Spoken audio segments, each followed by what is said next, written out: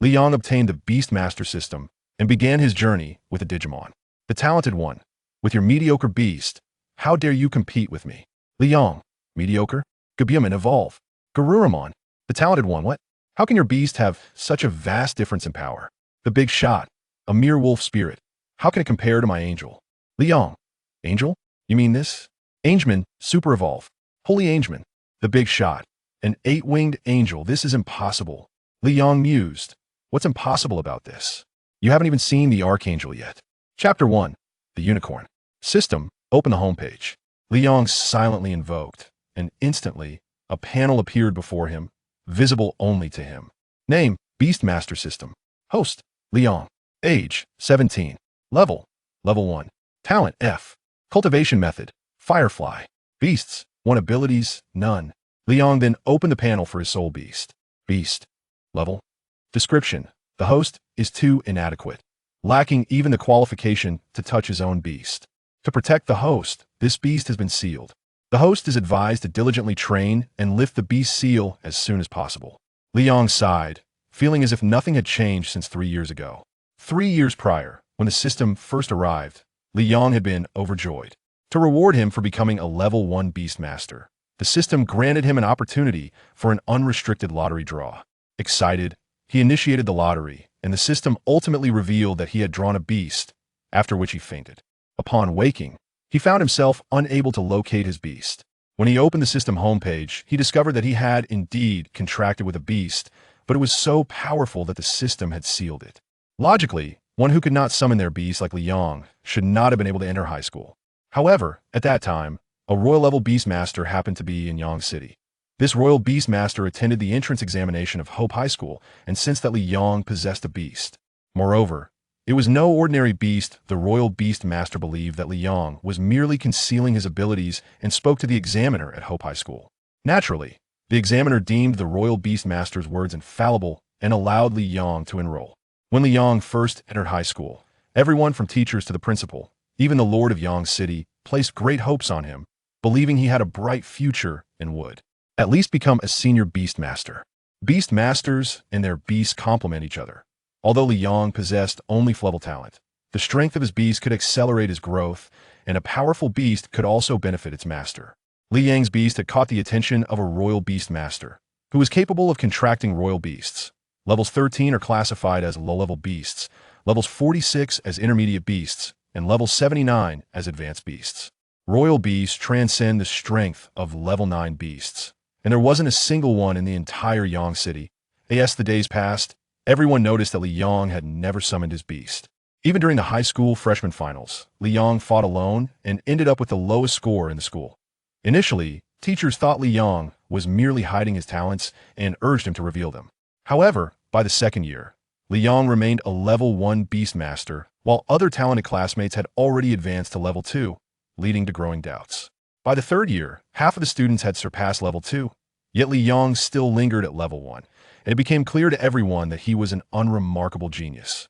No one thought the royal beast master had made an error. Instead, they speculated that Li Yang's beast had likely perished, leaving him without a powerful companion, which led to his decline. Although beast masters can train, they can only do so alongside their beasts. Without a beast master can only stagnate. Li Yang himself possessed merely level talent and came from an exceptionally impoverished background, unable to afford a beast. Had it not been for the royal beast master's fortuitous presence, he wouldn't have even qualified for high school to Li Yang. Although your path as a beast master may seem closed, you shouldn't give up on yourself. Focus on your cultural studies and aim for a vocational technical college. Next week, you'll still find work in the future. The female teacher lecturing at the podium noticed Li Yang's distraction and furrowed her brow, yet she continued to speak earnestly. She was well aware of Li Yang's reputation and viewed his attitude as self-destructive, disapproving of such behavior. However, her professional ethics as a teacher compelled her to keep advising him.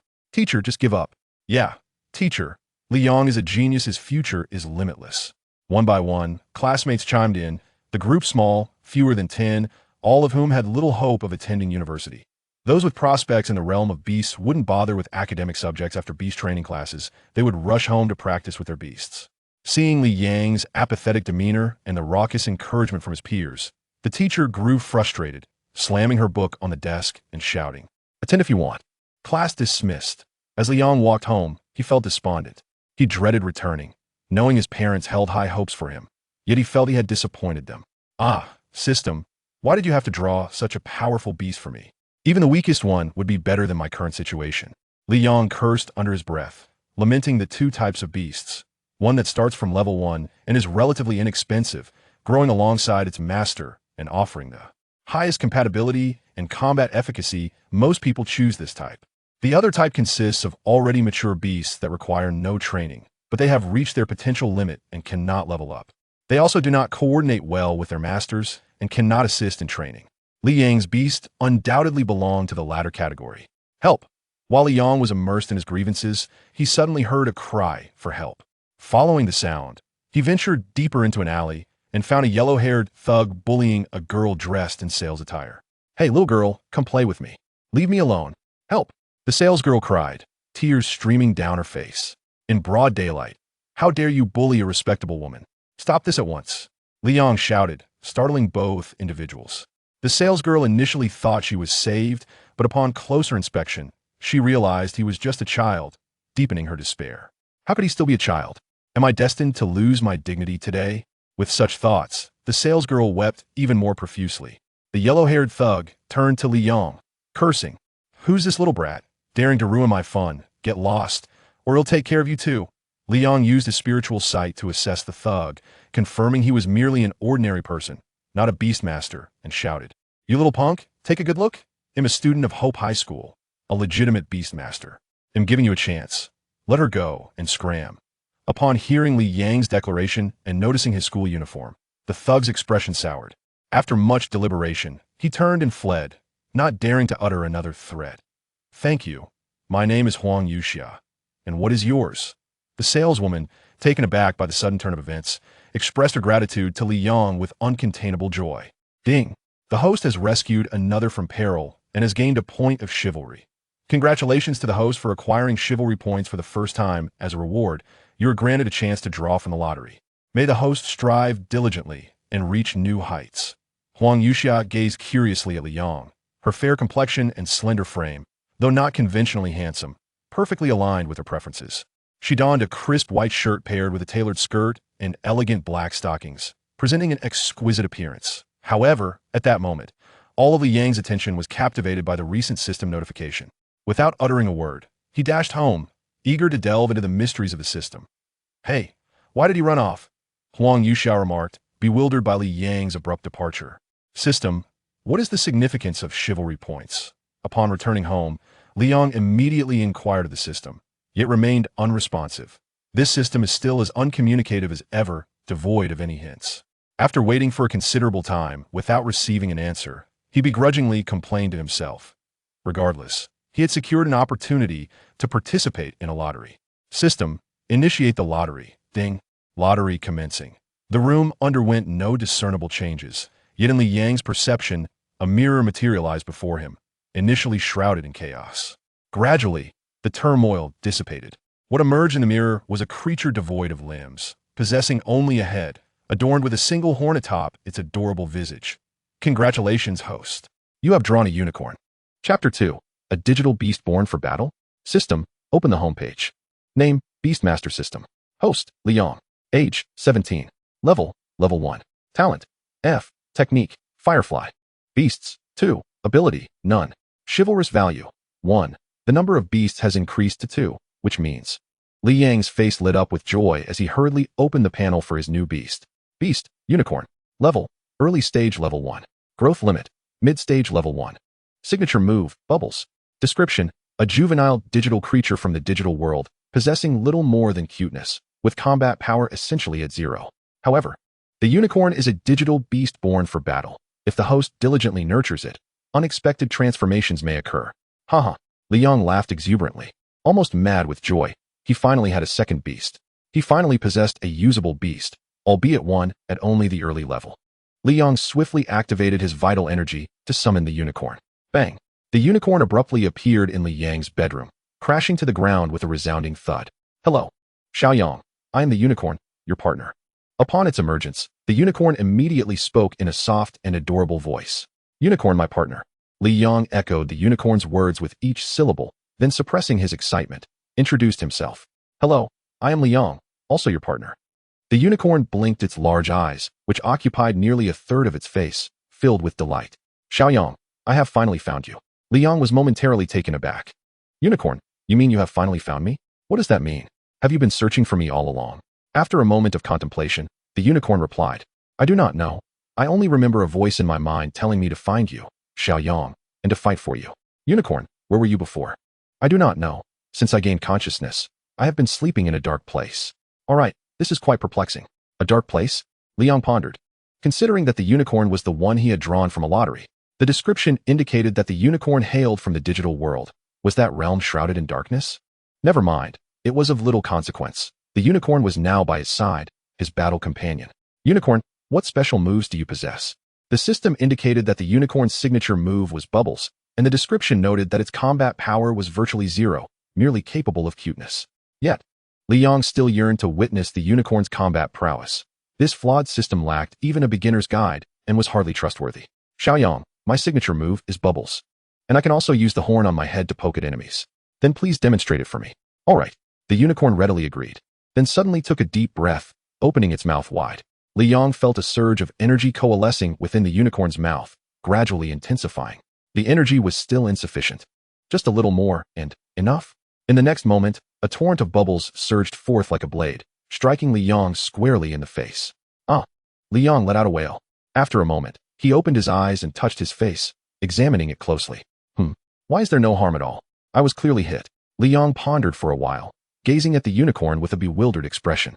Unicorn, is this truly your signature move? Yes. Li Yang's confusion deepened. Is that it? Just a face full of saliva?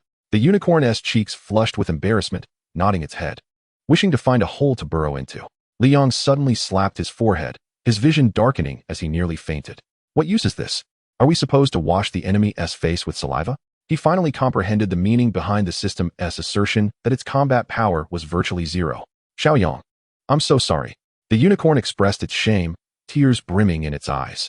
Li Yong sighed and comforted it. It's all right, unicorn. This cannot be blamed on you. By the way, unicorn, can you train with me? In terms of combat prowess, Li Yong held little hope for the unicorn.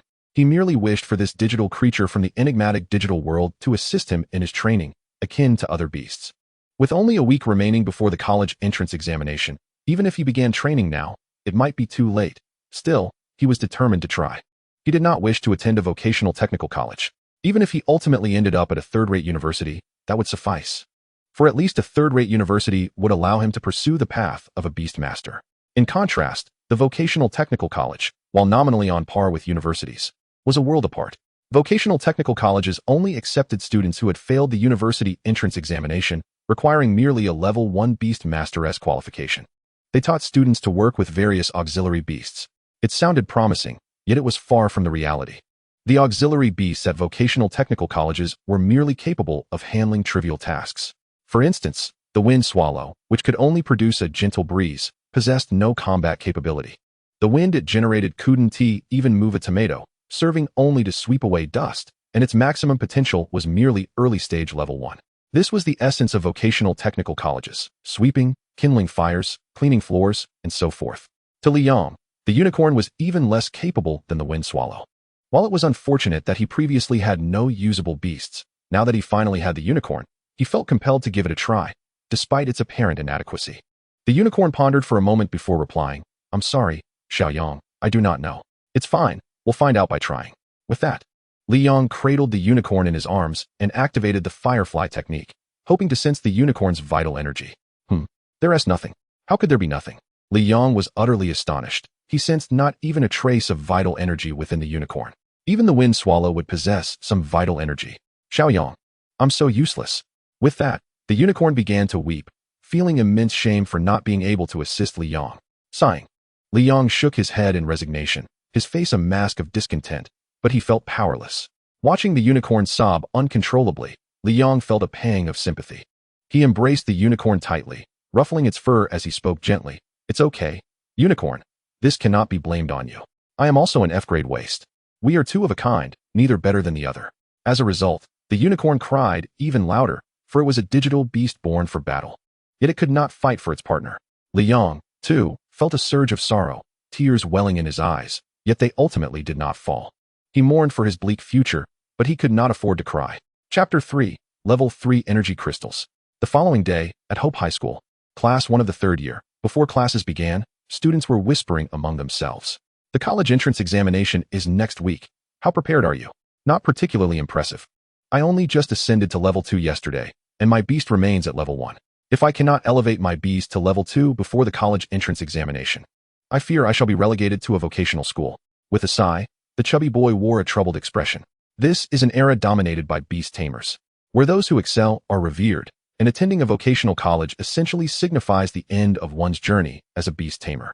Your firehound has long reached its peak at level 1.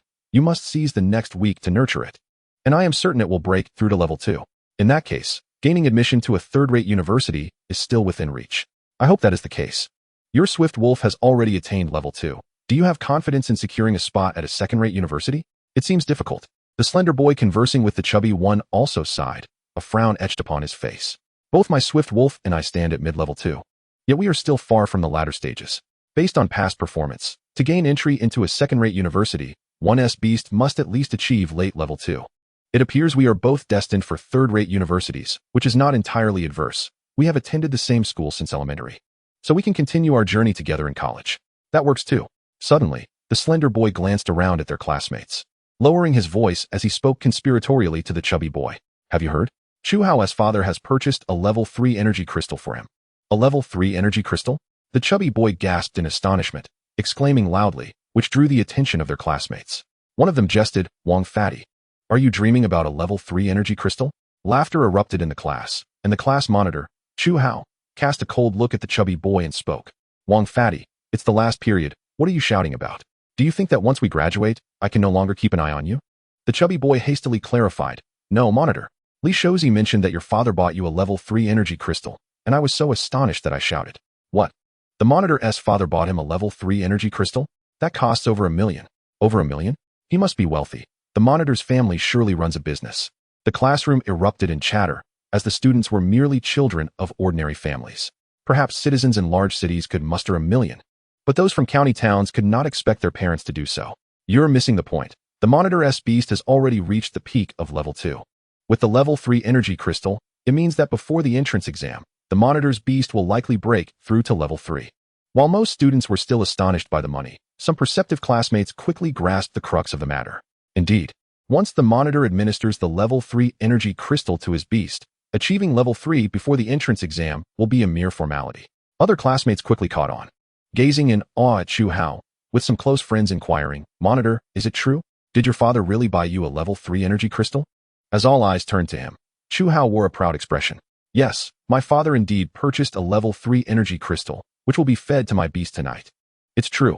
Upon hearing Chu Hao's confirmation, the class erupted again, many displaying envious expressions. Based on past academic results, a level 3 beast significantly increases the likelihood of Chu Hao gaining admission to a first-rate university. In a corner of the classroom, Li Yang observed the adoration surrounding Chu Hao, feeling a pang of envy. With only a week until the entrance exams, not only first-rate universities, but even third-rate ones seemed out of reach for him. Li Yang, you must strive to secure a spot at a third-rate university, otherwise, you will have to attend a vocational school. He suddenly heard Chu Hao's voice, who had approached him with a mocking expression. Li Yang rolled his eyes at Chu Hao, opting for silence. He had not slept at all the previous night and found no desire to engage in banter. The classmates buzzed with discussions. The monitor still harbors resentment towards Li Yang, who once overshadowed him. That's Li Yang, a talent of F grade. Yet he had contracted a beast praised by a king-level beast master. Please, Li Yang thinks he still has potential. His beast has perished, leaving him a mere F grade talent. Honestly, that king-level beast master must have misjudged. How could Li Yang, an F-grade beast master, have contracted such a formidable beast? Don't speak carelessly. That was a king-level beast master. How could they be mistaken? The fault lies with Li Yang. He must have neglected his beast, ignoring the taunts around him. Li Yang remained unbothered. His first beast had been extraordinarily powerful, but its strength had been its downfall. Had it not been for the system sealing it, he might have been drained upon forming a bond. There can be a disparity between the levels of a beast and its master, but it cannot be too vast. For instance, Chu Hao is at the peak of level 2, yet he is about to possess a level 3 beast. This is permissible. And when Chu Hao's beast breaks through to level 3, The energy it releases will likely aid Chu Hao in achieving level 3 as well. Sighing at the thought of the unicorn, Liang found himself lost in contemplation. The data indicated that the unicorn was a digital creature born for battle, with the potential for unexpected results if meticulously nurtured. But how does one nurture it? They cannot even train together. The more he pondered, the more overwhelmed he felt. All right, everyone, quiet down. At that moment, their homeroom teacher, Qin Shorin, entered. A level 4 beast master, he possessed 2 level 4 beasts. The students, upon seeing their teacher, promptly returned to their seats and fell silent, including Chu Hao. With only a week until the entrance exam, this is our final class. Once it concludes, you may return home. Though time is short, I hope everyone remains diligent, striving to cultivate and secure a place at a good university, to bring honor to me as well. Like our class monitor, Chu Hao, whose beast is on the verge of breaking through to level 3. He stands a good chance of entering a first-rate university. Everyone should learn from him. Hearing the teacher praise him, Chu Hao puffed up with pride, beaming with delight. As if it's just because he has a good father. What is there to be so arrogant about? Some classmates internally scoffed. They shared D-grade talents. Yet his family background was humble, and his beast's potential paled in comparison to Chu Hao's. Now, as he saw Chu Hao strutting about with arrogance, it only added to his discomfort. Chapter 4, Dimensional Secret Realm. That concludes today's lesson. Remember to return to school next Monday. The school will escort you to the entrance exam assessment. Class dismissed. With that, Qin Shorin exited the classroom, casting a disdainful glance at Liang before leaving. Useless, he thought contemptuously. Initially, he, like everyone else, believed Liang had an unlimited future, yet here he was, still at the initial stage of level 1. Truly blind to potential, Qin Shorin reflected as he departed the classroom. After Qin Shorin left, the students gradually exited the classroom. Chu Hao glanced at the despondent Liang, a smirk of disdain creeping onto his lips. In his heart, he mused, Liang, you were indeed a genius once, but now you are merely a failure. While I am on the cusp of becoming a level 3 beast master, I am the true genius. Chu Hao believed that Liang was no longer worthy of his attention. Prior to Qin Shorin's arrival, his derisive comments towards Liang were merely fueled by jealousy of Liang's former reputation. Brother, you're back. Liang had just returned home to find a girl of about 14 playing in the living room. This girl was his younger sister, Liu. Initially, their parents had intended to name him Li Ri, but they found it unappealing and settled on Liang instead. Liu was currently in middle school and was practicing the firefly technique, aspiring to become a beast tamer, even though their family couldn't afford a beast. Transitioning from an ordinary person to a beast tamer could be achieved without the aid of a beast, but once one became a beast tamer, self-cultivation alone would no longer suffice. At the time Liang had just activated his system, brimming with ambition, he encouraged Liu to cultivate as well, promising to procure a beast for her in the future. Unfortunately, he later faltered and was unable to fulfill that promise. The college entrance examination is next week, and the school is on break, allowing us to cultivate on our own. Why aren't you in class? Brother, we're on break too. After your exams, we'll have to prepare for the high school entrance examination, Liu replied, her expression suddenly dimming. She felt despondent, realizing she might not qualify for high school. Even if she managed to break through to level 1, without a beast, her only option would be to attend a vocational school. Vocational schools, akin to technical colleges, cater to middle school students who have reached level 1 but lack beasts. By the way, brother, Dad left a package in your room and asked me to tell you when you got back. All right, I'll go take a look. After saying this, Liang returned to his room, where he found a red plastic bag on his desk, with a note tucked underneath it. He pulled out the note and read it silently. Xiaoyang, your college entrance examination is imminent. Please do your best. Inside the plastic bag, there are 200,000 federal coins. You've always said your beast hasn't perished. You should use this to purchase a level 1 energy crystal to enhance your beast's cultivation. Your father and I believe in you. You can do it. Even if you don't qualify for university, a vocational school is still a good option. Tears welled up in Liang's eyes as he recalled his taciturn father and his mother, whose skin had taken on a pale hue. A wave of shame washed over him. When he had just entered high school, he had boldly declared he would become a formidable beast tamer, ensuring a better life for his parents and sister. Yet now, while his parents had not given up on him, he had already abandoned hope for himself. No, I cannot give up. I must participate in the college entrance examination next week. Although his unicorn was only at level 1, the examination for a third-rate university merely required the elimination of 10 level 1 dimensional creatures. If he could lure these creatures one by one, he might stand a chance. Mom and Dad, I will not disappoint you. Liang vowed to himself that he would gain admission to a university. He took 10,000 federal coins from the 200,000 to prepare for purchasing fishing nets and a machete. He resolved not to use the money for an energy crystal, as the unicorn's potential was capped at mid-level 1. Although it would be slightly stronger, he recalled the previous night's spit and reconsidered. It would be more prudent to buy a machete than to upgrade the unicorn to mid-level 1. Regarding the dimensional secret realms, a catastrophe erupted a millennium ago. In the year 2050 of Blue Star, resulting in the emergence of countless dimensional spaces filled with monsters, impervious to blades and bullets. The strongest among them could withstand nuclear strikes. In the face of this crisis, governments formed the Blue Star Federation, but their efforts were in vain. Eventually, a genius observed the dimensional creatures and developed the Beast Tamer technique, forging contracts with some of these beings. With the advent of Beast Tamers, humanity began to turn the tide. Gradually, they reclaimed portions of the dimensional spaces, discovering that some creatures could regenerate after death, sometimes leaving behind beast eggs. These dimensional spaces became known as secret realms, and humanity, through harvesting these realms, gradually regained control, pushing the creatures back into their dimensional domains. However, many entities within those spaces remained beyond human capabilities, frequently breaching into the human realm and wreaking havoc. A week later, at the entrance of Hope High School, Class 1, gather here. Wang Pengzi shouted enthusiastically, having just advanced his beast to level 2, which could take on several level 1 beasts. This should ensure his admission to a third-rate university without issue. Pengzi, has your firehound reached level 2? Chu Hao inquired, having arrived early and urging Wang Pengzi to rally the others. Class leader, my beast is already at level 2. Excellent. Once you graduate from university, come work at my family's company. Chu Hao offered condescendingly, but Wang Pengzi remained silent. Given that he could gain admission to a third-rate university, he had a chance of eventually becoming a level 4 beast tamer. Their homeroom teacher, Qin Shorin, was only a level 4 beast tamer as well. And Wang Pengzi thought it better to pursue an educational career than serve Chu Hao. Despite Chu Hao's early breakthrough to level 3 at just 18. It was primarily due to his father's unwavering support. As he progressed further, that support would likely wane. Many students from first-rate universities never advance beyond the realm of advanced beast tamers. What's wrong? Are you unwilling? Chu Hao's patience wore thin as he noticed Wang Pengzi's silence. Hey, isn't that Liang?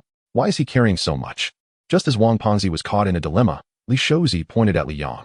Chu Hao noticed Liang with a large backpack and a machete at his waist. Appearing utterly baffled, he approached and exclaimed, Liang, what is with your outfit? We're going to take the college entrance exam, not hiking. And what's with that machete? Are you planning to personally hunt dimensional creatures? We are beast tamers, do you even understand? Faced with this bothersome pest, Liang felt a wave of revulsion. Chapter 5. The conflict simultaneously. Homeroom teacher Qin Shorin also took note of Liang. Frowning, he remarked, Liang, what are you doing? Liang could not ignore Qin Shorin, as he was his teacher. Sir, I'm preparing to take the college entrance examination. Upon hearing this, Qin Shorin cast a cold gaze at Liang. With your abilities, participating in the college entrance examination is tantamount to seeking death. Moreover, why are you bringing all this? And a machete? Discard these items. Do not embarrass our class by attempting to participate. Liang stared at Qin Shorin in disbelief, responding, why should I? Qin Shorin retorted, why? Simply because I am the teacher and you are a waste. Participating would only be courting death. Liang smirked slightly, speaking slowly, sir. Whether I'm courting death or not is not for you to decide. The college entrance examination does not prohibit bringing these items, so why can't I? Qin Shorin, assuming an air of superiority, replied dismissively, stop spouting nonsense. I said you can't bring them, so you can't. Just obey and don't be a waste. Liang no longer indulged Qin Shorin, for without those auxiliary tools, his chances of entering university were virtually non-existent. With a tone laced with mockery, Liang remarked, teacher, the college entrance examination has not been prohibited. You are merely a high school teacher, and you lack the qualifications to impose such restrictions. Upon hearing this, Qin Shorin erupted in fury. How dare a worthless student contradict him? He bellowed, Liang, you are a waste. Your lack of ability is one thing, but your blatant disrespect for your elders is another. Is this how your parents raised you? Qin Shorin's outburst attracted the attention of many onlookers, who gathered to witness the unfolding drama. Hearing his parents mentioned ignited a spark of anger within Liang, prompting him to retort loudly. How my parents taught me is none of your concern. As a teacher, you should be imparting knowledge and nurturing your students. Yet you choose to belittle those with lesser aptitude. Just moments ago, in front of this crowd, you dared to label your student a waste. Is this truly how you conduct yourself as an educator? Is this what your parents taught you? Qin Shorin's expression darkened, his rage boiling over as he shouted. Everyone knows you are a waste. My calling you one doesn't change that. Normally, that would be acceptable, but today is the college entrance examination, and important figures from the province are about to arrive. Your absurd appearance is nothing short of a spectacle. And what is that weapon you are carrying? Are you planning to harm someone? Li Yang cast a disdainful glance at Qin Shoren and rebutted loudly. I have already stated that there is no rule against bringing such items to the examination. And as for this weapon, it is intended for slaying dimensional creatures, not for harming anyone's mother. You. Qin Shoren's eyes turned crimson with rage, fueled by indignation. You dare insult me? I am your teacher. Do you not understand the concept of respecting your elders and valuing education? Unfazed by Qin Shoren's fury, Li Yang shouted back. You were the one who called me a waste first. A good teacher deserves respect, but someone like you deserves condemnation. Enough, enough. Qin Shoren was left nearly speechless, seething with frustration. It seems I must teach you a lesson about respecting your teachers. With that, Qin Shoren summoned a fire serpent, which emerged, radiating an overwhelming wave of heat. It positioned itself to strike at Li Yang. Caught off guard, Li Yang felt a surge of panic. He had not anticipated that Qin Shoren would resort to violence in front of so many witnesses. The surrounding students gasped in shock, quickly scattering while shouting. The first class's homeroom teacher has gone mad. He intends to kill Li Yang. Not just him, but all of us. Run. Qin Shoren was nearly apoplectic. Realizing he merely wished to teach Li Yang a lesson, not to be branded a madman intent on murder. He was baffled by the last student's outburst, questioning their sanity. Just then, an idea struck Li Yang, and he regained his composure, chuckling softly. Qin Shoren, do you truly dare to attack me? Think carefully. Today is the day of the college entrance examination. I am a candidate. If you assault me, it would constitute an attack on an examinee and disrupt the examination process. Can you truly bear the weight of such an accusation? Qin Shoren was momentarily stunned, caught in a dilemma. Li Yang was correct. He could not afford to lay a hand on him without facing serious repercussions for obstructing the examination. Sensing Qin Shoren's silence, Li Yang grew bolder.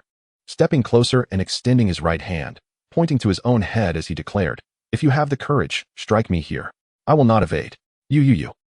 Faced with Li Yang's brazen challenge, Qin Shoren's anger reached a boiling point, but he dared not act, stammering incoherently. What is the matter? Why don't you strike?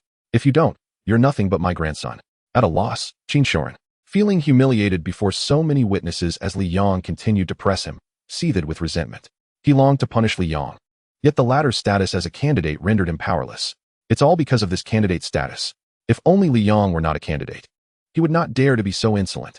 Qin Shoren seethed, his hatred for Li Yang's eligibility for the examination growing exponentially. I will revoke your eligibility for the college entrance examination. After much hesitation, Qin Shoren blurted this out, immediately regretting the words. The surrounding students looked at him with incredulous expressions, and Qin Shoren wished he could disappear into the ground. It was all Li Yang's fault. Had it not been for him, he would not be this humiliated. Qin Shoren directed all his frustration at Li Yang, wishing to see him suffer immensely. Meanwhile, Li Yang erupted into laughter. Ha ha ha. Qin Shoren, what did you just say? You said you would revoke my eligibility for the college entrance examination. Do you even have the authority to do that? The right to take the examination is granted to me by the laws of Huaxia. Are you greater than the law? With his head held high, Li Yang gazed down at Qin Shoren, speaking slowly. If you truly have the ability, then revoke my eligibility today. The commotion escalated. Catching the attention of other teachers at the school, they began to inquire among their students about the situation, and upon learning the details, they too regarded Qin Shoren with bemusement. Mr. Qin, what immense authority you possess. You can even revoke a candidate's eligibility for the examination? Wang Haiyang, the homeroom teacher from class 2, who had a strained relationship with Qin Shoren, scoffed. Qin Shoren was losing his grip on reason, his rage boiling over as he faced taunts from his rival. He bellowed, Wang Haiyang, this is none of your business. Shut your mouth. Wang Haiyang, undeterred, retorted mockingly, what? Does Mr. Qin also intend to revoke my teaching position? Li Yang chimed in to support Wang Haiyang. Mr. Wang, you are unaware. Qin Shoren not only wants to revoke my examination eligibility, but he was also about to attack me, nearly endangering your students as well. Oh, Qin Shoren, I stand right here. I am eager to see how you plan to act against my students. Qin Shoren glared at the two of them, his face flushed with anger. Yet he found himself powerless against them. At that moment, Chu Hao suddenly turned to Qin Shoren and said, Teacher, Li Yang does not possess a beast. He is unqualified to participate in the examination. Qin Shoren's eyes lit up. Indeed, Li Yang lacked a beast, and thus had no right to take the examination. The surrounding students buzzed with realization. That's right. Li Yang does not have a beast. The examination rules stipulated that a candidate must possess at least one beast to qualify. Some students unfamiliar with Li Yang inquired, who is Li Yang? How could he not have a beast? Immediately, someone clarified, you don't know? He once had a beast and was recognized by a king-level beast master. That's impressive. The student exclaimed, astonished. Unfortunately, That beast has died, and Li Yang's family is too poor to afford a second one. He remains a first-level beastmaster. Understanding the gravity of the situation, the students shook their head in dismay. Li Yang is in quite the predicament now. Qin Shorin looked at Li Yang, laughing heartily, reveling in his triumph. Li Yang, have you heard? You are utterly unqualified to participate in the college entrance examination. Chapter 6. The Dragon? Wang Haiyang turned his head in astonishment to glance at Li Yang. A mix of curiosity and regret etched on his face. After all, it was Li Yang, a person who quite aligned with his tastes. What a pity. Chu Hao looked down upon Li Yang with an air of arrogance, maliciously declaring, Li Yang, you possess no beast to command. Thus you lack the qualifications to partake in the examination. How dare you insult the teacher? You ought to apologize immediately. Li Yang had no intention of engaging with the arrogant Chu Hao. After all, given the tumultuous situation with Qin Shorin, a mere apology would suffice. It was utterly impossible. Observing Li Yang's silence, Chu Hao mistook it for fear, and with an even more smug tone, he continued, Li Yang, you must seize this opportunity to apologize to the teacher. You are now devoid of your protective talisman and have insulted the teacher first. It is only natural that you receive a lesson. Chu Hao was clearly lying through his teeth, as it was Qin Shorin who had first demeaned Li Yang as a waste. He forbade Li Yang from taking the exam and even dragged Li Yang's parents into the fray, prompting Li Yang to retaliate. Yet, in Chu Hao's narrative, it transformed into Li Yang's prior insult toward the teacher. Ah, I see now. Had Chu Hao not spoken, I might have genuinely believed it was Teacher Qin who erred. After all, he is a teacher. How could he possibly stoop so low? Surely, it was Li Yang who first insulted Teacher Qin. Yes, Li Yang has long been renowned as a waste. What harm is there in Teacher Qin reprimanding him? It is for his own good. Most of the teachers and students, many of whom were newcomers and unaware of the specifics, took Chu Hao's word for it. They also deemed Li Yang at fault, rallying in support, with some impulsive students shouting, Li Yang, you worthless fool, quickly apologize to Teacher Qin. Li Yang, you have insulted the teacher. Apologize at once. Qin Shorin, witnessing the complete reversal of the situation, glanced at Chu Hao with satisfaction. This student was commendable, not only rescuing him from embarrassment, but also placing him in a position of advantage. Truly, he was a far better choice for class monitor than that waste Li Yang. Chu Hao, too, cast an obsequious glance at Qin Shorin. Now regaining his composure, Qin Shorin approached Li Yang slowly, his words dripping with arrogance. Li Yang, your lack of aptitude is one thing, but as your teacher, I shall not abandon you. However, I merely offered a few words of guidance. And you dare to insult me? Such behavior is tantamount to betraying your mentor. Today, even if you apologize, I must administer a proper lesson to you, lest you bring shame upon all the students in Class 1. Li Yang chuckled derisively, his expression one of mockery as he addressed Qin Shorin. Qin Shorin, your ability to cast blame is truly remarkable. Do you really need me to elaborate? Who in the class is unaware? He then turned to Chu Hao and said, Chu Hao, do not twist the facts. Ask Wang Pengzi if your version of events holds any truth. Li Yang looked towards Wang Pengzi, who, during Li Yang's time of glory, had barely spoken a word to him. However, since Li Yang had been labeled a waste, Wang Pengzi's interactions with him had increased significantly. Li Yang regarded Wang Pengzi as one of his few friends and hoped he would stand by him. Wang Pengzi felt a pang of anxiety as everyone turned their gaze toward him. After all, Qin Shorin was his teacher, and Chu Hao's father was a significant figure in Yang City. He could not afford to offend them. Yet, in his heart, he considered Li Yang, though not as esteemed as Li Shozi, to be a friend. To hell with it, I'm going all in. Once the college entrance examination is over, I can go to university. At worst, I'll settle in another city and bring my parents over, never returning to Yang City again. Wang Pengzi resolved, gritting his teeth. It was Teacher Qin who first insulted Li Yang as a waste, and it was he who barred Li Yang from the examination, even dragging in Li Yang's parents, prompting Li Yang's retaliation. How dare you? Qin Shorin and Chu Hao exclaimed in shock, unprepared for the timid Wang Pengzi's defiance.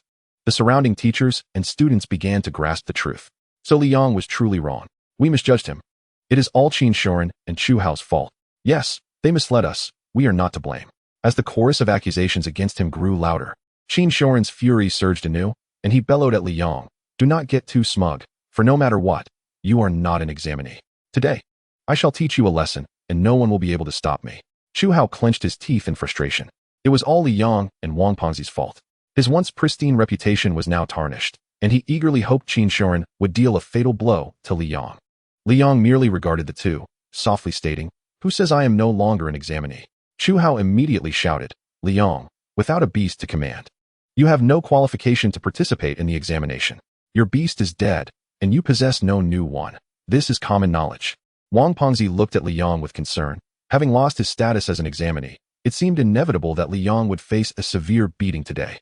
Li Yong laughed heartily, dismissively gazing at the two, and declared, "Chu Hao, Qin Shoren, do you see what this is?" He then shouted, "Come forth, unicorn." With a resounding crash, the unicorn made a dazzling entrance. Qin Shoren and Chu Hao were left agape, unable to believe their eyes. Hadn't Li Yong been without a beast? How could this be? It was impossible. How could he possess a beast? Wang Pengzi, equally incredulous, stared at Li Yong in disbelief. Li Yong has a new beast? That is wonderful. Does that mean he has a new beast? Could it possibly be the same one from before? That is inconceivable. That beast was praised even by a king-level beast master. Indeed, if it were truly that beast, how could Li Yong still be at level 1? The surrounding students began to murmur, some speculating whether the previous beast had survived, only to be countered by others. Li Yong cradled the unicorn in his arms, gently rubbing it, while the unicorn emitted a soft sound. With an air of triumph, Li Yong proclaimed, "Qin Shoren, what will you do now? I possess a beast, thus I qualify for the examination. You wished to strike me, did you not? Come at me." Qin Shoren and Chu Hao fell silent, and at that moment, a student shouted, "Look up at the sky. There's a dragon." A dragon? How can there be a dragon in the sky? Everyone, including Li Yong, craned their necks to gaze upwards, where a dragon-like beast, over 10 meters long, soared above them. Its serpent-like body adorned with claws and feet. It was indeed a dragon. Some students gasped in astonishment. "I can't believe I'm seeing a dragon." The dragon is a totem of Huaxia, only ever spoken of in legends. However, a millennium ago, the world transformed, and many dragon-like beasts emerged, becoming symbols of great power. "Wait, that's not a dragon." Wang Haiyang frowned, noticing a detail.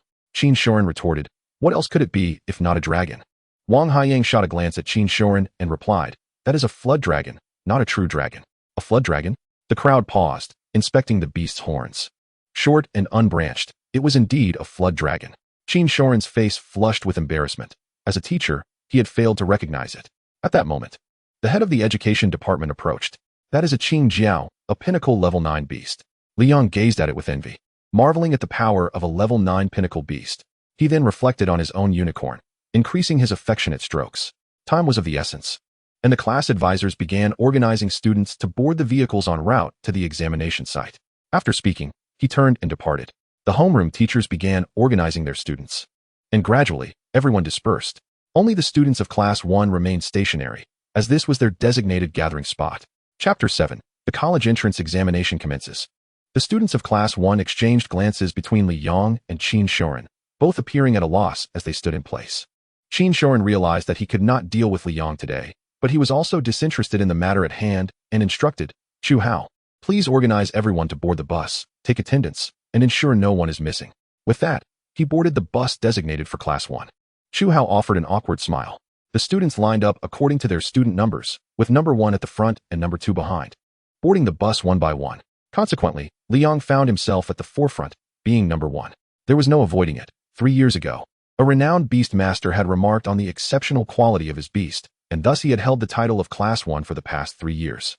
Li Yong took his seat first, and once everyone had boarded, Chu Hao settled beside him, being number 2. The bus began to move, and initially, the atmosphere was silent, as the incident involving their classmates and homeroom teacher had left a palpable tension. Everyone felt a sense of awkwardness and dared not provoke their teacher further during this moment. As the journey progressed, some students with closer ties began to whisper excitedly amongst themselves, buoyed by the anticipation of the impending examination that would pave their way to university. Gradually, the bus became lively. Chu Hao glanced at Li Yong, hesitated for a moment, and then spoke. "Congratulations, Li Yong, on acquiring a new beast." Li Yong ignored him, feeling a wave of nausea wash over him at the sight of Chu Hao. Unperturbed by Li Yang's demeanor, Chu Hao continued, "If I'm not mistaken, your beast is only level 1, right?" Chu Hao was confident, although he had been surprised at the time and hadn't noted the unicorn's exact level. He was certain it was indeed level 1. Li Yong, based on past records, level 1 beasts rarely qualify for university. Even if your beast is at the pinnacle of level 1, the same holds true. He continued, "I wonder what abilities your beast possesses. Perhaps a gentle breeze? A sprinkle of water?"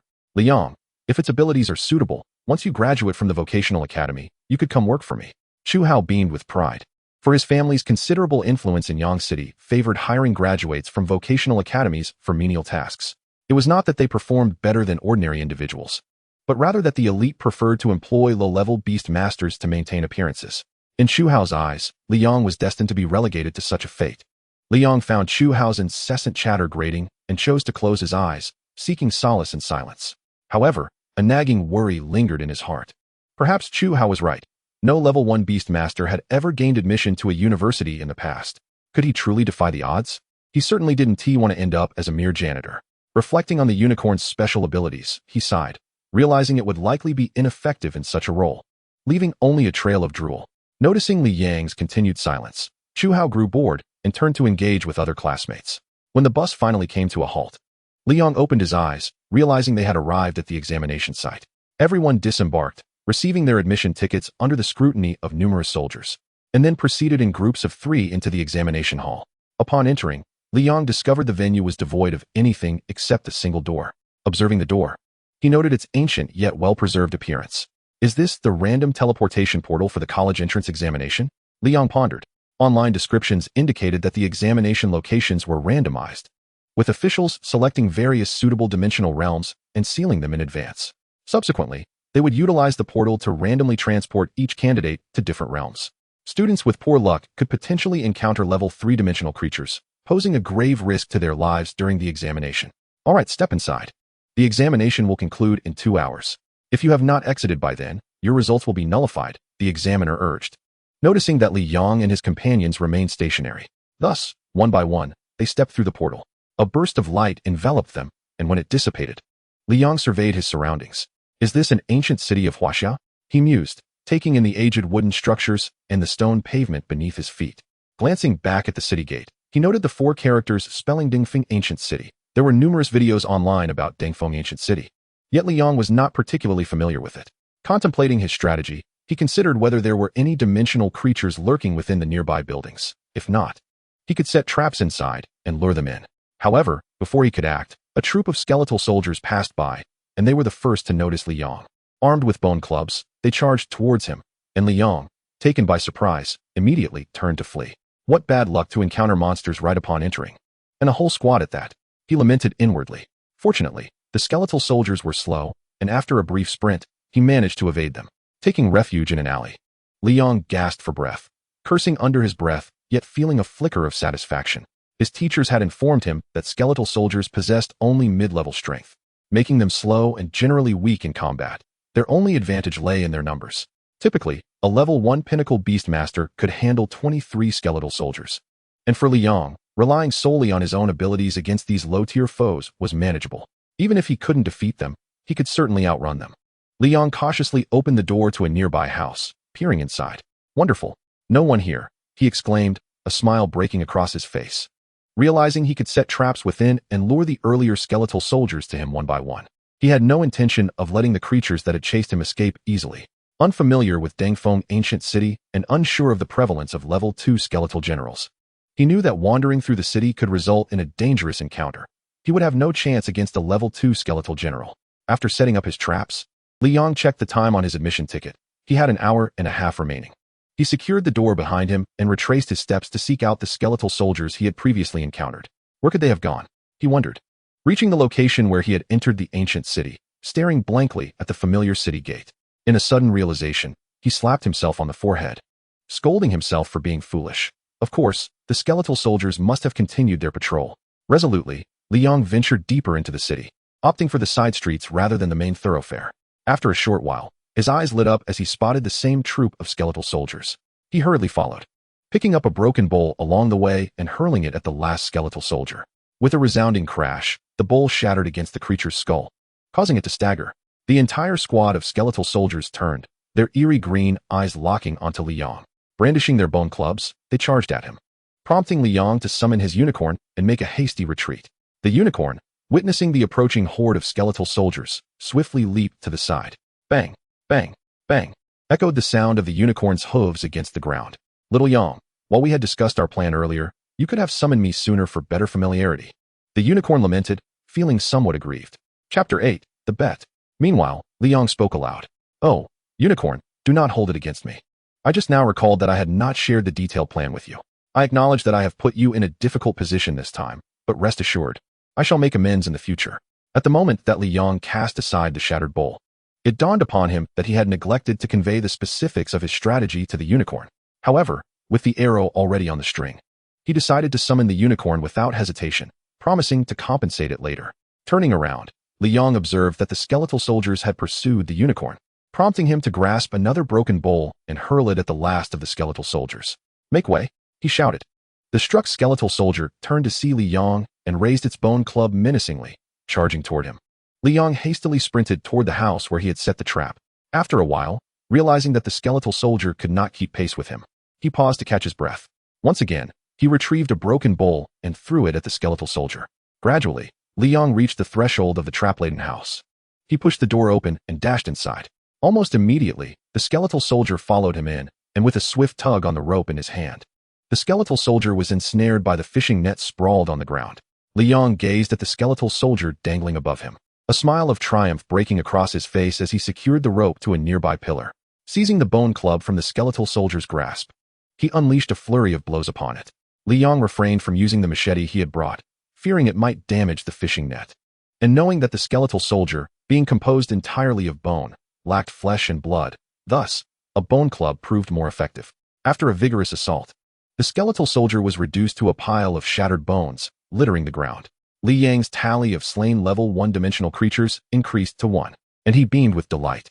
Yet, the next moment, his laughter was abruptly cut short, with only 1 hour and 10 minutes remaining, and having spent 50 minutes already. He had managed to slay but a single level 1 skeletal soldier. This was untenable. At this rate, he would never fulfill the requirement of defeating 10 skeletal soldiers.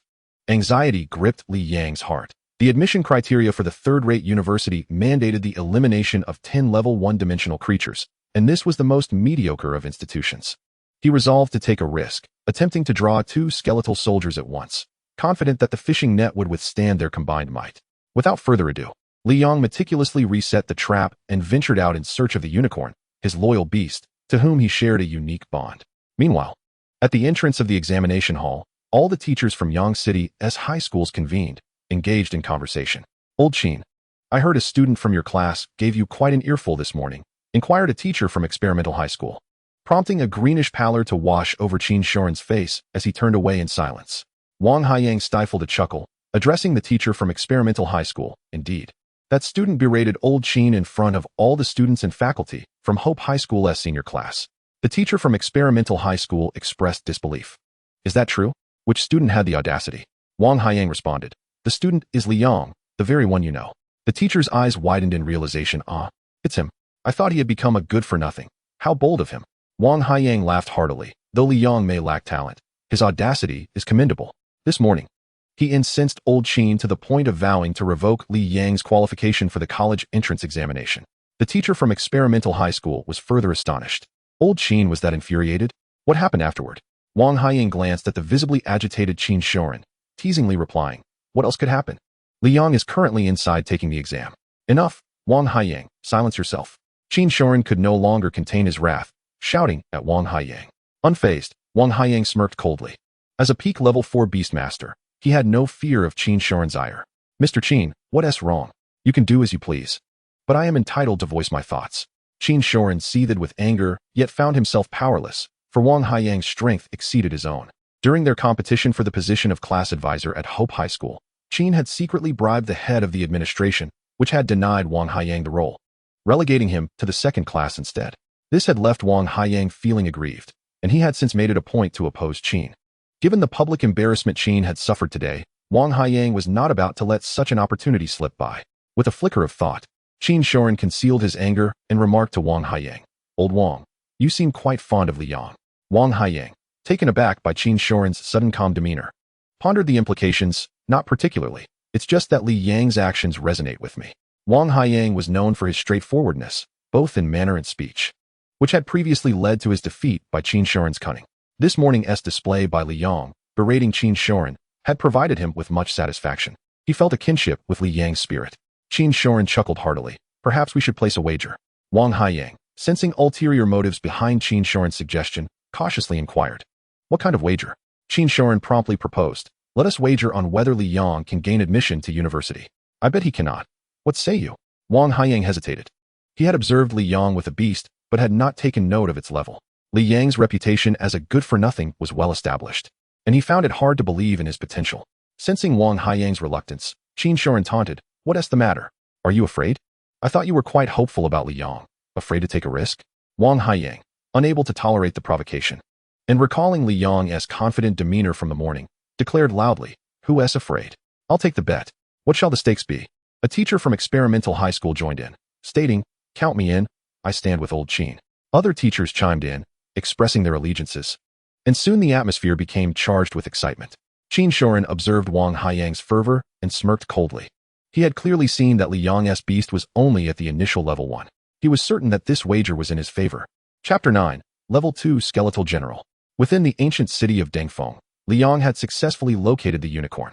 Observing the skeletal soldiers trailing behind the unicorn, he picked up 2 broken bowls and hurled them forth.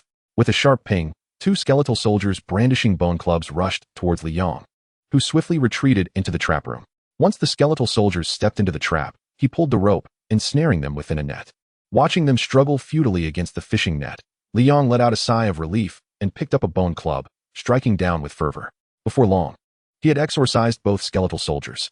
Glancing at the time, he was overjoyed to find that he still had an hour left. Victory was assured. After 2 more lures, only the last skeletal squad leader remained alive. Li Yang promptly set up the trap once more. As the unicorn drew the squad leader closer, Li Yang ensnared him again. The unicorn unleashed its special move, a foamy spray, drenching the skeletal squad leader in saliva. Li Yang was at a loss for words. He had to take matters into his own hands. Grabbing the bone club, he struck fiercely until the skeletal squad leader was reduced to a pile of bone fragments.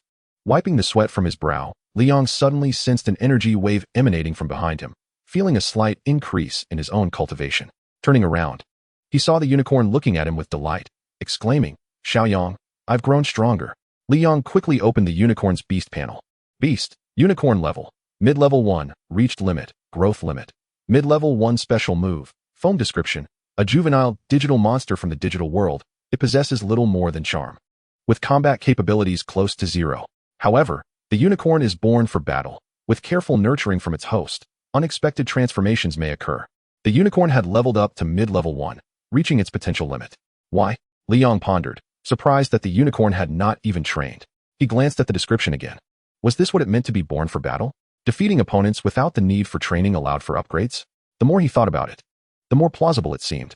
This talent was commendable, but sadly, the unicorn's potential limit was mid-level 1. Li Yang addressed the unicorn, "Unicorn, try using your special move on this bone club." "Alright." The unicorn spat at the bone club, but when Li Yang examined it, nothing had changed. He sighed deeply. Such a remarkable talent, yet the unicorn's performance was a waste. Sensing Li Yang's mood, the unicorn's excitement began to wane. Feeling it had not been of help to Xiaoyang, Li Yang dismissed his gloomy thoughts, turning to the unicorn. "Cheer up. Thanks to you, I managed to defeat 8 skeletal soldiers." Upon hearing Li Yang's praise, the unicorn's smile returned. "Really? Xiaoyang, did I help you?" "Of course, unicorn. You were a tremendous help," Li Yang replied with a look of certainty. Tears glistened in the unicorn's eyes as it leaped into Li Yang's embrace. He held the fluffy creature and affectionately patted it.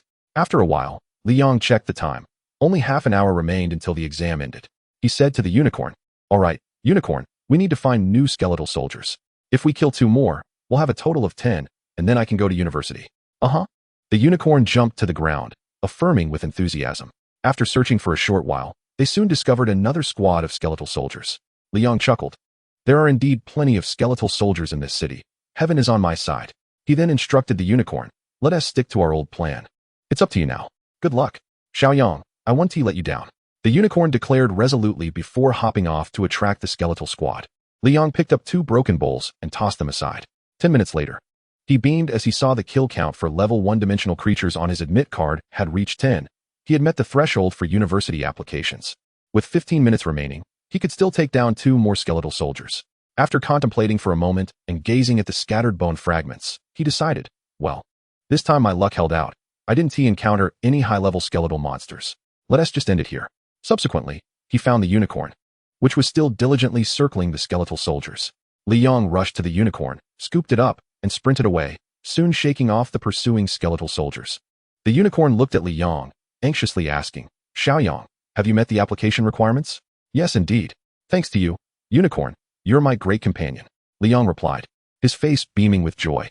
The unicorn, wearing a shy smile, softly replied, "I'm glad to help." Suddenly, a whoosh pierced the air to Li Yang's right, accompanied by a gust of wind. His heart raced as if it might leap from his chest. He wanted to move to evade the impending attack, but his body felt paralyzed, rigid in place. In the next instant, he felt a sharp pain in his chest as the unicorn collided with him, pushing him back a few steps, causing him to stumble and fall to the ground. Just then, a bone spear pierced through the spot where his head had been moments ago. Li Yang's eyes widened in terror, cold sweat drenching him as he gasped for breath. "Thank you, unicorn. Otherwise, I would have been killed." The unicorn remained silent, its expression grave as it gazed at Li Yang's right side, where an armored skeletal monster loomed. Li Yang turned to face that menacing figure, feeling the hairs on his body stand on end as chills ran down his spine. A level 2 skeletal general, this was dire. They had no chance of defeating him. Li Yang regained control of his body and quickly scooped up the unicorn, sprinting towards the city gate. It was not far. If he could just reach the gate, he would be safe. The skeletal general watched the fleeing Li Yang with a calm demeanor, approaching Li Yang's previous position to retrieve its bone spear. Then, it assumed a starting position, launching itself after Li Yang in the next moment. Li Yang, clutching the unicorn, ran at breakneck speed, feeling his legs grow heavier, yet daring not to pause. Almost there, just a step away. As the city gate loomed closer, hope flooded Li Yang's face, and he began to smile as the distance closed. Just as he was about to step through the city gate, a fierce wind rushed from behind, and he sensed a deadly threat. "No, time's running out." Li Yang abruptly dove to the right, narrowly avoiding the bone spear, only to crash hard onto the ground. By the time he got back up, the skeletal general had already blocked the city gate, a murderous expression fixed upon Li Yang. Chapter 10, Evolution. Gabumon. It seemed he had to fight for his life. Li Yang unsheathed the knife at his waist, gripping it tightly as he swung it at the skeletal general. The general regarded the audacious Li Yang with disdain. With a swift motion of its spear, it clashed with the knife. Bang! The knife in Li Yang's hands shattered into 2 pieces. His eyes widened in fear. How could a mere strike break an iron knife? The skeletal general raised its foot, kicking towards the stunned Li Yang. The unicorn shouted, leaping in front of Li Yang to shield him from the blow. The unicorn was violently kicked in the chest by Li Yang, causing him to feel as though he had been struck by a wild boar. His body instinctively flew backward until both he and the unicorn collided heavily with the wall. Blood spewed from Li Yang's mouth, his vision filled with golden stars, and the world around him spun chaotically. Fear of death enveloped his mind, drowning him in confusion and rendering him unable to think. He hastily slapped his forehead, gradually regaining his senses. As his awareness began to clear, a thought flickered in his mind. This was insurmountable. The disparity in power was too great, and both he and the unicorn would perish. At that moment, the unicorn nudged Li Yang's chin and spoke. "Little Yang, I've attracted the skeleton general. You must flee." With that, the unicorn leaped into action, thrusting its sharp horn toward the skeleton general. The skeleton general remained motionless, merely waving his left hand to effortlessly swat the unicorn against the city wall. Witnessing the unicorn in peril, Li Yang cast aside his fear and raised the broken blade in his hand, striking fiercely at the skeleton general. In response, the skeleton general delivered a powerful kick to Li Yang's chest, sending him flying 3 meters away. He then strode toward Li Yang, gripping his neck with his left hand and lifting him off the ground. Li Yang found it impossible to breathe, his body writhing in desperation as he struck at the skeleton general with feeble blows. The skeleton general, barely fazed, regarded Li Yang with a flicker of disdain, thinking the feeble attempts were hardly worth his notice. Little Yang the unicorn, witnessing Li Yang's struggle, leaped once more, aiming its horn at the skeleton general, only to be struck down by the spear in the skeleton's hand. Blood spilled from the unicorn's mouth as it fought to rise, but its injuries rendered it unable to move. "Do not harm Little Yang." With a furious roar, the undeterred unicorn leaped again, colliding with the skeleton general, determined to ensure Little Yang's safety, regardless of its own fate. The skeleton general cast a glance at the unicorn, his green eyes ablaze with fury. "Die, pestering fly." He thrust his bone spear, piercing the unicorn completely. The skeleton general let out a cruel roar, flinging the unicorn aside like a rag doll. The unicorn lay crumpled on the ground, its crimson blood staining the earth around it, twitching intermittently but never to rise again. Li Yang, gazing at the gravely injured and barely breathing unicorn, extended his right hand, yearning to grasp it, but alas, raising his hand required every last ounce of his strength. Tears streamed down Li Yang's face, one drop after another, soaking the ground beneath him. "I'm sorry, unicorn. It's my fault." Regret consumed him. He loathed himself, realizing that if he had not been so unwilling to accept defeat and had not insisted on pushing forward, the unicorn would not have been reduced to this state. A cruel glint flashed across the skeleton general's face as he tightened his grip with his left hand, rendering Li Yang's struggles increasingly futile until they ceased altogether, his consciousness fading. Unicorn, in the next life, find a worthy master. Do not follow a useless person like me. Little Yang the unicorn could not vocalize its anguish. Yet within, it screamed a heart-wrenching cry, feeling powerless to save Li Yang as his beast. Hello, unicorn. My name is Li Yang, and I am your companion. The words spoken during their first encounter echoed in the unicorn's mind. I must save little Yang. He is my dearest companion, and I will save him. This singular thought consumed the unicorn. Even if it were to perish, it would rescue Li Yang, his only partner. Suddenly, the unicorn sensed a surge of powerful energy awakening within, the wound inflicted by the bone spear, healing at a visible rate. Ding! The unicorn has met the conditions for evolution. Would you like to evolve? A mechanical voice rang out, dispelling the chaos in Li Yang's mind, allowing him to regain a fragment of consciousness and shout, "Evolve!" In the next moment, a dazzling white light enveloped the unicorn entirely. The unicorn evolved into Gabumon. As the white light dissipated, Gabumon appeared, adorned with blue and white stripes, standing on two legs, each arm equipped with claws, fangs protruding from its mouth, and a sharp horn atop its head. Simultaneously, Li Yang's cultivation surged dramatically, initially at level 1, then swiftly progressing through the stages until he reached level 3. Roar! Gabumon bellowed, clawing off the skeleton general's left arm. You are the one who harmed little Yang. With a resounding crash, Li Yang fell to the ground. Ah! The skeleton general screamed in agony, turning to face his newly empowered adversary. With a furious roar, he swung his spear towards Gabumon. Gabumon's claws danced wildly, shredding the skeleton general's right arm, causing fear to flicker across the skeleton general's visage as he attempted to flee. Explosive flame ball. Gabumon opened its mouth, unleashing a torrent of blue flames that obliterated the skeleton general into fragments. Coughing, Li Yang struggled to rise. Little Yang, are you all right? Rubbing his eyes, he stared in astonishment at the creature before him, which, aside from the singular horn, bore no resemblance to the unicorn he once knew. Is that you, unicorn? The unicorn. Now Gabumon bashfully scratched its head and replied, Little Yang, I have evolved. I am now Gabumon. Evolved? Gabumon? Li Yang was utterly bewildered, struggling to grasp the concept of evolution. Suddenly, he slapped his forehead and opened the system homepage, which appeared before him in an instant. Astonished, he beheld the information displayed. Name, Beastmaster System. Host, Li Yang. Age, 17. Level 3, initial stage. Talent, F. Cultivation method, Firefly. Beasts, 2. Abilities, none. Chivalrous value, 0. When did I become a level 3 Beastmaster? I was only level 1. And why is my chivalrous value 0? Could it be the power bestowed by Gabumon's advancement? Li Yang quickly accessed Gabumon's beast panel, realizing that he had reached level 3 thanks to Gabumon's gifts. Just how powerful must Gabumon be? Beast, Gabumon. Level 3, Pinnacle. Growth limit, level 4, late stage. Ultimate move, Explosive Flame Ball. Description, a growth stage Digimon from the digital world with average combat power. Yet Gabumon is a wolf-type Digimon born for battle. If the host nurtures it diligently, there may be unforeseen transformations. Wow! Li Yang exclaimed in disbelief. Gabumon had reached the pinnacle of level 3, only one step away from breaking into level 4 and becoming a mid-tier Beastmaster. His homeroom teacher, Qin Shorin, was only a level 4 Beastmaster, and he hadn't even entered university yet. He was so close. Li Yang embraced the half-human-sized Gabumon, laughing heartily. Gabumon, you are amazing. How can you be so powerful? While Li Yang couldn't comprehend how the unicorn had transformed into Gabumon, it mattered little. What mattered was that both he and Gabumon had survived. Now, they had both leveled up, and remarkably, they had ascended 2 levels. Gabumon laughed joyously alongside him, for Li Yang's happiness was his own. After a time of playful revelry, the pair gradually settled into a serene quietude. Gabumon, you have become so powerful now. Our plans must be revised. Xiaoyang, what do you think? Li Yang pondered for a moment and replied, the dimensional realm of the college entrance examination is strictly regulated, with the highest level being level 3 dimensional creatures.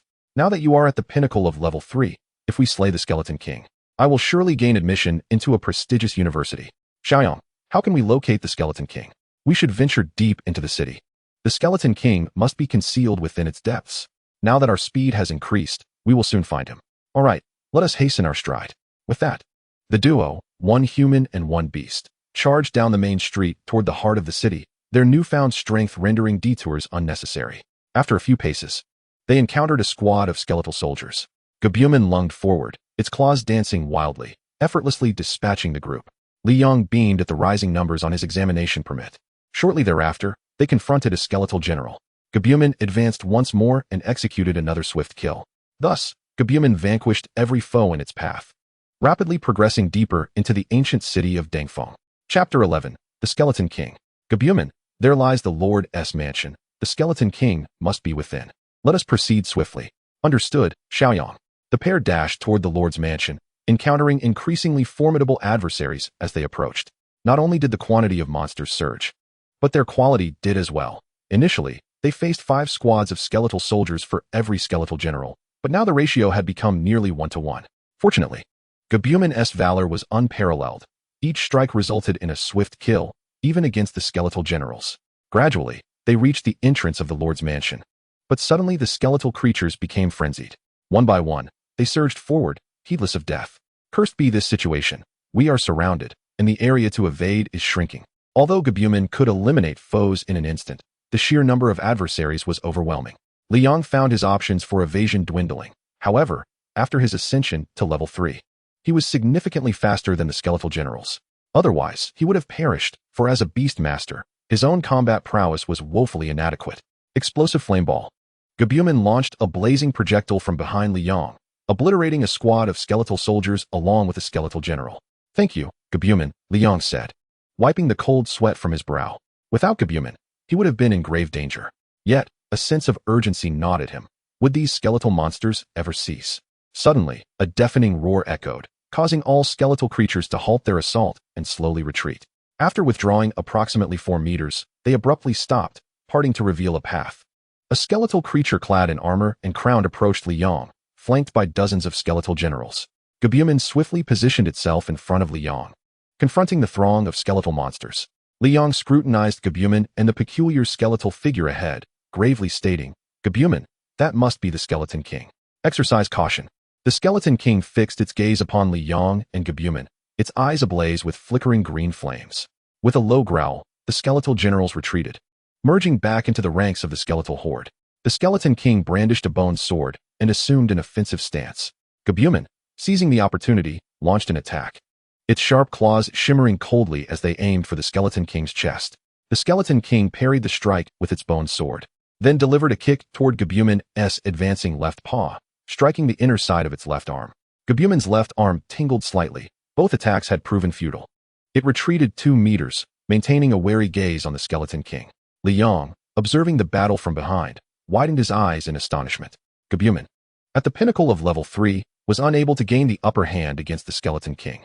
How could such an anomaly exist among the otherwise inferior skeletal creatures? If the skeletal generals swarmed, it could spell disaster. Gabumon, while the Skeleton King is still focused on this duel, unleash your full power and dispatch it swiftly. Gabumon understood Li Yang's intent. Its claws flew in a frenzy, launching an all-out assault on the Skeleton King. The Skeleton King wielded its bone sword with remarkable finesse, expertly countering each of Gabumon's strikes. Explosive flame ball. Gabumon, realizing the stalemate, resorted to its ultimate technique, unleashing a torrent of blue flames that soared through the air toward the Skeleton King. The Skeleton King's green flames flickered in its eye sockets as it deftly raised its bone sword to block the assault. Boom! Gabumon's ultimate technique collided with the bone sword, creating a momentary stalemate where neither could overpower the other. Liang watched in dismay. He had been too complacent, believing Gabumon to be invincible after reaching the pinnacle of level 3. He hadn't anticipated the Skeleton King's formidable prowess, single-handedly holding its ground against Gabumon. Gabumon, you can do this. Encouraged by Liang's words, Gabumon intensified its blue flames, forcing the Skeleton King to retreat, leaving deep gouges in the ground with its feet. Liang felt a surge of exhilaration as he witnessed Gabumon gaining the upper hand. Well done, Gabumon. In the next moment, the green flames in the Skeleton King's eyes blazed fiercely. It stomped its right foot down, shattering the ground beneath, and steadied itself, ceasing to retreat. The Skeleton King then advanced slowly, pressing forward against the blue flames, inching ever closer to Gabumon.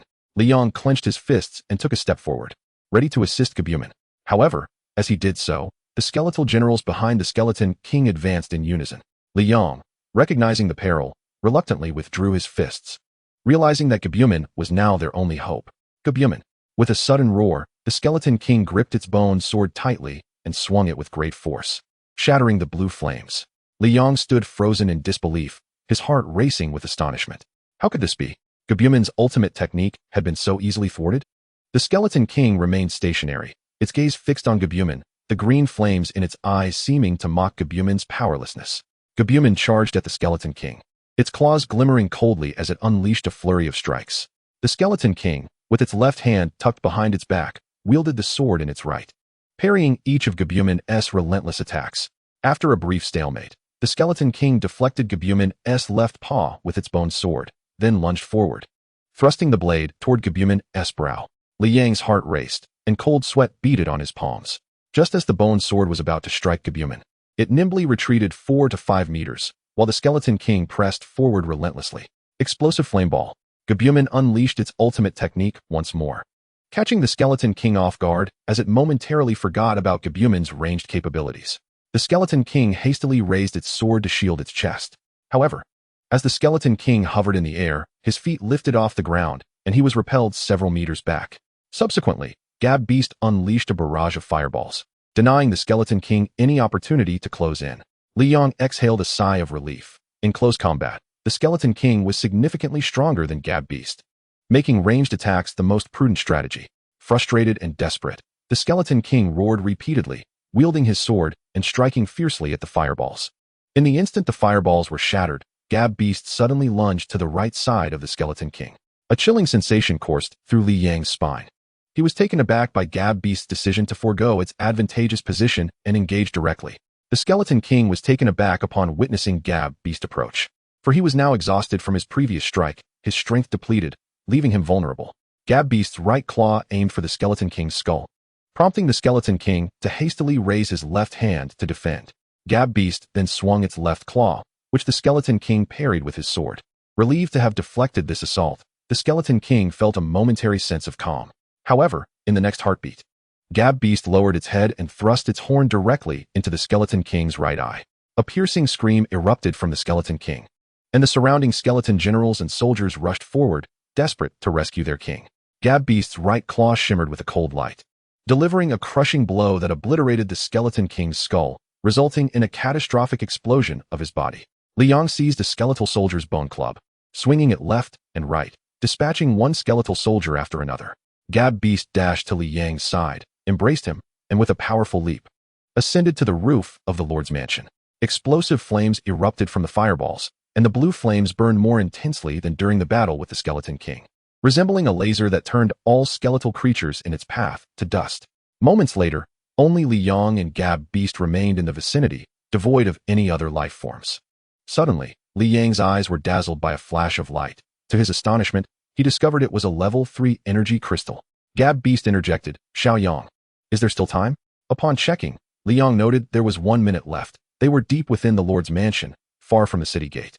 Gab Beast, thank you for the reminder. Li Yang quickly summoned Gab Beast back and rushed toward the city gate. Chapter 12. The examination concludes. Outside the examination hall, Wang Haiyang anxiously paced before the entrance, his eyes fixed on the door. With merely 10 minutes remaining until the end of the exam, Li Yang had yet to emerge. Typically, candidates do not linger, as each is acutely aware of their own limits. Upon reaching their target, they leave without delay. Qin Shoren observed Wang Haiyang with a smile, stating, "Old Wang, there's no need to fret. With 10 minutes left, Li Yang will undoubtedly emerge." Wang Haiyang shot a glare at Qin Shoren, suppressing his irritation, and retorted, "Old Qin, do you think you have me all figured out?" Qin Shoren maintained a knowing expression, replying, "Of course." By this time, students of level 2 beast tamers and above have already exited, leaving only a few level 1 students, most of whom likely perished in the examination. Li Yang's continued absence surely indicates something. Wang Haiyang took a slow breath and countered, in previous years, there have been candidates who remained until the last minute to achieve higher scores. Li Yang may not necessarily be in trouble, and you may not win. Qin Shoren, grinning mysteriously, declared, "Old Wang, let me be frank. I observed clearly this morning that Li Yang's beast was merely at level 1 early stage. He is clearly unwilling to accept this, so he hastily purchased a low-level beast, hoping to rely on sheer will. Such students typically face a grim fate. You should resign yourself to the outcome and prepare for that level 4 energy crystal. Ha ha ha." Upon hearing this, Wang Haiyang's complexion turned ashen, sweat beading on his forehead as disbelief washed over him. "How can this be? You have plotted against me." Qin Shoren halted his laughter, his expression turning cold as he snapped at Wang Haiyang. "Indeed, I have schemed against you. What of it? Blame your lack of judgment for believing in that waste of a student, Li Yang." The surrounding teachers who had supported Li Yang's victory were incensed. "Old Qin, What do you mean by that? You knew the outcome all along. Why set this trap? Qin Shoren, you manipulated old Wang and dragged us into this mess. The teachers supporting Li Yang's victory were filled with regret. A level 4 energy crystal held significant value, and they had squandered their resources in pursuit of a tempting gamble. Hearing their outcry, the teachers who had bet against Li Yang were indignant. Who forced you to gamble? Exactly. Old Qin was merely wagering with old Wang. You chose to involve yourselves. Is it not your own greed? Consider, old Qin is Li Yang's homeroom teacher. He surely understands Li Yang's capabilities. The teachers who had bet on Li Yang's victory were left speechless, realizing their folly, having been blinded by the allure of an easy profit. Old Qin, perhaps we should just call off this wager and consider it a jest, one teacher suggested, who was a high school instructor with a decent rapport with Qin Shoren. Being only at level 4 mid-stage with a single level 4 beast, a level 4 energy crystal represented nearly all his wealth. In a moment of greed, he had lost his rationality and bet on Li Yang. Now he regretted it immensely. Before Qin Shoren could respond, a teacher from the experimental high school, allied with Qin Shoren, swiftly countered, "That won't do. We must accept the consequences of our bets. No one forced you to wager. Now you shy from admitting defeat? The teacher was momentarily speechless, frozen in place, while Qin Shoren chuckled. Do not blame me. I was merely targeting Wang Haiyang. You chose to gamble. Meanwhile, the examination hall door suddenly swung open, and a student emerged. All the teachers turned their gaze, only to be met with disappointment. The girl who had just stepped out wore a bewildered expression, wondering why so many teachers were staring at her. Huang Xiaoxia, what are you dawdling there for? Come here at once. Wang Haiyang shouted. She was his student. Huang Xiaoxia hurriedly dashed to Wang Haiyang's side. How did you perform? Huang Xiaoxia's face was alight with joy as she exclaimed, Teacher, I defeated 10 level 1-dimensional creatures. I can go to university now. Wang Haiyang beamed with delight. Since Huang Xiaoxia was also a level 1, if she succeeded, Li Yang should be able to as well. Qin Shoren, perceptive to Wang Haiyang's thoughts, sought to dampen his spirits.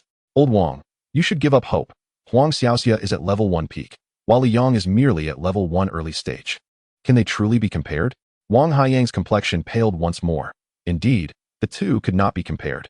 As the final minute ticked down, and the examination was nearly concluded, Li Yang still had not emerged, and Wang Haiyang's heart sank, fearing the worst. Inside the examination hall, Li Yang panted heavily, fatigued. As time was about to expire, he successfully crossed through the city gate and returned to the examination area. Leaning against the teleportation portal, he retrieved his examination permit and, upon glancing at the time, realized there was only 1 second remaining. Li Yang sighed with relief, wiping the sweat from his brow, narrowly escaping disaster. The examiner regarded the candidate before him with curiosity. He had encountered many who had lingered until the final minute, but never one who had arrived in the last second. How did you perform? Please submit your examination permit. Li Yang hesitated briefly before respectfully presenting his permit to the examiner, simultaneously stating, I performed quite well. The examiner smiled faintly, disregarding Li Yang's words. He recalled vividly that when Li Yang entered the dimensional secret realm, he was burdened with a hefty pack and wielding a machete. Such an appearance was not unfamiliar to him. It was typical of those first-level beast masters who, unable to pass the examination through their beasts, were unwilling to concede and sought to take a gamble. 99 of these candidates perished within the dimensional secret realm, with only one fortunate soul occasionally transported to a realm inhabited by weaker creatures or those with discernible weaknesses. Miraculously, they would gather 10 first-level dimensional beings and gain entry into a third-rate university. In his estimation, when Li Yang spoke of doing well, it likely referred to amassing 10 first-level dimensional creatures, thus managing to scrape by into a third-rate university. For someone of his caliber, a peak 6th-level beast master with aspirations of reaching the 7th level, such an achievement was hardly noteworthy. Observing the bloodstains on Li Yang's clothing, he silently mused, Good luck, kid. Upon taking Li Yang's examination permit, he was momentarily taken aback. The tally of first-level dimensional creatures slain, 371. The tally of second-level dimensional creatures slain, 56. The tally of third-level dimensional creatures slain, 1. The next moment, he exclaimed in disbelief, How is this possible? Li Yang, bewildered, gazed at the examiner, perplexed by his reaction. The examiner rubbed his eyes vigorously and looked again at the permit. The numbers remained unchanged. He stared at Li Yang. Employing his spiritual vision, Li Yang had reached the late 3rd level. Indeed, Li Yang's cultivation had ascended to the late 3rd level after his partner, Gabumon, defeated the final Skeleton King, achieving a breakthrough to the early 4th level. Li Yang, benefiting from this, had also advanced to the late 3rd level Beast Master. He contemplated. Truly a creature born for battle, this talent was exceptional. The examiner sighed with relief, It was no wonder he could slay so many dimensional creatures. The bloodstains on him likely resulted from fighting off numerous first and second level creatures, sustaining minor injuries in the process. The examiner scrutinized Li Yong from head to toe. Having yet to enter university, he had already progressed to the late third-level Beastmaster. He was undoubtedly on the path to becoming a senior Beastmaster. And at that point, they would be peers. A thought crossed his mind, and he politely remarked, "You performed admirably. You may very well be the top scorer from Yang City. Have you decided which university you wish to apply to?" Li Yong, shyly scratching his head, replied, "I've made up my mind. I intend to apply to Zhongzhou University." Zhongzhou University, you say? Excellent choice. Given your results, you should have no trouble.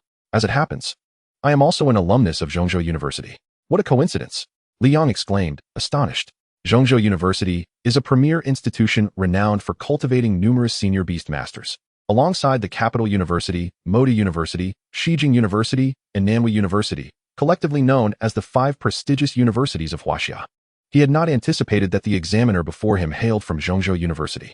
The examiner smiled slightly and introduced himself. "I am Yu Chang. Let us exchange contact information. In 2 months, I will be your senior. Should you encounter any difficulties, feel free to reach out to me." "Thank you so much, senior," Li Yong hurriedly replied, exchanging contact details with Yu Chang. "Now, you should head out. Your teachers and parents must be anxiously waiting," the examiner urged. "All right, goodbye, senior." Li Yong quickly exited the examination hall, fearing that the school bus would leave without him. He had no desire to walk back. Outside the examination venue, Wang Haiyang had his eyes tightly shut, despairing as time passed. Li Yong had not yet emerged.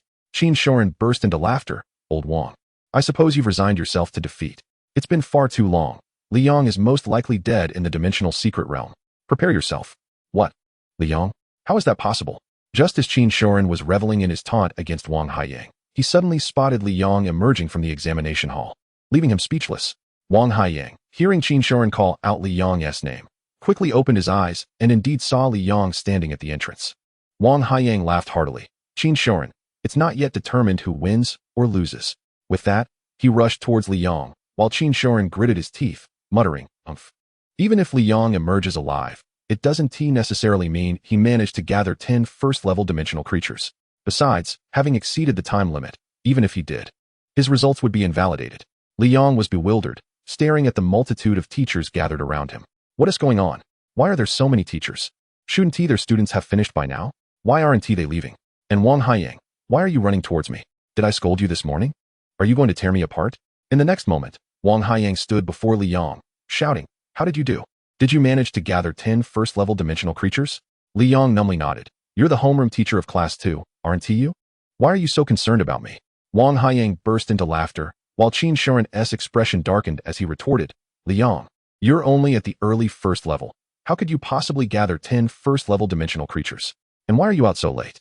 Li Yong rolled his eyes at Qin Shorin, feeling disinclined to engage with the homeroom teacher. At that moment, other teachers also closed in, their expressions anxious as they pressed. "Li Yong, please explain what happened." "Yes, how did you manage to gather 10 first-level dimensional creatures?" Wang Haiyang chimed in. "Li Yong, which dimensional secret realm did you enter? What kind of dimensional creatures did you encounter? Please share the specifics." Faced with the barrage of questions from the teachers, Li Yong felt compelled to respond, stating, "I was transported to the ancient city of Dengfeng." Qin Shorin's brow furrowed, realizing the implications. The dimensional creatures in the ancient city of Dengfeng were skeletal monsters. The first-level skeleton soldiers moved slowly, lacking intelligence and displaying rigid behavior. If Li Yong had prepared adequately, he could indeed achieve commendable results. The surrounding teachers recalled the specifics of the ancient city of Dengfeng, their expressions shifting accordingly. Those who had bet against Li Yong were now visibly pleased, while those who had wagered on his defeat wore grim faces. One teacher called out, "Then why did you stay inside for so long? And what with all the blood on your clothes? Did you exceed the time limit?" At this, other teachers chimed in, "Please explain what happened." Other students have already come out. Indeed, submitting a permit should take less than a minute. It's been at least 5 minutes since the examination ended. Li Yong looked at the teachers, all of whom were curiously awaiting his explanation. Scratching his head, he awkwardly replied, "It's because I was chatting with the examiner for a bit longer." Wang Haiyang suddenly understood, yet was still puzzled. "What were you discussing with the examiner?" "Never mind. It doesn't matter. What's important is that you got into university." With that, Wang Haiyang squinted his eyes into slits, turning to Qin Shorin with a grin. "Old Qin, did you hear that?" Li Yong Wang Haiyang elongated his tone, taking a long moment to continue. "He got into university." "Ha ha. 2 level 4 energy crystals. Thank you very much. Qin Shorin's countenance turned extremely grim, his teeth clenched as he struggled to retort. He claims he has been accepted. But does that truly hold any weight? The results have yet to be released. Everything remains uncertain, Wang Haiyang remarked with a cold scoff. Qin Shorin, as the head teacher of Class 1 in the 3rd year of high school, shouldn't you have a modicum of dignity? One of the teachers supporting Li Yangxing chastised loudly. Old Qin, for the sake of 2 level 4 energy crystals, have you truly forsaken all semblance of pride? Another teacher, aligned with Li Yangxing, spoke with a tone dripping in derision. Qin Shorin, I heard you intend to teach Li Yang the meaning of respecting one's teachers. Perhaps you should first learn the value of keeping one's word, he continued. Qin Shorin's face shifted between shades of pale and flushed. He had originally hoped to make a substantial profit by cleverly deceiving Wang Haiyang, yet now he found himself in a predicament of his own making. A multitude of teachers opposing Li Yangxing began to criticize, accusing them of refusing to acknowledge their defeat, declaring them unworthy of the title of educator, one after another. They bombarded them with accusations, leaving no room for respite. One teacher, unable to contain himself, shouted, "Just because Li Yang claims he has been accepted does not make it so. He is merely at the initial level. How could he possibly succeed? Clearly, he is lying." A teacher supporting Li Yangxing retorted sharply, "Stop making excuses. If you can't afford to lose, just admit it. You know the situation in Dengfeng Ancient City. The skeleton soldiers are sluggish. With adequate preparation, a level 1 Beastmaster can certainly vanquish them." The opposing teacher was rendered speechless. He was aware of this fact, yet he was unwilling to wager a level 4 energy crystal. Although he wasn't risking a 1-2 bet like Qin Shorin, he lacked the financial means of his counterpart. A single level 4 energy crystal represented his entire fortune. Perhaps, just perhaps, Li Yang might even encounter a level 2 skeleton general. Surely, he could not stand against such an opponent. After much internal deliberation, he finally concocted a justification, but before he could voice it, Li Yang indeed encountered a skeleton general. Chapter 14. A shock to all. Immediately, a teacher countered, "Have you lost your mind? If Li Yang truly encountered a skeleton general, how could he possibly emerge alive?"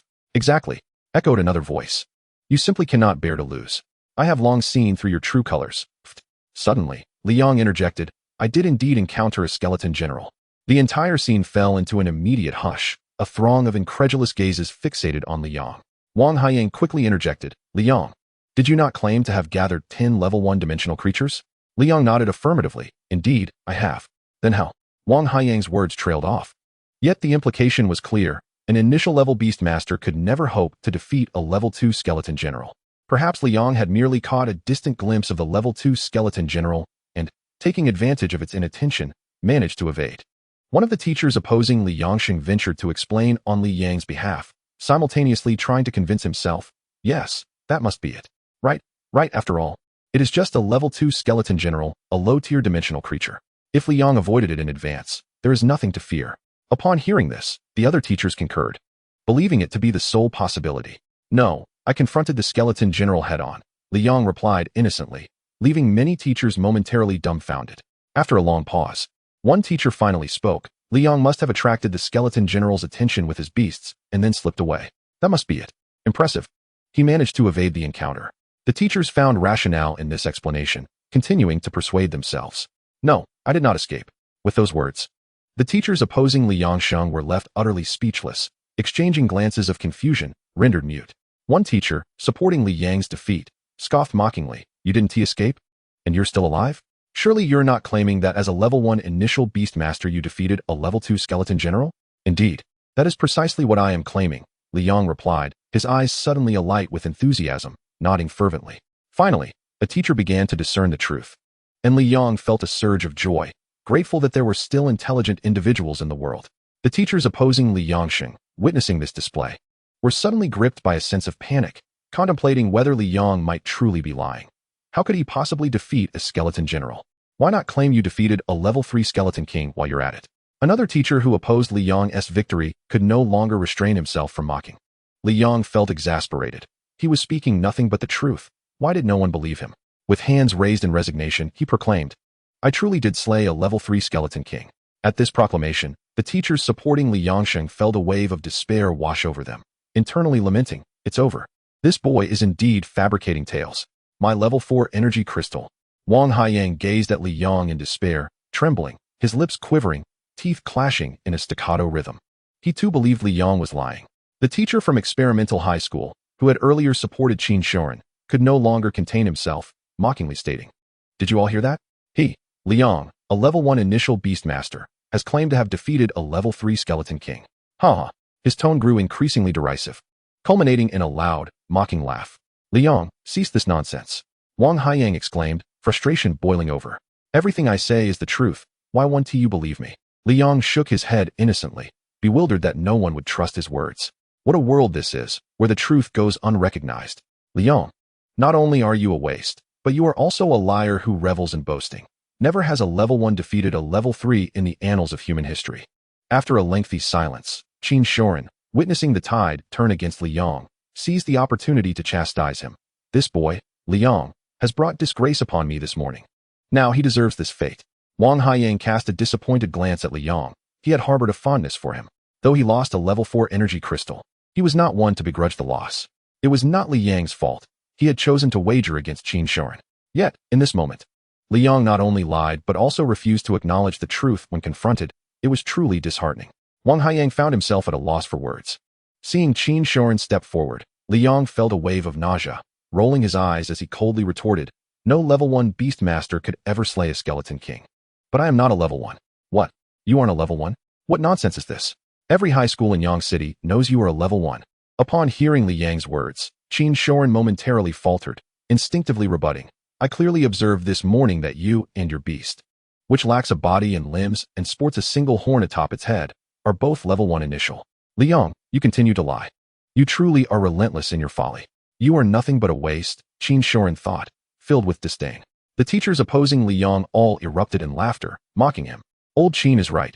Who doesn't know Liang is a level 1? Still lying? You are nothing but a failure." Suddenly, a voice interrupted the cacophony. Wang Haiyang exclaimed, "Level 3? How is that possible?" A myriad of bewildered expressions adorned the faces of those present as they turned their gaze towards Wang Haiyang, their foreheads brimming with question marks. Wang Haiyang, equally astonished, widened his eyes in disbelief. What has happened to old Wang? What is he saying? What does he mean by level 3? It was Liang. Yes, Liang, he is a level 3. One of the teachers, who had previously underestimated Liang, activated his spiritual eye and discerned Liang's current level. Exclaiming in astonishment, "Level 3, late stage. How could this be possible?" Another teacher, equally incredulous, stared at Liang. Only after Wang Haiyang's utterance did he react, activating his spiritual eye, thus registering Liang's status later than the previous instructor. At this moment, the multitude of teachers began to grasp the situation, and soon, many activated their spiritual eyes, their gazes fixated on Liang. In the next instant, an uproar erupted among the teachers. A level 3 Beastmaster. Liang is indeed a level 3 Beastmaster. Not just that, but in the late stage. My heavens. How long has it been since a level 3 student appeared in Yang City? We have one. Qin Shorin's eyes bulged with bloodshot disbelief. He could not accept that Liang was a level 3 Beastmaster. How could this be? Just this morning, he was a level 1. It's impossible, absolutely impossible. He was clearly a level 1 this morning. How can he suddenly be a level 3? There must be a trick behind this. Qin Shorin shouted frantically, his voice filled with desperation. Liang must have cheated. Yes, he cheated. Wang Haiyang, recovering from his shock, felt an immense joy swell within him. What a splendid surprise you have given me, Liang. Observing his old rival's frenzied outburst, Wang Haiyang laughed heartily, proclaiming with fervor, "Qin Shorin, the spiritual eye does not deceive. Look closely. There is no doubt that Liang is a level 3 Beastmaster, late stage."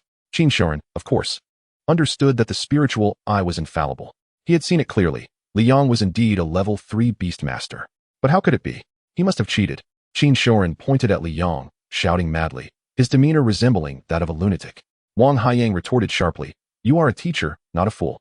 Tell me, how could one cheat to attain the realm of a level 3 Beastmaster? Yet, in just 2 hours, Liang jumped from level 1 to level 3. How do you explain that?" Upon hearing this question, a smile crept upon Wang Haiyang's lips as he confidently replied, "It's quite simple. He was originally a level 3, merely concealing his true strength." Chapter 15 draws to a close. Qin Shorin bellowed, "Do you take me for a fool? After all this time, how could I not know his capabilities? There is no way he could have hidden it." Qin Shorin was seething with anger. Wang Haiyang's reasoning was utterly ludicrous. As Liang's homeroom teacher, how could he have been concealed right under his nose? Wang Haiyang, dismissive of Qin Shorin's fury, shot him a glance and said coolly, "Then how do you explain the fact that Liang is a level 3 Beastmaster, late stage?" Qin Shorin stammered, at a loss for words. He too could not fathom an explanation. How could he transition from level 1 to level 3 in just over 2 hours? Wang Haiyang smirked, sarcastically remarking, "No one can ascend from level 1 to level 3 in a single day, not even a king-level beastmaster. Thus, there is only one possibility. Liang has long since reached level 3 and has simply been hiding his prowess, after all." Wang Haiyang paused, casting a sidelong glance at Liang, his tone turning reflective. After all, during his middle school examinations, Liang concealed his strength. Were it not for the presence of a king-level beastmaster, no one would have noticed. Suddenly, Wang Haiyang's tone shifted to one of disdain. "As for why you didn't realize, it's simple. That king-level beastmaster must have held Liang in high regard and certainly imparted the concealment technique to him." After this discourse, Wang Haiyang's reasoning appeared quite reasonable, and Qin Shoren found himself reluctantly accepting this narrative, as there were no other explanations available. Liang, overhearing this, was taken aback. "I had no idea about any of this, but it sounds quite favorable. At least there is an explanation for my sudden surge in power. From now on, I will say that I have always been level 3. It's just that you couldn't see it." Liang felt a surge of delight. This teacher Wang is quite impressive, having crafted such a plausible excuse for him. However, he pondered what this concealment technique was, seemingly a means to mask one's strength. He resolved to research it online once he returned home. The multitude of teachers, upon hearing Wang Haiyang's explanation, exhibited expressions of dawning comprehension. So that was the case. They then turned their attention to Liang, their eyes reflecting a tumult of emotions. This Liang had feigned being a waste for 3 years in order to conceal his true strength. Quite the clever ruse. Moreover, that king-level beast master had shown such regard for Liang, not only praising him publicly, but also privately teaching him techniques. Wait, could it be? A startling hypothesis emerged among the teachers. Could it be that the king-level beast master had taken Liang as a disciple? Otherwise, why would he treat Liang with such favor? Now, every teacher's gaze towards Liang transformed, some filled with envy, others with jealousy, and some with a desire to ingratiate themselves, though too proud to admit it. Liang, naturally, sensed the shift in the teacher's gazes, his mind swirling with questions. What is going on? What have I done? Why do your eyes look at me like that? Ah, that teacher over there. Is that longing gaze directed at me like a handsome young man? It was no wonder Liang thought this way. How could he possibly surmise the wild speculations swirling in the teacher's minds? He had not pretended to be a genius. In previous years, he had truly been a waste. Nonetheless, he could not disclose this to anyone. As for the teacher's conjectures, they were even more unfounded. Liang had only been a level 1 during his middle school entrance exam. Yet the king-level beast master had publicly lauded him and privately granted him techniques. If he hadn't taken Liang as a disciple, why would he treat him so well? Unfortunately, that king-level beast master had never imparted any techniques to Liang. They hadn't exchanged a single word, and the teachers were completely misled by Wang Haiyang's conjecture. Qin Shoren's complexion shifted from green to pale. He realized he had lost this bet. With a sigh, he gloomily declared, "I concede. I will gather the level 4 energy crystals as quickly as possible. Once the results are released, I will promptly deliver the wager to you." Qin Shoren turned and returned to the bus, his posture hunched, devoid of the usual vigor he exuded. This time, he had suffered a crushing defeat. Selling his house seemed inevitable. The other teachers who had bet against Liang exchanged glances, and after a prolonged silence, one from the experimental high school gritted his teeth and said, "So what if it's a level 4 energy crystal? Losing is losing. I will gather the crystals promptly. Once the results are out, I will present them along with old Qin." He too turned and headed back to his class bus, having chosen the wager of 12. This time, he had lost completely. The other defeated teachers also ceased to deflect responsibility, gritting their teeth and affirming, like Qin Shoren, that they would deliver the level 4 energy crystals as soon as the results were released, before leaving one by one. At this moment, Liang comprehended that a multitude of teachers had placed bets on him, with the wager being level 4 energy crystals. Level 4 energy crystals, worth 3 million federal coins. The stakes are indeed high, Liang exclaimed in astonishment. What a fortune! Wang Haiyang approached Liang, who still stood in place, and patted him on the shoulder, saying, "You truly are one who, when silent, remains inconspicuous, but when you speak, astonish all." It has been many years since a level 3 Beastmaster candidate has emerged in Yang City. Liang gazed at Wang Haiyang, feeling a surge of emotion. He had always believed in him, and to his surprise, discovered that he was the homeroom teacher of Class 2. With deep respect, Liang said, "Teacher Wang, I never expected you to have such faith in me." Thinking back on my own homeroom teacher, sigh. With a heavy heart, he let out a sigh, burdened by myriad unspoken grievances known only to himself. Wang Haiyang, feeling somewhat awkward, scratched his head. He did not truly believe in Li Yang, but was merely provoked into making a wager by Qin Shuren's taunts, leading him to back Li Yang's victory. However, he would not disclose this to Li Yang.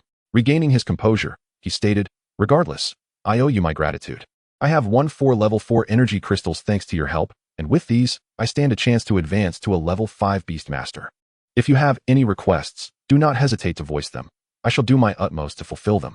Li Yang replied, "How can that be? This is your victory. It has nothing to do with me." Wang Haiyang's tone turned stern, leaving no room for dissent. "There is no need for such humility. Your contribution is undeniable. Just state your desires." Li Yang fixed his gaze on Wang Haiyang, truly a commendable teacher. It was Wang Haiyang's acumen that led to this victory. He had no obligation to share it with Li Yang. After some contemplation, Li Yang voiced, "I would like to request your assistance in selecting a beast egg. Even a level 1 beast would suffice, though ideally it should be a beast egg with decent potential." Li Yang's sister, Li Yu, was about to take her entrance exams, and he had promised to gift her a beast.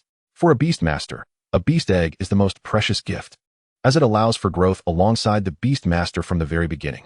However, beast eggs are quite expensive, far surpassing the price of a level 1 beast, and Li Yang was uncertain whether Wang Haiyang would be willing to spend such money.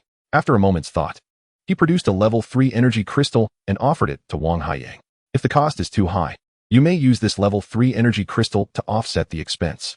Wang Haiyang waved his hand, declining the offered level 3 energy crystal. "Rest assured, this matter is in my hands. Keep the energy crystal. I've profited immensely from this opportunity." Wang Haiyang was still taken aback that Li Yang managed to acquire a level 3 energy crystal, a feat not easily accomplished by a high school student. Since Wang Haiyang declined, Li Yang did not press the issue further. His family was not affluent, and saving a bit was advantageous. "Please provide me with your phone number. I will call you once I find a suitable beast egg," Wang Haiyang instructed, handing his phone to Li Yang. Li Yang took the phone and entered his number. "Thank you, Teacher Wang." Wang Haiyang smirked. "Are you taking the bus back?" Li Yang nodded, reiterating his desire to save wherever possible. "Then it's settled." Wang Haiyang turned and boarded the bus for Class 2. Li Yang also boarded the bus for Class 1, where only a handful of students were present. Qin Shuren sat at the front, eyes firmly closed, either resting or unwilling to acknowledge Li Yang's presence. Behind him, a sparse group of around 7 or 8 students, all from less fortunate backgrounds, gathered together. Most were exuberantly shouting in excitement, though 2 appeared despondent, likely due to poor exam performance. Upon seeing Li Yang, Wang Pengzi waved enthusiastically, exclaiming, "Li Yang, over here." Li Yang's face lit up with a smile as Wang Pengzi asked excitedly, "How did you do, Li Yang? Will you be able to get into university?" Noting Wang Pengzi's enthusiasm, Li Yang presumed he had performed well. He nodded and inquired, "How about you? You should have no trouble getting into university, right?" Wang Pengzi eagerly nodded, declaring, "I was transported to the dragon ant nest." Li Yang was taken aback, marveling at Wang Pengzi's extraordinary fortune. The dragon ant nest was a low-level dimensional secret realm inhabited by creatures known as dragon ants, rumored to possess draconic blood. However, most beast masters dismissed this as mere myth. Although dragon ants were significantly larger than ordinary ants, comparable in size to tabby cats, their appearance bore no resemblance to dragons, and they lacked any remarkable attributes, moving at a sluggish pace. Their individual combat abilities were dismal, inferior even to skeletal soldiers, though their armored bodies provided slightly better defense. Overall, their combat prowess was marginally stronger than that of wind swallows, classifying them as level 1 early-stage dimensional creatures. Yet, what Li Yang envied most was not the dragon ants themselves, but the fact that the dragon ant nest was located in Yang City, one of only 2-dimensional secret realms in the area. The other secret realm was a mid-level one, which held no relevance to Li Yang. Every high school student in Yang City had ventured into the dragon ant nest, and Li Yang was no exception. During his second year, his high school had organized a practical combat class there, where he had single-handedly defeated a dragon ant, reflecting on the wealth of information regarding the dragon ant nest. Li Yang felt a genuine admiration for Wang Pengzi's stroke of luck. "Your performance must have been commendable, then," he remarked. With an air of triumph, Wang Pengzi stated, "Of course, I defeated over 100 level 1 dragon ants and more than 20 level 2 dragon ants. This guarantees my admission to at least a second-tier university, huh?" As he spoke, Wang Pengzi chuckled with pride. Initially, given his status as a level 2 early-stage beastmaster, he would have only qualified for a third-tier university. But now he had secured a second-tier placement. The 2 despondent classmates looked on with envy. They were slightly stronger than Wang Pengzi and had hoped for a second-tier university, yet faced formidable monsters, leading to an outcome that would likely only qualify them for a third-tier university. Li Yang interjected, "Wang Pengzi, which universities are you planning to apply to?" Before Wang Pengzi could answer, Li Shouzi, sitting beside him, chimed in, Wang Pengzi and I have decided. We're applying to Longmen University. Li Yang's interest peaked at the mention of Longmen University, located in the divine capital, adjacent to Zhongzhou University. Before he could respond, Wang Pengzi asked, Li Yang, which university do you plan to apply to? Zhongzhou University. Everyone in the bus momentarily fell silent before bursting into laughter. Haha, Li Yang. You still love to joke, they teased, not taking his claim seriously. Coming from generally modest backgrounds, they often joked amongst themselves. I'm not joking. It truly is Zhongzhou University. Li Yang insisted. Li Shouzi, seeing Li Yang's seriousness, offered a resigned smile. If you don't wish to share, that's fine. We'll keep in touch regardless. Don't forget to reach out once we're at university. Agreed. Their small group had made a pact to support one another, as they were all connected through their shared experiences. Li Yang shrugged, aware that few believed him. Yet, it mattered little. The results would soon speak for themselves. As they traveled, a sense of relief washed over them. Initially filled with trepidation about their exams, they now felt a collective sigh of relief, for whatever the outcome. It had become an immutable reality. Time slipped by swiftly amidst the fervent exchanges among Wang Pengzi and the others. How wonderful Li Yang mused. For years, he had been regarded as a useless individual, and over time, he had begun to believe it himself. Before the college entrance examination, he had once contemplated abandoning his pursuit. Fortunately, a letter from his father rekindled his spirit, reminding him of his original aspiration to become a great beast master and provide a better life for his family. When Li Yang entered the examination hall, he carried a fervent belief that he would either emerge victorious or perish in the attempt. Fortuitously, he exploited a trap to vanquish 10 level 1-dimensional creatures. Alas, misfortune soon followed as he encountered a level 2 skeleton general, whose formidable strength rendered him and his unicorn utterly defenseless. Recalling the unicorn brought warmth to Li Yang's heart. When the skeleton general had gripped his throat, the unicorn had fought desperately to save him. Even as it was pierced through the body, the unicorn never entertained thoughts of surrender. Just as he began to lose consciousness, he felt the unicorn's unwavering resolve to protect him. Grateful for the unicorn's bravery, now transformed into Gabumon, Li Yang couldn't help but smile. Li Yang. Wang Fatty observed Li Yang, lost in a daze of laughter, and called out to him a few times. Snapping back to reality, Li Yang awkwardly smiled and inquired, What is up, Wang Fatty? Is there something you need? Wang Fatty cast a skeptical glance at him and said, Your home is just down that street, isn't it? You should get off now. Li Yang stood up and glanced out the window, realizing he indeed needed to disembark. He thanked Wang Fatty, saying, Thanks, Wang Fatty. I'll get off now. Wang Fatty waved his hand, replying, Goodbye. The exam results will be out next week. Don't forget to head to school. As Li Yang exited the vehicle, he called back, Got it, goodbye. Chapter 17. Speculation upon returning home.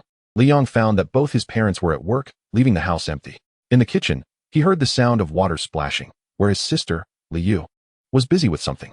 Yu, what are you doing? He called out. Li Yu, washing apples in the kitchen, shouted back, Brother, I'm washing apples. You're back.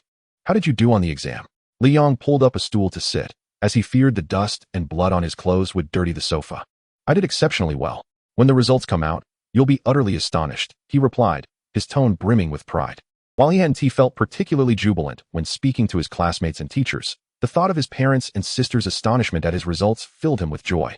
The splashing water ceased, and Li Yu emerged from the kitchen, half an apple in her right hand, taking a bite, while the other half remained in her left. Just how well did you do?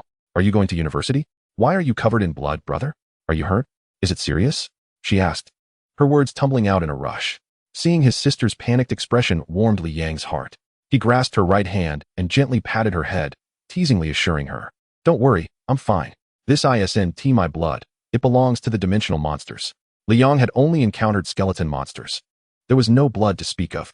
He fabricated the story to alleviate Li Yu's concerns. Upon hearing this, Li Yu released his hand and patted her chest, exclaiming, You scared me. As long as you're okay. Brother, aren't you a beast master? Don't you fight with your beasts? Why is there blood on you? Li Yang was momentarily taken aback, thinking, Why are you so clever?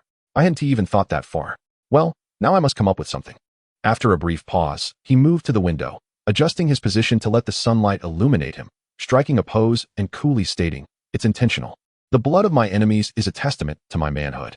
Li Yu rolled her eyes, disdainfully retorting, Brother, are you an idiot? Look at your clothes. You're the one who have to wash them. I'm not doing it. Since entering middle school, Li Yu had taken it upon herself to help their parents by managing the household laundry. Feigning shock, Li Yang exclaimed, How can that be? You're my sister. This noble and glorious task of washing my clothes is undoubtedly yours to bear. Liu rolled her eyes again, picking up the fallen apple and returning to the kitchen to rinse it off. She then decisively changed the topic, asking, "How did you really do? Are you going to university?" Liang accepted the half apple she handed him, taking a bite. It wasn't very sweet, and after chewing a few times, he replied vaguely, "Yes." Liu was thoroughly exasperated with her brother's frivolity, responding, "Are you serious? You think I'll guess?" Liang countered, "You guess if I'm guessing." Liu retorted, "Liang, enough already. Are you still a child? Why are you so immature?" Liang grinned, embracing his mischievous nature. "All right, I won't tease you anymore. I did particularly well this time. Getting into university is definitely not an issue." As Liu munched on her apple, she smiled at Liang's confidence and replied, "That's great. Mom and Dad will finally be at ease." "Congratulations, brother." Liang then inquired, "Don't you want to know which university I plan to apply to?" Curiosity piqued. Liu had intended to ask him as soon as he returned, but after his playful antics, she had forgotten. "Which university are you applying to?" With a raised eyebrow, Liang replied, "Zhongzhou University." Liu spat playfully, "Pfft. You childish fool." She then stood up and retreated to her room, while Liang collapsed onto the floor, laughing until his stomach hurt. After finishing the apple, he tossed the core into the trash and made his way to his room. Once he changed into his pajamas and lay on his bed, he reflected on the morning's events. It felt like a dream. Just yesterday, he had been a level 1 novice, and now he had ascended to a level 3 Beastmaster, with a high probability of being the top scorer in the college entrance examination for Yang City. He owed it all to Gabumon. However, he found it curious that the unicorn had suddenly transformed into Gabumon, with such a significant leap in power. This warranted further investigation. With that thought, Liang sat up and opened the system homepage. Name, Beastmaster System. Host, Liang. Age, 17. Level 3 late stage. Talent, F. Technique, Firefly. Beasts, 2. Abilities, none. Chivalry value, 0. Gazing at the chivalry value, now reduced to 0, Liang fell into contemplation. "I remember initially scaring off a thug and saving that female salesperson, which earned me 1 chivalry value and a lottery chance. It was from that lottery that I obtained the unicorn. Why has my chivalry value now vanished?" A sudden realization struck him. The chivalry value disappeared after the unicorn evolved into Gabumon. Could it be that the unicorn needed chivalry value to evolve? This seemed quite plausible. Considering the uniqueness of the unicorn's evolution, he had never heard of a Beastmaster jumping from level 1 mid to level 3 peak. Liang once again opened the Beastmaster panel for Gabumon. Beast, Gabumon. Level, early stage level 4. Growth limit, late stage level 4. Signature move, explosive flame orb. Description, a growth stage Digimon hailing from the digital world, possessing average combat capabilities. However, Gabumon is a wolf-type Digimon born for battle. If the host nurtures it with care, there may be unexpected transformations. Li Yang's gaze lingered on the final sentence of the description. If the host nurtures it with care, there may be unexpected transformations.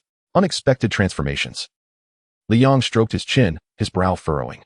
This phrase also appeared in the description of the unicorn.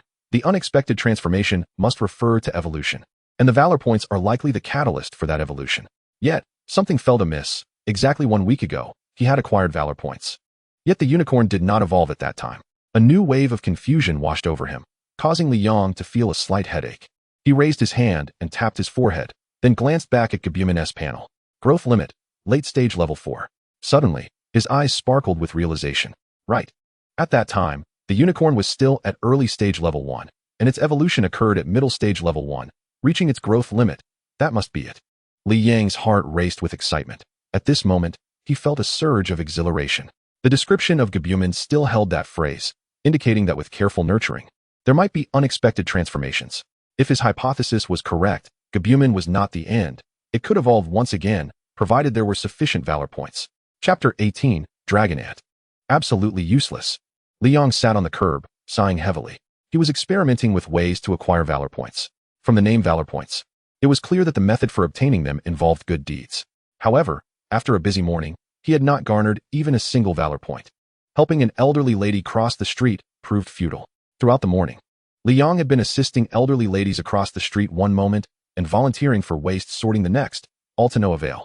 He recalled the system's voice prompt the first time he earned valor points. The host saves others from peril and gains 1 valor point.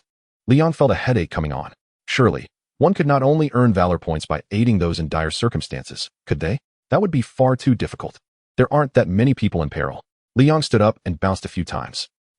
After letting out a loud shout, his gloomy mood lightened a bit. Never mind. Let us focus on leveling up Gabumon to its growth limit. With that thought, Liang boarded the bus heading to the dragon ant nest.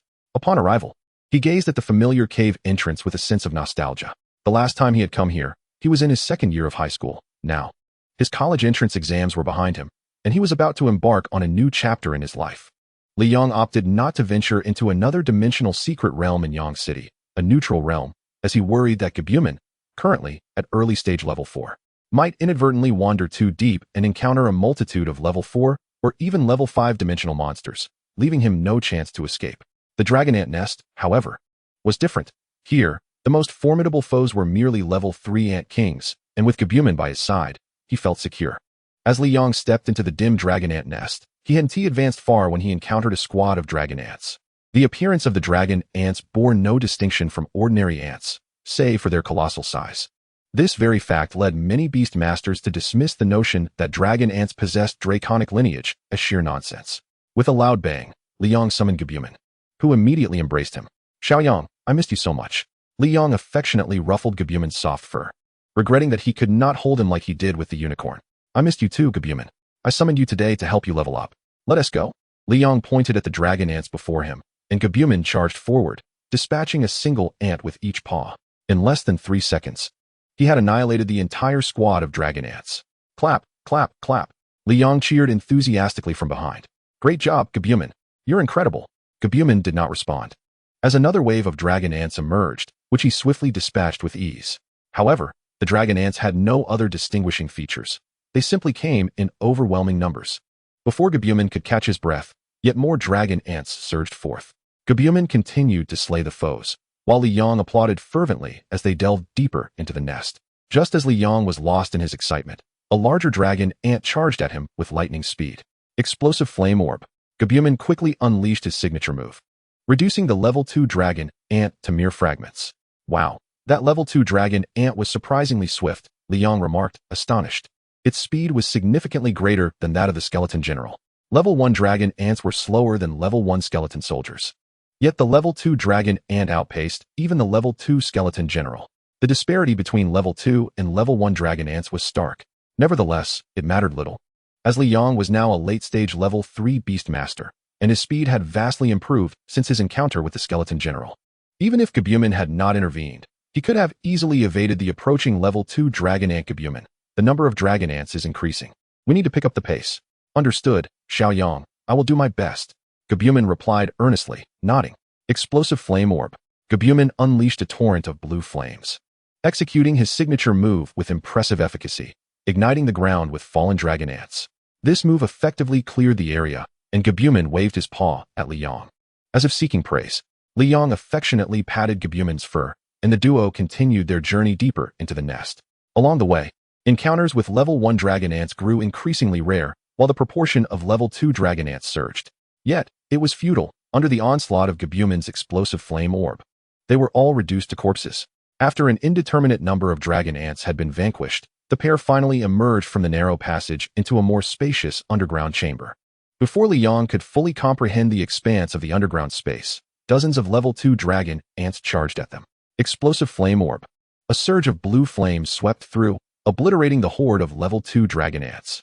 Gabumon, now at level 4, was far superior to the level 2 dragon ants. Their sheer numbers could not compensate for the gap in levels. As dozens of level 2 dragon ants fell, Liang finally had the opportunity to scrutinize the underground chamber. It was remarkably vast, roughly the size of 10 football fields, and at its center lay a dragon ant the size of a horse. Surrounding it were hundreds of level 2 dragon ants, each roughly the size of a dog, while countless level 1 dragon ants, the size of cats, swarmed in abundance. Liang gazed at the central dragon ant, pondering that this largest specimen must be the level 3 ant king. The level seemed manageable, but the sheer number of dragon ants was overwhelming. He wondered if Gabumon could withstand the onslaught. With this thought in mind, Liang inquired, "How do you fare, Gabumon? Can you handle this?" Gabumon nodded affirmatively. "No problem. Although there are many dragon ants, they pose no threat to me. The level 1 and level 2 dragon ants couldn't harm me even if I stood still. However, the sheer number of them is truly overwhelming. Once a battle ensues, I fear I will be unable to protect Xiaoyang." Gabumon expressed its concerns, being a level 4 beastmaster with formidable defenses. Yet Liang's vulnerability lay in the inherent weakness of beastmasters themselves. If Gabumon were to become ensnared, and a multitude of dragon ants were to swarm, Li Yong would likely be unable to contend with them. After pondering for a moment, Li Yong acknowledged this as a significant issue. He glanced at the subterranean space before turning his gaze towards the entrance of the underground passage, his eyes lighting up as he spoke to Gabumon. Gabumon, we can lure the dragon ants into the passage. The narrow and straightforward nature of the tunnel will allow you to block it, ensuring that these dragon ants cannot harm me. Gabumon nodded vigorously, no problem. Xiaoyang, you are truly clever. Li Yong felt a blush creeping to his cheeks, yet he was undeniably pleased. The duo retreated to the passage from which they had entered. Li Yong stood behind Gabumon, his hands clasped before him, ready to applaud at any moment. Go for it, Gabumon, Li Yong shouted, and Gabumon immediately unleashed its ultimate move, the explosive flame fireball. Chapter 19, The Dragon Ant King. Gabumon exhaled a torrent of azure flames, transforming the space ahead into a sea of fire, where countless level 1 dragon ants were reduced to ashes. Li Yong gazed at the blue inferno, unable to contain his admiration. What a spectacular sight! Simultaneously, he was astounded by Gabumon's immense power. This strike had obliterated hundreds of level 1 dragon ants. A fierce roar erupted from the Dragon Ant King at the center of the underground space, prompting another wave of level 1 dragon ants to surge forth. Be careful, Gabumon, Li Yong shouted. Once again, Gabumon executed its signature move, and the area transformed into a fiery abyss. The level 1 dragon ants writhed and struggled within the flames. The horrific scene sent a shiver down Li Yang's spine. However, the dragon ants seemed unfazed by fear. With another roar from their king, more dragon ants marched forward, trampling over the corpses of their fallen brethren, and in mere moments, they crossed the sea of flames, charging towards Gabumon. How infuriating! Li Yong bellowed. These monsters are indeed relentless. Are these dragon ants truly unafraid of death? Gabumon unleashed another wave of blue flames, reducing countless level 1 dragon ants to dust. Yet this time, the proximity of the dragon ants to Gabumon was alarmingly close. A few level 1 dragon ants managed to evade the impact of the azure flames, bearing their pincers as they lunged at Gabumon. Li Yang's heart raced in terror, and he shouted urgently, Gabumon. But Gabumon remained calm, raising its glistening claws. With a flurry of strikes, it shredded the advancing dragon ants into fragments. A smile spread across Li Yang's face. Well done, Gabumon. Simultaneously, Li Yong contemplated the prospect of acquiring a beast egg. While Gabumon was immensely powerful, it was still but one. Most beastmasters, upon advancing to intermediate status, would cultivate several new beasts, as progression to higher tiers was notoriously difficult and could take years without a single level up. To facilitate their advancement, intermediate beastmasters often purchased substantial quantities of intermediate energy crystals to nourish their beasts. However, the cost of these crystals was exorbitant, and unless one belonged to a significant beastmaster family, it was nearly impossible to sustain such expenses solely through personal means. Thus, many intermediate beastmasters would venture into dimensional secret realms, repeatedly slaying dimensional monsters in hopes of obtaining energy crystals or beast eggs. Of course, one could also directly tame dimensional creatures, yet weaker dimensional monsters offered little assistance, while stronger ones were challenging to subdue. Therefore, most beastmasters opted for beast eggs or those currently at a lower level but with high potential. Entering dimensional secret realms posed its own dangers, and a beastmaster needed to cultivate new beasts to enhance their own capabilities. In scenarios like today's, if Li Yong possessed 2 beasts, one to protect him while Gabumon charged into the subterranean space to confront the Dragon Ant King, the outcome would be vastly different. Furthermore, once he acquired a new beast, Li Yong could train alongside it, as his current advancement relied entirely on Gabumon's growth. Since Li Yong and Gabumon could not train together, once Gabumon reached its potential limit, Li Yong's progress would stagnate. Currently, Li Yong was a level 3 late-stage beastmaster, capable of nurturing beasts to level 3 in a short time using high-level energy. A roar erupted from the Dragon Ant King, and the hundreds of level 2 dragon ants surrounding it turned their gazes toward Li Yong and Gabumon. The ground trembled under the synchronized march of the level 2 dragon ants, an aura of menace emanating from them. Suddenly, their speed intensified, and within a second, they surged from the center of the underground space, converging upon Gabumon. Li Yong was momentarily paralyzed by the terrifying sight of the oncoming dragon ants. Explosive flame fireball. Gabumon unleashed a torrent of blue flames, engulfing the entire passage. As the flames receded, the ground was littered with the ashes of the vanquished dragon ants. Yet before Li Yong could process this, a new wave of level 2 dragon ants charged at Gabumon. Gabumon's energy waned from the previous strike, and before it could gather new flames, it was swiftly overwhelmed by the multitude of dragon ants. Gabumon. Li Yang's heart raced as a chill coursed through him, surging from his feet to his head. His eyelashes fluttered, filled with concern and anxiety, and with a fervent yell, he dashed towards Gabumon, now engulfed by the horde of dragon ants. As he approached the swarm, a glimmer of blue light began to emerge from the cracks between the dragon ants, rapidly intensifying. Suddenly, a deafening explosion erupted, scattering the dragon ants into countless fragments. A severed dragon ant head, marred on one side, fell at Li Yang's feet. He watched in horror as the remaining dragon ant struggled, its face contorted in a grotesque manner. In the next instant, he crushed it beneath his foot. And as he beheld Gabumon, surrounded by azure flames and resembling a divine beast, he erupted into joyous laughter. Gabumon scratched its head, looking perplexed at Li Yang before gradually breaking into a smile, sharing in his joy, though unaware of the reason behind it. Gabumon, you're truly amazing. How can you be so strong? Li Yang felt an urge to embrace Gabumon and ruffle its fur, but he hesitated, fearing the surrounding blue flames might cause harm. Xiaoyang, I'm perfectly fine. These level 2 dragon ants cannot harm me, Gabumon chuckled. Li Yang gazed at Gabumon, increasingly impressed by its prowess. Reminiscing about the moment the level 2 dragon ants had charged at him, he felt a pang of embarrassment for having been frightened. How could I have doubted Gabumon? Explosive flame fireball. Gabumon pivoted and unleashed a flurry of blue flames, obliterating all remaining level 1 and level 2 dragon ants in an instant.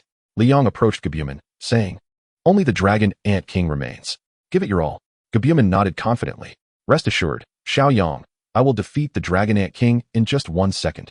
Seeing Gabumon's unwavering confidence, Li Yang too was invigorated, shouting in excitement. "Certainly, Gabumon, you are indeed the strongest." Then, both man and beast turned to gaze upon the dragon ant king, who had been reduced to a mere shell of its former self. The dragon ant king trembled, its amber eyes filled with fear and disbelief. Gabumon surged toward the dragon ant king, its form becoming a blur, moving with astonishing swiftness. In a flash, as the glint of Gabumon's claws illuminated the air, a head soared skyward before plummeting to the ground, leaving the dragon ant king's body, now devoid of its head. In the center of the underground chamber, the dragon ant king extended its forelegs, reaching toward the space where its head had once rested, attempting to touch it, but found nothing. In the next instant, the dragon ant king erupted in a violent explosion, scattering remnants across the ground. Chapter 20, Dinner. Li Yang fiercely gripped his own hair, consumed by rage.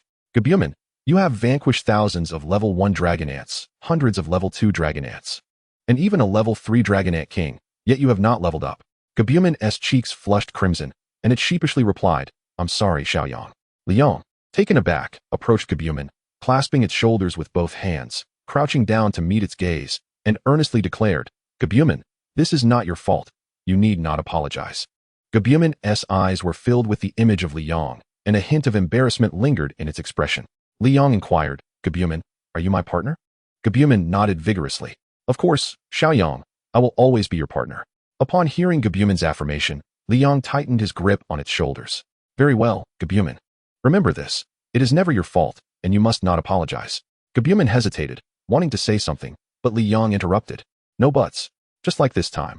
I believe that defeating so many dragon ants would be sufficient for you to ascend to level 4 mid-tier, yet it was not. This was my misjudgment, so why should you apologize?" Tears shimmered in Gabumon's eyes. "Xiaoyang."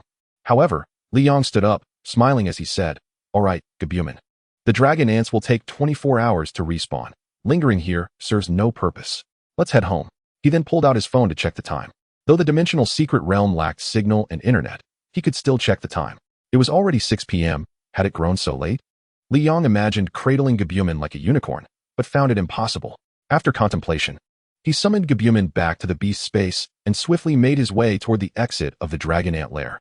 Upon returning home, Li Yang discovered that his parents had prepared a meal.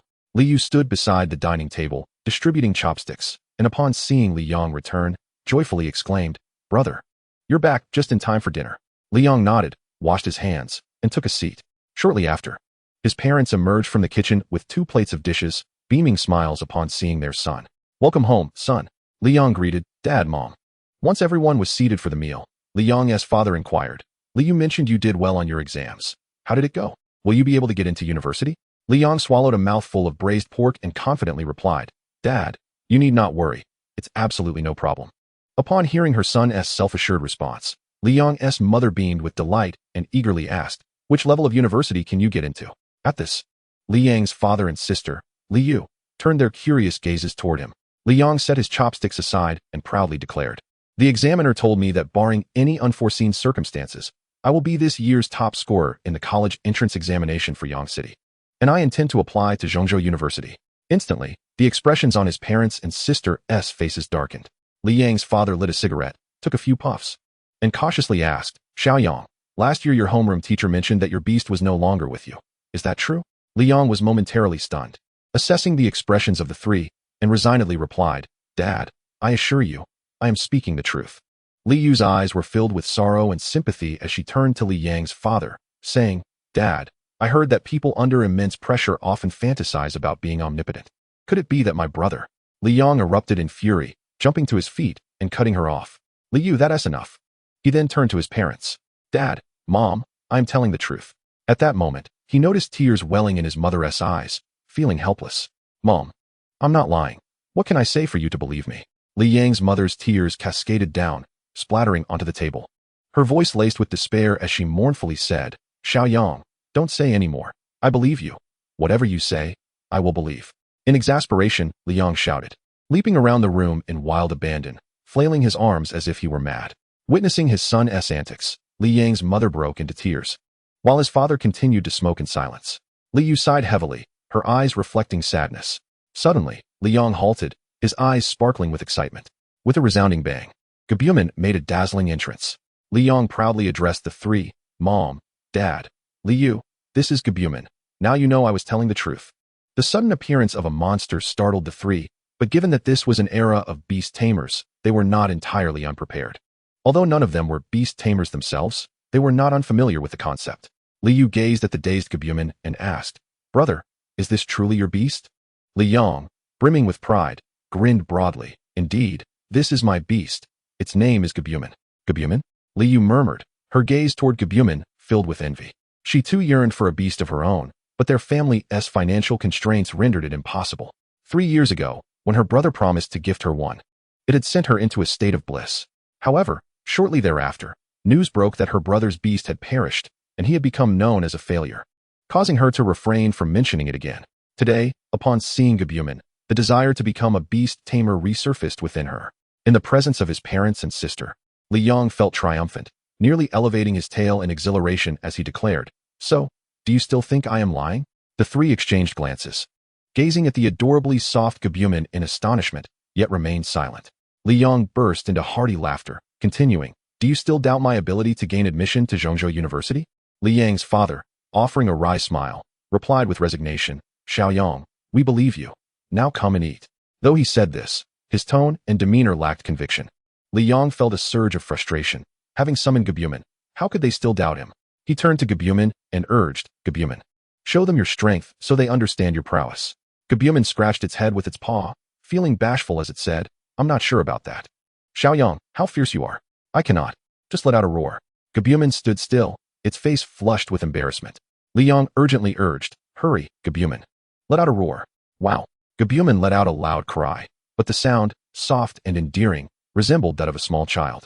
The three of them, upon hearing this roar, were even more incredulous. Gabumon, you. Li Yang, infuriated, kicked Gabumon's rear end.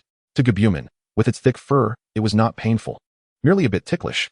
Li Yu, feeling aggrieved, called out, Brother. Li Yang, unable to contain his anger, addressed Gabumon, Gabumon, use your special move. Don't you breathe fire? Just do it, but remember to control the power so you don't burn down the furniture. Chapter 21, The Mutant Dragon Ant. Gabumon took a deep breath and then, with a whoosh, a flame akin to that of a lit candle erupted from its mouth. Gabumon, you.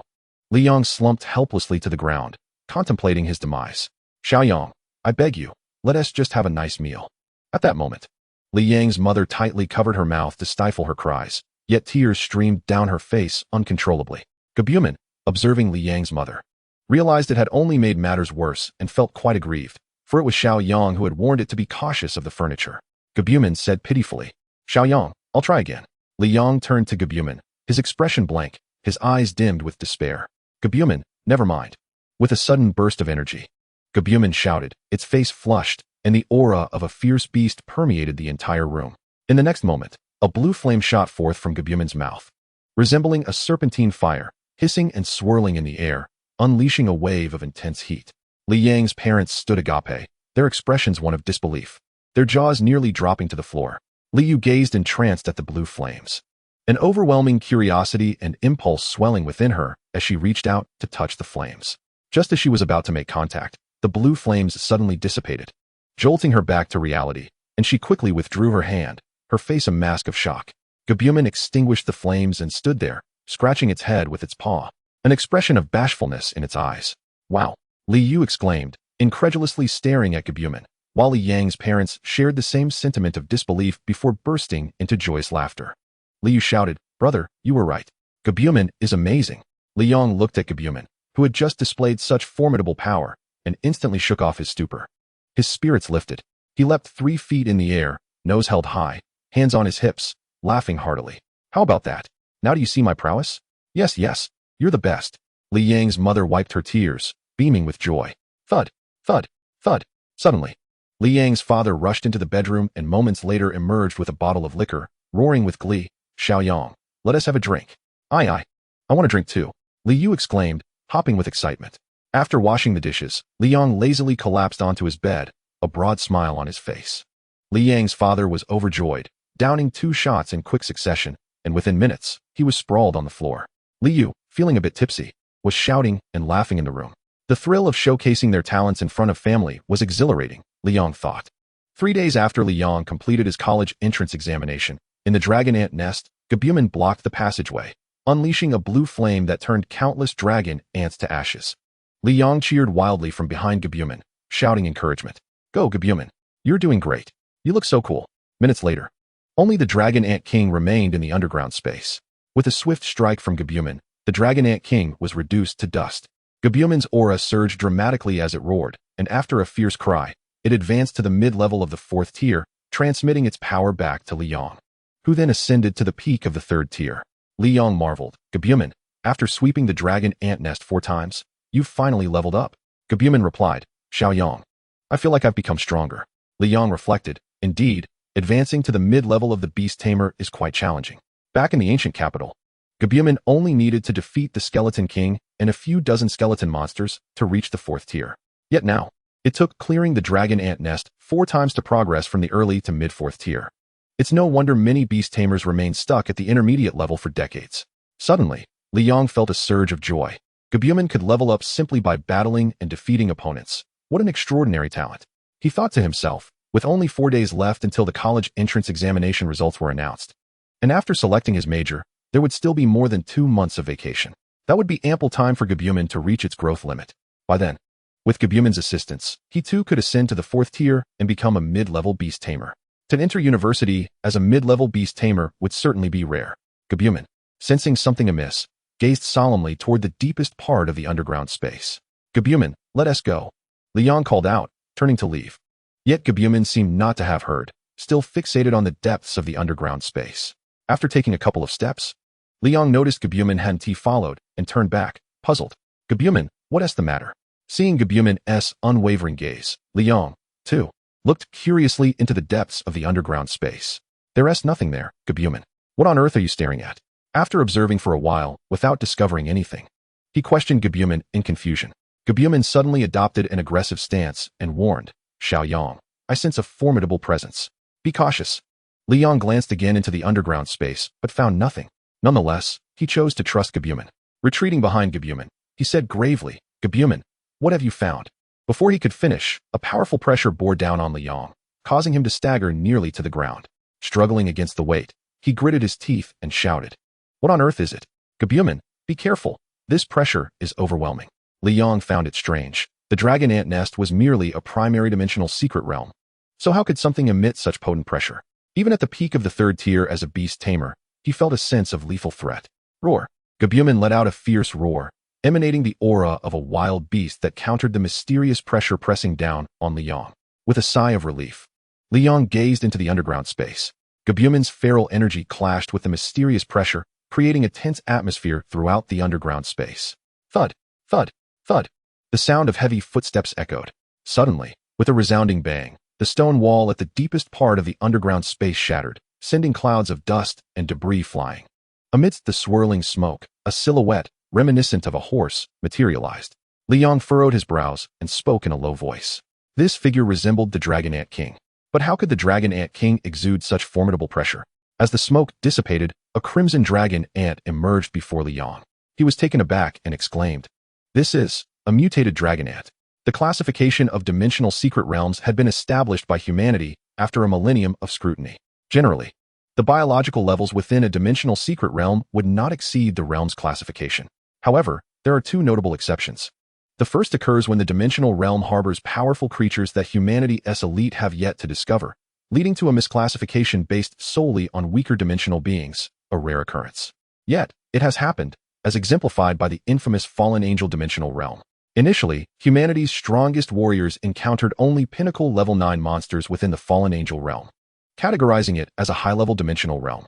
Subsequently, a royal beast master, upon sweeping through the entire realm, whimsically desired to soar into the sky to observe the realm's entirety, only to discover a city in the heavens.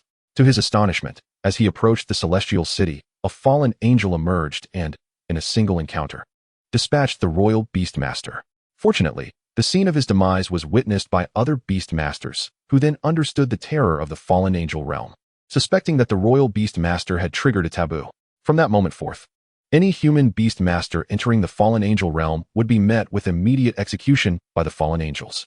Now, the fallen angel realm is regarded in equal standing with the dragon realm, both classified as forbidden realms, rarely dared to be ventured into.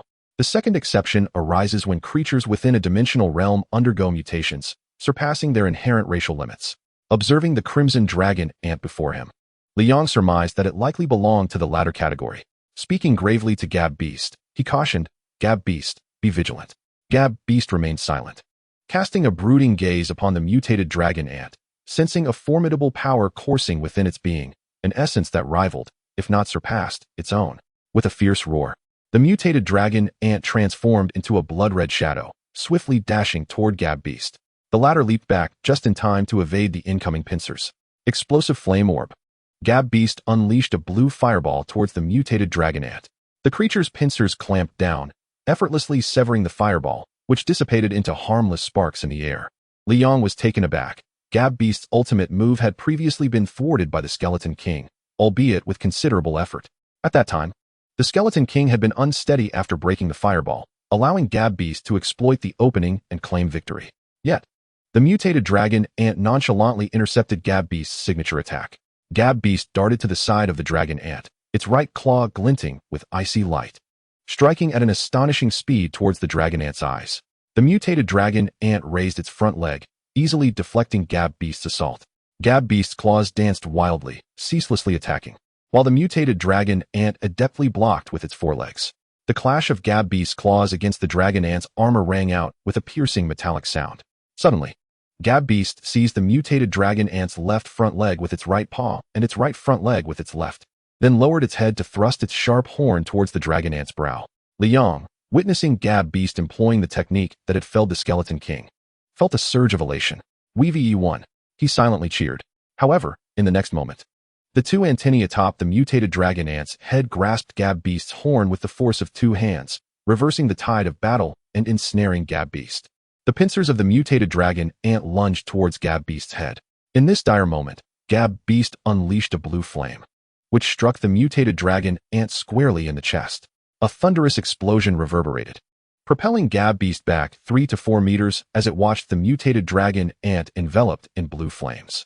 Liang wiped the cold sweat from his brow, exhaling in relief, having believed Gab Beast was in peril. Yet, the situation shifted once more as the blue flames extinguished, revealing the mutated dragon ant unscathed. Liang stood in disbelief, unable to comprehend the scene before him. The crimson dragon ant charged towards Gab Beast, attacking with its forelegs and antennae, while Gab Beast defended with its claws. Crack! The antennae of the mutated dragon ant pierced through Gab Beast's defenses, striking its left shoulder, saturating the fur with blood. Crack! Crack! Crack! Injured, Gab Beast was relentlessly battered by the mutated dragon ant, sent flying several meters before crashing to the ground, its body marred with bloodstains. The mutated dragon ant did not grant Gab Beast a moment to rise, rushing to its side and raising its foreleg for a downward thrust. Gab Beast. Liang sprinted forward, delivering a flying kick to the dragon ant's forehead. A sharp pain shot from Liang's foot to his brain. It felt as though he had struck an iron plate. With a backward somersault, he landed on the ground, crouched, and with all his might, leapt upwards. His right hand clenched into a fist, striking the mutated dragon ant's eye. The mutated dragon ant let out a piercing scream, its hind legs pushing forcefully, causing its entire body to rise, while its other 4 legs flailed wildly. Li Yong quickly dragged Gab Beast away, creating distance from the mutated dragon ant. "Thank you, Xiao Yang," Gab Beast whispered, eyes tightly shut in pain. "Gab Beast, we are partners in battle, are we not?" Li Yong replied, a smile illuminating his face. "Indeed." Gab Beast nodded vigorously before rising to stand alongside Li Yong. With a serious expression, Li Yong fixed his gaze upon the mutated dragon ant, stating, "Gab Beast, I will draw its attention, seize the opportunity to strike." He then dashed to the side of the mutated dragon ant, clenching his fist and aiming for its uninjured eye. The dragon ant's antennae interposed before its eyes, blocking the punch. Li Yong once again felt as though he had struck an iron plate, quickly retreating to massage his wrist. "I cannot reach its eye. My attacks are utterly futile. I should have brought a weapon," he lamented, regretting not having brought a blade. Yet, it was not entirely Li Yang's fault. Beast masters derive their combat prowess from their beasts, who would think to bring weapons. A piercing roar erupted from the mutated dragon ant, possibly incensed by Li Yang's attack on its eye, as it charged at him. Its front legs, akin to 2 gleaming spears, lunged toward Li Yang's eyes. With all his strength, Li Yang jumped back, attempting to create distance. But the mutated dragon ant's 4 hind legs merely shifted slightly before effortlessly catching up to him. Gazing at the creature's ferocious visage, Li Yang's expression turned to one of shock, a flicker of panic flashing in his eyes. Bang! A metallic clash echoed through the air as the Gab Beast struck the back of the mutated dragon ant with its claw, the sharp talon colliding against the ant's armored shell. Sparks flew from the impact, and the force of the blow caused the mutated dragon ant to falter. Collapsing onto the ground, the Gab Beast's claws flailed wildly, creating a shower of sparks. "Aim for its eyes," Li Yong shouted urgently. Observing that the Gab Beast's claws could not pierce the mutated dragon ant's armor, the Gab Beast leaped into the air, landing on the back of the mutated dragon ant, and with all its might, clawed towards the ant's eyes. In Chapter 23, the Beastmaster panel revealed that the Gab Beast's sharp claws had penetrated the mutated dragon ant's eyes, shattering its eye sockets and causing crimson blood to splatter everywhere. The mutated dragon ant let out a pained screech, writhing on the ground as its sturdy armor clashed against the earth, sending debris flying. Explosive fireball. The Gab Beast soared once more, unleashing a torrent of blue flames that coursed through the wound, breaching the ant's armor. With a resounding explosion, all that remained of the mutated dragon ant was a pile of dust and debris, revealing a solitary red beast egg at the site. "Oh, a beast egg has been produced," Li Yong exclaimed with delight as he gazed at the egg. Suddenly, a powerful surge emanated from the Gab Beast, indicating it had leveled up, while the rejuvenating energy flowed into Li Yang's body. Li Yong hastily began to circulate his energy, hoping to ascend to the rank of a level 4 Beastmaster. His realm rapidly approached its limit, and soon, his face flushed crimson. "Huh!" Li Yong shouted, dispersing the energy into the air, causing a powerful force to emanate from him, fracturing the ground around him and forming a circle. However, he was met with failure in his ascension. Li Yong stared incredulously at his hands. "Why? This energy should have been sufficient for my advancement." Just moments prior, as Li Yong attempted to break through, he encountered an invisible barrier at the critical juncture of his progress. Despite the potent energy from the Gab Beast, he was unable to shatter this barrier, and his body began to falter under the strain. In resignation, Li Yong expelled the energy from his body, leaving the ground around him riddled with cracks. The Gab Beast approached Li Yong, inquiring, "Little Yong, what is the matter?" Li Yong looked at the Gab Beast and replied with a smile, "It's nothing. I failed to advance." He then lowered his head, lost in thought. Was it a flaw in the technique, or were there specific conditions for ascending to a mid-level Beastmaster? Li Yong felt a wave of frustration.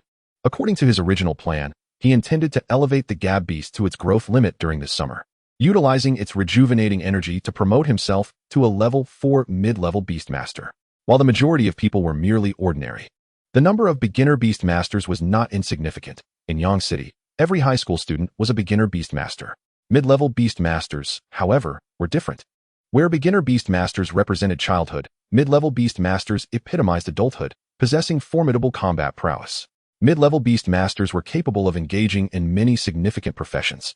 For instance, this year's college entrance examination in Yang City was overseen by examiners at the peak of level 6, essentially still mid-level Beastmasters. Without a doubt, Li Yong was expected to be the top scorer in this year's exam, but that was not particularly remarkable, as Yang City was merely a small city. Once Li Yong entered the Central State University, his achievements would seem rather inconspicuous. However, Those who became mid-level beast masters before entering university were considered geniuses wherever they went. Now, as the summer was just beginning, the Gab beast had already reached its growth limit, a cause for celebration that was marred by his inexplicable failure to advance. The Gab beast could no longer progress, and without its rejuvenating power, how could he become a mid-level beast master? Suddenly, Liang seemed to recall something. He turned to gaze at the beast egg produced by the mutated dragon ant, his eyes gleaming with excitement. Of course, I am currently at the peak of level 3. If I can hatch this beast egg and form a contract with it to cultivate together, I won't need to rely on rejuvenating energy. Yet, his brow furrowed in concern. However, ordinary beasts advance at an exceedingly slow pace. I fear I will be unable to achieve a promotion in just this summer. With that thought, Liang shook his head. Forget it. Given the situation, overthinking won't help. I'll proceed with this plan for now.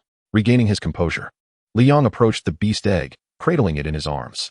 The moment his hands made contact with the egg, a virtual panel materialized before him. Beast, mutated dragon ant, unhatched, level 1, initial stage, growth limit.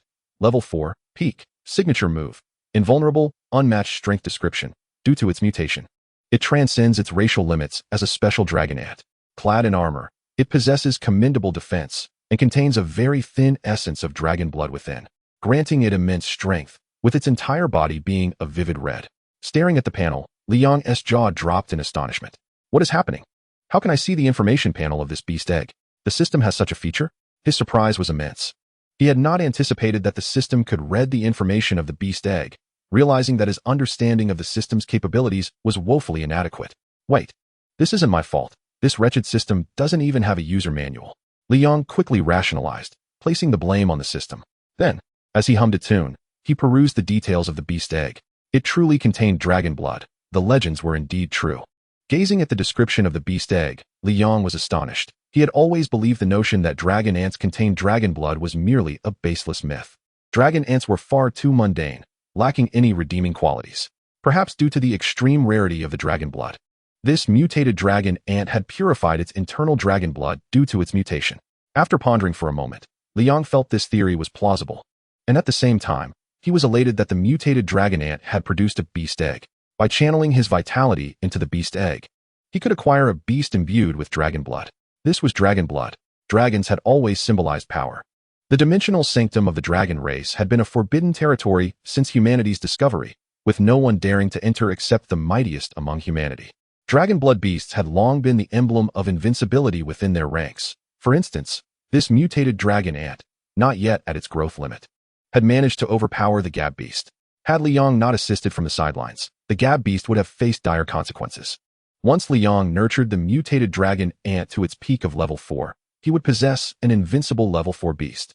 The caveat being that he must avoid encountering another dragon blood beast, Liang mused. However, dragon blood beasts were exceedingly rare, making the chances of encountering one almost zero. Liang felt a slight itch on his back and placed the beast egg on the ground to scratch. Why did the panel disappear? He looked at his hand and then at the beast egg. Could it be? He placed his hand back on the beast egg, and the moment he did, the panel reappeared. Withdrawing his hand caused the panel to vanish, and once again, touching the beast egg brought forth the panel. A moment of realization struck him. So it requires physical contact. No wonder I hadn't discovered this sooner. After a while, a thought crossed Liang's mind. If I touch other beasts, will I be able to see their corresponding panels? Liang felt that this could be worth experimenting with, if it proved effective. The benefits of this functionality would be immense. For instance, had he anticipated the formidable defense of the mutated dragon ant, he could have instructed Gabumon to target its eyes directly, thus conserving considerable effort. In Chapter 24, titled Rolling Beast, Liang pondered the possibility of finding a beast to test this notion, though that would have to wait for another occasion. For now, he prepared to hatch the mutated dragon ant. He channeled his essence into the beast egg, as long as the amount of essence he infused met the egg's requirements. Hatching would occur. Ding! The system announced. The host, with unparalleled courage, confronts a formidable foe and slays the opponent to obtain a beast egg, meeting the system's criteria. Would you like to redeem it? As Liang's essence made contact with the beast egg, he was suddenly taken aback by a series of system prompts, reminiscent of when he earned chivalry points. He was perplexed by the notification. What were the requirements for the beast egg obtained from vanquishing a strong enemy? Moreover, what could be redeemed? What could the system offer? After waiting for a moment without receiving an answer, he could not help but grumble about the faulty system. Liang found himself at a crossroads. If he agreed to the redemption, The outcome was shrouded in uncertainty. If he declined, he would receive a standard beast, allowing him to cultivate alongside a new companion and enhance his prowess. The mutated dragon ant seemed promising, imbued with dragon blood and possessing extraordinary combat capabilities for its level. While the advantages of not redeeming were clear, Liang felt that the system would not offer anything trivial, leaving him uncertain about his choice. Xiaoyang, what are you thinking about? Gabumon inquired, observing Li Yang's fluctuating expression. Nothing much, Gabumon. I'm just contemplating some matters, Liang replied. Oh, Gabumon murmured softly, retreating to the side while keeping a watchful eye on Liang. Liang glanced at Gabumon and asked, why do you keep staring at me? Gabumon smiled shyly and sweetly replied, I just enjoy watching Xiaoyang. Liang was momentarily taken aback, but quickly regained his composure, responding, I like you too, Gabumon. Having made his decision, Liang opted for redemption. Ultimately, he was merely a waste with an F-level aptitude. It was only through the system that he had arrived at this moment. He chose to place his faith in the system, mentally affirming, redeem. In an instant, the mutated dragon ant vanished from his grasp, and a mirror materialized before him, shrouded in chaos. Observing this mirror, Liang mused. This mirror resembles the one from the lottery. It must be the same. After a while, a different kind of chaos dissipated, revealing a figure akin to a unicorn, head only, devoid of a body or limbs. It was a beast, reminiscent of a unicorn. Liang summoned his essence, and a beast with oversized ears manifested. He opened the panel for his new beast. Beast, rolling beast. Level, early stage 1. Growth limit, mid stage 1. Signature move, bubble. Description, a juvenile, digital monster from the digital world, utterly devoid of utility aside from being adorable, with a combat capability nearing 0. However, the rolling beast is born for battle. If the host nurtures it diligently, unexpected transformations may occur. The panel information was almost identical to that of the unicorn, but Liang fixated on the final sentence of the description, unexpected transformations. Another digital monster with the potential for evolution. Turning to the rolling beast, his eyes sparkled with excitement. He was grateful for his choice to redeem. He had received the unicorn only a little over a week ago, and Gabumon had already reached late stage 4. Now, having obtained the rolling beast, which was also a digital monster, Liang was on the verge of ecstasy. Once the rolling beast appeared, it surveyed its surroundings before fixing its gaze on Liang. Hello, Xiaoyang. I am the rolling beast, your companion, it greeted. Liang beamed and replied, hello, I am Liang, also your companion. This scene mirrored the moment the unicorn had emerged. Gabumon, witnessing the sudden appearance of the rolling beast, exclaimed, rolling beast. You've come too. Liang turned to Gabumon, inquiring, Gabumon, do you know each other? Gabumon scratched its head, looking puzzled. I suppose so, upon seeing the rolling beast. I suddenly recalled memories of it. Suddenly recalled? Is this the work of the system? Liang had no answers, yet he chose not to dwell on the matter. He turned to the rolling beast and asked, Rolling beast, do you recognize Gabumon? The rolling beast replied softly, likewise, after seeing Gabumon, I gained memories of it. Then, the rolling beast turned to Gabumon, its eyes filled with envy. That's Gabumon, a digital monster in its growth stage. I wonder when I will evolve to that stage. Liang scooped the rolling beast into his arms. He had enough of holding the unicorn before it evolved into Gabumon, and now he relished the opportunity with the rolling beast. He affectionately ruffled the rolling beast's fur, reassuring it won't be long. Once I accumulate chivalry points, I'll let you evolve. The rolling beast joyfully responded, thank you, Xiaoyang. Liang addressed both the rolling beast and Gabumon, saying, regardless of what happens, we three are companions now. Yes, indeed. Gabumon and the rolling beast both nodded vigorously. Here to high school. Li the Thin. It's been a week since we last met. How have you been? Of course, Wang the Fat, you've gained weight again. Wang the Fat and Li the Thin, this pair of good friends, found themselves together once more. After some playful banter, Wang the Fat remarked, results are coming out today. I'm a bit nervous. Nervous about what? You performed so well. It's only once the dust settles that one can feel at ease. Li the Thin nodded in agreement. That's true. Wang the Fat surveyed the surroundings and said, I wonder when Liang will arrive. He hasn't forgotten, has he? When Liang was regarded as a genius, he was the center of attention. However, after being deemed a failure, their similar backgrounds led to more interaction, especially during Liang's more melancholic days. Wang the Fat, who himself was not particularly distinguished, found Liang's temperament agreeable, and gradually, they forged a friendship. Unbeknownst to Wang the Fat, Liang considered him his sole friend, especially after Wang the Fat had spoken on Liang's behalf, risking offending Chu Hao and Qin Shuren. This solidified Liang's view of him as a brother. Li the Thin nonchalantly suggested, how could he forget? Why don't you give him a call? That is a good idea. Wang the Fat found merit in this suggestion and promptly took out his phone, dialing Li Yang's number. Wang the Fat, you seem to be riding high, remarked Chu Hao, flanked by a few sycophants, as he coldly observed Wang the Fat from the corridor. Beep, beep, beep. Li Yang had just changed his clothes and was preparing to step outside when a sudden ring from his phone caught his attention. Upon checking the screen, a smile crept onto his face. The call from Wang Fatty came in, leaving Li Yang uncertain about the purpose. He pressed the answer button. Hello, Wang Fatty. What is it? Chu Hao, do not take your bullying too far. Bullying? As the class leader, I am merely assessing the practical combat capabilities. How does that equate to bullying you? In Chapter 25, a confrontation ensued. At Hope High, Chu Hao regarded Wang Fatty coldly. He had once sought to recruit Wang Fatty. But Wang Fatty had not only rejected him, but also opposed him, siding with Li Yang. Now, facing Wang Fatty again, he was prepared to impart a lesson. Chu Hao struck Wang Fatty across the face, causing him to see stars. Li Shouzi, taken aback by Chu Hao's audacity, exclaimed, Chu Hao, this is school. The teacher will be here soon. Chu Hao scoffed, and what of the school? I am no longer a student here. Besides, his lips curled into a condescending smirk. He taunted, do you think the teacher would risk offending me for two commoners like yourselves? His words silenced Li Shouzi, who knew that both he and Wang Fatty came from humble backgrounds, their families having scrimped and saved for generations to afford a beast egg that offered them the opportunity to become beast tamers. In contrast, Chu Hao's father had established a company that operated with numerous teams of beast tamers, venturing into dimensional realms to extract beast eggs and dimensional crystals for sale, effectively monopolizing the market in Yang City. No teacher would dare offend Chu Hao for their sake. With an air of condescension, Chu Hao warned Li Shouzi, you'd best step aside, or I shall deal with you as well. Wang Fatty, clutching his face, said, Li Shouzi, please step back. He then turned to Chu Hao. I understand that I helped Li Yang speak on that day, undermining your authority. If you wish to take your revenge, go ahead. He closed his eyes, adopting a posture of submission. Chu Hao snorted derisively. Do not play clever tricks, making it seem as if I am bullying you. Summon your beast so that the class leader can assess your strength. The surrounding lackeys echoed, Wang Fatty, understand this. The class leader aims to train you. Exactly. The class leader is here to encourage your cultivation. Do not be ungrateful. Wang Fatty, the class leader is a level 3 beast tamer. Battling with you is meant to point out your shortcomings. Do not be foolish. Wang Fatty felt a mix of frustration and helplessness, clenching his fists. He was no match for Chu Hao. Enduring a beating now seemed inconsequential.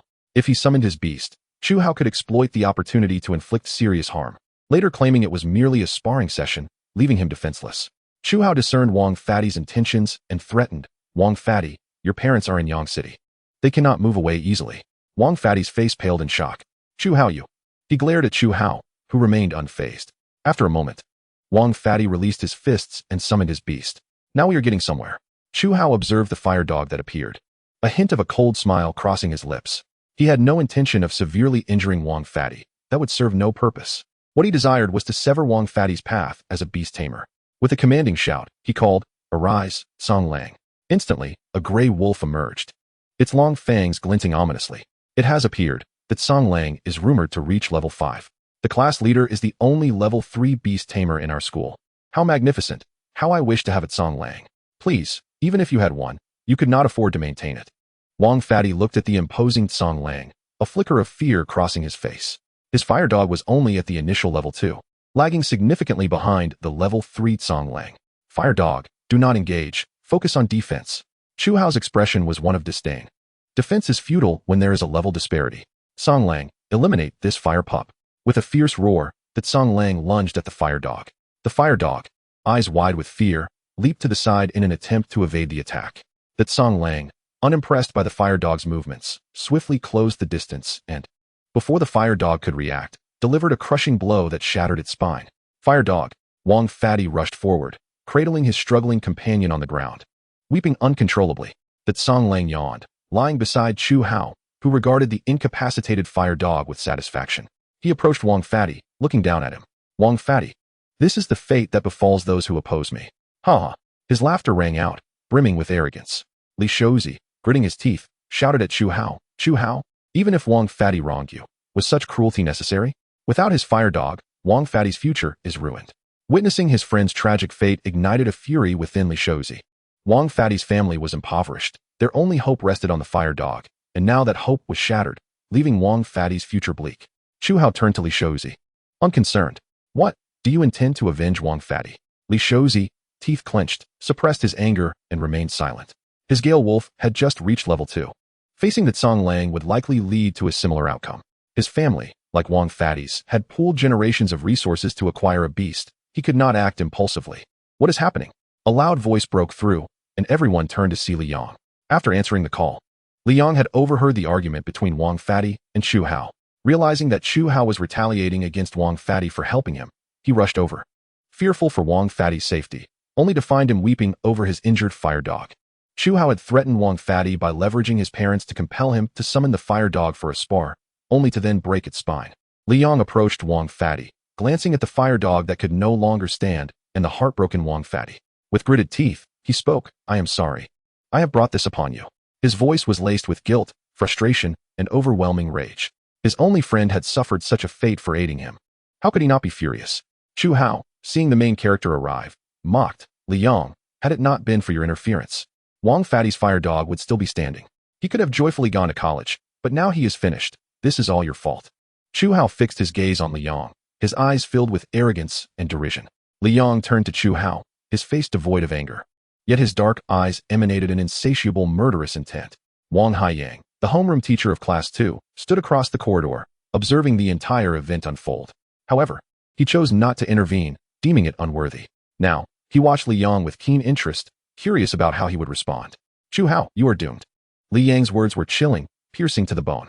Chu Hao squinted, suddenly finding this infamous waste before him somewhat intriguing. Nevertheless, Chu Hao shook his head, reaffirming his belief that Li Yang was, ultimately, a waste. He maintained his lofty demeanor, casually proclaiming, "If you have the guts, then kill me. Li Yang, you are no match for him." Wang Pengzi suddenly interjected to halt Li Yang, who turned to face him. Wang Pengzi's complexion was ashen, and his gaze bore the weight of infinite anguish. More than that, confusion and despair filled his eyes, and Li Yang, peering into the depths of his soul, perceived the profound agony stemming from Wang Pengzi's sense of a severed future. He recognized Wang Pengzi's bewilderment about what lay ahead and discerned the despair he felt regarding his own existence. The hopes of generations had culminated in Wang Pengzi, only to be extinguished. Yet, even so, he still prevented Li Yang from proceeding, for within his heart, Li Yang was his friend. Li Yang's heart was suddenly wrenched as if by a knife. The torment, confusion, and despair in Wang Pengzi's eyes intertwined like 3 strands of hemp, tightening around Li Yang's heart. "Gabushu, eliminate him." Li Yang summoned Gabushu with a fierce roar, infused with a torrent of wrath. Gabushu, bewildered by the unfolding events, remained indifferent. Li Yang's will was its own. In an instant, the presence of the beast enveloped the corridor, sending a chill down the spines of all present. The gray wolf, which had been cowering at Chu Hao's feet, suddenly sprang to its feet, baring its teeth in terror as it beheld Gabushu, acutely aware of the imminent threat. The next moment, a flash of cold light cut through the air, and Gabushu's claws, stained crimson with blood, fell heavily upon the wolf's head, which crashed to the ground. Fear still lingering in its eyes. Level 4, late stage. How could this be opposite him? Wang Haiyang stood, dumbfounded, gaping at Gabushu. Everything had transpired too rapidly for him to comprehend. It was only then that he registered Gabushu's formidable strength and scrutinized Li Yang. At peak level 3, how could there be such a vast disparity between Li Yang and his beast? Typically, the gap between a beastmaster and their companion would be no more than 1 or 2 minor realms. Yet Li Yang and Gabushu were nearly a whole major realm apart. The scene before them exceeded the comprehension of their classmates, who erupted into exclamations. The gray wolf was a level 3 beast, the only one of its kind in Yang City High School, and it had perished just like that? This was Li Yang? How could he be so formidable? Wasn't he supposed to be a worthless failure? How had he suddenly transformed? I refuse to believe it. This cannot be real. That was the gray wolf. Chu Hao's eyes widened in panic and disbelief, struggling to fathom how the typically ineffectual Li Yang could possess such a fearsome beast. Then, a smirk crept onto Chu Hao's face. "Interesting, Li Yang. So this is that beast you've kept hidden. You actually endured for 3 years. Impressive." Surrounding students, perplexed, inquired. "That beast? Which one?" Quick to respond, one student replied, "Which else could it be? The one praised by the royal class beastmasters." Gasps of astonishment rippled through the crowd. How could this be? Wasn't it said that Li Yang had let it die? Have you ever heard of a beastmaster allowing their beast to perish? Doesn't that imply that Li Yang was still a genius, misunderstood for 3 years? Why would he do this? To conceal his strength, perhaps. Students gasped in disbelief, contemplating the ruthlessness of being branded a failure for 3 years while hiding his true capabilities. Li Yang remained silent, his cold gaze fixed on Chu Hao. his eyes sharp as a hawk's, instilling fear. Chu Hao, unnerved by Li Yang's stare, felt a chill creep down his spine. Yet soon, rage surged within him. And he bellowed, "Liang, don't think you're the only one with a level 4 beast. I have one too." With a powerful shout, he commanded, "Arise, Ice Lion King." A majestic ice-blue lion emerged before Chu Hao, its robust form and sapphire-like eyes exuding an aura of nobility. The Ice Lion King, at level 4. Early stage, this would be interesting. Let me see just how formidable your beast truly is. Wang Haiyang was taken aback once more. His interest peaked as he turned his attention toward Li Yang and Gabushu, eager to discover what made this beast, praised by his uncle, so special. 3 years had transformed a student with an F-grade talent into a level 3 peak beastmaster. Quite impressive, but still not sufficient. The Ice Lion King's appearance was immediately recognized by knowledgeable students. Most of the classmates, however, lacked experience and looked to those in the know, asking, "Is the Ice Lion King truly that powerful?" Those well-informed students, shaking off their astonishment, replaced it with envy and explained, "The Ice Lion King, as the name suggests, is the king of the Ice Lion lineage, capable of wielding the power of ice, and can evolve to a level 7 advanced beast." Upon hearing this, the crowd erupted in a frenzy. What? An advanced beast? In all of Yang City, only the city lord possessed an advanced beast. The lion's imposing physique clearly demonstrated its might, but where had Chu Hao acquired the Ice Lion King? It must have been a gift from his father. But Chu Hao's father is only level 6. He doesn't even have an advanced beast. A knowledgeable student quickly clarified, "Indeed, the Ice Lion King can grow to level 7. But as Chu Hao stated, this one is only level 4, far from level 7. Despite this, the students continued to gaze enviously at the Ice Lion King. Even so, it was still quite impressive. Wait, you said level 4. Didn't Chu Hao just break through to level 3 Beastmaster? How did he suddenly attain level 4? What is going on? Has Chu Hao surpassed us by 2 major realms? Li Yang, taken aback by the sudden appearance of the Ice Lion King, felt his resolve harden. However, this would not deter his murderous intent. Gabushu attack. Gabushu leapt forth, transforming into a streak of shadow, faster than lightning, aimed directly at the Ice Lion King's throat with a swift claw strike. The ferocious presence of Gabushu startled the Ice Lion King, and a gentle breeze ruffled its mane. The next moment, an icy chill emanated from the Ice Lion King, and a powerful whirlwind, infused with frost, erupted from its being. The frigid air swept through the area, freezing the ground beneath, as Gabushu halted its advance and let out a thunderous roar. With a resounding cry, blue flames radiated from Gabushu, and in an instant, the encounter between the frost and flames sparked thousands of flashes of lightning. Chu Hao, grinning savagely, shouted, "Ice Lion King, finish him." A more potent wave of energy surged forth, accompanied by bone-chilling frost, as the icy domain gradually constricted the fiery realm. Liang bellowed, "Gabushu, hold nothing back." Gabushu roared fiercely once more, and the power of the flames surged, overwhelming the frost.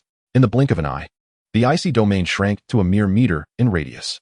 The Ice Lion King's noble form faltered, gritting its teeth in a struggle to withstand the onslaught.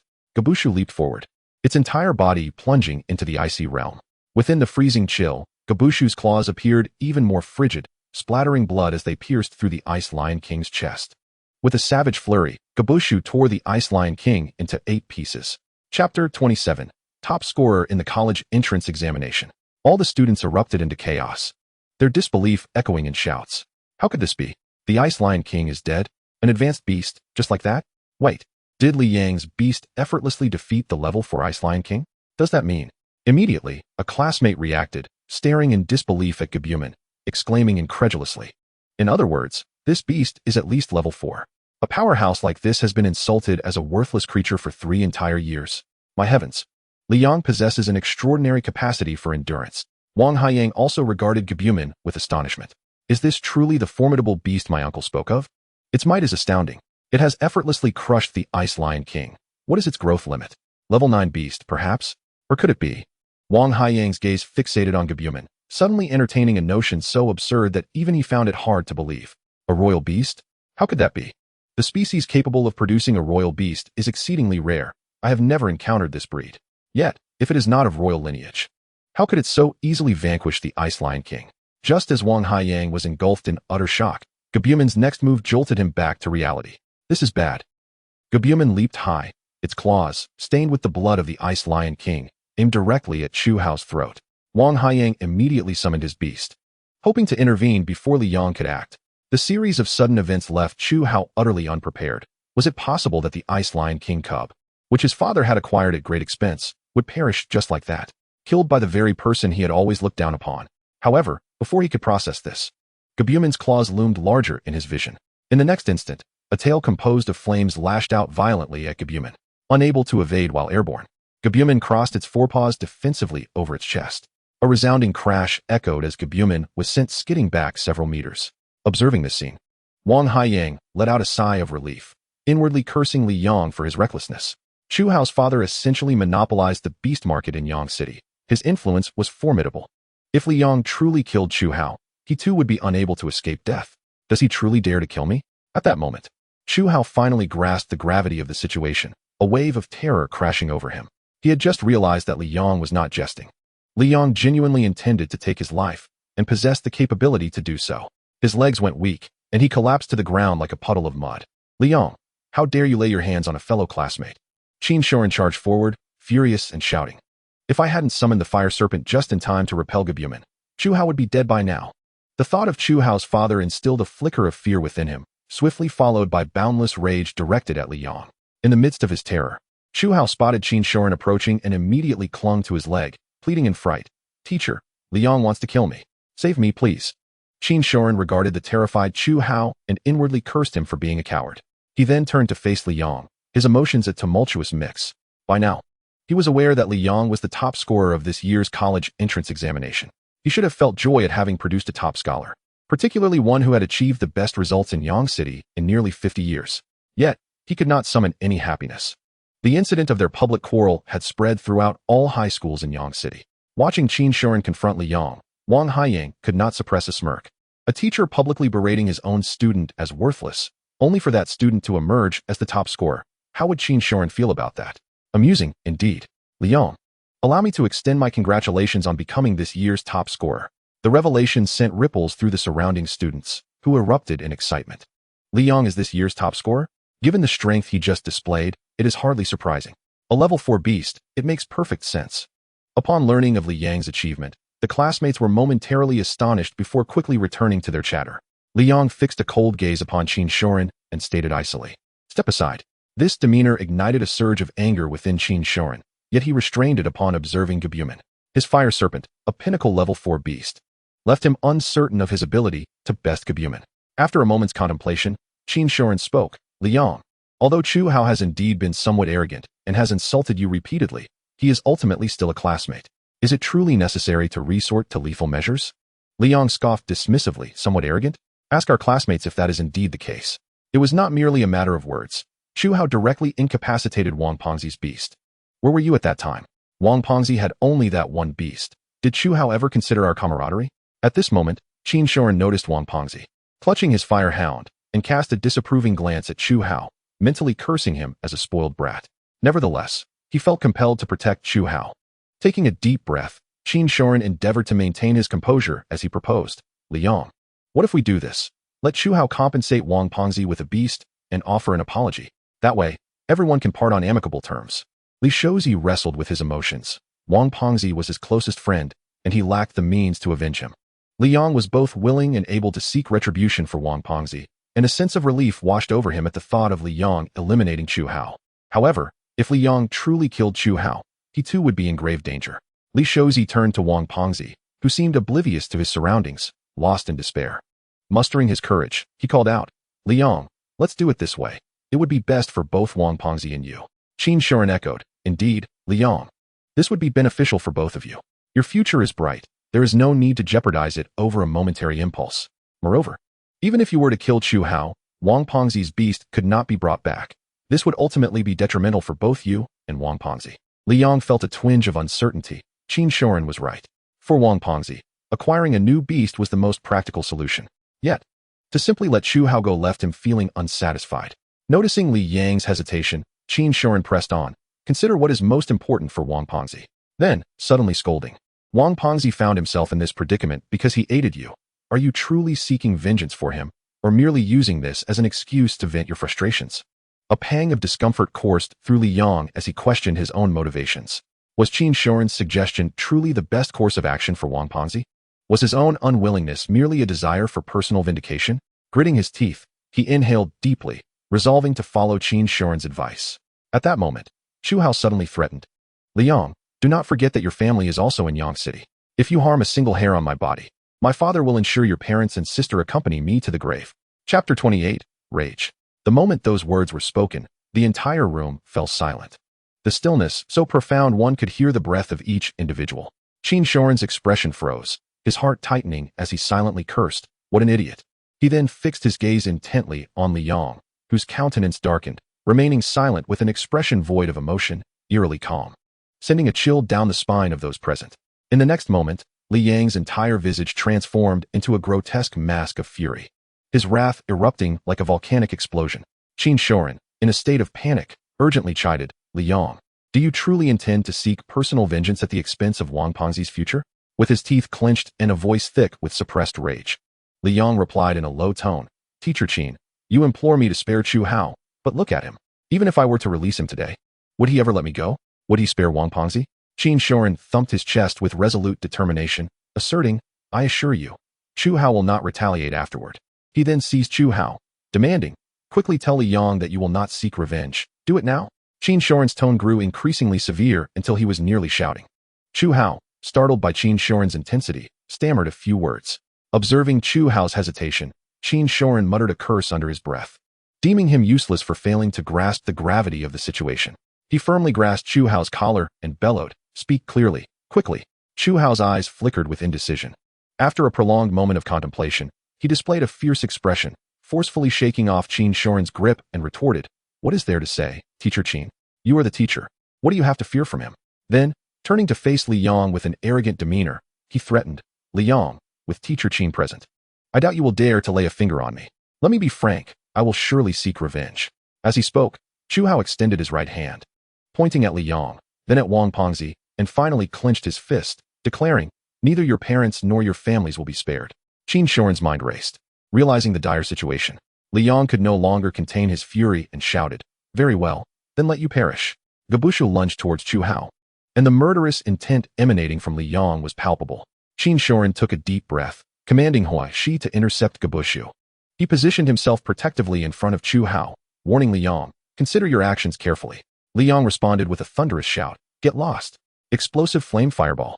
Gabushu unleashed its ultimate move, a stream of blue flames slicing through the air towards Chu Hao. Hua Shi roared in retaliation, expelling a torrent of fiery red flames that collided with the blue flames. For a moment, the two flames were evenly matched, neither yielding to the other. As both sides intensified their efforts, the power of the flames escalated, raising the surrounding temperature. The onlooking students, drenched in sweat, gradually succumbed to the oppressive heat and fled the corridor in haste. Chu Hao discreetly reached into his pocket, retrieving his phone, and quietly composed a text message before sending it. With arms crossed, he observed the fierce clash with keen interest. The intensity of Gabushu and Hua Shi's powers surged, and ultimately, Hua Shi reached its limit, with the blue flames beginning to overpower the red flames.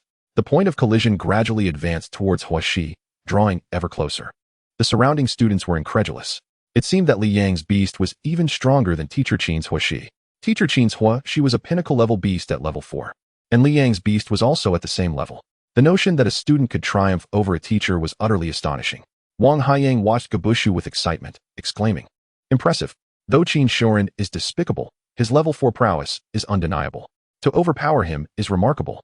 However, he shook his head, lamenting, "Alas, this won't be enough to defeat Qin Shoren." No sooner had he spoken than Qin Shoren bellowed, "Flames ignite." A powerful surge of vital energy erupted from Qin Shoren, causing Hua Shi's flames to blaze even more fiercely. Hua Shi expelled an even more searing torrent of red flames, halting the advance of the blue flames, and once again, both sides were at a stalemate. With a fervent shout, Qin Shoren unleashed a more potent wave of red flames, gradually suppressing the blue flames and pushing them back towards Gabushu. As time passed, the blue flames were forced to within half a meter of Gabushu. Liang furrowed his brow, his anger somewhat abated but confusion setting in. What was this technique? The power of Hua Shi seemed inferior to Gabushu. Yet with Qin Shoren's assistance, it was managing to overpower Gabushu. What was fueling this fiery confrontation? Meanwhile, Gabushu summoned its strength to the utmost, emanating a ferocious aura that intimidated everyone present. Liang's beast found itself suppressed. Indeed, what a formidable teacher, they thought. This power is overwhelming. Yet, why did it feel as though Liang's beast exuded a more terrifying presence? With a mighty roar, Gabushu enveloped itself in blue flames, radiant and enigmatic, resembling a divine beast amidst the inferno. As Gabushu exerted its full strength, Huashi's power was swiftly subdued, and the blue flames completely overwhelmed the red flames in mere seconds. The once mighty red flames became nearly invisible, culminating in a tremendous explosion. The red flames vanished entirely, and the blue flames struck Huashi, gradually replacing its fiery essence. Huashi writhed in agony, while Qin Shorin's face was etched with anxiety as he desperately channeled vital energy into Huashi. After a prolonged struggle, once Qin Shorin's energy was depleted, the blue flames finally extinguished. Huashi lay weakly on the ground, its flames flickering dimly, nearly extinguished. Across the way, Wang Haiyang stared in astonishment, realizing that just moments ago, Qin Shorin had dominated the battle, and yet, in the blink of an eye, the tides had turned, leaving Huashi gravely injured. Suddenly, Wang Haiyang grasped the gravity of the situation. Without anyone to impede Liang, Chu Hao's life was in imminent danger. If Chu Hao were to perish, his father, Chu Tianba, would undoubtedly go berserk. After a brief moment of contemplation, Wang Haiyang withdrew his phone and dialed a number, knowing that in Yang City, only one person could restrain Chu Tianba. Chu Hao, in a state of shock, struggled to comprehend that Qin Shorin had actually been bested by Liang. As reality set in, he gazed at Gabushu's sharp fangs, terror enveloping him as his complexion turned pale. Unable to contain his fear, he stumbled back a few steps. As Gabushu advanced ominously towards him, in a desperate tone, Chu Hao exclaimed, "Liang, you cannot kill me.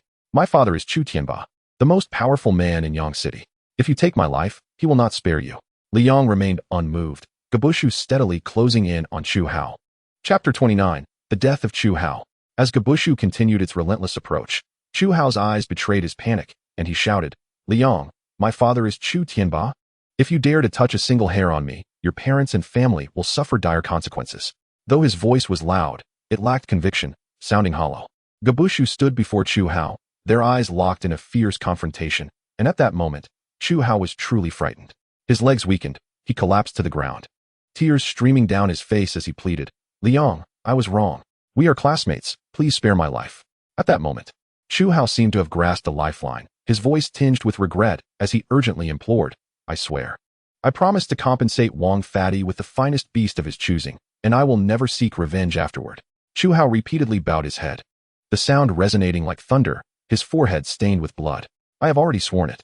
I beg you, spare my life. Liang, please grant me mercy." Liang, observing the desperate pleas of Chu Hao, felt a wave of revulsion surging within him.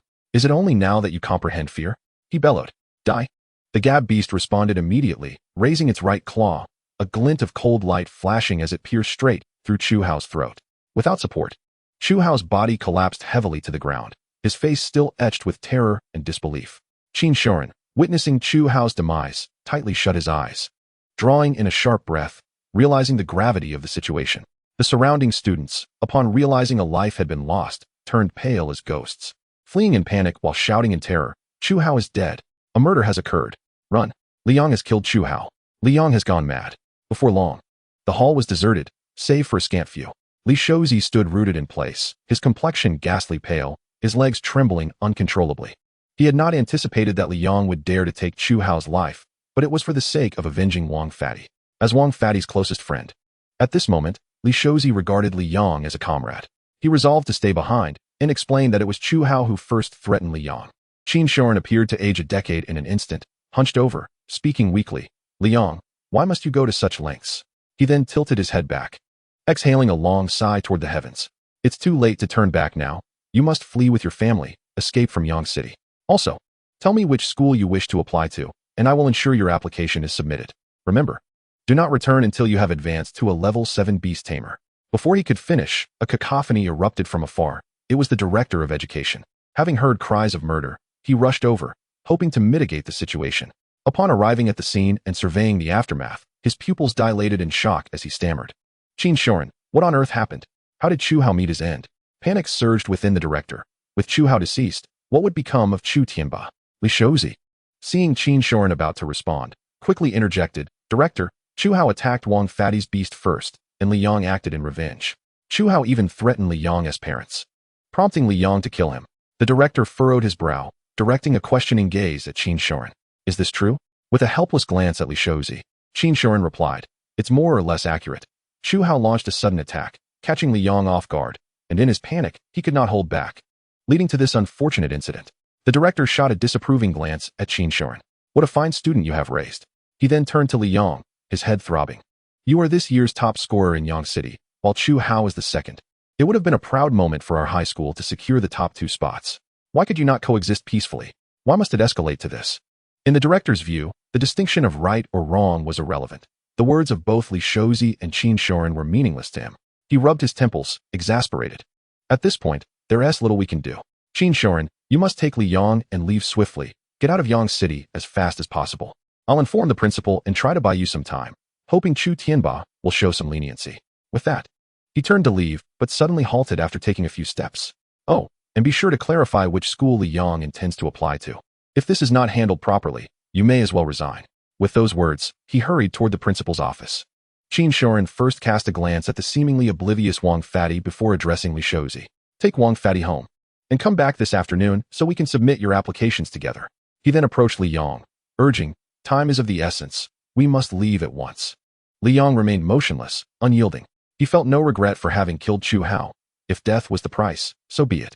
Yet, as his fury subsided and his reason returned, he recognized the recklessness of his actions and the potential repercussions for his parents and younger sister, Li Yu. He had braced himself for the worst when the director arrived, believing that his death would ensure his family's safety from Chu Tianba's wrath. He was taken aback to find Qin Shorin advocating for him and insisting on his escape. He could not fathom why. Having taught for over a decade and having guided thousands of students, Qin Shorin instantly discerned Li Yang's thoughts and reproached him. Li Yong, I know you harbor disdain for me, but I am still your teacher. Can you not trust me just this once? Li Yong stood defiantly, staring unwaveringly at Qin Shorin, who sighed in resignation before adopting a stern demeanor. Li Yong, I understand your thoughts, but do you truly comprehend who Chu Tianba is? Do you think that your death would resolve anything? Let me be clear. Even if you were to be torn apart, Chu Tianba would not be satisfied. Your family would still face grave danger. Li Yong felt a surge of panic. Teacher, what should I do? Qin Shorin grasped his arm and leaped down the corridor, running as he spoke. Today is the weekend. There are no classes or work. Hurry home and inform your family. Don't bother packing. Just take the money and head straight to the capital. The capital is stable and not far from Yang City. Chu Tianba would not dare to act there. With your grades, simply apply to Zhongzhou University. Once you become a senior beast tamer, even Chu Tianba will have to bow to you. Li Yong looked at Qin Shorin, his eyes brimming with tears, suddenly overwhelmed with emotion. Qin Shorin sensed the shift in Li Yang's feelings, thinking to himself, after all, he is still just a child. Before they could exit the school gate, an ice blue lion suddenly leaped overhead, blocking their path. Chapter 30, Chu Tianba. Qin Shorin gazed at the imposing ice blue lion before him, beads of cold sweat trickling down his brow as he exclaimed, the ice lion, it's Chu Tianba. This is bad. Chu Tianba dismounted from the ice lion, cradling Chu Hao's lifeless body, his eyes ablaze with sorrow and fury.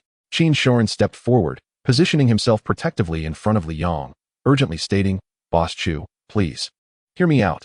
A roar erupted from the ice lion, reverberating through the skies, deafening and filled with a tyrannical aura. Qin Shorin stood frozen in place, his expression rigid, unable to utter a word. Chu Tianba was the first to speak. Teacher Qin, today is the day results are released, as well as the day for applications. My son joyfully arrived at school. The entire family had prepared a celebratory feast, eagerly awaiting Hauer's return home. Moments ago, Hauer had sent me a message urging me to hurry to the school. Yet, by the time I arrived, Hauer had already met his untimely demise. As Hauer's homeroom teacher, might you enlighten me on the circumstances surrounding his death? A profound sorrow intermingled with my words, leaving Qin Shorin momentarily speechless. Overwhelmed by this tide of grief, after a prolonged silence, he managed to utter, it was merely a minor altercation, an unfortunate accident. Chu Tianba spoke in a hushed tone, his voice tinged with melancholy. A minor altercation? What kind of trivial dispute could claim Hauer's life? Mr. Qin, I hail from humble beginnings and have never set foot in a university. The path to my current standing has been paved with countless hardships. Thankfully, fortune favored me, and I gained recognition from influential figures. Yet ultimately, my potential is limited. I shall never transcend the ranks of a level 7 beast master. Suddenly, Chu Tianba's countenance swelled with pride. But my son is different. Although he possessed only a D-grade talent, his progress has been remarkable. He performed admirably in this year's college entrance examination, ranking second in Yang City. A prestigious university is within reach. I leveraged numerous connections to secure a level 3 pinnacle ice lion for him, and even provided a level 4 energy crystal to aid his advancement to level 4. Can you tell me at this juncture? Chu Tianba erupted in a furious shout, his face contorted with rage. What kind of accident could lead a level 3 Beastmaster, protected by a level 4 Ice Lion, to an untimely death? Speak. Qin Shorin felt as though his throat had constricted, rendering him mute. It was then that Li Yong emerged from behind Qin Shorin, declaring loudly, I killed Chu Hao. What will you do about it? Upon seeing Li Yong step forward, Chu Tianba regained his composure, his expression returning to normal. You must be the top scorer, Li Yong. I've heard you also come from humble origins, truly extraordinary.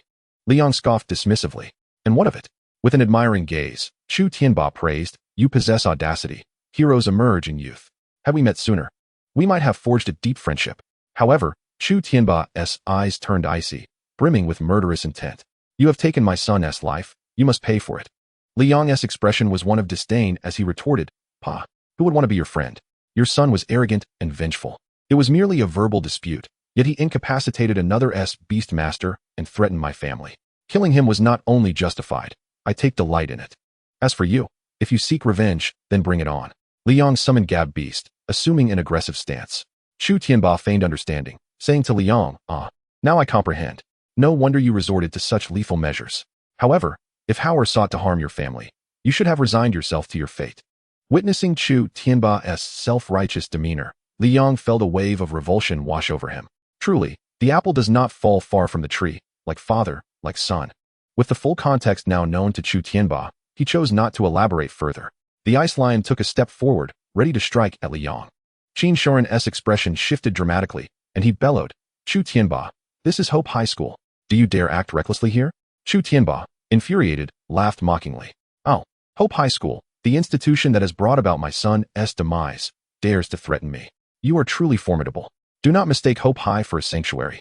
In all of Yang City, I can kill wherever I choose, and who shall dare intervene? With that, the Ice Lion let out a furious roar, unleashing a blast of freezing air directed at Qin Shorin and Li Yong. Flames ignited as Qin Shorin summoned a fire serpent, unleashing a torrent of crimson flames towards the icy assault, though its power was significantly diminished compared to when he battled alongside Li Yong. Gab Beast also expelled a stream of azure flames, combining with the red blaze to counter the freezing onslaught. The three energies collided, creating shockwaves. Yet the blue and red flames struggled to withstand the pressure, becoming increasingly suppressed. Li Yong, do not hold back. Use your abilities. Qin Shorin shouted. Li Yong, bewildered, queried. What abilities? He recalled the system panel that indeed listed an abilities section, yet he possessed none. Qin Shorin gazed at Li Yong in astonishment, sensing the boy's confusion and realizing he was not lying. You cannot possibly be a mere level 3 pinnacle. You are not concealing your strength, are you? Li Yong nodded. I am indeed a level 3 pinnacle, with no hidden abilities. Qin Shorin turned to Gab Beast. What species is your beast? How can there be such a stark difference in your levels? It is level 4 late stage, while you are merely level 3 pinnacle. Li Yong was momentarily at a loss for words. Chu Tianba, seething with rage, saw the two engaged in conversation. In an instant, the freezing air surged in power, overwhelming both Gab Beast and the fire serpent. The speed of the freezing assault was so rapid that Qin Shorin and Li Yong were left with no option but to brace themselves for the impending doom. Boom! A terrifying water column surged from behind them, colliding with the freezing wave, holding them at bay for a brief moment before erupting in a violent explosion. Qin Shorin turned to see the newcomer and breathed a sigh of relief. The principal of Hope High School, with short hair interspersed with gray, wore a serious expression as he fixed his gaze upon Chu Tianba. Mr. Chu, is there no room for reconciliation in this matter? With a mocking sneer, Chu Tianba retorted. If someone were to kill your son, would you offer that person any leniency? The principal's voice boomed like thunder as he declared, this is Hope High School. Chu Tianba, now laughing in anger, replied, here we go again. Qin Shorin said the same, and now you echo him. Is Hope High School truly so impressive? I am determined to kill Li Yong. No one can protect him, mark my words. The massive frog behind the principal leaped gracefully, vaulting over the heads of the crowd and landing before the principal, standing in defiance against the Ice Lion. The director hastily urged Qin Shorin and Li Yong to retreat, preparing to exit the school from the side. As both the principal and the giant frog had aged, despite also being at level 6 pinnacle, they would surely not withstand a prolonged battle against Chu Tianba. Upon hearing this, Li Yong immediately stepped forward, exclaiming, then the principal is in danger. We must assist him. The director and Qin Shorin shook their heads in unison. You are still just a child, the director explained. The principal hasn't fought in quite some time. while Chu Tianba frequently enters the dimensional secret realm to hunt monsters. No one knows if he has hidden trump cards. If we engage together, our chances of victory are slim. While the principal can still delay Chu Tianba, you must gather your belongings and flee with your family. Fear not. After all, the principal is a government employee with an official position. Even if Chu Tianba were emboldened, he would not dare harm the principal. Chapter 31. Interception. The director summoned 2 Gale Wolves, mounting one himself, while Qin Shorin and Li Yong shared the other. Li Yong kept his head low, unable to comprehend why. When confronted by Chu Tianba, Qin Shorin's instinctive reaction was to shield him. Typically, Qin Shorin looked down upon Li Yong, frequently berating him as worthless. While the director had been kinder to Li Yong upon his entrance to high school. However, after Li Yong's cultivation stagnated for 3 years, the director had nearly wished to tear him apart. But why? Why this time did everyone step forward? Qin Shorin sensed that Li Yang's emotions were askew, mistakenly attributing it to a series of misfortunes that had unsettled Li Yang. He spoke soothingly. Li Yang, don't overthink it. Close your eyes and rest for a moment. It will soon pass. Li Yang lifted his head, gazing at Qin Shorin with a complex expression, this unfamiliar side of Qin Shorin leaving him perplexed. Teacher, why? The wind wolf raced at breakneck speed, the wind roaring in his ears, and Qin Shorin couldn't catch his words, asking, what did you say? Li Yang raised his voice, shouting, Teacher, why are you protecting me like this? I killed Chu Hao. Wouldn't it be simpler to hand me over? Even if I am the top scorer in the college entrance examination from Yang City, what does that mean to you? There are plenty of top scorers from high school. Qin Shorin, upon hearing this, felt no surprise. He was all too aware of his usual demeanor towards Li Yang. He explained, I am, after all, your teacher. And you are my student.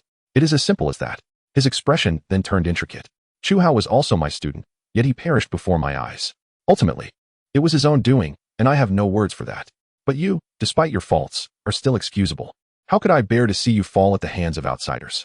I am unaware of the thoughts of the director and the principal, but I estimate they are likely similar. Li Yang fell silent, his emotions in turmoil. He could not discern whether Qin Shorin's words were sincere or feigned. Yet in that moment, Qin Shorin was indeed shielding him. The wind wolf moved swiftly, and within minutes, they were nearly at Li Yang's doorstep. Suddenly, the wind wolf came to an abrupt halt, and Li Yang instinctively leaned forward. Once he steadied himself, he peered beyond Qin Shorin. A 5-member team, also riding wind wolves, obstructed their path. The leading man, astride his wind wolf, took a few steps forward, scrutinizing the trio before grinning widely and exclaiming, It's them. The young one is Li Yang. The boss said to capture him alive. The remaining 4 erupted in jubilant cheers. We VE cornered them. We're about to strike it rich. Hurry, let us make it quick. If other teams arrive, it will be troublesome. The leading man, brimming with excitement, nonetheless cautioned his comrades. Be careful. These 2 teachers are intermediate beast masters and government personnel. Don't harm them. As for this fat sheep, as long as he doesn't die, that's what matters. The adversaries were evidently formidable. Qin Shorin glanced at the director, hoping for a clever strategy. The director, his face grim, replied, In this matter, we are ultimately in the wrong. We cannot escalate this. If the security team arrives, we may not be able to protect Li Yang. Li Yang felt he was dragging everyone down, clenching his fists tightly. The director raised his head and scanned the surroundings. This is a residential area, and today is the weekend. Many people are already watching us. We must find a less populated place. He then rode his wind wolf closer to the squad leader and proposed, I trust you all and do not wish for this to escalate. There's an abandoned factory nearby. Shall we resolve this there? The squad leader hesitated momentarily. Then the director continued, fighting here could easily endanger the civilians. If the security team arrives, not only will you not earn any money, but you may also find yourselves in trouble. Think it over. The squad leader raised an eyebrow and replied, Lead the way. The director took the lead, heading toward the abandoned factory, with Qin Shorin and Li Yang following closely. One of the members of the Beastmaster team said, Boss, could this be a trap? The abandoned factory might be rigged. The squad leader chuckled dismissively, confidently stating, They are just high school teachers. They will be mindful of the impact and want to fight here. Moreover, if a scuffle ensues, we might subdue them quickly. But if we delay until other teams arrive, the bounty will have to be shared. As for traps, they had a level 5 early stage Beastmaster, a level 4 peak, and a level 3 peak among them. They rode 2 level 5 early stage wind wolves. That must be the extent of the level 5 Beastmaster's capabilities. We have 2 level 5 early stage Beastmasters, plus 5 level 5 early stage wind wolves. No trap can compensate for such a vast disparity. The other team members found the squad leader's analysis reasonable and ceased their objections. Upon reaching the abandoned factory, the director lowered his voice and said solemnly, In a moment, I will unleash my full strength and aim to resolve our opponents in the shortest time possible. You two must protect yourselves. Liang was momentarily taken aback. Shouldn't they confront the enemy together? What did the instruction to protect themselves mean? Did he find them a hindrance? Before Liang could voice his thoughts, the director exuded a fierce aura. Before becoming a teacher, he had not shied away from exploring dimensional realms. He had even resorted to murder for a beast egg. The director summoned his beasts, channeling his energy. In the next moment, 10 wind wolves appeared on the scene. Combined with the previous 2, totaling 12 level 5 early-stage beasts. The director bellowed wind. The wind wolf pack surged in power upon receiving the director's energy. Collectively howling to the heavens, their ferocious aura enveloping the area. The Beastmaster team's expressions changed dramatically. This power was unexpected. The pack leaped into action, encircling the Beastmaster team. The squad leader stared in terror at the snarling, drooling wind wolves, under the pressure of their higher-ranked kin. Their own level 4 peak wind wolves had gone limp, utterly bereft of combat capability. Power amplification, speed amplification, defense amplification. The Beastmaster team hastily summoned their beasts and utilized their abilities, yet amidst the howls of the wolves, they were obliterated. Liang stared in awe at the director, unable to restrain himself from asking, "Director, with so many wind wolves, why did you have me and Teacher Qin ride just one?" The director looked at Liang and explained with a smile, "If the 3 of us each rode a wind wolf, our opponents would struggle to gauge our strength. Out of caution, they might join forces and prepare thoroughly. By displaying only 2, they will perceive us as lacking in power, leading to potential overconfidence." Liang exclaimed, "I see. I understand now." Clap, clap, clap, came the mocking sounds. Truly a teacher. We have learned much. Chapter 32, The Spiderweb. Liang suddenly lifted his head. On the surrounding walls stood 7 individuals, 6 men and 1 woman. The director furrowed his brow, his expression darkening as he said, "All are level 5 Beastmasters. This is troublesome." He then turned to Liang and Qin Shorin, stating, "I will do my best to hold them off. You two must flee." Liang hurriedly protested, "Director, this mess is my doing. How can I abandon you? Just hand me over." The director shouted angrily, "Liang, you must understand. I'm your teacher, and you are my student. If I were to hand you over, I would carry that guilt for a lifetime." "Director, The director waved a hand to interrupt Liang. "It's settled." Meanwhile, the newly emerged leader of the Beastmaster team spoke in a deep voice. "Surrender that student, and I shall allow both of you to depart." The director of education raised his voice, reprimanding loudly, "Nonsense. I am a teacher. How could I possibly hand over a student to scoundrels like you?" The Beastmaster team leader shook his head. "Then there is nothing more to discuss." He turned to his team and commanded, "Attack." Over 20 level 5 Beastmasters exuded a formidable aura, like towering waves crashing down, rendering Liang and his companions breathless. The Gale Wolf Pack joined forces in an attempt to resist, yet their efforts were as futile as an ant trying to shake a tree. Just as the situation became dire, a middle-aged man riding a magnificent striped tiger descended from the sky, positioning himself protectively in front of Liang and his friends. The striped tiger roared, unleashing the pressure of a level 6 Beastmaster that tore through the opposing waves of force.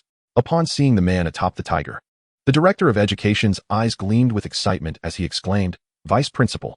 The vice principal of Gaoxing High School leaped down from the tiger, adjusted his attire, and coldly regarded the Beastmaster team, his lips parting slightly to utter, "Leave, or face death." The Beastmaster team leader, filled with rage yet unable to act against the vice principal, found himself momentarily paralyzed, caught in indecision. The vice principal furrowed his brow and emitted a cold snort. The striped tiger seemed to receive a command, leaping forward and crushing a level 5 Beastmaster with a single swipe. The Beastmaster team leader's expression twisted in fury, and with a roar, the numerous level 5 Beastmasters surged forward to besiege the striped tiger. Observing this, the director of education quickly directed the Gale Wolf Pack to assist the striped tiger in repelling the attackers. The striped tiger, unstoppable, compensated for the numerical disadvantage entirely.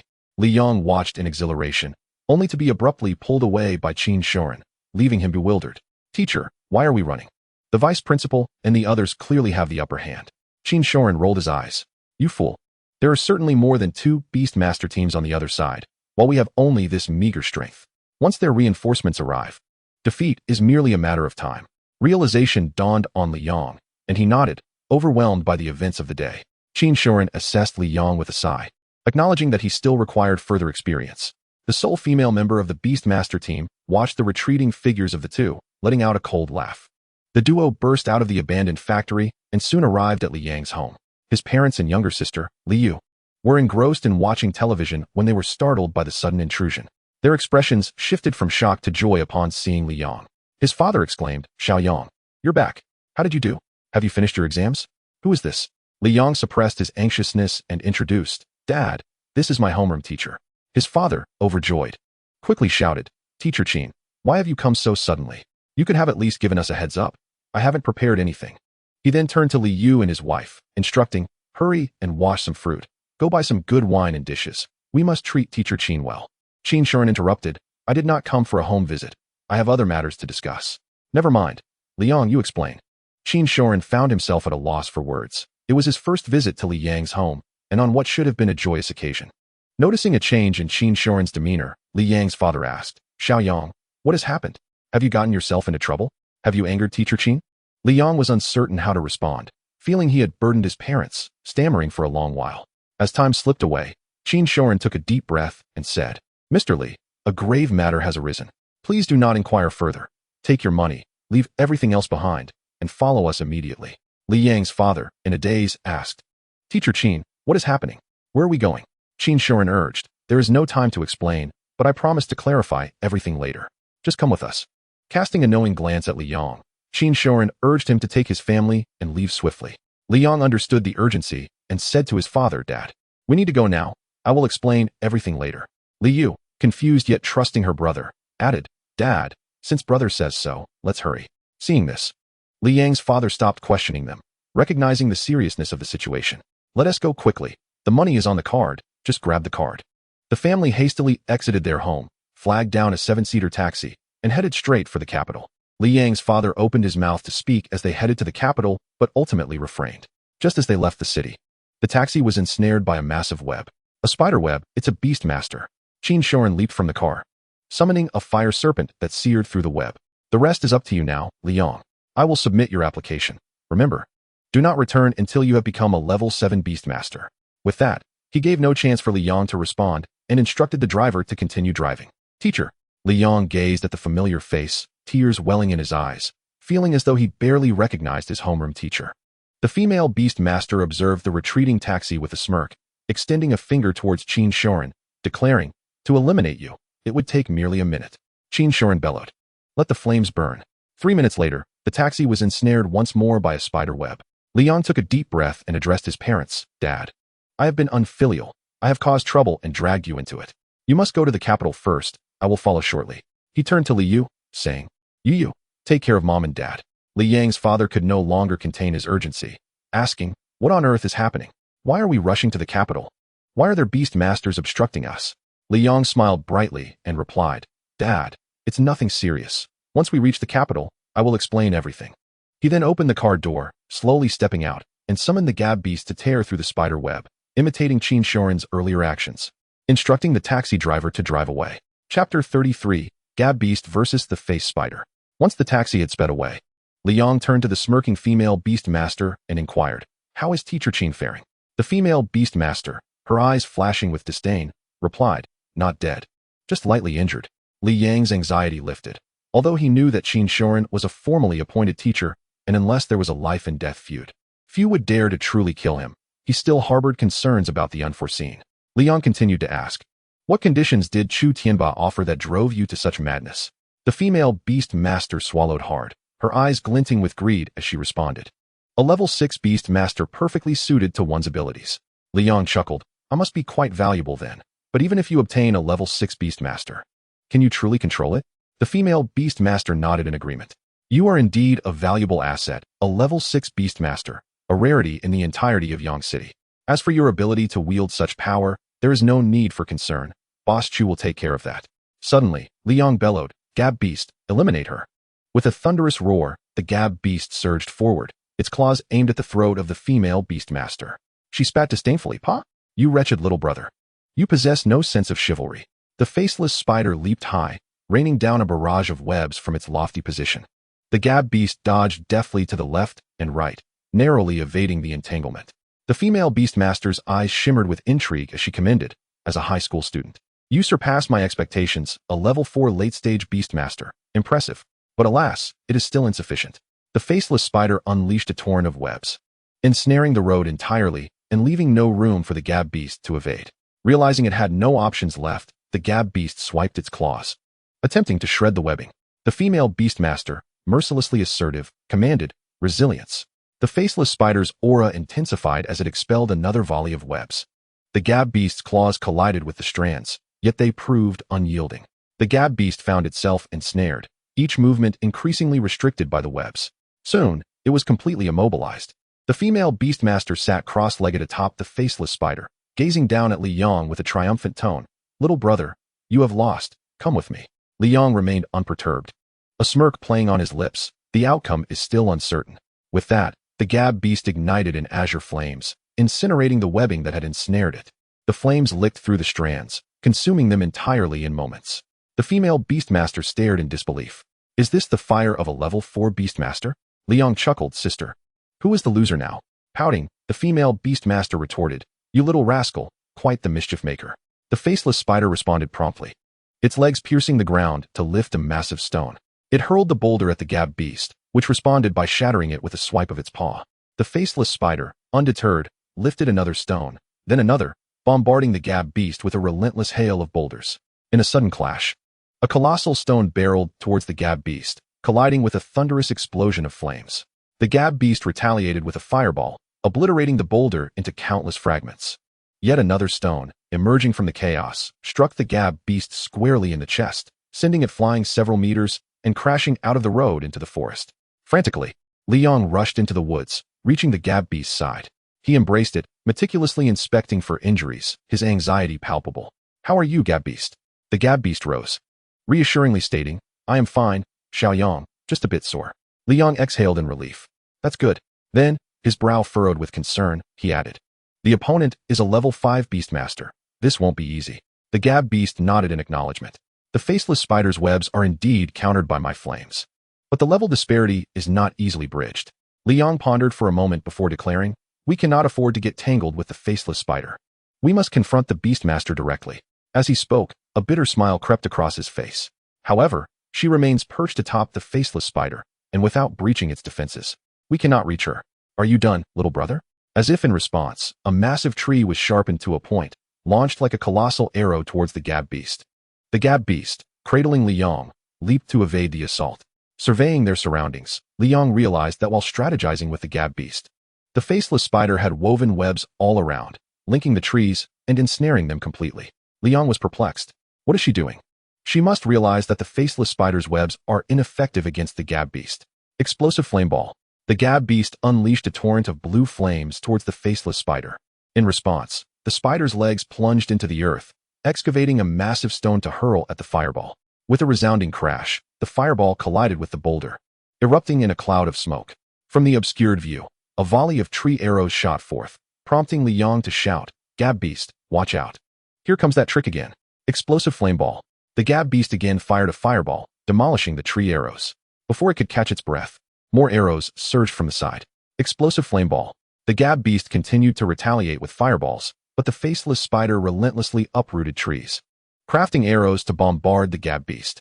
Li Yong was baffled, confused by the opponent's strategy. Why persist in a futile endeavor? Explosive flame ball. The Gab Beast gathered energy, launching a fireball that barely traveled half a meter before dissipating into the air. Li Yong shouted in alarm, "This is bad. The opponent is depleting the Gab Beast's stamina." Compared to the effort of uprooting trees, the Gab Beast's usage of its ultimate moves was exhausting it far more. Unable to unleash its full potential, the Gab Beast was forced to leap aside to avoid the tree arrows. Perceiving the Gab Beast's fatigue, a denser barrage of arrows began to rain down from all directions. It was then that Li Yong noticed the faceless spider's movement speed had increased dramatically on its web. Gab Beast, retreat to the road. They were merely a few meters from the road. Once they burst through the forest, the faceless spider would lose its advantage. But as the Gab Beast took 2 steps forward, a flurry of arrows shot from the direction of the road, forcing it to veer away from the attack. Each time the Gab Beast charged towards the road, more arrows would rain down upon them. In an instant, they found themselves further from their goal. Li Yong felt urgency welling within him, desperate for a solution. After a moment, he noticed the frequency and intensity of the arrow attacks were sharply diminishing. Confused, he pondered, "What is happening? Could it be that the opponent is tiring? That's improbable. Their stamina consumption is far less than that of the Gab Beast." As the Gab Beast still held on, how could the opponent falter? Li Yong scanned the surroundings, his expression shifting from confusion to clarity. "Ah, I see." With renewed confidence, Li Yang exclaimed, "Gab Beast, just hold on for a few more minutes," and pushed towards the road. Uncertain about Li Yang's sudden optimism, the Gab Beast chose to trust him, intensifying its efforts towards the road. The faceless spider continued to bombard them with tree arrows. From Li Yang's perspective, the Gab Beast was steadily approaching the road. Calculating in his mind, Li Yang thought, "Almost there, we won't exceed 3 minutes." After 2 minutes, the Gab Beast was within 3 meters of the road, yet no tree arrows assaulted them from the front. Instead, 2 arrows shot from the side. The Gab Beast gracefully leaped, evading the attack. Explosive Flame Ball. Gabumon regained some stamina and unleashed its ultimate move, a dazzling blue flame. In an instant, it scorched a large hole through the web in front of it, allowing Gabumon and Li Yang to swiftly escape back onto the highway. Gabumon, panting heavily, inquired, "Xiao Yang, how did you know it would succeed?" Li Yang, with a smile gracing his lips, turned to point towards the forest and replied, "Just take a look, you'll understand. The trees in the forest are ultimately finite, and we are not far from the highway. The web spun by the humanoid spider is even closer, probably less than 3 meters away. How many trees could possibly be in that distance?" Gabumon gazed at the forest and realized that there were hardly any trees left beside the road, coming to a sudden understanding. "So that's it. Xiao Yang, you truly are clever." Li Yang, feeling bashful, scratched his head in modesty. "Gabumon, you're too kind. This is merely a straightforward observation." The female beast tamer, riding the humanoid spider, approached the roadside, looking somewhat flustered as she glared at Li Yang. "You little rascal, how did you escape?" Li Yang chuckled. "Indeed, dear sister. How did I manage to slip away? It seems your calculations were off. If we had ventured deeper into the forest, Gabumon and I might have been in serious trouble." The female beast tamer, feeling somewhat exasperated, had initially believed that dealing with a level 4 beast would be sufficient, hence her decision not to delve deeper. Not anticipating that this seemingly adorable beast would possess not only extraordinary fiery prowess, but also remarkable endurance. Pouting with indignation, she retorted, "You insolent brat. Do not get too smug. Your beast is of a lower level and has expended so much energy. It could never overpower my humanoid spider. Just watch how I teach you a lesson." The humanoid spider sprang into action, launching stones at Gabumon. "Run, Gabumon!" Li Yang shouted, darting down the road, while Gabumon, confused, hurriedly followed suit. The female beast tamer, mounted on her spider, closely pursued them, intermittently hurling stones at Li Yang and Gabumon. While fleeing, Li Yang kept an eye on the spider's speed, noticing that once it left the web, it significantly slowed down, unable to catch up with him and Gabumon in the short term. The female beast tamer shouted from behind, "You little rascal, this is all highway, desolate wilderness. Where do you think you can run to?" Li Yang assessed his surroundings and declared, "This will do." He halted abruptly and addressed the female beast tamer, "Dear sister, let us settle here." Upon noticing the bridge beneath them, the female beast tamer's face lit up with realization. "So that's your plan, you little schemer." Indeed, the terrain was narrow here, with a vast river below, forcing the humanoid spider into close combat. "But are you truly confident that your beast can defeat the humanoid spider despite the level disparity?" Li Yang merely smiled, exuding an air of confidence. When Gabumon was at mid-level 4, it had been overwhelmed by a level 4 late-stage mutant dragon ant. Even though the mutant dragon ant contained a trace of dragon blood, its combat strength was comparable to the peak of ordinary level 4 monsters. Now, as a level 4 late-stage Gabumon, it logically should not be able to contend with a level 5 beast. However, Li Yang discovered that even though Gabumon had not leveled up after reaching its growth limit, its combat prowess had seen a substantial increase. The phrase "born for battle" seemed to suggest that mere victory over an opponent was not the sole criterion for advancement. With a fierce roar, Gabumon leapt into action, transforming into a blur as it charged at the humanoid spider. The female beast tamer was taken aback by Gabumon's speed, astonished at its sudden acceleration. Did it just move that quickly? Gabumon's right claw sliced through the air, targeting the female beast tamer's throat. The humanoid spider retaliated by shooting a web to block Gabumon's path. The web, fortified by the formidable vitality of a level 5 beast tamer and the spider's own strength, enveloped Gabumon entirely. With a ferocious tearing sound, the very web that Gabumon had previously struggled to break was now easily ripped apart. Noticing Gabumon's fierce momentum, the female beast tamer hurriedly commanded her spider to evade, causing it to leap back several meters. The ground shook as Gabumon's claws struck the bridge surface, creating a deep fissure that exposed the underlying steel reinforcements. The sight of the exposed steel invigorated the female beast tamer, who commanded the humanoid spider to use its legs to tear through the bridge, ripping the steel out and using it as a giant crossbow to launch at Gabumon. Gabumon deftly sidestepped the steel projectile, closing in on the humanoid spider. As the spider retreated, it continued to hurl pieces of steel, but soon enough, Gabumon caught up. In a flash, Gabumon severed one of the spider's legs, which sailed away, landing in the tumultuous river below. The humanoid spider writhed in agony, blood pouring from its severed limb, staining the ground. Liang could hardly contain his joy, laughing heartily as he suppressed his excitement, calling out, "Dear sister, it seems you are on the verge of defeat. What will you do now?"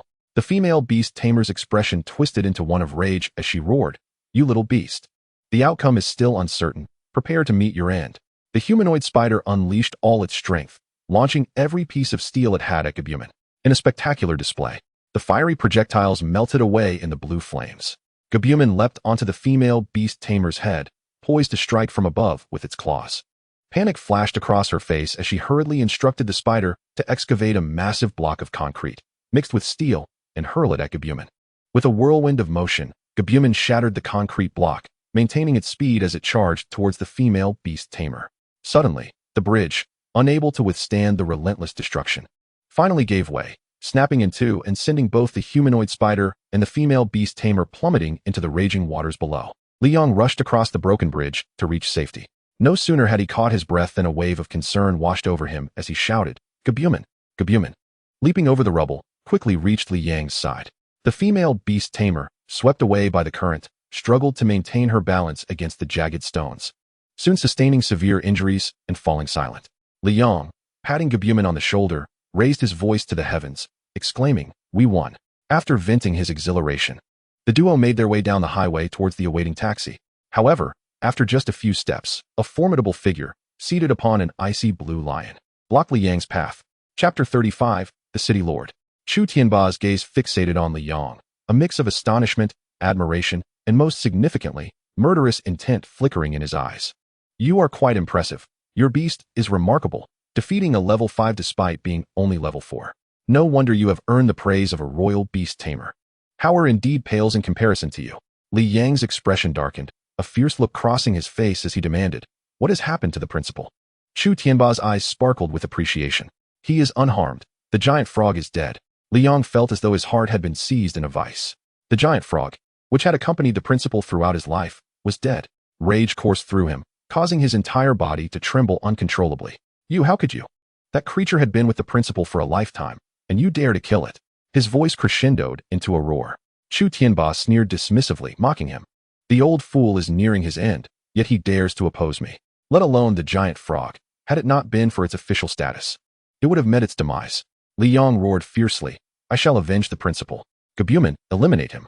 Gabumon leaped into the fray, charging towards Chu Tianba and the ice lion, akin to an ant attempting to shake a tree. Chu Tianba scoffed disdainfully, "You overestimate your capabilities. No beast master can confront an opponent 2 realms above them."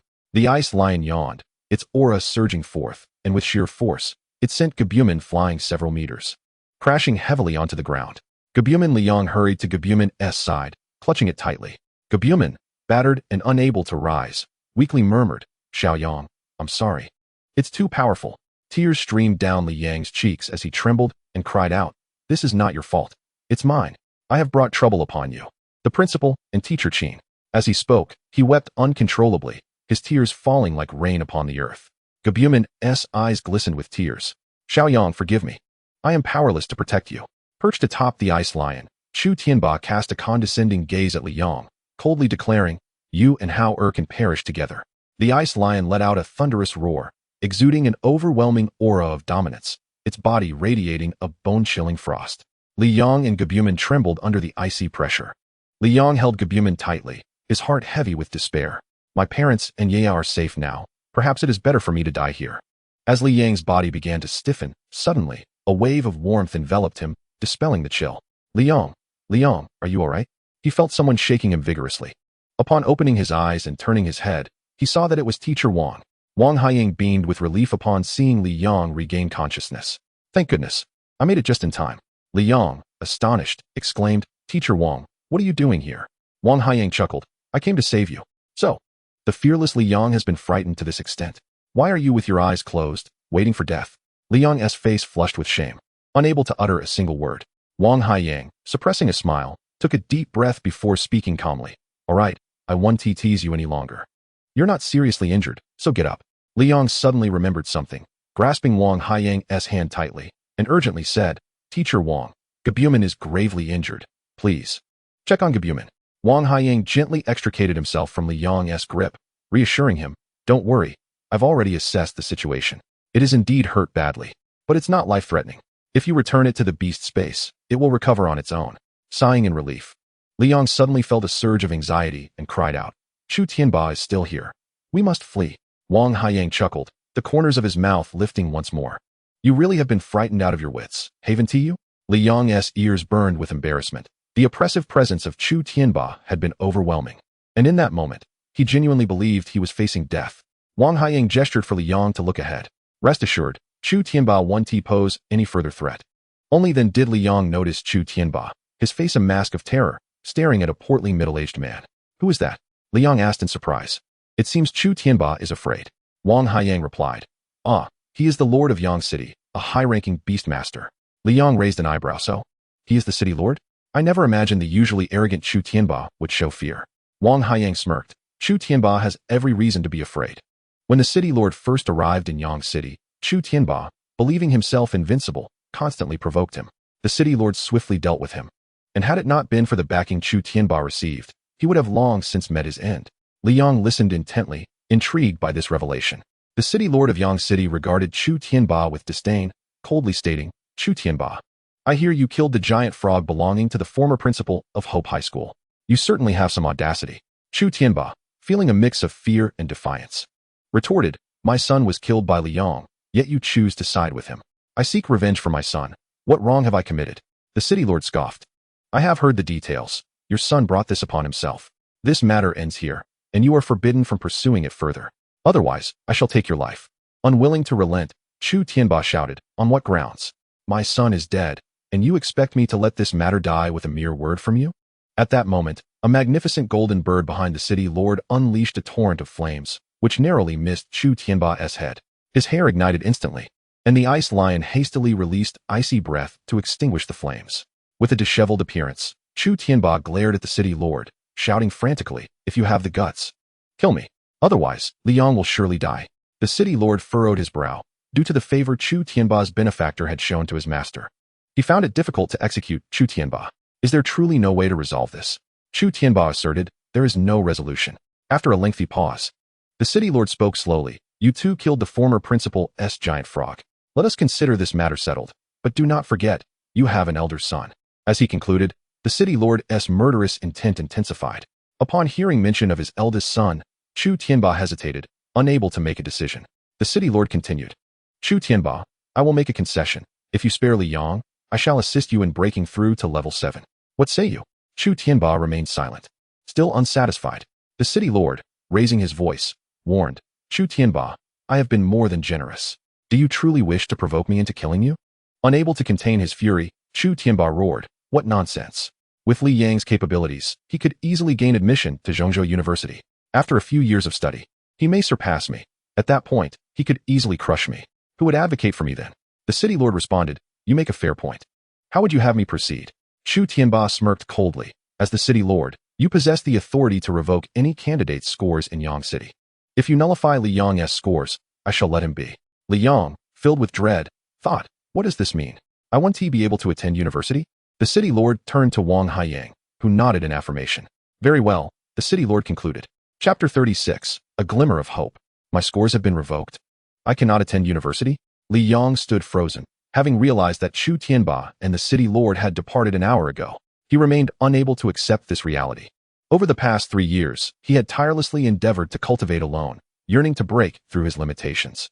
Countless failures and the accompanying frustration had not deterred him. Though his unicorn was weak, he had not given up. In the early stages of level 1, he ventured into the dimensional secret realm with a machete slung over his shoulder, ultimately witnessing the evolution of his unicorn into Gabumon. He triumphed, becoming the top scorer in Yang City's college entrance examination. What a glorious achievement! When his parents first learned of it, they were momentarily doubtful of his sanity. Now, right before his very eyes, his accomplishments were being stripped away by others. He was unwilling to believe it, reluctant to accept it. However, for his sake, the old principal's beloved giant frog had perished, and Qin Shorin had also sustained injuries. The director of education and the vice principal were still unaccounted for. And it was only through the personal intervention of the city lord that this outcome was achieved. He had no choice but to concede. Thank you, Teacher Wang, Liang expressed. His eyes clouded with confusion and despair as a series of events left him at a loss. Wang Haiyang inquired, Liang, what are your plans for the next step? Liang lifted his gaze towards the sun, which was somewhat blinding. I have been striving for the college entrance examination all along, and now I am uncertain about what to do next. I suppose I will take it one step at a time. Wang Haiyang encouraged him, Liang, school is not everything in life. Your journey is still long ahead, and you must gather your strength. Liang offered a bitter smile. Teacher Wang, I understand. Rest assured. Even if I cannot attend university, life must go on, mustn't it? Wang Haiyang appeared somewhat troubled as he replied. I have a cousin who requires a suitable person to assist with a task. If you truly do not know what to do next, could you help me with this? Liang looked at Wang Haiyang and said, Teacher, please continue. Wang Haiyang hesitated, struggling to articulate. This is rather challenging. If you agree, it will demand several years of your time and energy. Are you truly willing? Liang responded resolutely. If I can do it, I will certainly take on the challenge. His resolve was unwavering. Wang Haiyang, fully aware of Chu Tianba's presence, still risked danger to support him. This was a great kindness that he felt compelled to repay. After a moment's hesitation, Wang Haiyang sheepishly divulged, My cousin is a professor at Zhongzhou University and has a special admission quota at her disposal. Yet, she is struggling to find a suitable candidate. If you are available, it would be a tremendous favor. What? Liang's eyes widened in disbelief. Wang Haiyang sighed. It seems you are unwilling. Very well, let us forget I mentioned it. Liang immediately leapt up, urgently clasping Wang Haiyang's leg, his voice booming. I am willing. I am exceedingly willing. Liang nodded eagerly, resembling an eager puppy, as Wang Haiyang cautioned, you must think this through. Once you agree, the next 4 years of your life will be wholly devoted to this endeavor. Liang continuously nodded, akin to a fervent supplicant. I have thought it through. I am absolutely certain. Wang Haiyang pondered for a moment.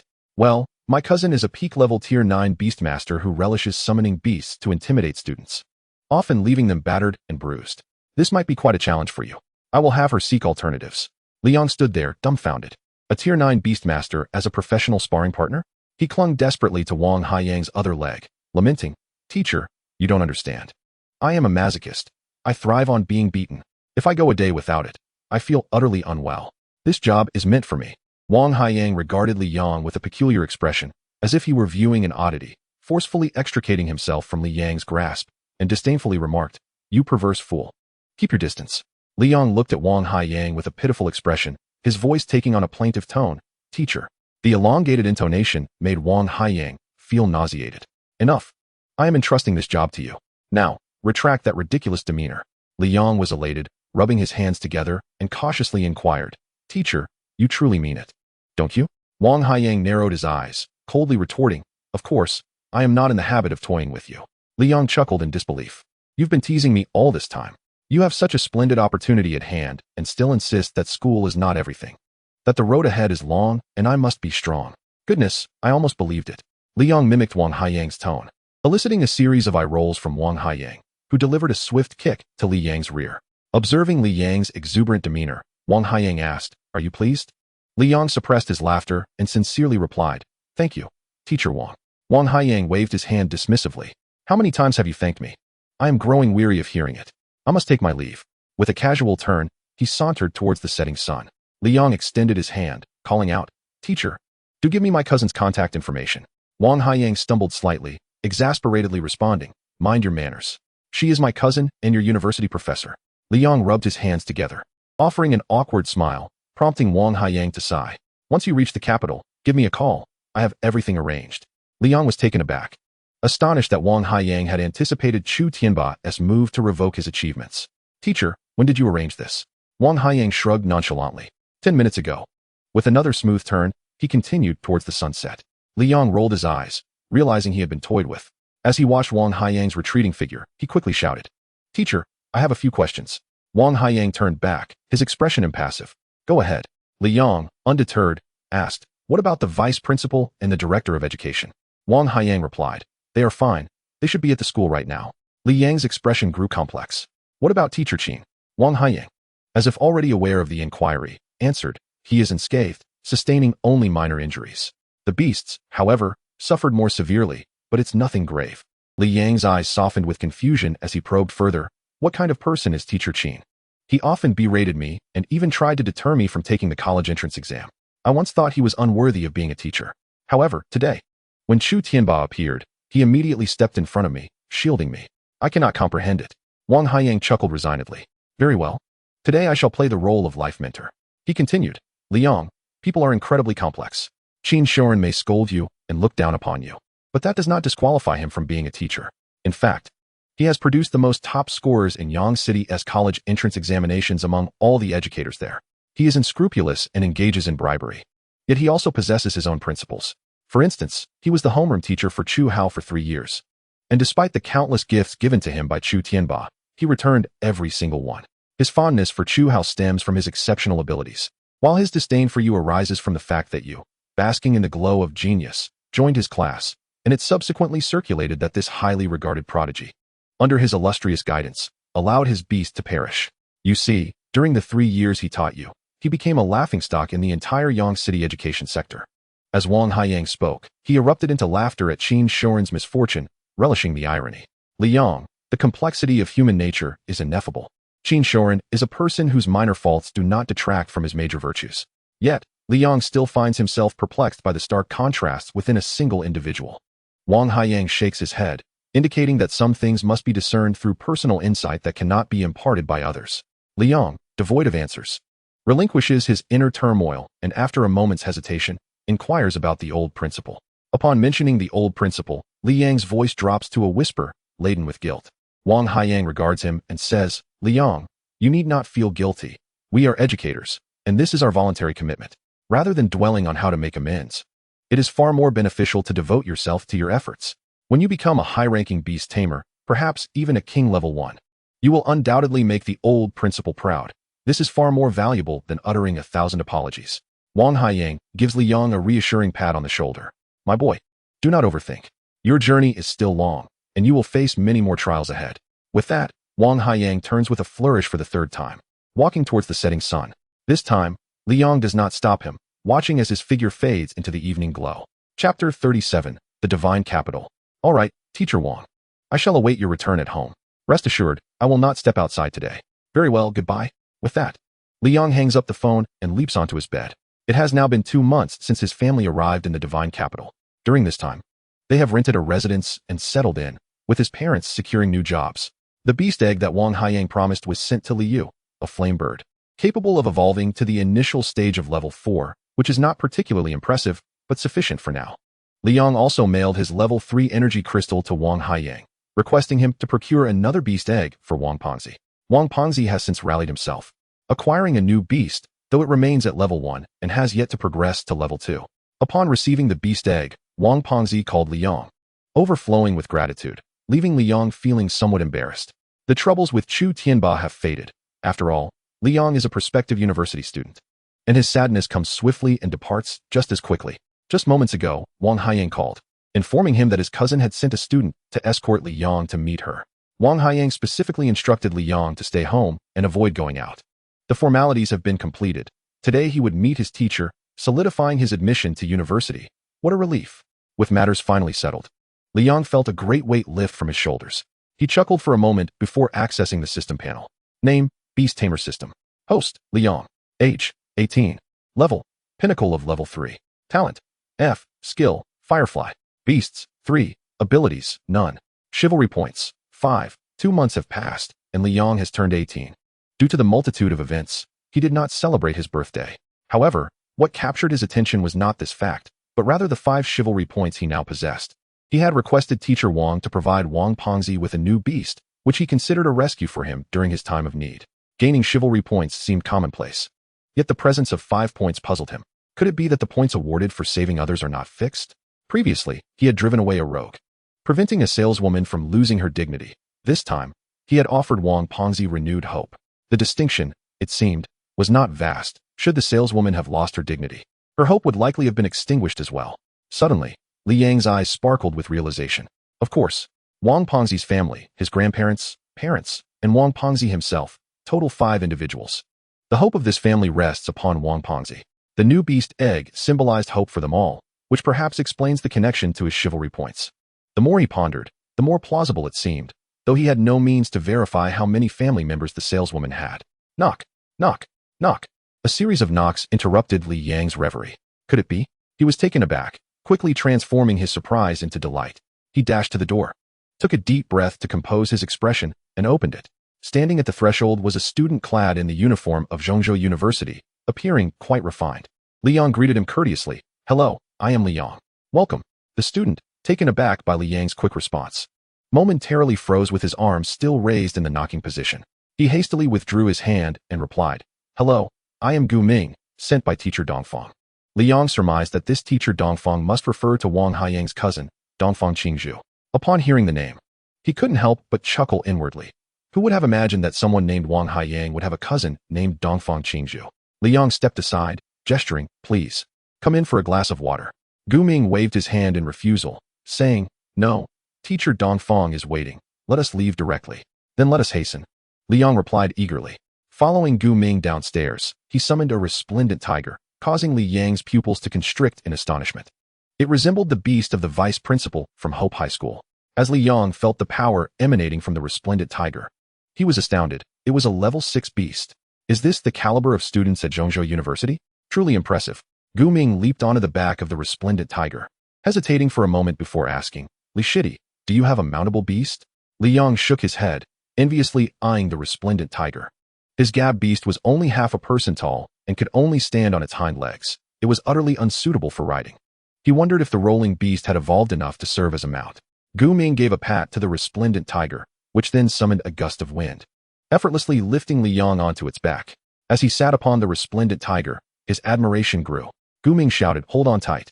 The resplendent tiger sprang into action, darting forward like a whirlwind, and Li Yang watched in awe as the scenery blurred past him. The vibrant landscape of the divine capital unfolded before him, with beasts and vehicles traversing their respective paths, a curious yet harmonious sight. Li Yang inquired, Gu Shixiang, what year are you in at university? Gu Ming replied, I'm in my second year. Due to the wind, Gu Ming's voice was raised almost to a shout, yet to Li Yang, it sounded like a distant buzzing. Straining to listen, he barely caught the meaning, his heart racing in astonishment. A second-year student, and already a level 6 beast tamer. This was incredible. His senior must be a super genius. Indeed, the resplendent tiger was remarkably swift, and before long, they arrived at their destination, a KTV establishment. Gu Ming led Li Yang inside, where 4 individuals awaited them, 2 men and 2 women. One of the women appeared to be in her 20s, clad in knee-high boots and jeans, topped with a t-shirt. Her tall, statuesque figure and cascading waves of hair made her seem far more mature than the others. Li Yang's heart raced with surprise. Could this be Wang Haiyang's cousin? His university teacher, Dongfang Qingzhu? She seemed quite unlike her name suggested. Gu Ming stepped forward, stating, Teacher Dongfang, this is Li Yang. Teacher Dongfang regarded Li Yang with keen interest, inquiring, You are merely Li Yang, at the pinnacle of the 3rd level. There seems to be nothing particularly special about you. Li Yang offered an awkward smile, remaining silent. Teacher Dong tossed a bottle of beer his way.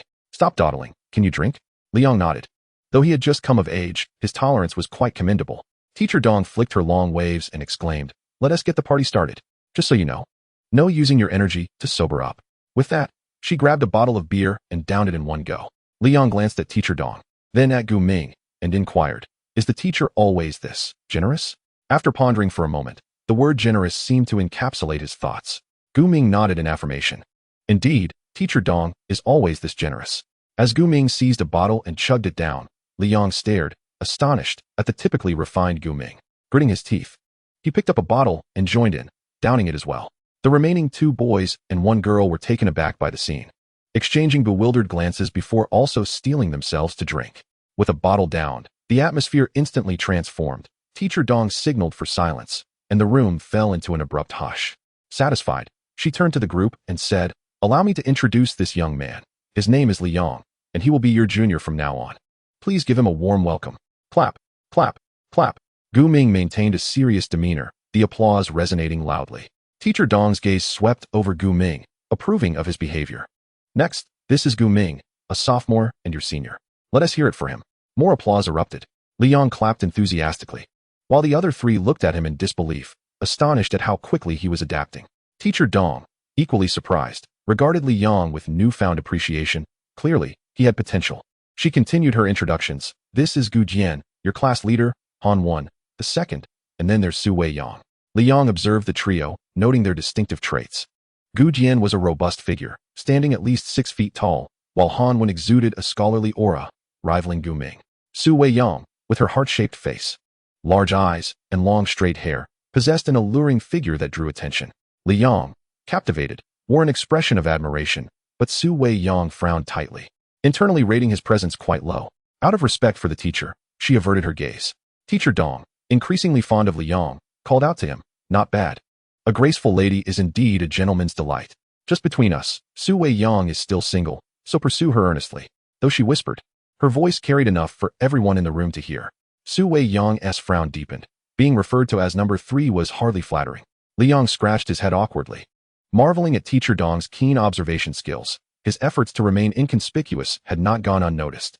Noticing the discomfort in the room, Teacher Dong addressed Gu Jian and Han Wen. "You two should step up your game. Don't let number 4 outshine you." Both Gu Jian and Han Wen awkwardly scratched their heads. Having never encountered such a lively character as Teacher Dong, renowned as the top genius of Zhongzhou. Ignoring their discomfort, Teacher Dong continued, "In just 2 days, the school year begins. You needn't worry about your dorm arrangements. I will ensure you are housed together." Li Yang felt a surge of gratitude. Not only was he admitted to the university through special means, but his accommodation was also secured. There is but one matter of utmost importance. A ranking competition will occur 1 month after your arrival. As my specially admitted students, your rankings will reflect upon my reputation. You must perform well, not necessarily first place, but at least within the top 10. Suddenly, her gaze fell upon Li Yang, her expression wavering. "The 3 of them are at the pinnacle of level 4. I have no concerns for them, but you are only at level 3. Li Yang was taken aback. Glancing at Gu Jian and the others, remarkably, they were all peak level 4 beast masters. His own level 3 peak prowess had already shattered Yang City's examination records for the past 50 years. Now, he found himself amidst peers of equal age at level 4. This was indeed Zhongzhou University, a true haven of talent. Excitement coursed through him. He was about to compete with the finest talents from across the nation. As the top scorer of Yang City, could he surpass the champions from other cities? After a moment of contemplation, Teacher Dong added, "In a month, I will arrange for Gu Ming to train you individually to expedite your breakthrough to level 4. Gu Jian and the others exchanged astonished glances, bewildered by Li Yang's level 3 peak status. How could someone of such limited ability have been specially admitted by Teacher Dong? Was he perhaps a beneficiary of connections? Su Weiyang's eyes flickered with disdain. Not only was he lecherous, but his skills were also lacking. Her opinion of Li Yang sank further. 2 days later, at Zhongzhou University, Li Yang gazed at the quaint courtyard before him. Hardly able to believe this was the student accommodation, it was extravagantly luxurious. Carrying his luggage, he entered the courtyard, which featured 4 rooms. The first 3 bore signs indicating they were occupied, leaving Li Yang no choice but to approach the 4th room. Just as he took a few steps, the door of the first room swung open, revealing a familiar face, Su Weiyang. Both were momentarily startled upon seeing one another. But Li Yang quickly deduced that the other 2 rooms were likely occupied by Gu Jian and Han Wen. With a smile, he greeted her, "Hello, number 3. Su Weiyang's brows furrowed tightly, veins bulging as she shouted, "Li Yang, if you dare call me that again, I will make you regret it." Li Yang feigned confusion, asking which title. Frustration bubbled within Su Weiyang. "Stop playing dumb, it's disgusting." Li Yang set down his luggage, responding, "We're all fellow students here. It's just a joke, no need to be upset."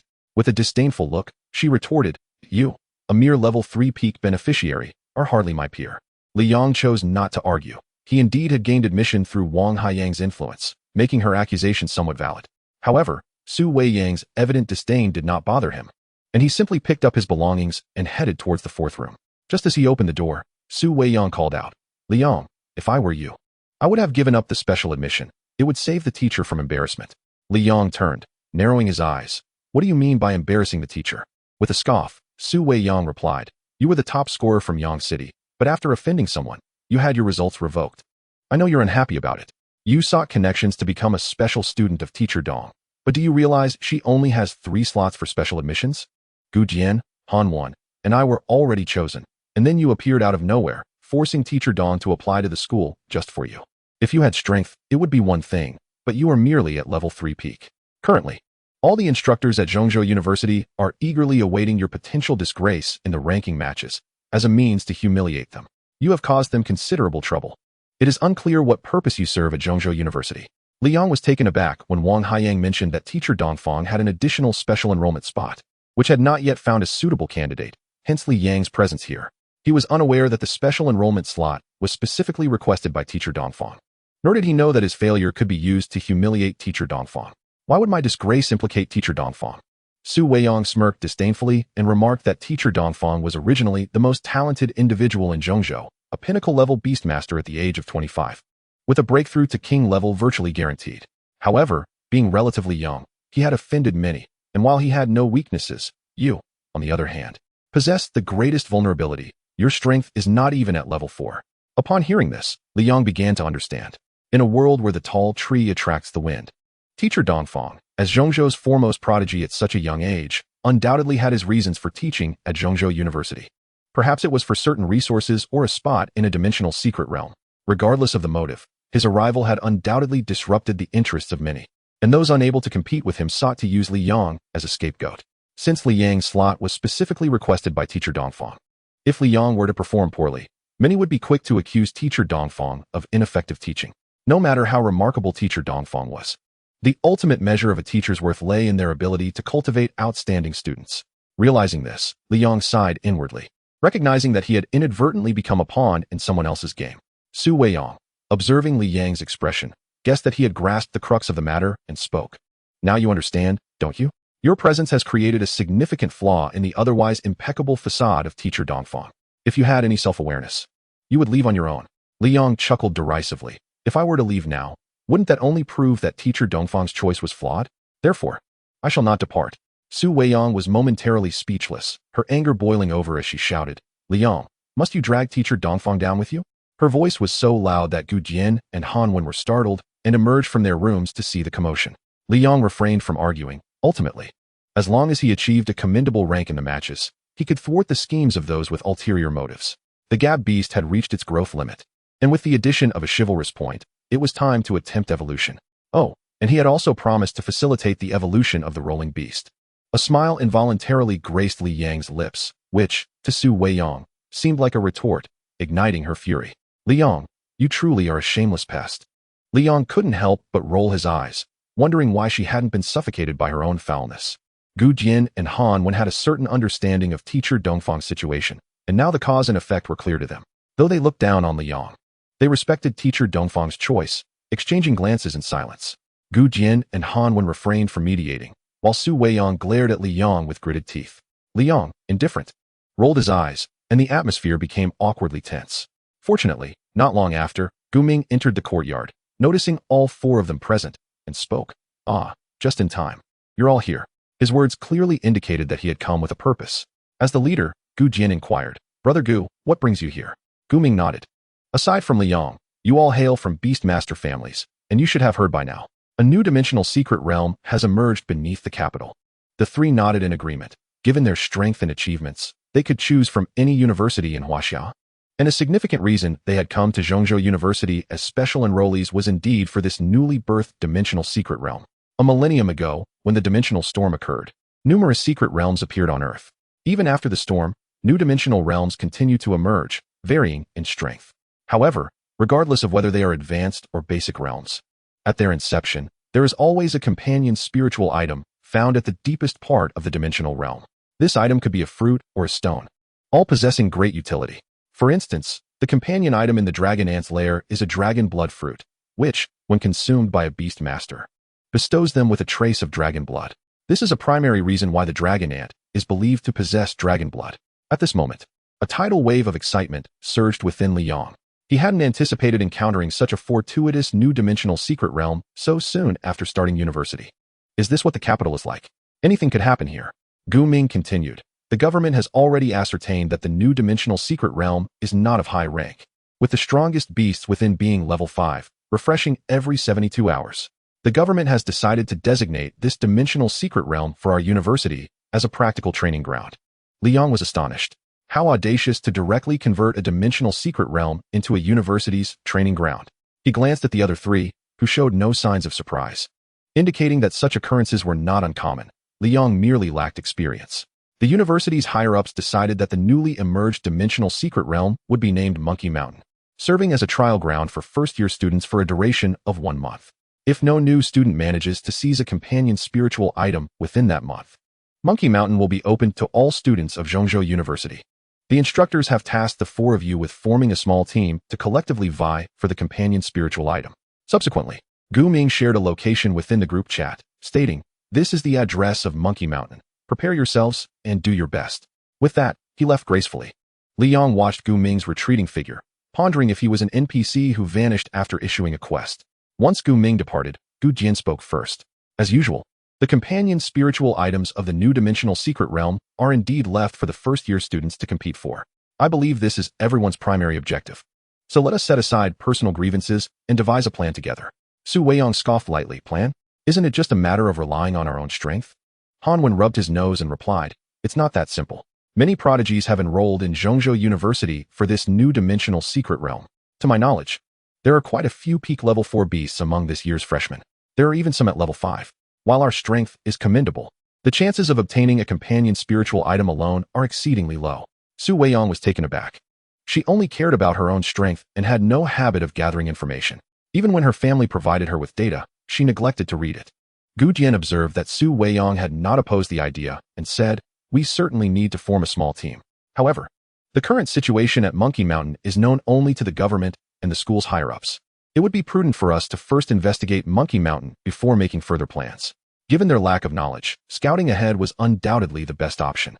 Han Wen and Li Yong nodded in agreement, and Su Weiyong did not voice any objections. The three of them summoned their peak-level Fortsong wolves, while Li Yong felt somewhat awkward, as Gu Jian was too large and Su Weiyong was female. He turned his gaze to Han Wen and said, "Second brother, let me hitch a ride." Han Wen rolled his eyes. As a man, he abhorred being referred to as second brother, a moniker bestowed upon him by their Eastern instructor, leaving him with no choice but to endure it. He then allowed Li Yong to take a seat behind him. Seeing that Li Yong lacked even a mount or a beast companion, Su Weiyong felt an increasing disdain for him. Upon their arrival at Monkey Mountain, they found a considerable number of new students already gathered. Gu Ming had informed them rather late, and the other students were already aware of the situation. Chapter 40, Plant-Type Beast Companions.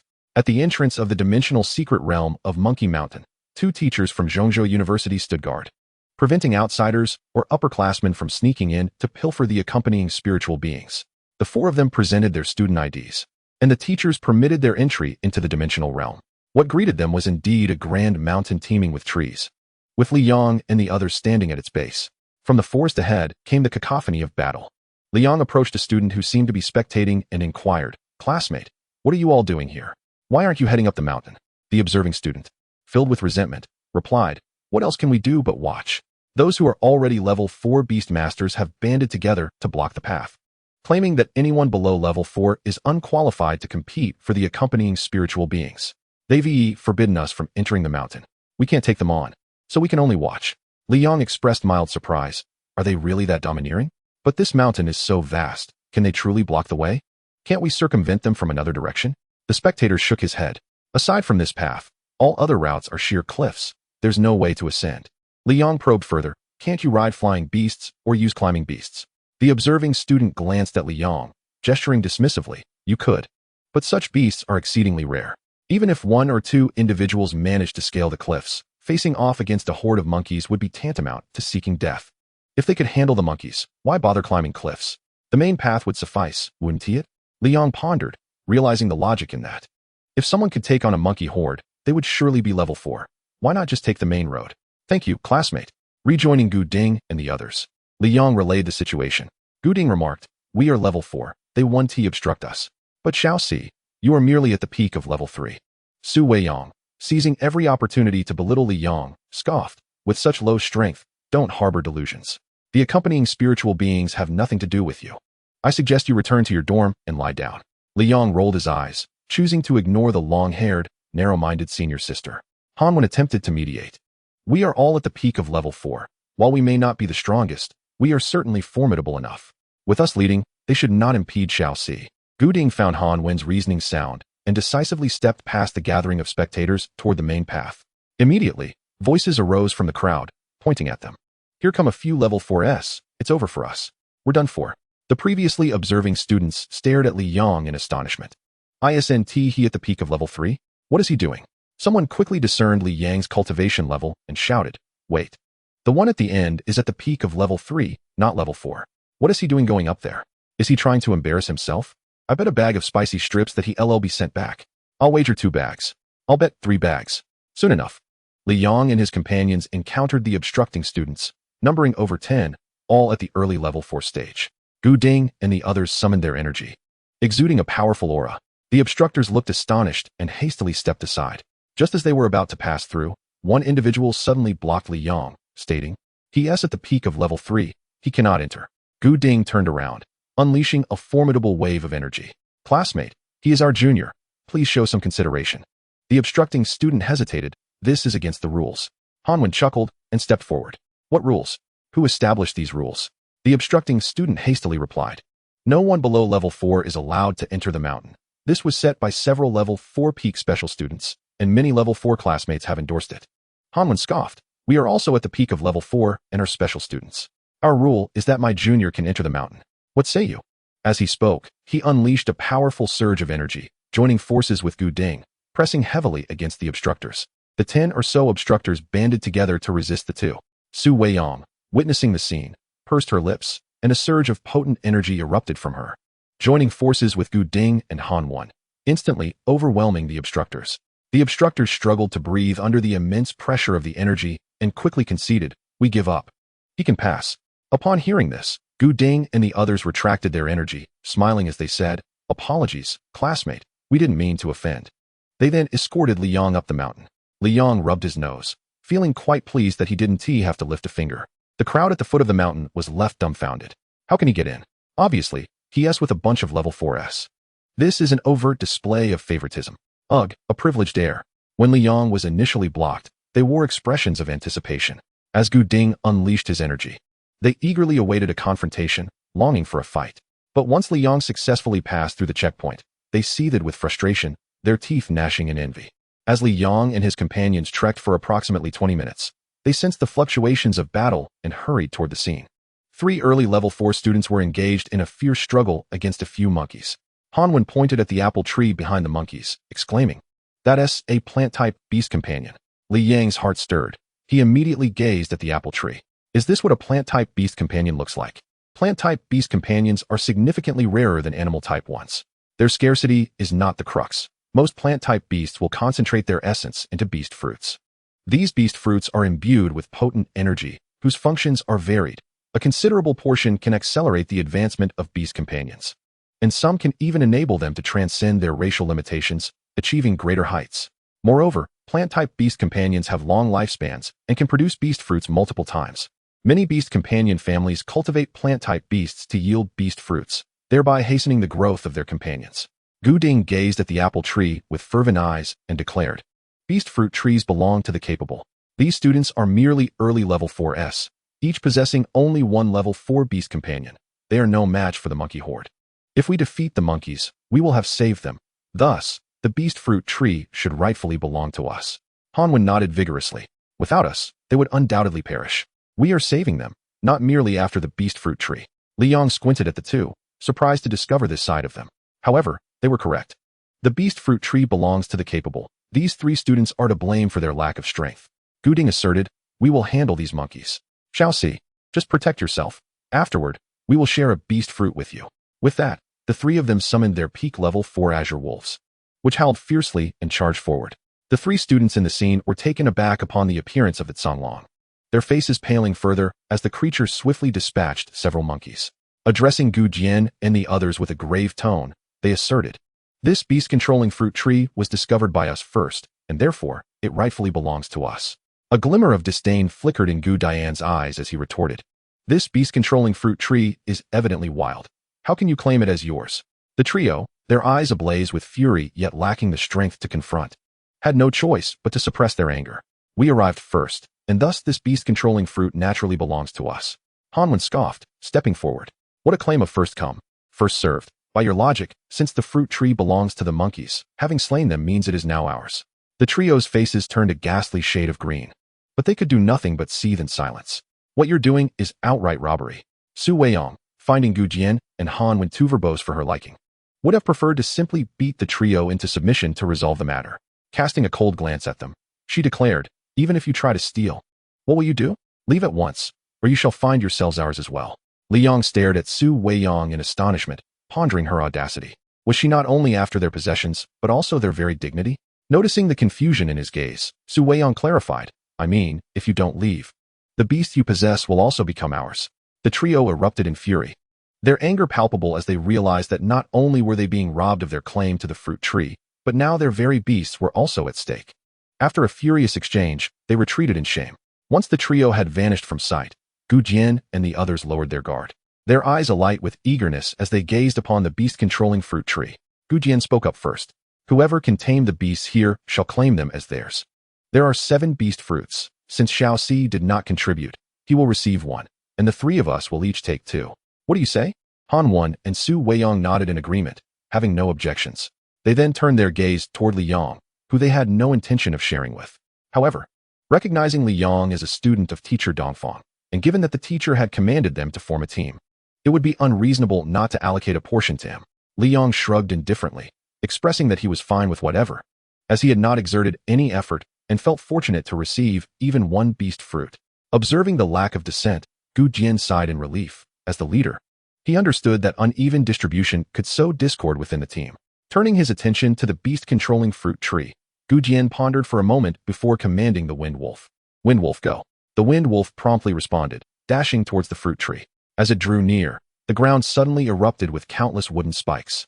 Gu Dian's brow furrowed in concern as he watched the Wind Wolf nimbly evade the spikes with agile leaps. Yet, his anxiety only intensified, for he sensed that the fruit tree possessed far greater capabilities. Sure enough, as the Wind Wolf approached, the branches of the tree began to tremble violently, unleashing a barrage of leaves that soared like a multitude of flying daggers toward the Wind Wolf. It quickly spun around to flee, but despite its renowned speed, the emergence of more wooden spikes from the ground slowed its escape. With a series of sickening thuds, the leaves pierced the Wind Wolf's body before retracting back to the branches of the fruit tree, the wooden spikes sinking back into the ground, restoring everything to its original state, save for the lifeless body of the Wind Wolf. Li Yong gaped in disbelief at the beast-controlling fruit tree, his mind swirling with tumultuous thoughts. The peak-level Wind Wolf had perished just like that?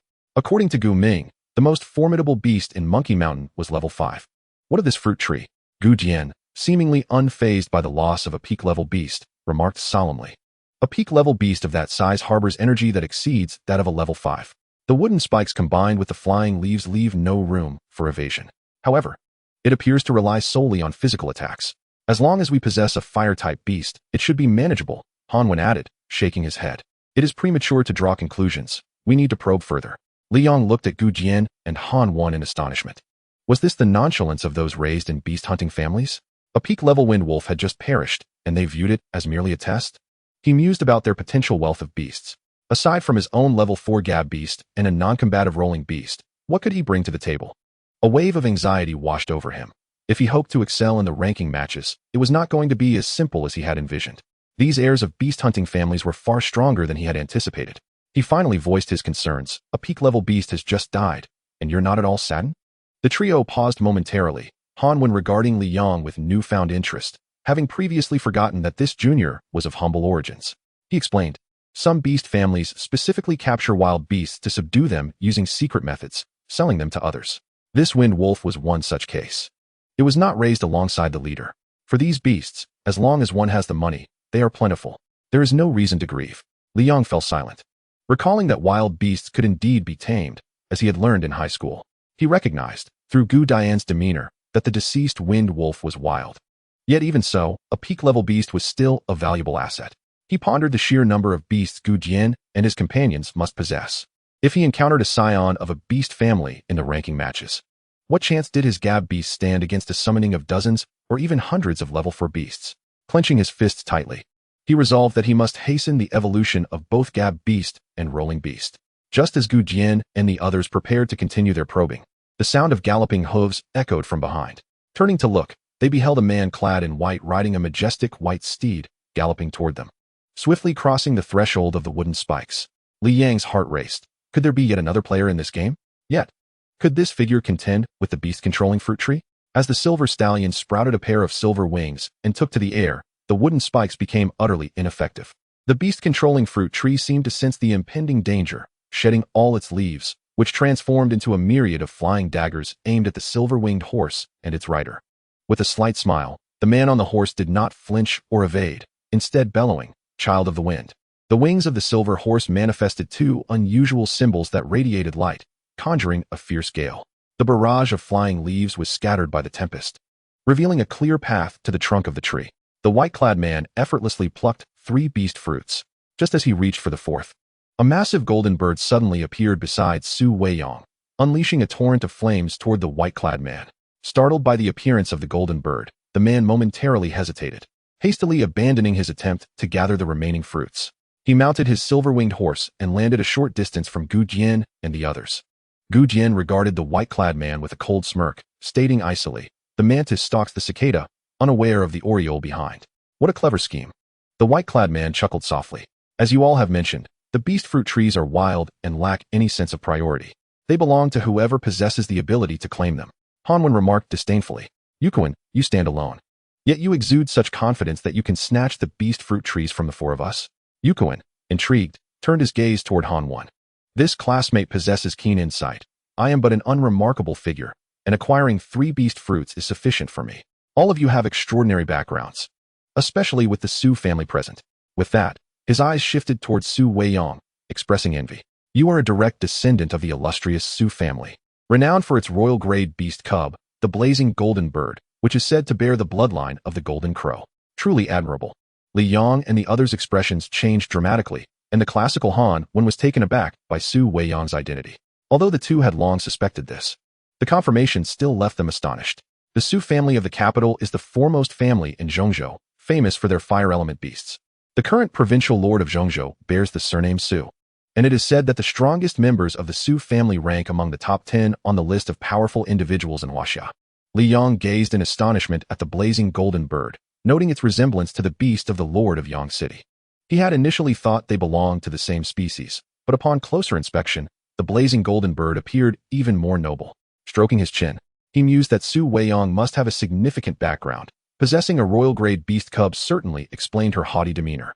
Su Weiyang regarded Yukuin with a dismissive glance, remaining silent towards this unexpected interloper. She longed to eliminate him on the spot, yet recognized that he was not to be trifled with. Hanwen regained his composure and, with a chill in his voice, stated, "Yukuin, hailing from the Yujia of Jizhou, a level 5 initial stage beast master, whose ability is Wind Child, known as the favorite of the wind." After detailing Yukuin's background, Hanwen's gaze shifted to the silver-winged Pegasus. The silver-winged Pegasus is a unique beast. Upon reaching maturity, its bloodline undergoes transformation, evolving into the advanced beast, the golden-winged Tianma. Among them, the most outstanding can further evolve into the royal-grade beast, the glazed Pegasus. He concluded with a sigh, "Your origins are not to be underestimated either." Yukuin smiled faintly, exuding confidence yet speaking with humility. Before its evolution, the silver-winged Pegasus is ultimately only a mid-level beast. Compared to you all, I am still far from sufficient. Classical Han broke into a hearty laugh. "This is no lie. Although you hold a higher realm, your beast is lacking. If a real battle ensues, we have no reason to fear you." Su Weiyang, intolerant of any pretentiousness, directly interrupted the group.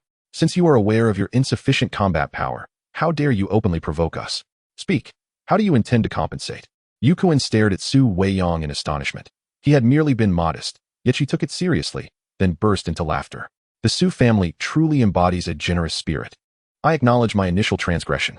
After pondering for a moment, Yukuin continued, "How about this? I know the whereabouts of the accompanying spirit object. I will disclose its location to you all as a form of compensation. How does that sound?" Li Yang thought to himself, "Is such a fortunate opportunity really possible?" Hanwen scoffed directly, "If you know the location, why not retrieve it yourself? It seems suspicious." Yukuin adopted a nonchalant demeanor and replied, "Indeed. I discovered the location of the accompanying spirit object an hour ago, but alas, by the time I arrived, the spirit object had already vanished." Li Yang couldn't help but chuckle. How quickly can a spirit object find a master? What was he here for, a vacation? Su Weiyang cast a cold glance at Yukuin, projecting a dangerous aura. "You are toying with us." Classical Han and the others subtly spread out, seemingly intent on encircling Yukuin. Yukuin, wearing a wry smile, hastily exclaimed, "Wait, everyone, I did not clarify. Although the spirit object is gone, its effects remain." Classical Han was filled with questions. "What do you mean? What does it signify that the spirit object is gone, but the effects remain?"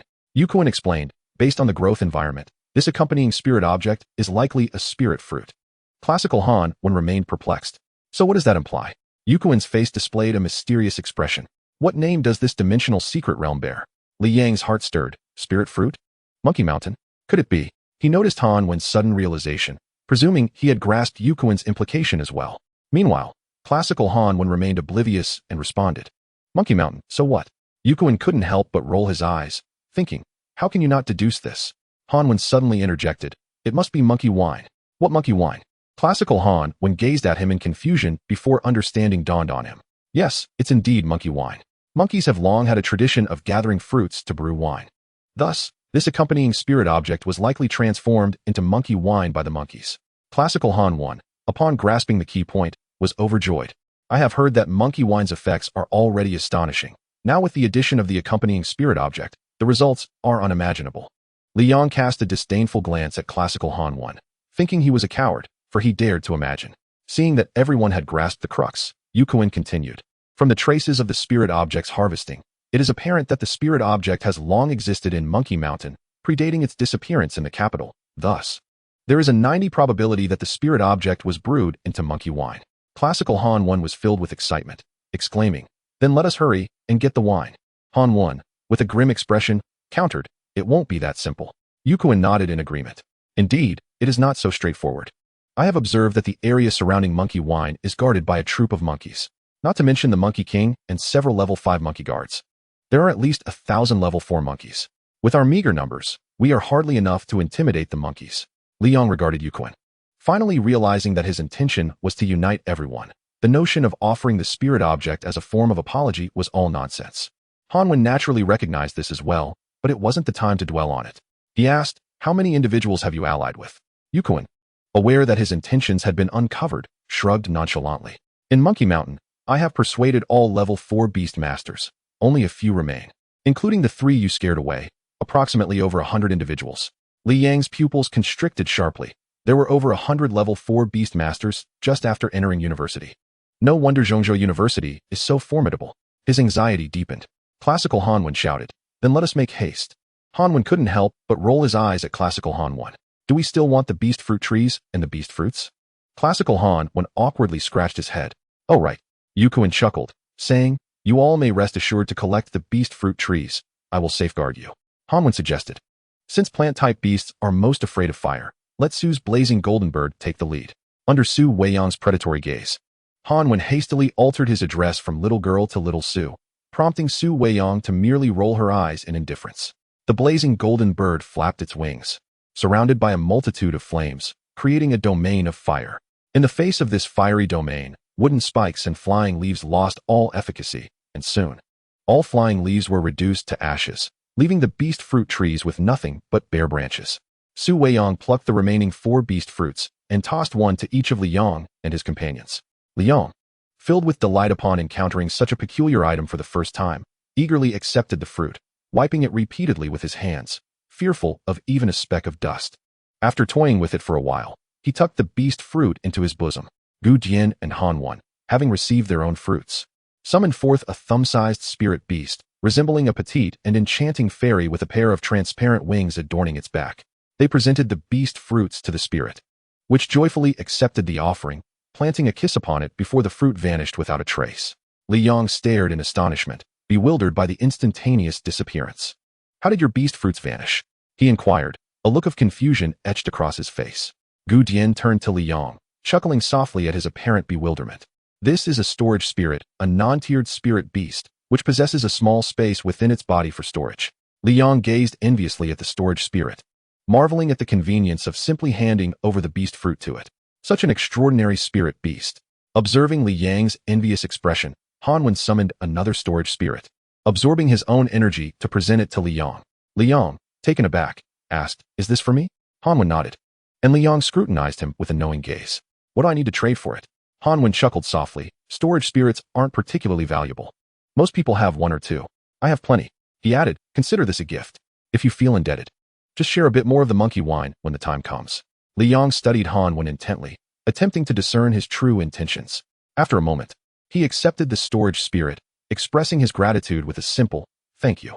He infused his energy into the spirit, which eagerly accepted it, establishing a connection. As he felt the spirit's energy fluctuations, barely perceptible, He exclaimed in wonder, such a diminutive spirit beast possesses such remarkable abilities. Truly, the world is full of wonders. He handed the beast fruit to the storage spirit, which received it and made it vanish in an instant. Liang reached out for the fruit again, but the spirit, pouting, reluctantly produced it. He couldn't help but chuckle inwardly. It seemed to be quite the miser. At that moment, Su Weiyang shouted, "Submit or perish." The beast fruit tree trembled in fear, but remained obstinate against accepting Su Weiyang's energy. Her expression darkened, wishing she could simply cleave it for firewood. Gu Jian and Han Wan, witnessing Su Weiyang's failure to subdue the spirit tree, approached with eager faces, ready to attempt the capture themselves. However, despite their best efforts and promises to find an abundance of energy crystals for the spirit tree, it remained unmoved. After a prolonged struggle with no success, Gu Jian and Han Wan stepped back, and Su Weiyang's expression softened slightly. The group turned their attention to Liang, who shrugged nonchalantly, harboring no expectations. He had never heard of spirit beasts yielding to a beast master of a lower tier. As anticipated, when Liang released his energy, the spirit tree dismissed him with a casual flick of its branches, scattering his energy. Yu Kuan watched with keen interest, a smile gracing his lips. Everyone has failed. May I have a try? The expressions of Gu Jian and the others soured, for Yu Kuan was a level 5 beast master, with a significantly higher chance of success. However, given that their team members had all failed, it would be unreasonable not to allow him a chance, especially as they were in a cooperative relationship. Seeing that no one opposed him, Yu Kuan stepped forward, releasing his energy toward the spirit tree. It trembled momentarily, causing the brows of Liang and the others to furrow in concern. Could he succeed? Yu Kuan's lips curled into a confident smile, but as time passed, the spirit tree continued to sway, showing no inclination to accept his energy. Yu Kuan froze, perplexed. If you won't accept, why do you keep swaying? Gu Jian and the others exhaled, relieved that it wasn't their ineptitude but rather the tree's high standards that caused the failure. Even Yu Kuan, a level 5 beastmaster, had not succeeded. Liang suddenly exclaimed, "Is it mocking Yu Kuan?" The spirit tree swayed rhythmically, appearing to indeed be laughing. Yu Kuan's face shifted through various shades of color as he shot a cold glare at Liang. Liang merely shrugged. "You obtained 3 beast fruits.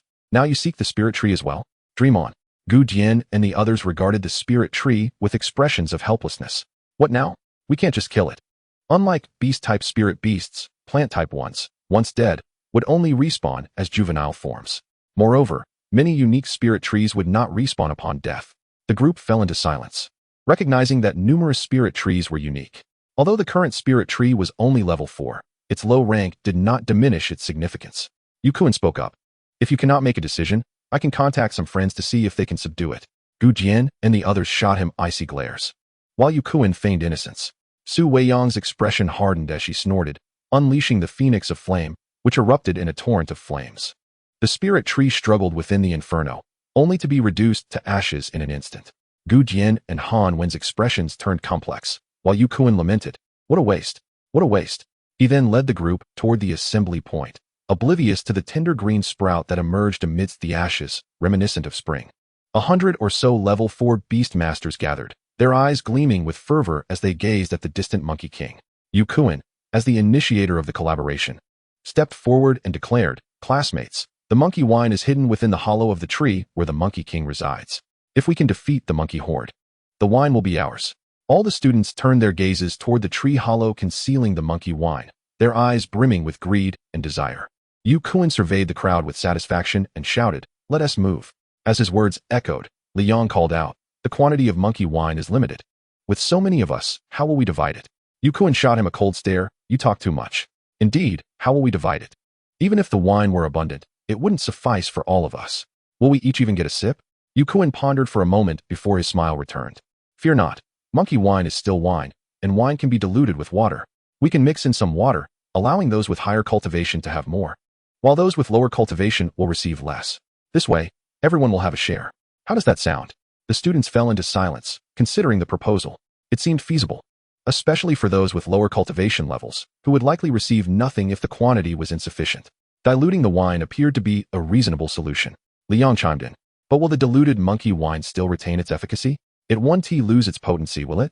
Chapter 44. The monkey horde, is it this brat again? Yu Kuan gritted his teeth in frustration. If it weren't for Gu Jian and his companions being at the pinnacle of level 4, he wouldn't have even considered inviting Liang. Yet now that everyone was present, he couldn't simply dismiss him. Taking a deep breath to suppress his urge to eliminate Liang, he began to explain. Rest assured, the monkey wine is crafted from an abundance of fruits, meticulously fermented and brewed over many years, resulting in an exquisite aroma. Even when diluted with water, its potency remains remarkably strong. Moreover, this particular batch of monkey wine has been infused with accompanying spiritual beings, rendering its medicinal properties formidable. Even when mixed with water, it is likely to elevate a level 4 Beastmaster's beast by a notch. Thus, Liang found himself at a loss for words. In truth, he was quite eager to obtain the monkey wine, not for any other reason, but to test whether his fully matured Gab beast could ascend to a new level through its consumption. After reaching a plateau in its growth, although its combat capabilities continued to enhance, it had nearly reached its limit. Noticing the absence of inquiries, Yu Kuan shouted, "Action!" At his command, all the students promptly summoned their beasts, wolves, tigers, eagles, and dogs. The fierce presence of these wild creatures startled the monkey horde, and the Monkey King, observing the approaching beasts, displayed a glimmer of disdain in its eyes. With a gentle wave of its right hand, thousands of level 4 monkeys bared their teeth and charged at the multitude of summoned beasts. Liang also summoned his Gab beast, rushing towards the monkey swarm. The ferocious aura emanating from the Gab beast caused Classical S Trio to change countenance, with Su Weiyang staring in astonishment at the Gab beast. Confusion flickered in her eyes as she pondered why a level 3 peak Beastmaster possessed a level 4 late-stage beast. Moreover, judging by its aura, this level 4 beast was no ordinary creature. However, now was not the time for contemplation. Su Weiyang summoned a level 4 peak Gale Wolf and a level 4 peak Golden Feather Eagle. As for the fiery golden bird, it remained unsummoned. Similarly, Classical Hanwen and the others conjured 2 level 4 peak beasts, which Liang surmised were likely wild beasts. Witnessing this scene, Yu Kuan inwardly cursed. This motley crew hoped to reap the benefits? Liang mused that it was indeed a loosely knit alliance. Each individual harbored ulterior motives. With the monkey horde being so vast, the chances of returning empty-handed seemed high. In an instant, the beast army collided with the monkey horde. The sheer size of the monkey swarm created a cramped space, preventing a full spread, while the beasts relied on their master's abilities for support. For a time, neither side could gain the upper hand. Observing this standoff eased Yu Kuan's anxiety somewhat. It was manageable. The Monkey King, frustrated by the resilience of its adversaries, felt vexed. Logically, it had the monkey horde to guard it, along with several level 5 monkeys stationed nearby. These opponents should pose no threat. Yet, an unshakable irritation lingered in its heart. With a deafening roar, the Monkey King commanded a retreat for a multitude of monkeys that were unable to engage the enemy, climbing to the treetops. Armed with wooden arrows, they unleashed a rain of projectiles upon the beast army, darkening the sky as if night had fallen. The Beastmasters, thrown into disarray, hastily commanded their beasts to execute long-range attacks: fire, ice, gales, and golden feathers. However, the alliance was too disjointed. The flames and ice energies canceled each other out, while the gales scattered the golden feathers. The remaining attacks failed to make a significant impact, and the rain of arrows continued its relentless descent upon the beast army. Yu Kuan cursed the disorganized mob, recognizing that they were merely a temporary coalition, lacking any understanding of teamwork. Yet, he had not anticipated that they would go so far as to neutralize each other's attacks. Still needing their assistance, Yu Kuan's expression turned grave as he bellowed. All Earth-type beasts, unite to form a defensive wall. With someone finally directing the chaos, the frenzied Beastmasters quieted down, and the Earth-type beasts hastily joined forces to raise a massive earthen wall. The arrow rain pelted against the wall, snapping and falling to the ground. Upon witnessing this spectacle, the Beastmasters erupted in cheers. Look, it held. These monkeys are not so formidable after all. Let us slay the monkey horde and take down the Monkey King. Hearing the cheers of the Beastmasters ignited a firestorm of rage within the Monkey King. With another furious roar, more arrows were launched at the earthen wall, while some monkeys flanked the sides to shoot arrows from the cover of the tree line. These sporadic wooden arrows posed no real threat to the beasts. The Beastmasters, now somewhat experienced, remained composed. The other elemental Beastmasters refrained from joining the fray. The sparse wooden arrows were consumed by flames, turning to ash, fueling the Monkey King's wrath. One Beastmaster pointed at the Monkey King, laughing. "See? It's panicking. Oh dear, what should we do? I'm so anxious." Ha. The mockery from the Beastmasters drove the Monkey King into a furious frenzy, yet it found itself powerless against them. At that moment, a monkey guard approached the Monkey King and communicated in their tongue. The Monkey King's fury dissipated, replaced by a cold, cruel smile. With a commanding roar, the monkey horde abandoned their wooden arrows and began to hurl stones. Thud, thud, thud. The stones struck the earthen wall, producing a cacophony of collisions. Unlike wooden arrows, The stones, although blocked, managed to displace considerable amounts of dirt, thinning the wall further, sending the Beastmasters into a state of panic. Those with Earth-type beasts, put in more effort. Quickly, reinforce the wall. If those stones keep falling, we'll all perish. Relying on you all now, please. Those Beastmasters wielding Earth-type beasts gritted their teeth, unleashing all their energy to fervently enhance their powers.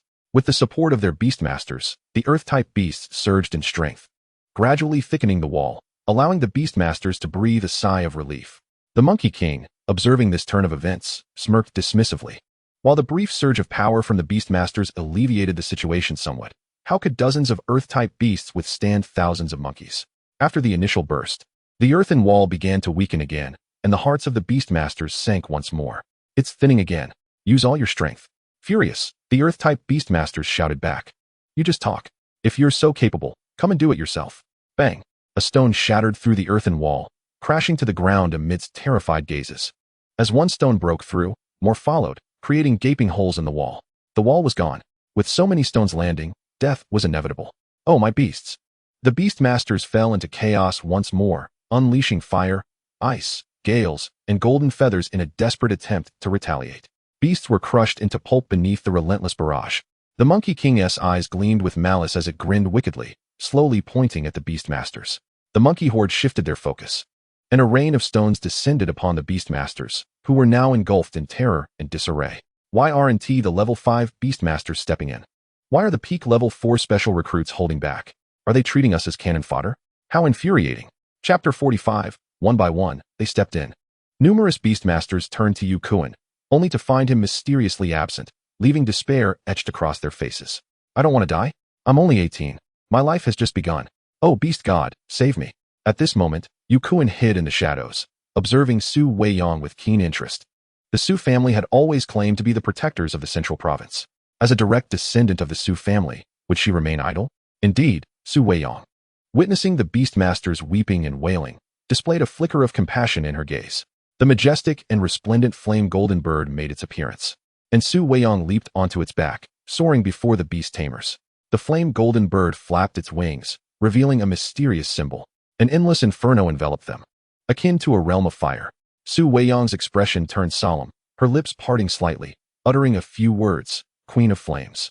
A potent surge of energy erupted, and under the blessing of the Queen of Flames, the flames burned fiercely, causing even the sturdiest stones to melt in an instant under the intense heat. Some beast tamers recognized the flame golden bird and shouted, "It is the flame golden bird. She is one of the Su family. The Su family has come to rescue us. We are saved." The fire goddess, surrounded by the realm of fire, Su Weiyang, complimented by her stunning appearance, indeed resembled a goddess, prompting the beast tamers to proclaim her as the fire goddess. Liang watched in astonishment as Su Weiyang displayed such formidable power, surprised to see a side of her that contrasted with her usual arrogance. Wang Haiyang was right. People are truly complex. However, despite the praises heaped upon her, Su Weiyang felt a heavy burden. Her abilities and the flame golden bird were undeniably powerful, yet neither had reached their full potential. Faced with thousands of monkeys of equal rank, her complexion turned pale. She was on the brink of collapse. Thinking of her classmates behind her, Su Weiyang gritted her teeth, striving to hold on. Gu Jian exchanged glances with his companions, then helplessly turned to Su Weiyang. What should we do now? We must act. We cannot abandon the third party. Then let us proceed. Gu Jian bellowed. Divine power. A colossal golden ape, towering over 10 meters, emerged. The giant ape pounded its chest and let out a thunderous roar before plunging its hands into the ground, unearthing a massive rock. The giant ape shattered the boulder, seizing the fragments and hurling them towards the monkeys.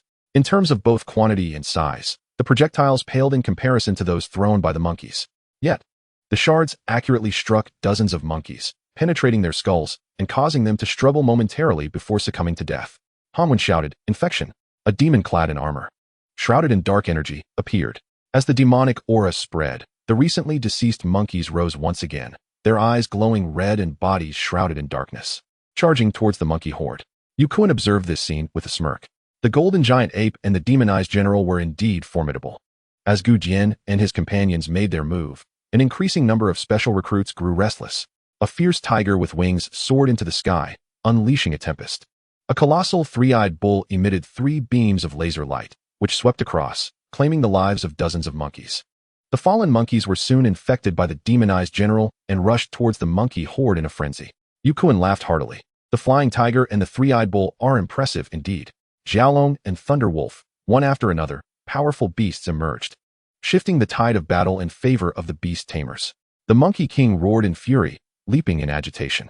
With a tremendous roar, the level 5 Monkey King guards surged forward to join the fray. Although the golden giant ape and other beasts possessed remarkable talents, they ultimately fell short in levels. Under the leadership of the Monkey King guards, the monkey horde pressed down on them. Yukuin's eyes gleamed. Now was the moment. The silver-winged Pegasus appeared, carrying Yukuin as it charged towards the Monkey King with lightning speed. The Monkey King was taken aback, then erupted in rage, thinking it was suicidal for a mere human and beast to dare approach him. With a powerful leap, the Monkey King lunged at the silver-winged Pegasus. Yukuin's gaze flickered with disdain as he shouted, "Child of the wind." The silver-winged Pegasus unfurled its wings, revealing mysterious symbols, and a violent whirlwind engulfed the Monkey King. The airborne Monkey King found himself unable to exert force, losing control of his body. Instantly, he was swept away into the sky by the tornado, the gale transforming into blades of wind that tore at his flesh, leaving him with numerous wounds. The Monkey King roared in anger, yet found himself utterly helpless. Liang watched in awe, astonished at Yukuin's strength. The mid-level 5 Monkey King was being toyed with as if it were a mere plaything. Meanwhile, he felt a pang of anxiety. Would Yukuin truly share the monkey wine with everyone? Though Yukuin appeared selfless, he had hidden away during their classmates' peril, waiting to reap the benefits, while Su Weiyang, who usually acted on her own, had come to their rescue. Regardless of Liang's thoughts, the defeat of the Monkey King was merely a matter of time. The wounds on the Monkey King multiplied, and soon, his body was drenched in blood. Yukuin gazed at the struggling Monkey King with mockery and disdain. Boom! The tornado exploded, sending a massive shockwave that obliterated the surrounding monkeys, and the Monkey King crashed heavily to the ground. Yukuin ascended towards the tree harboring the monkey wine, his expression one of triumph. No matter if you hail from the noble Su family or the ancient Gu family of Nanjing, you will all obediently become my pawns. Just as Yukuin was about to seize the monkey wine, the Monkey King suddenly stood in his way. Yukuin looked at the Monkey King, who could barely stand, and sneered, "Why do you still overestimate yourself? Do you truly wish to perish?" The Monkey King ignored Yukuin, turning away from him and making his way towards the monkey wine tree. Liang was perplexed. What was it doing? Yukuin was equally confused, but the Monkey King's defiance ignited his fury. "Do you look down on me? How dare you turn your back on me?" Seeking death, a blade of wind sliced through the air, leaving a deep gash on the Monkey King's back. The Monkey King stumbled, nearly falling, ignoring its own wounds. The Monkey King struggled to climb the tree, cradling the monkey wine in its hands and drinking deeply. Yukuin erupted with rage. "You dare to steal my monkey wine? I intended to subdue you, but now, you shall die." Yukuin's fury escalated. He had hoped to tame the Monkey King to control the horde, ensuring a constant supply of monkey wine. Yet the Monkey King had drunk the wine brewed from a companion spirit right before his eyes. This was intolerable. He had gone to great lengths for this scarce monkey wine, and now, his murderous intent surged. A terrifying hurricane enveloped the Monkey King, intent on tearing it apart. The Monkey King, having consumed the monkey wine, found its wounds not healing but rather worsening. Liang watched in shock. What kind of wine was this, death wine? Yukuin too was alarmed, wondering what sort of companion spirit was capable of such self-destruction. The Monkey King howled in agony, thrashing wildly.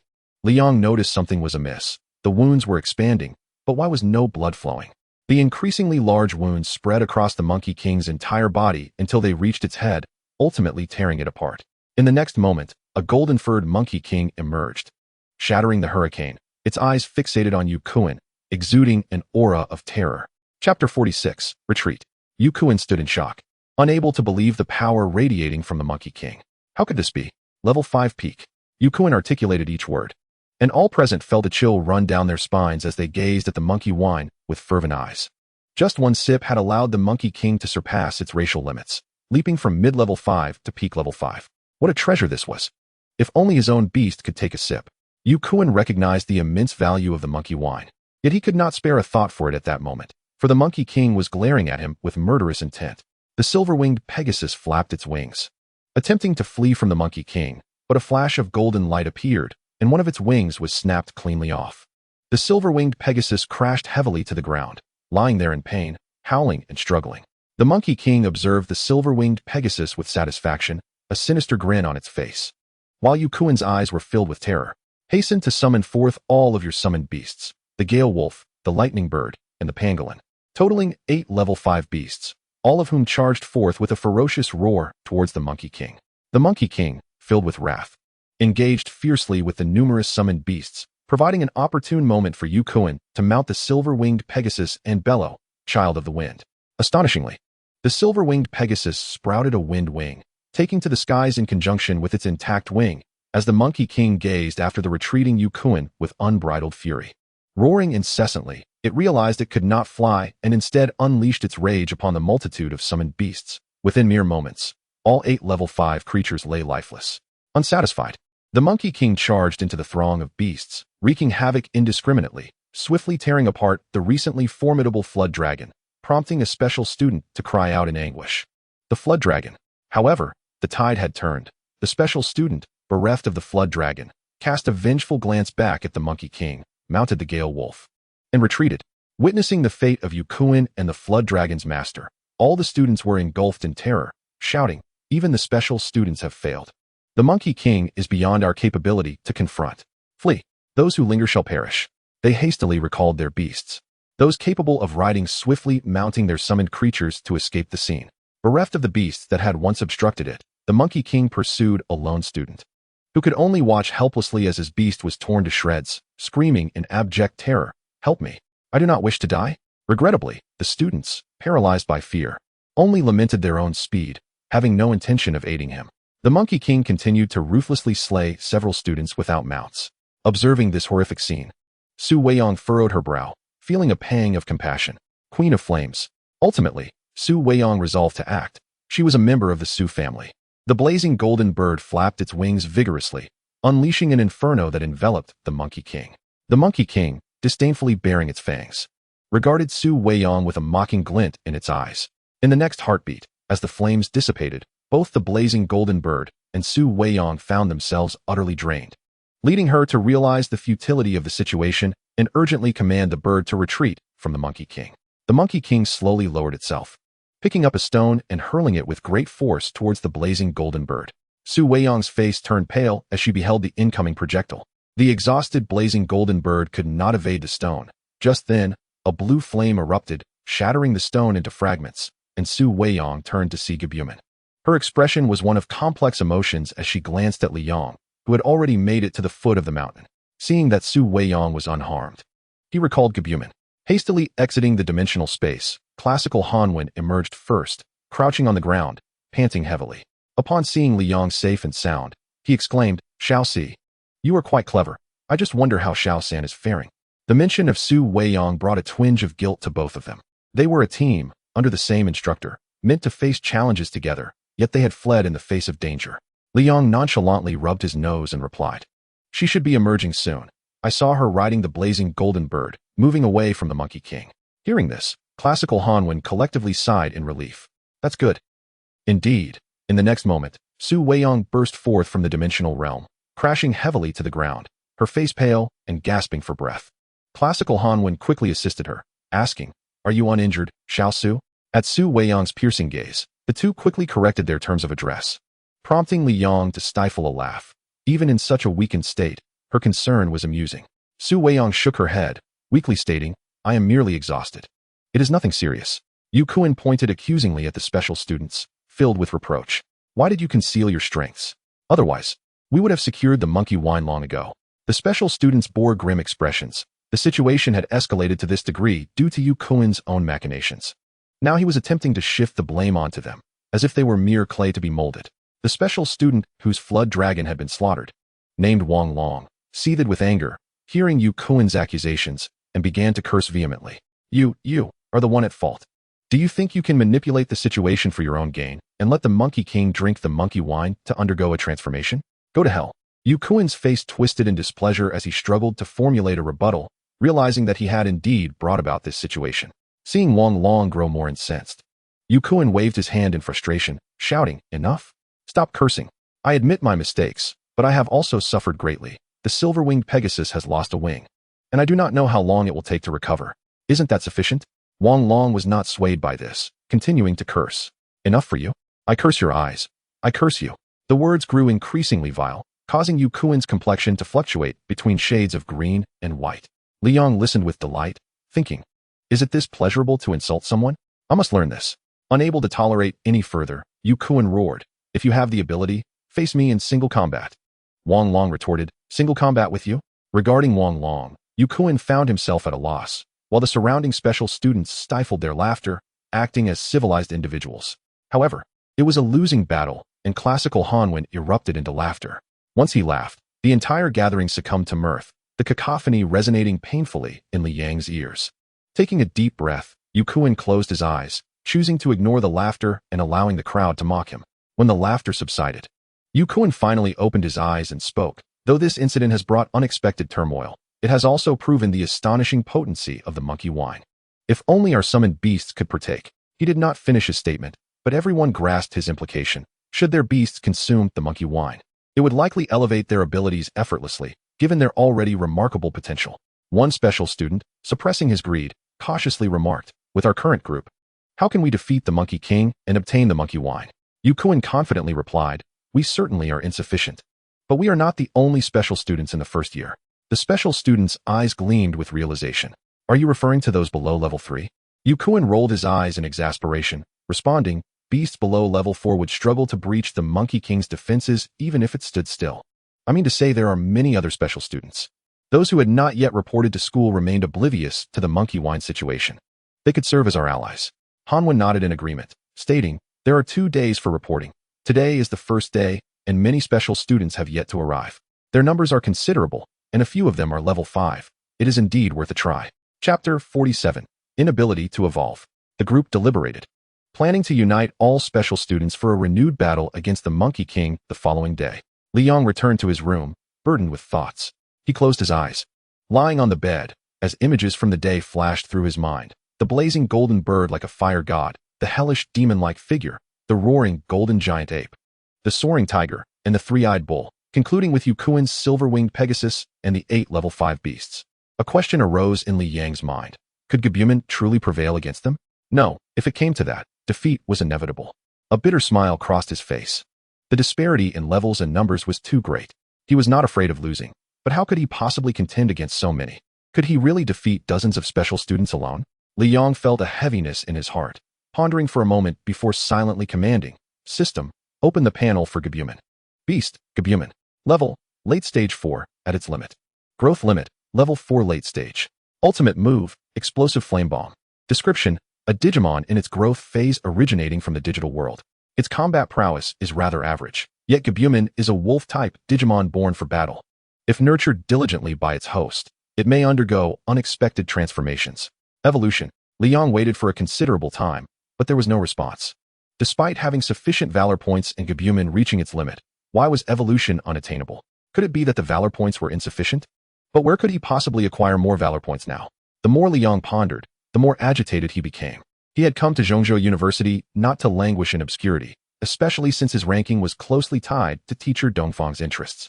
If Gabumon could not evolve, how could he secure a commendable position in the ranking competition? He couldn't betray teacher Dongfang, who had helped him. Frustrated, Liang shouted aloud.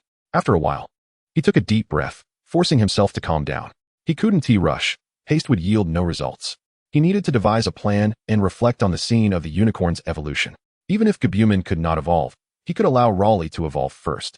Raleigh's evolution should be similar to Gabumon's, and defeating a slightly weaker special student should pose no issue, which would be barely sufficient. Liang stroked his chin, beginning to recall. During the battle with the skeleton general, he had been on the verge of defeat when the system suddenly notified him that the unicorn met the evolution conditions. What were those evolution conditions? Instinctively, Liang glanced at the panel. Digimons born for battle evolve through combat. Could that be it? Liang's eyes sparkled as he felt he had found the answer. Digimons created for battle must evolve in combat. It was undoubtedly the case. Having grasped the key, Liang wasted no time and hurriedly made his way to the Monkey Mountain's dimensional secret realm. He had a premonition that tonight, either Raleigh or Gabumon would at least achieve evolution. After the Monkey King's rampage during the day, no students remained at Monkey Mountain. The Monkey King seemed unable to leave the dimensional realm. After a furious roar, it reluctantly returned to the monkey horde. Liang had no intention of challenging the Monkey King or its group. That would be suicidal. Instead, he planned to pick off a few straggling monkeys, allowing Gabumon to battle them and see if it could evolve. As for Raleigh, He would gather some experience nearby and grow to its limits first. Li Yang slyly summoned Gabumon, who upon appearing, exclaimed, "Xiaoyang, we meet again." The sudden sound was jarring in the stillness, prompting Li Yang to quickly cover Gabumon's mouth. "Gabumon, keep your voice down. If the Monkey King hears us, we're doomed." Seeing the urgency in Li Yang's eyes, Gabumon nodded seriously, and Li Yang then summoned Raleigh. This time, he had learned from experience and immediately covered Raleigh's mouth to prevent any loud utterances.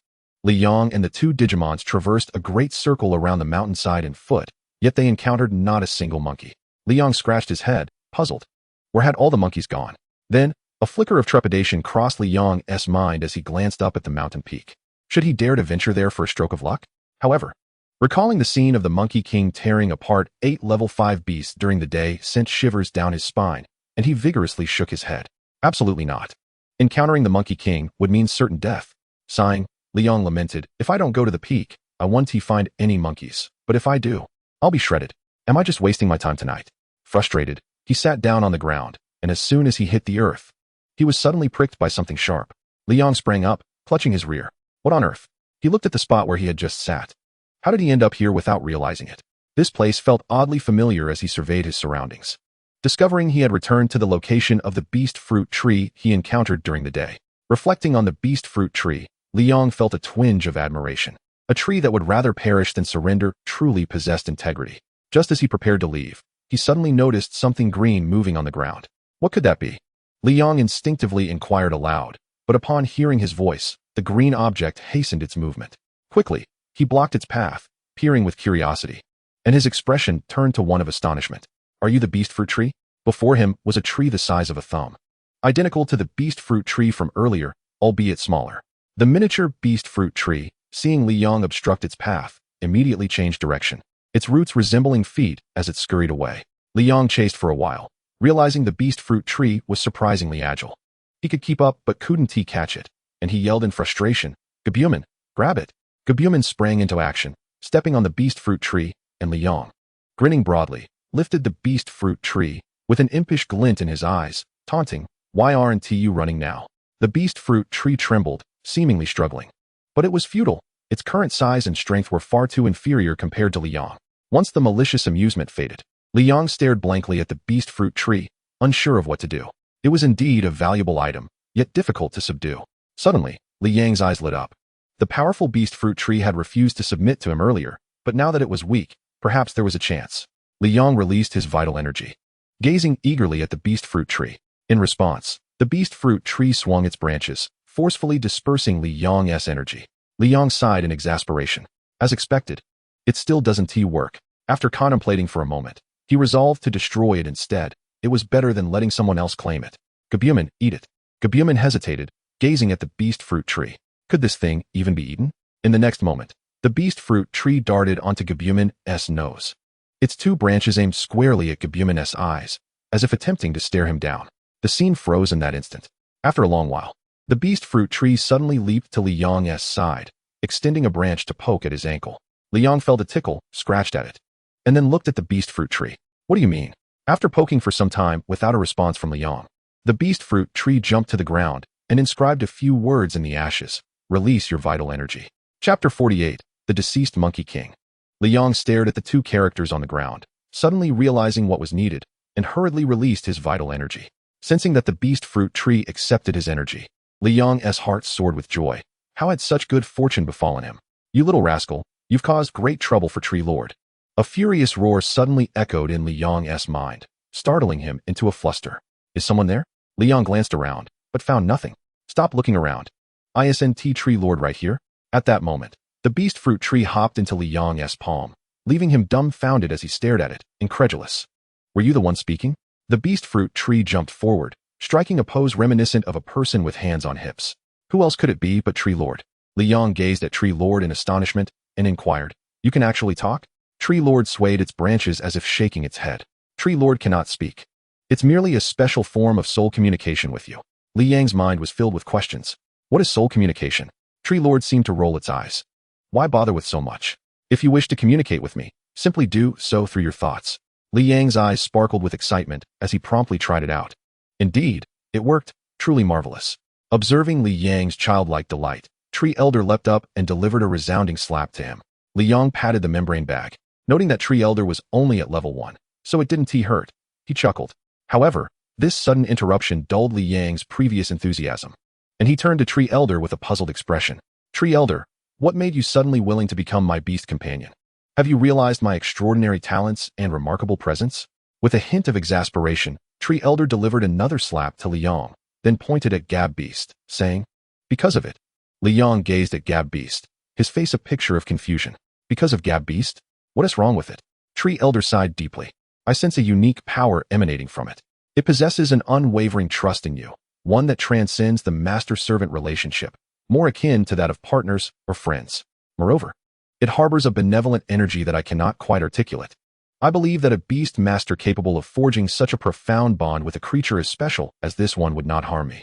Besides, I currently require assistance. Li Yong beamed with pride.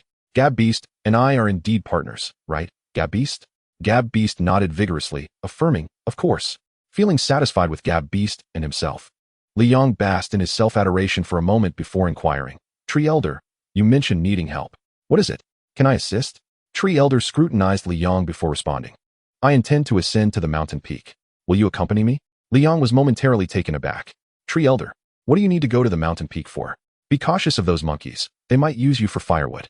Tree Elder leapt into action again, delivering yet another slap, landing on Li Yang's shoulder. Stop wasting time. Take me to see the Monkey King. We must hurry. Rubbing the spot where Tree Elder had struck, Li Yong expressed his concerns. Do we have to go? The Monkey King is quite dangerous. Tree Elder sighed. It is no longer a threat. Hurry. With me by your side, you will be safe. Li Yong looked at Tree Elder with skepticism, reluctant to proceed. However, Tree Elder insisted, and eventually, Li Yong agreed to take a distant glance at the Monkey King. As they approached the monkey troop, Li Yong stopped short, unwilling to advance further. Tree Elder, frustrated, shouted, why are you so timid? I told you, with me here, you are safe. Li Yong retorted defiantly, I'm being cautious. Do you understand what caution means? Tree Elder gazed at him with exasperation. If you're afraid, just admit it instead of making excuses. He then jumped onto Gab Beast's back, instructing it to carry him closer. After a moment of hesitation, Li Yong directed Gab Beast toward the monkeys, simultaneously warning it to be cautious and to flee at the first sign of trouble. As Gab Beast approached the monkey troop, several monkeys leaped down from the trees, baring their teeth at Gab Beast. Tree Elder's aura surged, albeit faintly. Upon sensing this, the monkeys bowed their heads, parting to create a path. Tree Elder turned to signal Li Yong to follow, then rode Gab Beast toward the Monkey King's tree. Upon reaching the Monkey King's tree, Li Yong was taken aback by the sight before him. The once mighty Monkey King, who had exhibited such prowess during the day, now appeared frail and decrepit, his golden fur dry and lifeless. Upon seeing Tree Elder, the Monkey King's eyes flickered with a glimmer of light before fading completely, his expression one of pleading and release. Tree Elder looked at the Monkey King and sighed. I will ensure that your plan reaches its final stage. Li Yong felt a wave of confusion wash over him. What plan? Did the Monkey King and Tree Elder know each other? Tree Elder rode Gab Beast to the side of a wine pool, staring intently at the monkey wine with a complex expression. Li Yong, meanwhile, felt a surge of greed. Could he take a bit of this monkey wine? Sensing Li Yang's avarice, Tree Elder warned, you'd best not touch it. This monkey wine is not yet fully brewed. Li Yong gasped in shock. If the incompletely brewed monkey wine could elevate the Monkey King from mid-level 5 to peak level 5, what effect would the complete brew have? Suddenly, Li Yong felt a sense of unease. The Monkey King, who had been so powerful by day, had now suddenly perished. Could it be that the incomplete monkey wine was the cause? No wonder. The wine had been here all along, and the Monkey King had consumed it. Waiting until today, when he was on the brink of death. Anxiously, Li Yong asked, did the Monkey King die because he drank the unfinished monkey wine? Tree Elder nodded. Li Yong pressed on, what exactly does this monkey wine do? The Monkey King's transformation, what was that all about? Tree Elder sighed and explained, this monkey wine can activate bloodlines. The Monkey King's transformation was due to the activation of his previously dormant bloodline. However, because the wine was not fully brewed, the activation failed, leaving him with the form but devoid of spirit. This is why he met such an unfortunate end. You should count yourself fortunate that the monkey wine was not fully brewed. Otherwise, the Monkey King's bloodline would have revived, and he would have been far beyond level 5. There would have been no escaping for you during the day. Li Yang's confusion deepened. What bloodline? Are you saying the Monkey King isn't an ordinary monkey? His bloodline was dormant, which is why he only reached level 5. What exactly was the Monkey King's original race? Tree Elder did not fully answer. What race it is, you need not know, nor do you deserve to know. Now, Return my beast fruit to me. I saw you obtain one during the day. Reluctantly, Liang handed over the beast fruit, still wishing to feed it to Gabbeast to see if it had any effect. Tree Elder kicked the fruit into the wine pool, and suddenly, the monkey wine erupted with golden light, illuminating half the sky. Then Tree Elder leapt into the wine pool, absorbing an immense quantity of the liquid, his form growing larger and the withered bark multiplying.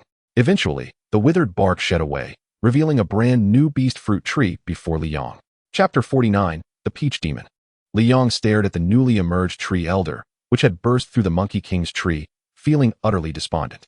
Tree Elder had just claimed the monkey wine was not fully brewed, yet he turned around and drained it dry? Liang lamented, cunning and crafty, truly cunning and crafty.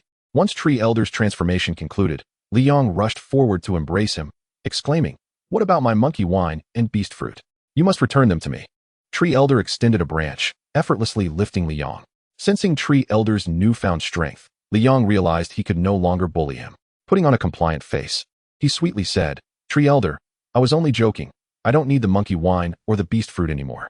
Suddenly, a face emerged from Tree Elder's trunk, speaking, "You little rascal, Tree Elder has become your beast companion, and you still quibble over such trivial matters." Liang stared at the gigantic face in astonishment and stammered, "Tree Elder, you really can talk." Tree Elder assumed a proud demeanor. "Who do you think Tree Elder is? Speaking is but a triviality." Liang was taken aback. What kind of tree was this? Tree Elder had claimed that the monkey wine could activate bloodlines, and his drastic transformation seemed to confirm this. Did a tree also possess a bloodline? Liang suddenly came to a realization, silently invoking, System, opened the Beast Master panel for Tree Elder. Beast, Peach Demon. Level. Description: the host is too inadequate, lacking even the qualification to touch their own beast. To protect the host, this beast has been sealed. The host is advised to diligently cultivate in order to lift the seal on the beast. Liang was left utterly perplexed. Was this not identical to his first beast? Just when Tree Elder had devoured the monkey wine, it simply collapsed. What about his own benefits? Furthermore, what exactly is a peach demon? Shouldn't Tree Elder be an apple tree? Gazing at Tree Elder with uncertainty, Liang deliberated for a moment before deciding to inquire directly, "Tree Elder, what race are you? And what is your strength?" Tree Elder chuckled mischievously, "You are not yet worthy of knowing, you little rascal. It seems you harbor great secrets. That day will come. For now, Tree Elder has other matters to attend to, so you may observe." With that, Tree Elder cast Liang aside, radiating brilliance as it began to draw energy from the ground, a greenish beast fruit forming at its branches. As the energy surged, the fruit ripened further, while Tree Elder grew increasingly frail. After a while, the beast fruit was fully matured, resembling a peach. Tree Elder tossed the fruit to a Monkey King guard, proclaiming, "From now on, you shall be the Monkey King." The Monkey King swallowed the fruit in one gulp, and the monkey horde knelt in unison, celebrating the birth of their new ruler. Tree Elder then turned to the astonished Liang, stating, "You seem to have many questions, but I shall not provide answers. As I mentioned, you are not yet worthy of knowing." Liang was momentarily taken aback, then cautiously asked, "Tree Elder, surely you have left me some benefits?" Tree Elder rolled his eyes at Liang and produced a wooden bowl, offering it to him. "Fermented monkey wine, perhaps?" Liang's eyes sparkled with fervor as he gazed at the monkey wine, inquiring, "What effects does it have? And it won't kill me, will it?" Tree Elder was vexed by Liang's fearful demeanor. "It won't kill you. It can activate the bloodline within your beast. Why are you so afraid of death at such a young age?" Liang remained silent and directed the Gab beast to drink the monkey wine. After a sip, the Gab beast smacked its lips and began to gulp it down eagerly. Curiously, Liang asked, "Gab beast, do you feel any reaction?" The Gab beast replied, "It's quite sweet." "Is that all?" "That's all." Just as it finished speaking, the Gab beast's expression shifted dramatically, a powerful energy surge erupting, scattering everything around. An energy wave surged within Liang. Was this the retribution power from the Gab beast? Liang's heart swelled with joy as he settled into a meditative posture, channeling his cultivation method. After a while, Liang's face turned crimson, and he was compelled to release the energy once more, failing to ascend. Tree Elder observed the pair with puzzlement, remarking, "Strange, what is your situation?" The Gab beast drank so much monkey wine and only achieved a minor advancement to the peak of level 4. "You little rascal, should have had enough retribution power to ascend twice. Why did you fail?" Liang was equally bewildered, staring at his hands as he replied, "This is not the first time I've failed to ascend. It happened like this last time too." "Did the Gab beast ascend?" "It seems the monkey wine indeed holds value." Tree Elder scrutinized the Gab beast, his brow furrowed. "Something is amiss. Monkey wine is supposed to unlock potential. I distinctly sense a unique power within it." so it makes no sense for it to have only achieved a minor advancement. Tree Elder then turned his gaze to Li Yang. As for you, I believe I understand the situation. Li Yang snapped back to reality, excitedly asking, Tree Elder, you are truly remarkable. But why can't I ascend? Tree Elder shifted the topic, gesturing toward the monkey wine. There's still some at the bottom of the bowl, don't waste it. Li Yang summoned the rolling beast and handed the monkey wine to it. The rolling beast lifted the wooden bowl with its ears and poured the contents directly into its mouth.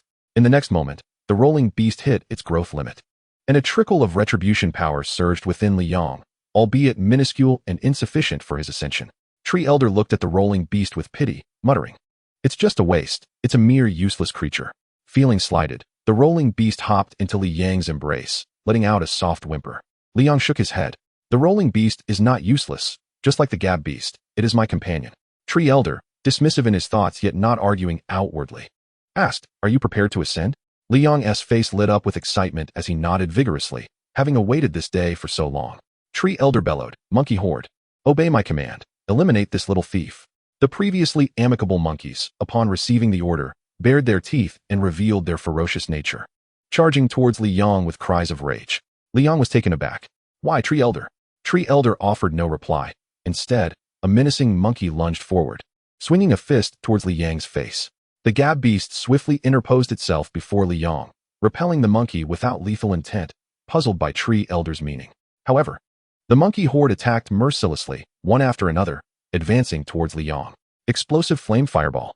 The Gab beast unleashed its ultimate move, blue flames forming a wall to block the monkeys. Tree Elder watched the Gab beast with interest. To possess such strength at the peak of level 4 is indeed impressive. However, I have never encountered this particular race. Then, addressing the remaining Monkey King guards, Tree Elder commanded, Stop that beast master. Several Monkey King guards charged at the Gab beast, engaging in fierce combat. Gab beast. Li Yang, witnessing the Gab beast besieged by the Monkey King guards, felt a surge of worry as the surrounding monkeys leaped over the fire wall, rushing towards him. Li Yang swung his fist at a monkey. Bang! The monkey dodged Li Yang's attack and struck him hard in the abdomen, leaving Li Yang dizzy. The rolling beast retaliated with a foam attack, splattering saliva onto the monkey's face.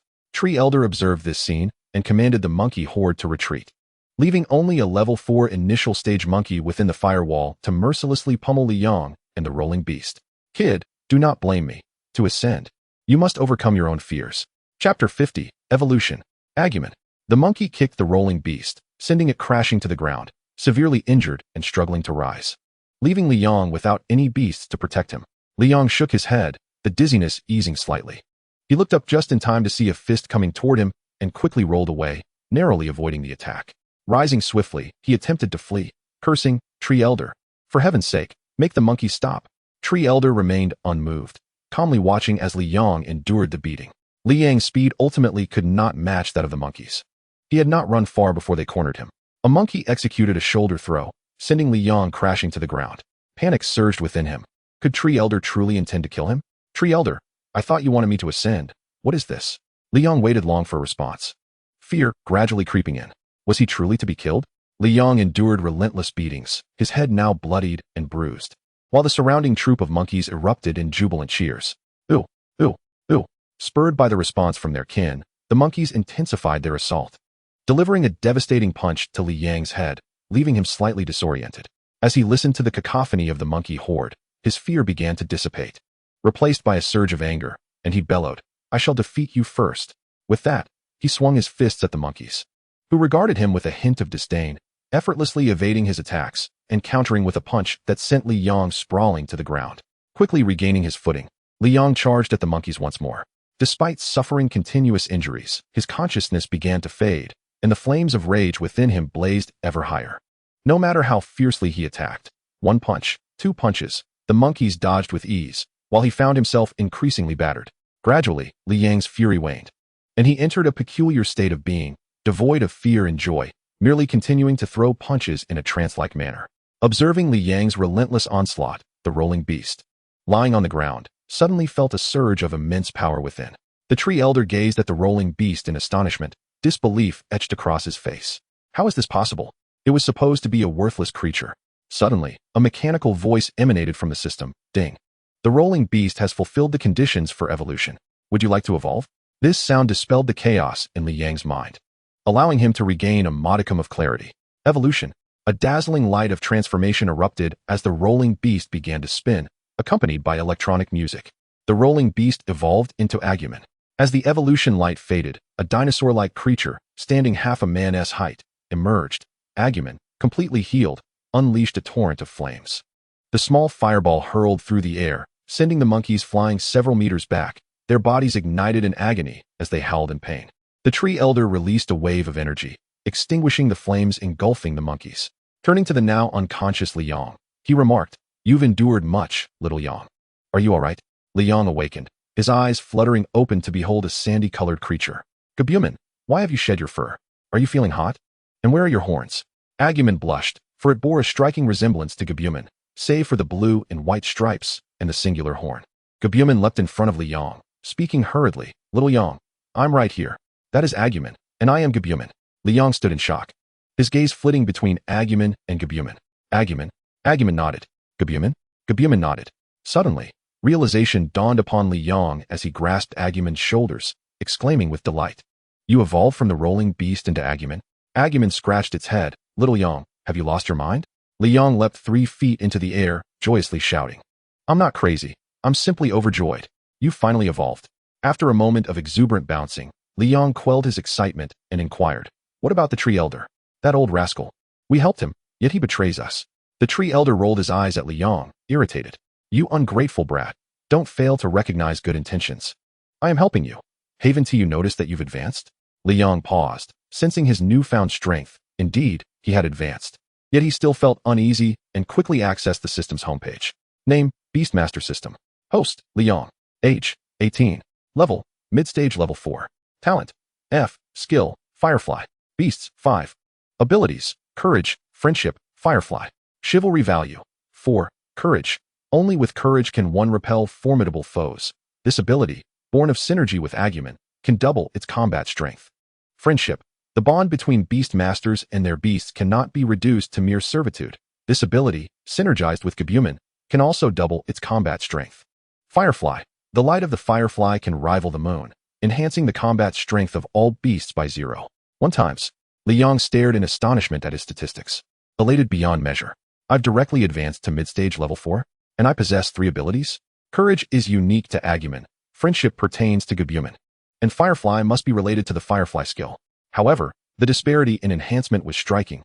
Courage and friendship could augment strength by 2-fold, whereas Firefly merely offered a meager 0.1 times. How disappointing." Liang felt disdain for Firefly, deeming it vastly inferior to courage and friendship. Yet he pondered whether the abilities could be stacked. If so, it would still hold merit. As Liang's excitement began to settle, the tree elder inquired, "What is the matter with your beast? How did it leap from mid-stage level 1 to mid-stage level 4? There's also a newfound aura of bravery about it.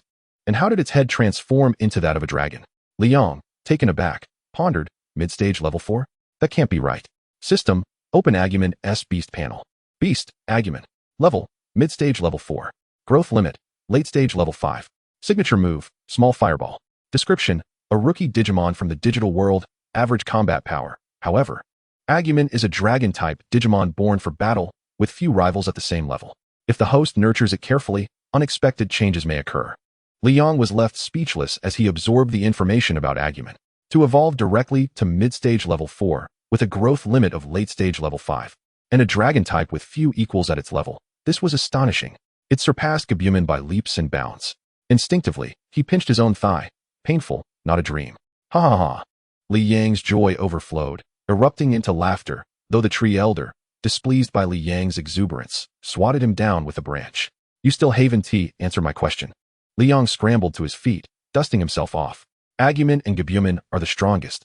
Isn't it natural for them to undergo some changes?" Liang was not inclined to divulge the truth to the tree elder. This was his greatest secret, one he would never share with anyone. The tree elder shot Liang a disgruntled glare. "Fine, keep your secrets. But the strongest? Do you even know what that means?"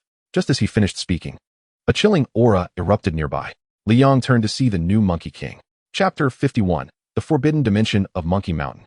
Liang struggled to articulate the aura emanating from the Monkey King. It transcended the savage wilderness, surpassing time itself. If he had to describe it, he would say it bore the essence of myth. The tree elder pointed at the golden-furred Monkey King and asked, "Are your creatures stronger than it?" Liang hesitated momentarily, but then nodded vigorously. Agumon and Gabumon are certainly stronger.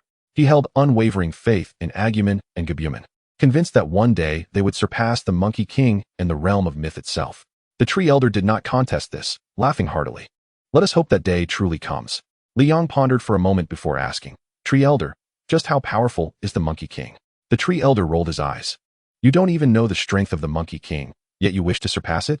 Embarrassed, Liang scratched his head. That's not a conflict. It's not a conflict at all. Master Tree meticulously adjusted his facial expressions and spoke in a serious tone. Myth. Is it truly a myth? A sudden jolt of realization struck Liang. What constitutes a myth? Unable to restrain himself, Master Tree extended a branch and delivered a sharp knock to Liang. You are now an intermediate Beastmaster. How can you lack such basic knowledge? Liang gingerly touched the spot where Master Tree had struck him. Feeling the increased strength of his mentor's blow, it truly hurt. With a hint of grievance, he replied, What kind of common knowledge is this? No one taught me. Master Tree took a deep breath and said, You are aware of the 19th level of Beastmasters, correct? Above the 9th level? Liang answered honestly. Above the 9th level is the King level. After contemplating for a moment, Master Tree remarked, The nomenclature of your era seems somewhat different. No matter. The essence remains the same.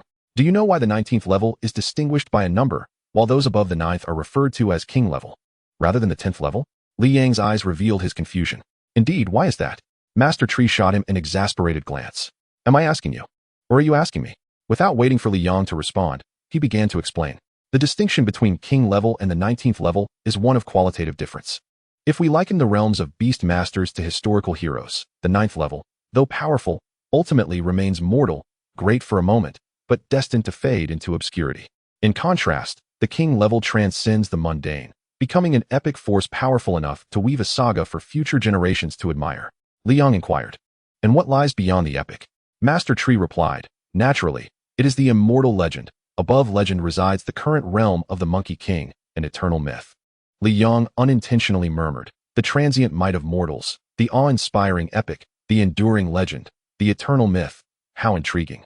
A surge of excitement welled up within him. The path of beast mastery seemed far more captivating than he had previously imagined. And he had forged a new aspiration, to elevate Agumon and Gabumon to the status of myth, or even beyond. Master Tree, is there anything beyond myth? Master Tree shook his head. That is not for you to know at this time. He then yawned and declared, My tasks are complete. I shall now succumb to slumber. When you have grown stronger, I shall naturally awaken.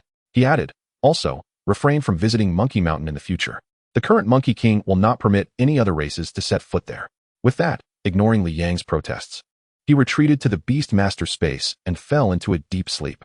The Monkey King's transformation complete, he waved his hand, promptly sending Liang to the entrance of the dimensional secret realm. Liang understood this as a farewell. Straightening his clothes, he departed from Monkey Mountain. Upon returning to his modest courtyard, he serendipitously encountered Gu Ming, who exclaimed, Junior Li, I was just about to seek you out. Liang, puzzled, asked, What is it? Senior Gu? Gu Ming replied, Teacher Dongfang has instructed me to train you individually, aiming for your promotion to intermediate Beastmaster before the ranking competition. Liang pondered for a moment, recalling that incident at KTV when he had indulged too much and forgotten about it. However, he felt he no longer needed it. Senior Gu, that's unnecessary. I have already advanced to level 4. Please inform Teacher Dongfang that I will certainly achieve a commendable rank in the competition. Only then did Gu Ming notice Li Yang's level, his surprise evident. Junior Li, you have so swiftly overcome Chu Tianba's shadow and found your own path. Impressive. Liang was taken aback. What does this have to do with Chu Tianba? And what do you mean by my own path? Gu Ming looked at Liang in bewilderment, contemplating for a moment before explaining. If we liken the realms of beast masters to the stages of a person's life, the novice beast master resembles an infant, confused and unaware. During this phase, it is easy for a powerful beast master to instill fear, causing shadows to loom. Teacher informed me of your situation. You possess a level 4 late-stage beast, yet you have not managed to advance to level 4. This must be because you were intimidated by Chu Tianba, hindering your path to advancement. Liang reflected carefully and realized that since the incident with Chu Tianba, he had indeed changed significantly, becoming exceedingly cautious. Master Tree had scolded him on numerous occasions for being overly fearful. Suddenly, an idea struck him. Was Master Tree's intention in having the monkey attack him to leverage his innate survival instincts to conquer his fear of Chu Tianba? Yet, during the encounter with the mutated dragon ant, he had displayed courage and fearlessness, triumphing over a formidable foe. Why had he failed to advance then? Liang inquired. What do you mean by my own path? Gu Ming elucidated. If the novice Beastmaster is an infant, the intermediate Beastmaster is akin to a youth, though still weak. They possess a clearer understanding of their future direction and know what actions to take. This is what we refer to as the path of a Beastmaster. Now, Liang began to comprehend. The ability symbolized by Agumon was courage, while Gabumon represented friendship. At that moment, he had relied on courage to defeat the mutated dragon ant. Gabumon's advancement was a reflection of the power of friendship, yet his state at that time embodied courage, which is why he could not progress. This time, with Master Tree's assistance, he overcame his fear, and Agumon, representing courage, coincidentally advanced. The reciprocal power aligned with Li Yang's state, allowing him to successfully level up. Liang mused internally. The path of beast mastery was indeed not so simple, and as for Chu Tianba, just wait and see. Gu Ming stated, since you have already advanced, I can report back to Teacher Dongfang. Best of luck in the ranking competition. Liang nodded appreciatively. Thank you, Senior Gu. The following day, during the special student group S assault on the Monkey King, Liang was reluctant to participate. He earnestly advised Gu Jian and the others to abstain, but they all declined. Su Weiyang even mockingly suggested that Liang should possess some self-awareness and leave at once. Reluctantly, he accompanied them to Monkey Mountain, hoping the new Monkey King would show mercy and spare Gu Jian and the others. Upon arriving at the entrance to the dimensional secret realm of Monkey Mountain, they discovered the entrance was sealed. With no other choice, they agreed to wait until the school addressed the matter before launching their attack on the Monkey King. Unfortunately, even the advanced Beastmaster teachers could not unlock the entrance, prompting them to notify the higher-ups at the school, who dispatched a king-level Beastmaster. Their efforts ended in failure. Finally, a prominent figure devoid of any energy fluctuations examined the Monkey Mountain entrance, his expression shifting dramatically. He issued a direct order forbidding anyone from approaching Monkey Mountain. That same day, Monkey Mountain was elevated from an intermediate dimensional secret realm to a forbidden dimensional secret realm. Chapter 52. The ranking competition commences. The elevation of Monkey Mountain to a forbidden dimensional secret realm left many, including Gu Jian and his companions, utterly stunned. Gu Jian, with a bewildered expression, exclaimed, "This cannot be real. We have visited Monkey Mountain." Even after the Monkey King's transformation, he was merely at the pinnacle of level 5. How could it be associated with a forbidden dimensional secret realm? Hanwen echoed his confusion. Only the dimensional secret realms inhabited by those mythical races are deemed forbidden. Monkey Mountain is but a small place. Could it possibly give rise to a mythical powerhouse? Surely, there must be an error. Liang was well aware of the truth, but chose not to disclose it to the others. It remained his secret. Su Weiyang shook her head. The last figure I encountered, I have seen him once before. He would not make a mistake. The classical Korean text exchanged glances, ultimately leading to resignation. Su Weiyang turned to Liang and remarked, the Monkey Mountain dimensional secret realm is no longer accessible for exploration. The ranking competition will undoubtedly commence earlier, leaving you with even less time. What do you intend to do? Liang shrugged nonchalantly. His rolling beast had already evolved into an Agumon. Based on Gabumon's experience, Agumon merely needed to engage in continuous battles. Within 2 weeks, Liang was confident that he could elevate Agumon to level 5, the maximum achievable level for a first-year student. As a dragon-type Digimon, Agumon had few rivals in battles of the same level. This ranking competition presented an excellent opportunity, and Liang was eager to discover whether Agumon could triumph over an equivalent royal-level beast cub. In Su Weiyang's eyes, Liang's demeanor reflected a reckless abandon. Teacher Dongfang was her idol, and she would not allow Liang to tarnish his reputation or interests. A surge of anger welled up within her as she pointed at Liang and exclaimed, "Look at yourself. Even if your strength is lacking, given the urgent time constraints, you should exert yourself. You possess a level 4 late-stage beast. With some effort, you could potentially elevate it to peak level 4 during the ranking competition, provided you defeat a special enrollment student. At the very least, you wouldn't finish at the bottom, thus preserving Teacher Dongfang's reputation and preventing harm to his interests." Liang gazed at Su Weiyang helplessly. This girl, though quite attractive, had an exceedingly volatile temperament. He reassured her, "Rest assured, I will secure a commendable rank in the competition." However, his words brimmed with resignation, which Su Weiyang interpreted as mere perfunctory response. Although Liang had saved her, Su Weiyang intended to treat him with more kindness, yet upon seeing him, she could hardly contain her frustration. At that moment, Gu Ming entered the courtyard and addressed everyone. "Just in time for you all to hear this. The ranking competition will be held earlier than anticipated, in just 3 days. A chill ran down Liang's spine. 3 days was rather tight, and he needed to expedite his efforts to ensure Agumon reached level 5, lest he struggle against those at level 5. Gu Ming continued, "The rules are straightforward, mirroring those of previous years. an elimination format divided into 16 arenas, with each arena determining one victor. The top 16 will draw lots to establish the order of competition, advancing to determine the top 8, and so forth until a champion is crowned. Li Yang inquired, "Brother Gu, what are the rewards?" Gu Ming glanced at him and replied, "The 916th place will each receive a level 7 beast egg. The 48th will receive a level 8 beast egg. The 2nd, 3rd, and 4th places will receive level 9 beast eggs, while the champion will receive a royal level beast egg. There may be slight discrepancies in the rewards at lower levels. However, those ranked higher will certainly receive superior prizes. Furthermore, the champion will benefit from the school's substantial support, including energy crystals, techniques, and spiritual items. If possible, strive for the first place. By the way, the school possesses a quota for entry into a special dimensional secret realm. Teacher Dongfang joined the school specifically for this opportunity. The likelihood of securing a spot increases for the champion. Do your best." With that, Gu Ming exited with flair.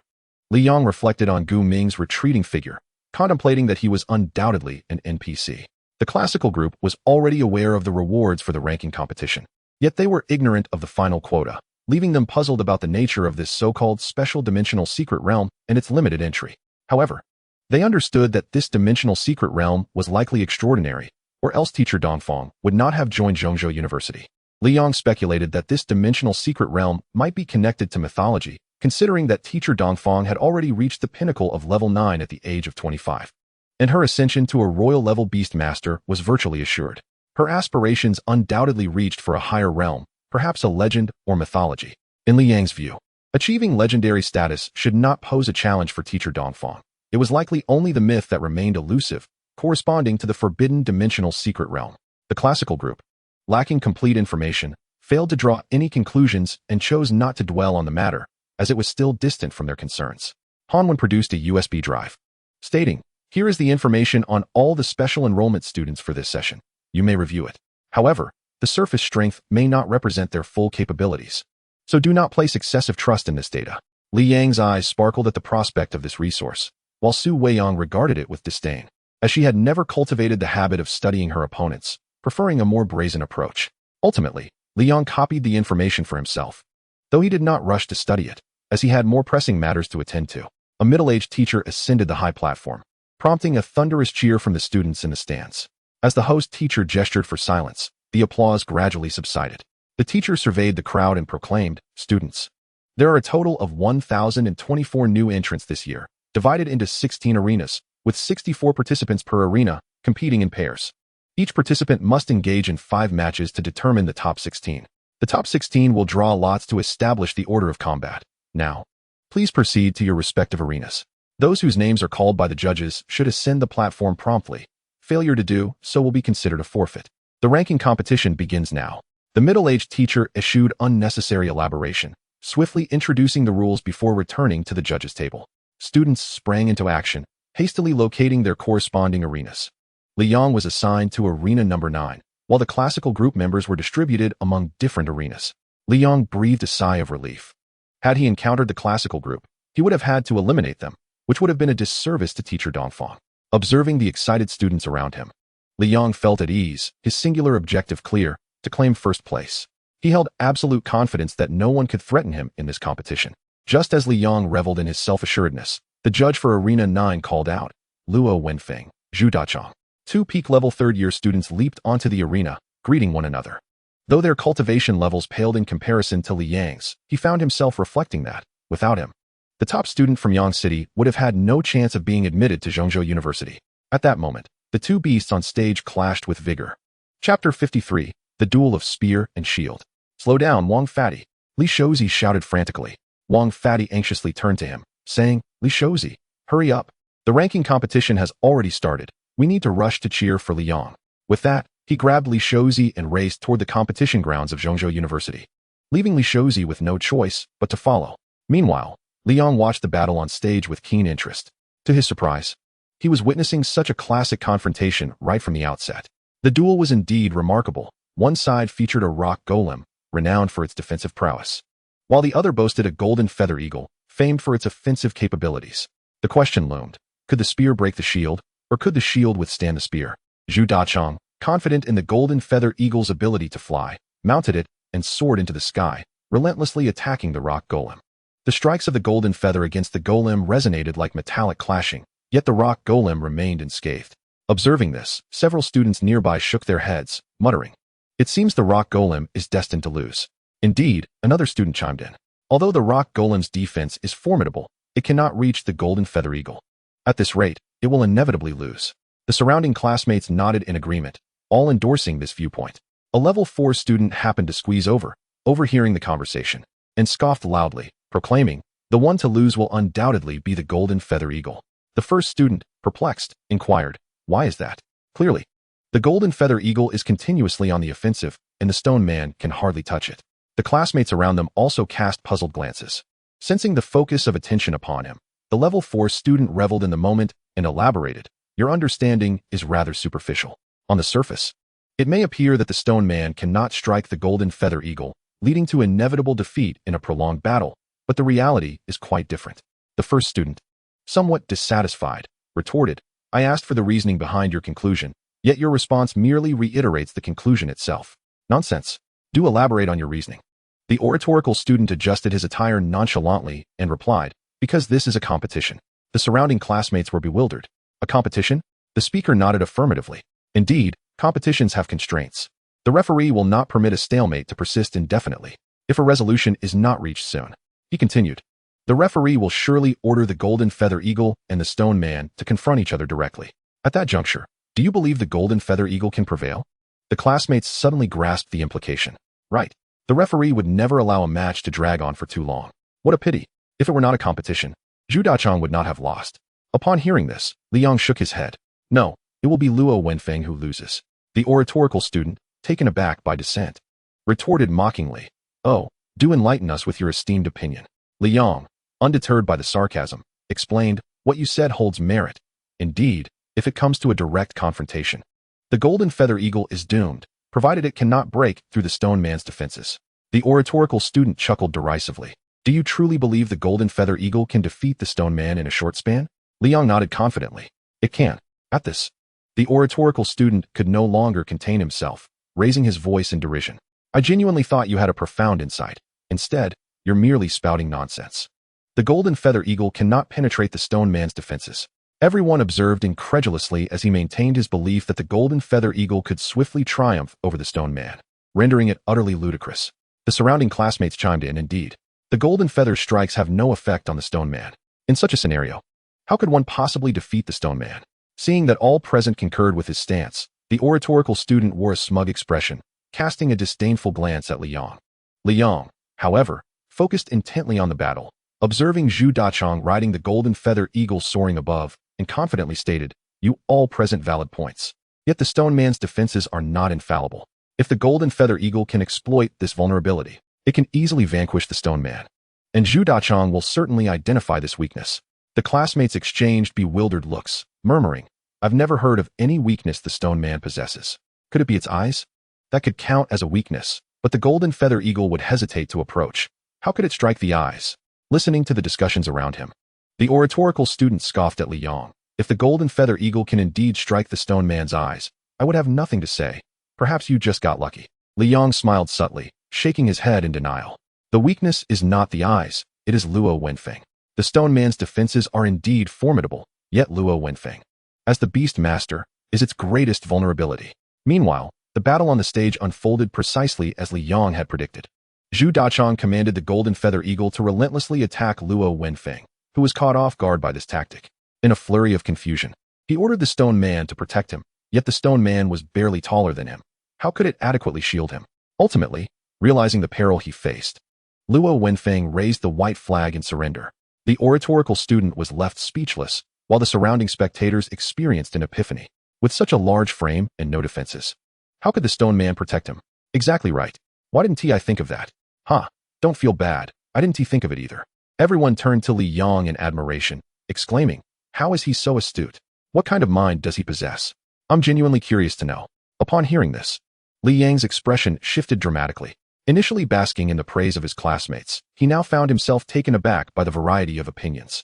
The oratorical student, seeing Li Yang receiving such adulation, cast a jealous glance before turning away to mingle with others.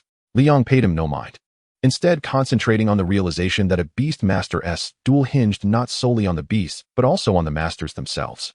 Zhu Dachong had skillfully employed the Golden Feather Eagle's aerial advantage from the outset, retreating to a safe zone that allowed unfettered aggression.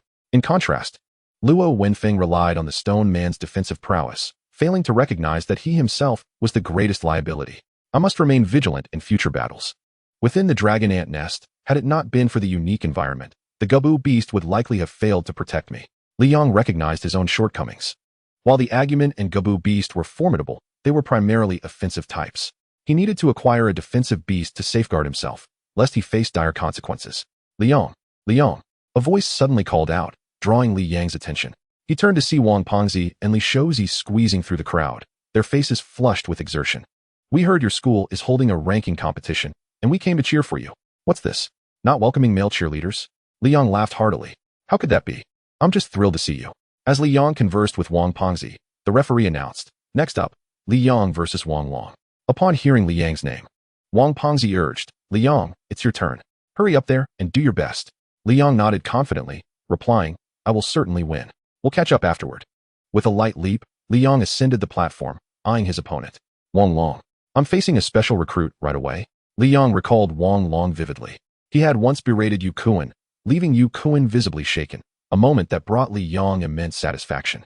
Wang Long's dragon had fallen to the old Monkey King merely 34 days ago. He likely did not possess formidable beasts now, making him manageable to face.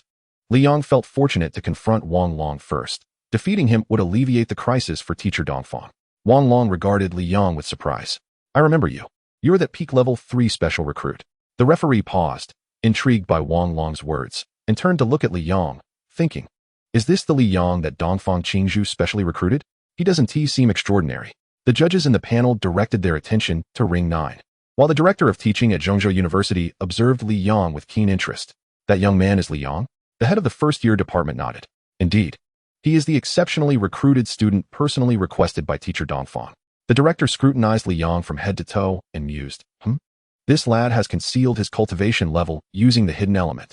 Quite intriguing.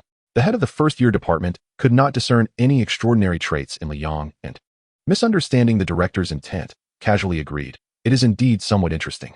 On the number 9 arena, Li Yong declared, long time no see, my name is Li Yong. Wang Long scoffed dismissively, shaking his head. I don't care what you're called. You're merely at the peak of level 3. You must understand, you are no match for me. Best to step down quietly to avoid humiliation. Li Yong couldn't help but roll his eyes. Were all these exceptional students so arrogant? How could one predict the outcome without having fought yet? Mimicking Wang Long's demeanor, he retorted, Brother Wang, your dragon is no more. You ought to realize that you are not my rival. Best to step down before you embarrass yourself. Wang Long, still mourning the loss of his dragon, was infuriated by Li Yang's deliberate provocation and rebuked. Li Yong, I gave you a chance, yet you squandered it. Now I shall teach you a lesson. And I believe even Gu Jian won't have a word to say. The reason Wang Long engaged in such lengthy discourse with Li Yong was entirely due to his long-standing friendship with Gu Jian, who had often bested him in their youth. The students beneath arena number 9, witnessing the prolonged banter, began to cheer, shouting, Are you going to fight or not? If not, then step down, you're wasting time. Exactly. This is a competition, not a chat session. Seeing the crowd's enthusiasm, Li Yong bellowed, Come forth, Gabumon. Wang Long smirked at the half-meter-tall Gabumon and shouted, Li Yong, let me show you what a real beast master commands. Come forth, Rock Monster and Green Giant. As he spoke, 2 towering beasts, each 7, 8 meters tall, appeared upon the arena. Compared to them, Gabumon appeared diminutive. Wang Long laughed heartily, boasting, So, Li Yong, are you afraid yet? Li Yong regarded the pompous Wang Long with a sense of resignation. Did he only focus on size and not perceive the aura? With a fierce roar, Gabumon unleashed its primal presence, overwhelming the weaker students beneath the arena, leaving them gasping for breath. What species is this beast? It seems quite formidable. Its size is so small, yet it possesses such a powerful aura. Could it be a high-level beast cub? It must be. I am finding it hard to breathe. Wang Long, too, was taken aback by Gabumon's aura, a surge of panic welling within him. Its presence rivaled that of a level 3 dragon. This was dire. The Rock Monster and Green Giant instinctively eyed Gabumon warily, adopting defensive stances.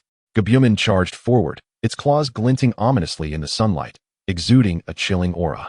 In an instant, the 2 colossal beasts collapsed, each bearing a gaping claw mark across their chests. blood oozing from their wounds as they writhed in agony upon the ground. Wang Long was struck with shock. Swift Wind Wolf, Song Wolf, Water Buffalo. 78 level 4 peak beasts stood before Wang Long, who stared in terror at Gabumon. Isn't he merely at the peak of level 3? How does he command such terrifying beasts? Gabumon, unfazed, darted into the midst of the myriad beasts, its claws dancing wildly, unleashing a flurry of claw shadows. As the shadows dissipated, all of Wang Long's beasts were swiftly incapacitated, collapsing in a heap, gravely wounded. Liang gazed at Gabumon, reflecting on its formidable prowess. Was it truly a creature born for battle? Remarkable. When the unicorn evolved into Gabumon, it had faced fierce struggles against foes of lower ranks, only to emerge victorious through sheer effort. Now, against 78 foes of equal standing, it annihilated them with ease. The rapid growth in Gabumon's combat strength was nothing short of terrifying. Liang thought of Agumon, whose few rivals at the same level were noted, while Gabumon seemed to possess no such limitations. How powerful must Agumon be? Wang Long stared at Gabumon in disbelief. He hadn't even utilized his abilities. Yet all his beasts lay defeated? Conflicted thoughts clouded Wang Long's mind. Even if his dragon were still present, could he triumph over Gabumon? After much contemplation, he resignedly declared, "I concede." Liang smiled broadly and replied, "Thank you, Brother Wang, for your graciousness." Wang Long rolled his eyes and retorted, "Graciousness, my foot. A loss is a loss. I did not concede to you." He then turned and jumped off the arena, for Wang Long was not one to balk at defeat. Liang chuckled silently, finding Wang Long to be quite the character, before also leaping down from the arena. The referee announced loudly, "Liang wins." Next match, Wang Ying versus Zhang Shui. Wang Pengzi stared at Liang in astonishment. "Liang, how do I feel that you've grown even stronger? You just defeated 78 level 4 peak beasts with a mere flick of your wrist?" Liang, brimming with pride, retorted with his nose in the air, "Oh, not at all. I have merely always been this strong." Wang Pengzi scoffed, taunting, "Who knows? Someone who was merely at level 1 during the 3 years of high school." Liang's laughter abruptly ceased. Did he really have to bring that up? Wang Pengzi, oblivious to Liang's expression, stared intently at the arena, drooling with excitement. Like a lovesick fool. "Liang, your school has plenty of beauties, especially this one with such long, fair legs." On the arena, 2 female beast masters exchanged greetings. Both strikingly beautiful, particularly Zhang Shui, whose name suited her. Her skin was as white as snow, with a graceful figure and a slender waist that could be encircled with a single hand. Her long, snowy legs had onlookers drooling. Was it suitable for beast masters to fight in short skirts? Liang found this perplexing and repeatedly observed, attempting to discern an answer. Chapter 55, The Battle of Yukuan. While Liang pondered whether short skirts impacted combat, a cacophony of cheers erupted from the adjacent number 8 arena. A throng of girls waved light boards, joyfully shouting, as a man clad in white gracefully ascended the arena. "Prince! Prince! Whitehorse Prince!" Upon witnessing such fervor, Wang Pengzi's face contorted with jealousy. Who was this pretty boy, commanding such popularity? Liang, too, gazed curiously at the young man in white upon arena number 8, his eyes narrowing slightly. Yukuan. In that moment, Liang could not help but mutter, "Bah, pretty boy." Dressed entirely in white and riding a silver-winged steed, he was undeniably handsome. However, it was not his looks, but rather his strength that piqued Liang's interest. A level 5 early-stage beast master, he was undoubtedly one of the strongest freshmen, having also acquired 3 beast fruits from the tree elder. The tree elder's sudden slumber had left Liang with unanswered questions regarding the true effects of its old beast fruit. Given the transformation of the monkey wine into beast fruit, its potency was certainly significant, but the specifics remained unclear. Though Yukuan's silver-winged steed had lost a wing, Liang still regarded him as a formidable adversary in the upcoming ranking competition. Yukuan's opponent was a late-stage level 4 beastmaster, and upon realizing he was facing Yukuan, his face turned pale. Achieving late-stage level 4 before even entering school was no small feat. Indeed, he was no ordinary individual. After taking a deep breath, Yukuan's opponent's gaze turned resolute as he proclaimed, "Zhao Hu, I humbly ask for your guidance."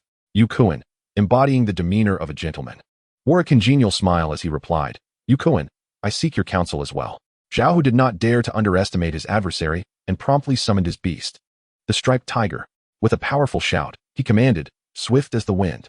The striped tiger, already known for its speed, surged forward with an exhilarating burst, resembling a fleeting shadow as it lunged toward Yukuan. Zhao Hu aimed to eliminate Yukuan before he could call forth his own beast, igniting a spark of interest in Liang. How would Yukuan respond to the striped tiger's astonishing velocity? Unfazed by Zhao Hu's aggressive approach, Yukuan calmly intoned, "Child of the wind." An explosion of energy erupted, leaving Liang momentarily stunned.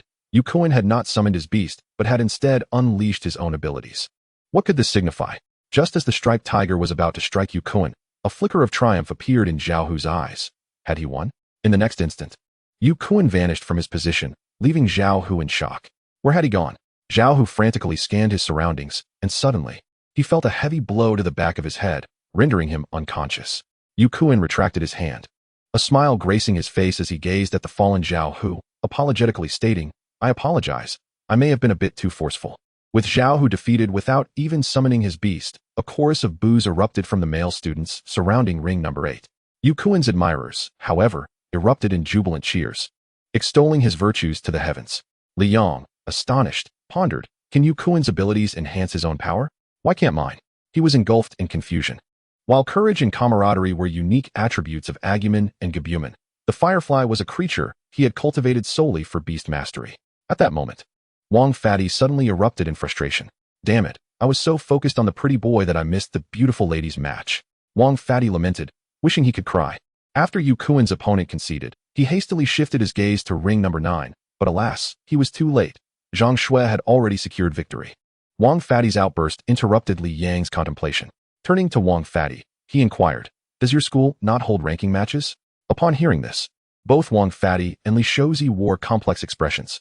After a moment of hesitation, Li Shozi replied, "Yes, and it was held right after enrollment. Unfortunately, I encountered a level 2 peak Beastmaster and lost." As for Wang Fatty, he hesitated, not finishing his thought. Wang Fatty inhaled deeply, taking over the conversation with an indifferent expression. "The teacher said my beast is only level 1, so I wasn't allowed to participate." Liang was taken aback and felt a surge of anger. What kind of teacher is that? How could they prevent you from participating in the ranking matches? He recalled how Qin Shorin had barred him from taking the college entrance exam, and he could imagine the humiliation Wang Fatty must have felt at that moment. Li Yang's ire was directed not only at the teacher but also at himself. If it weren't for his own situation, Wang Fatty would not have had to endure such indignity. Wang Fatty nonchalantly replied, "The teacher isn't wrong. He was right. My beast is indeed only level 1. Insisting on joining the ranking matches would only be a disgrace." He continued, "Battles can be perilous, even life-threatening. Not participating is quite all right." Though Wang Fatty's words were lighthearted, Liang felt a weight in his chest. He had given Wang Fatty a new beast egg, one that was no less formidable than his previous firehound. He thought this would make amends, but the reality seemed different. The path of a beast master was fraught with challenges, and Wang Fatty's dignity had been compromised. Noticing the pained expression on Li Yang's face, Wang Fatty reassured him, "Liang, don't feel this way. You've avenged me and provided me with a new beast egg. I can never repay your kindness." He added, "If you still feel guilty, I wouldn't know how to face myself." Liang gazed at Wang Fatty's bittersweet expression and made an effort to calm his emotions, nodding in understanding. "I get it, Wang Fatty. You must strive to show those who look down on you that you are not to be trifled with." Wang Fatty responded with confidence, "I will. One day, I will earn the respect of everyone." Li Shozi observed the two in silence, fully aware of their shared history, growing up together and now attending the same university.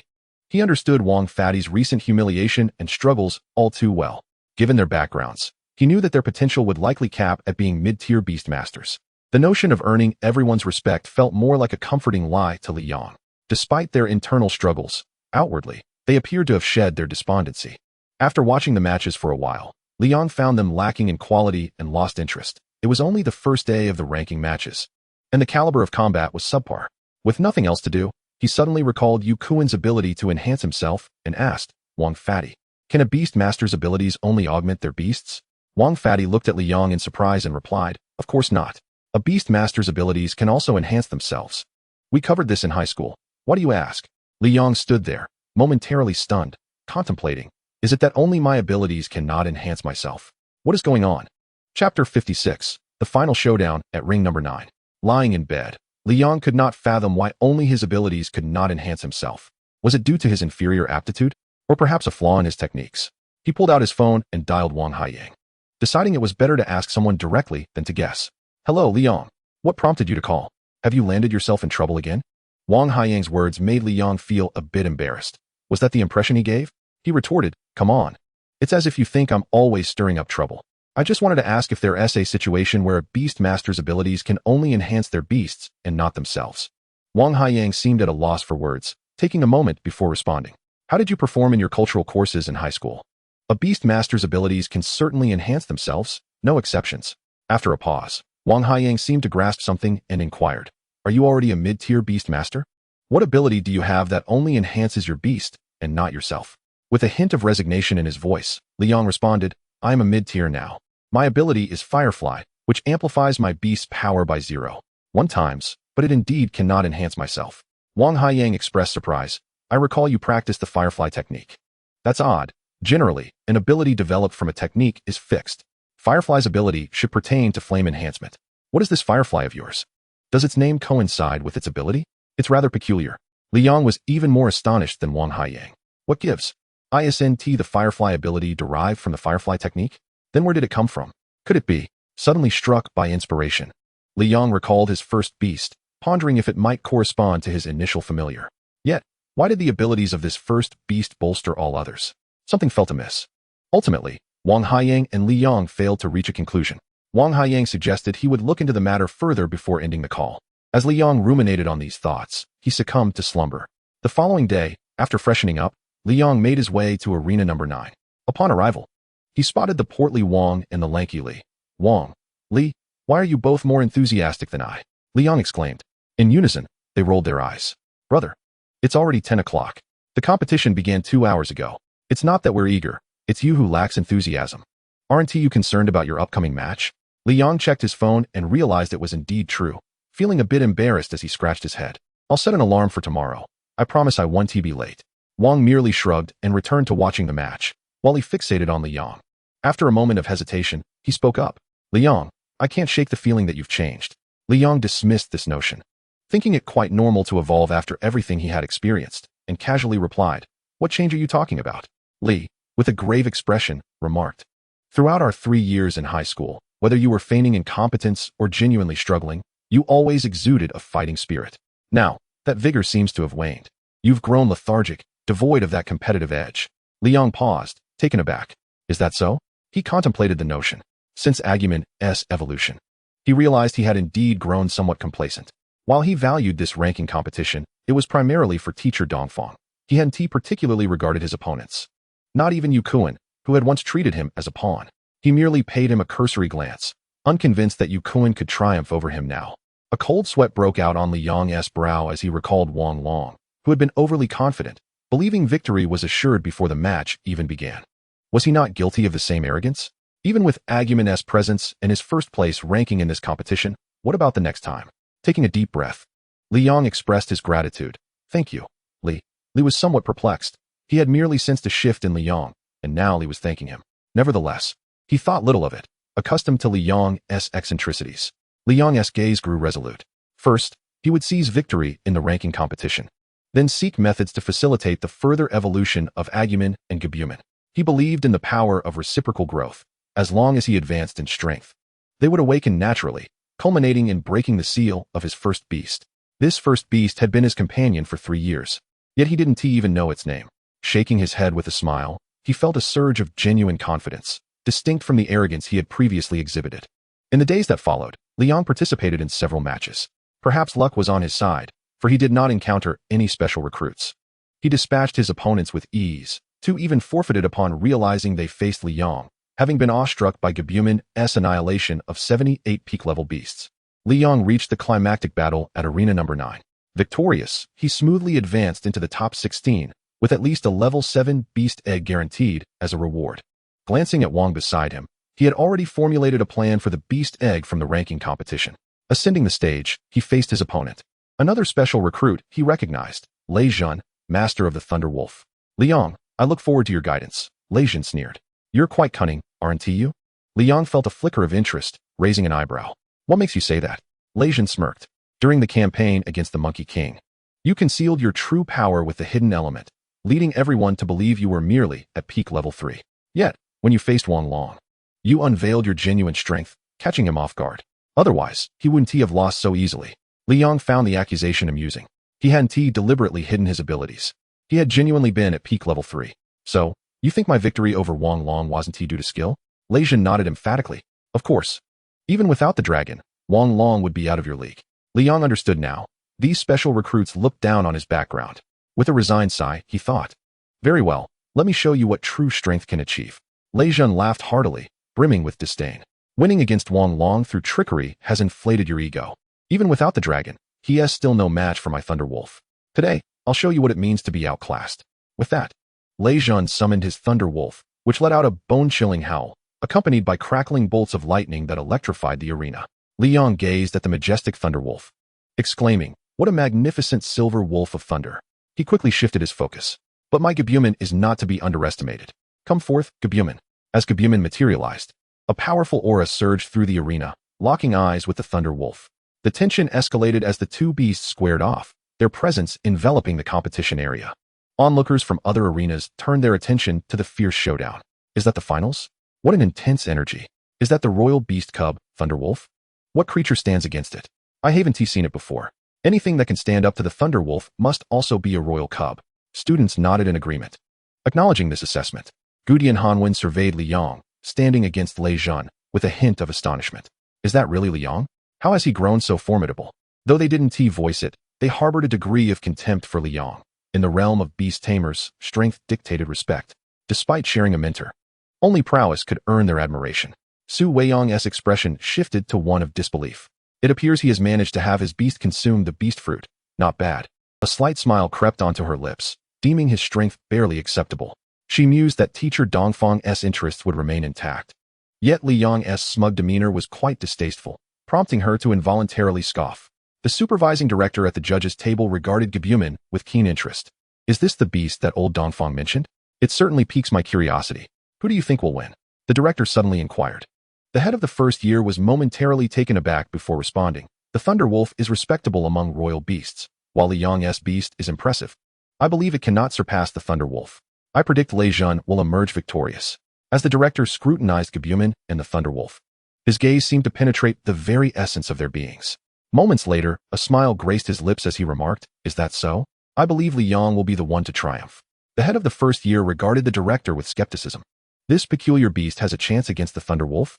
On the 9th arena, the clash of momentum between the Thunder Wolf and the Gab beast intensified, with electric sparks flickering at the point of collision. Roar! The Thunder Wolf let out a deafening howl, and in an instant, a torrent of thunder surged forth, transforming into a vast net of lightning that bore down upon the Gab beast. Li Yang, observing the overwhelming thunderous net, felt an immense pressure. Explosive flame fireball. The Gab beast, unwilling to concede, unleashed its ultimate move. The blue flames erupted, morphing into a blazing inferno that collided with the lightning net. Thunderquake smirked disdainfully, mocking. How can the power of fire compare to that of lightning? Li Yang remained noncommittal. Is that so? The Thunder Wolf and Gab beast simultaneously heightened their powers. As their strengths escalated, their control over the forces of lightning and fire began to wane. The frenzied force of destruction gradually spilled beyond the 9th arena, creating a moderate-sized crater upon impact with the ground. The surrounding students hastily retreated, fearful of being inadvertently harmed by the two beasts. The referee, witnessing the chaos, summoned a level 9 Beastmaster, the Sea Shark, to contain the surge of destructive energy with a formidable water barrier. Thunderquake frowned, surprised that the Thunder Wolf could not overpower the Gab beast, and shouted, "Thunder Wolf, stop toying around and finish off this peculiar beast." The surrounding students gasped in astonishment. What did he mean? Was the Thunder Wolf merely playing? How could such potent lightning power not be its full strength? Damn it, we are all human. How can there be such a vast disparity in our abilities? Wang Pengzi and Li Shouzi shared worried glances, apprehensive about the terrifying force of destruction that was not even the Thunder Wolf's full power. Yet, as Li Yang's friends, they continued to cheer him on. Li Yang, go for it. You can do it. Hearing their encouragement, Li Yang smiled back at them, knowing well that the Thunder Wolf would not be easily subdued, especially since the Gab beast was also merely playing. Gab beast, cease your frivolity and defeat the Thunder Wolf. The surrounding students were once again struck with disbelief, their expressions reflecting utter incredulity. What had he just said? Did he imply that his beast was also merely playing? Surely not. The Thunder Wolf, as a royal-level beast cub, belonged to a legitimate royal lineage. What right did his beast have? The chief instructor raised an eyebrow, his expression unchanged, yet a flicker of astonishment gleamed in his eyes. This peculiar beast had already exhibited strength on the threshold of royalty, and it wasn't even at its full capacity. What race could this possibly be? Su Weiyang gazed expressionlessly at the Gab beast, lost in thought. Wang Pengzi and Li Shouzi, on the other hand, wore expressions of joy, hoping fervently that the Gab beast would crush the Thunder Wolf with a single swipe. Thunderquake glowered at Li Yang, his face dark with displeasure, believing that Li Yang was mocking him. Such arrogance. Merely boasting. How tiresome. Thunderwolf, eradicated. The Thunderwolf responded promptly, treading upon the lightning, floating in midair, gazing down imperiously at the Gab beast, while countless bolts of lightning materialized around it, like blades of thunder capable of annihilating all existence. They rained down upon the Gab beast, blocking all avenues for evasion. Thunderquake had yet to boast again. This assault was indeed significantly stronger. However, Li Yang wore a confident smile as the Gab beast faced the incoming thunderblades without a hint of panic.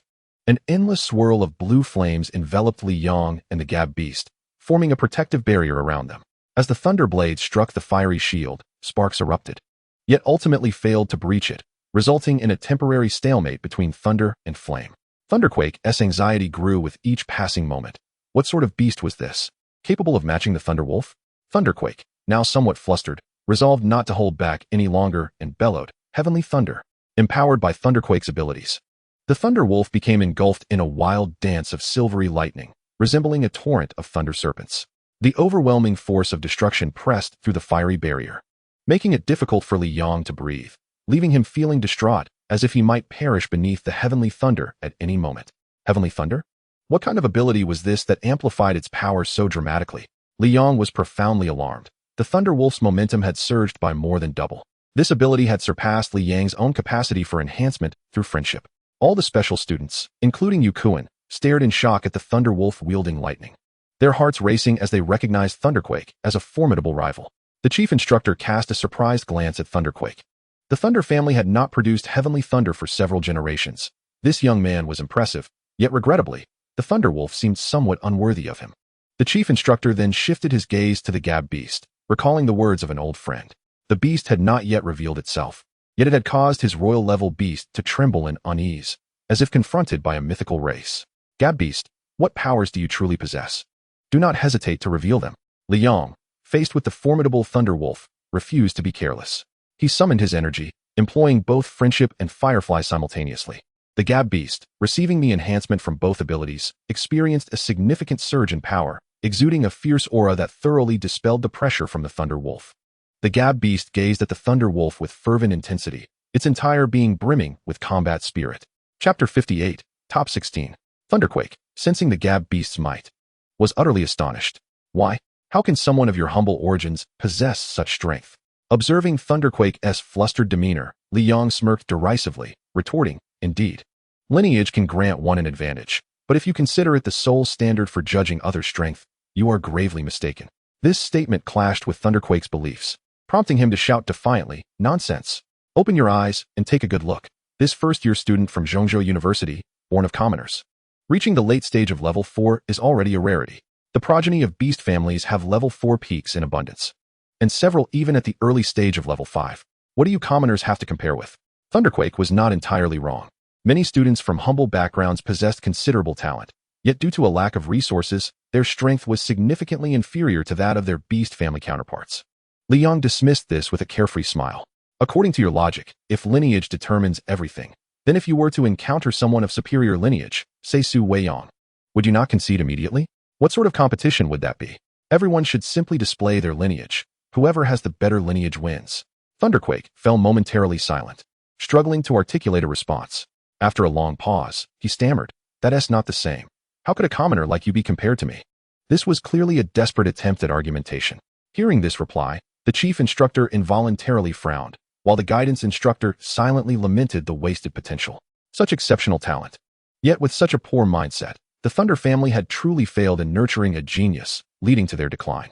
Hopefully, Thunderquake's mentor could instill some wisdom in him. Li Yang laughed heartily. "Very well, since you refuse to acknowledge this, let me ask you.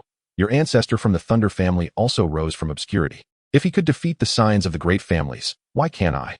Upon hearing Li Yang invoke the name of the Thunder family's ancestor, Thunderquake became frenzied.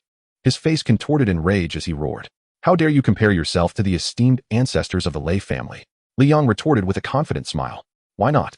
Lei Zhun was at a loss for words. He had grown up hearing tales of his ancestors' glorious deeds, and in his heart, the ancestors of the Lei family were unmatched in their divine prowess. Now, to have a peer audaciously liken himself to them was utterly unacceptable. With a roar, Lei Zhun shouted, "You shall perish." The Thunderwolf's body crackled with energy as silver-white lightning danced wildly around it. Countless bolts converged into a devastating lightning sphere, its overwhelming destructive force seemingly capable of annihilating all existence. With a fearsome roar, the Thunder Wolf unleashed the lightning sphere, which descended upon the Gab beast like a harbinger of doom. Faced with the full brunt of the Thunder Wolf's assault, Liang did not dare to underestimate the situation and commanded, "Gab beast, shatter it." With a mighty roar, the Gab beast sprang into action, unleashing an endless torrent of azure flames that coalesced into a cataclysmic fire pillar, hurtling directly towards the lightning sphere. The collision was cataclysmic. The two forces met with a thunderous explosion, sending shockwaves that battered against the water barrier. The referee furrowed his brows, having to reinforce the barrier's strength just to contain the aftermath of the explosion, astonished by the ferocity of the clash. This battle between two freshmen was far beyond what I witnessed in my own time. As a level 9 Beastmaster, the referee had once been considered a prodigy, yet he found himself overshadowed by Li Yang and Lei Zhan. With a resigned sigh, he mused, "Both are promising candidates for king-level Beastmasters. It's an unfair comparison." Despite the protection of the water barrier, surrounding students could still sense the terrifying power of the explosion, wiping sweat from their brows in sheer terror. Good grief. How can they be so monstrous? I'm not coming back to this school. Mom, I want to go home. Gu Dian, Han 1. And Su Weiyang stared at Li Yang in astonishment, as if seeing this junior for the first time. Yu Kuan wore a look of surprise that quickly morphed into a sardonic grin. The Gab beast, undeterred by the shockwaves of the explosion, leaped in front of the Thunder Wolf, striking with a claw. The Thunder Wolf, taken aback, hastily unleashed a bolt of lightning, but the claw met the strike, shattering it and continuing its assault. Caught off guard, the Thunder Wolf frantically maneuvered away from the Gab beast, which, using the remnants of lightning, pursued relentlessly. Accustomed to battling with lightning, the Thunder Wolf had neglected close combat and was soon overtaken by the Gab beast. In a desperate attempt, the Thunder Wolf summoned countless bolts of lightning for a final stand. The Gab beast's claws danced like a whirlwind, shredding through the lightning, and with a powerful blow, it sent the Thunder Wolf crashing to the ground, blood spilling from its maw. The Gab beast followed up, placing a foot upon the Thunder Wolf's head, rendering it unconscious. Lei Zhan's eyes widened in disbelief, his complexion draining of color as his heart raced. He could hardly fathom that he and the Thunder Wolf had been defeated by a mere commoner. This is impossible. Absolutely impossible. Liang, observing Lei Zhan's frantic state, shook his head mockingly. Xiao Hao was the same, and so are you. You privileged ones think it's your birthright to win. When you lose, you act shocked. If you can't handle defeat, then perhaps you shouldn't play this game. Turning his attention to the referee, Liang called out, "Teacher, I have one, have I not?" Lei Zhan had yet to summon his other beasts. None of them were below the king level, yet it was evident that Li Yang's victory had shattered his resolve. The referee assessed Lei Zhan's condition and nodded, proclaiming, "The winner is Li Yang. He advances to the top 16 and will compete for first place next Monday." As the referee's declaration resonated, the surrounding students erupted into jubilant cheers, chanting Li Yang's name. "Liang, Liang, Liang, you must claim the championship," thundered Wang Pengzi. Liang smiled shyly, turning to descend from the stage. In the distance, Dongfang Qingzhu watched Liang with a faint smile, murmuring, "Not bad." Guming nodded in agreement. "Teacher, with Li Shidi's performance, you should not be held accountable by those people, right?" Dongfang Qingzhu tossed her hair dismissively. "A motley crew of clowns. They are inconsequential. Even without me, they wouldn't seize that opportunity." Gu Ming shrugged, remaining silent. He knew the so-called clowns included several king-level beastmasters, and he dared not offend them. "Let us go." With that, Dongfang Qingzhu turned to leave, and Gu Ming hurried to keep pace. The director of education scrutinized the Gab beast, raising an eyebrow. Impressive, but perhaps not as remarkable as Dongfang claims. He then shifted his gaze to Liang, muttering to himself, "Could it be that you possess other beasts?" Chapter 59. The tournament commences as Su Weiyang triumphed over her opponent on stage 1. The top 16 were established, including Yu Kuan, Gu Jian, Han 1, and Su Weiyang. Liang appraised his fellow competitors with a mix of trepidation and admiration. Gu Jian and the others had ascended to level 5 Beastmasters seemingly overnight. Among the remaining 7 opponents, only 2 were at the peak of level 4, indicating that in just half a month since the start of the freshman year, 13 level 5 Beastmasters had emerged. Liang marveled at the prowess of Zhongzhou University. While a sly smile crept across his face, these prodigies would serve as stepping stones for his ascent. Just then, the referee announced, "Next Monday, the top 16 ranking matches will commence. The first match will feature Su Weiyang, the victor of Stage 1, against Shi Xiujie, the victor of Stage 2. Be punctual." The crowd acknowledged, dispersing as they returned to their respective quarters. Gu Jian and Han Wen exchanged glances with Liang, their expressions filled with awe. Little Four, you've truly astonished us. What species is your beast that allows it to surpass the Thunder Wolf? Liang smiled slightly, thinking to himself that it was merely their underestimation. Outwardly, he replied, it was just luck. Gu Jian laughed heartily. Luck alone cannot propel one to the top 16. Su Weiyang interjected with a disdainful huff, interrupting the camaraderie. Defeating a Thunder Wolf is hardly an accomplishment. She then turned her gaze to Liang, stating, pray that you encounter those 2 level 4 contenders. Otherwise, you'll be out in the first round. With that, she turned and retreated to room 1, leaving Gu Jian and Han Wen feeling awkward and at a loss. Liang couldn't help but roll his eyes. This girl had no sense of decorum. Despite her prominent family background, she seemed entirely devoid of the grace one would expect from a young lady. Gu Jian patted Liang on the shoulder, offering encouragement. Don't dwell on it. Making it to the top 16 is already a commendable feat. If you lose, then you lose. Liang nodded in agreement. Though inwardly he shook his head, the disparity in family backgrounds was too vast, making it difficult to gain acceptance in a short time. Yet, he was indifferent. He did not require validation. Turning back to his own quarters, Liang recognized that even among fellow students, they were not on the same path and did not need to forge deep connections. During the weekend, he remained diligent, seeking a suitable dimensional secret realm to level up the Gab Beast. Finally, Monday arrived. Liang set his alarm and arrived early at the competition arena, prepared to analyze his opponents. Upon his arrival, he spotted Wang Pengzi and Li Shouzi waving at him, prompting Liang to call out. Your enthusiasm is quite remarkable. I can't help but feel as though you are the students of Zhongzhou University, while I am merely an outsider. Both of them rolled their eyes in unison. Are spectators from other schools not allowed? The phrase top 16 was drawn out with a teasing tone, and Liang chuckled, shaking his head in amusement. Just a jest. Nothing more. After a brief period of playful banter, the competition officially commenced. Su Weiyang donned a pristine white training outfit today, her resolute gaze and confident demeanor exuding an air of gallant elegance. Liang had to concede. This girl was truly captivating, though unfortunately, her words could ruin her image entirely. Su Weiyang's opponent, whom Liang was also familiar with, was Shi Xiujie, the owner of the Flying Tiger. Shi appeared valiant and resolute, embodying the essence of a true man. The students gathered beneath the platform erupted in cheers. Goddess of Flames. The goddess will surely triumph. Goddess, I wish to bear your children. Ever since Su Weiyang had intervened to rescue numerous classmates at Monkey Mountain, she had been exalted as the Goddess of Flames, further enhanced by her stunning beauty. Within such a short time since the beginning of the term, she had secured a place on the university's list of most beautiful students, amassing a considerable following. Liang observed the fervent crowd and mused how amusing it would be if they realized just how vexatious Su Weiyang could be when she spoke. As the referee signaled the start of the match, Shi Xiujie did not hasten his attack. Instead, he flashed a charming smile and remarked, no wonder you are so popular, Weiyang.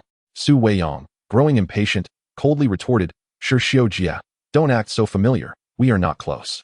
Shi feigned a wounded expression, responding with feigned innocence, Weiyang, how can you say that?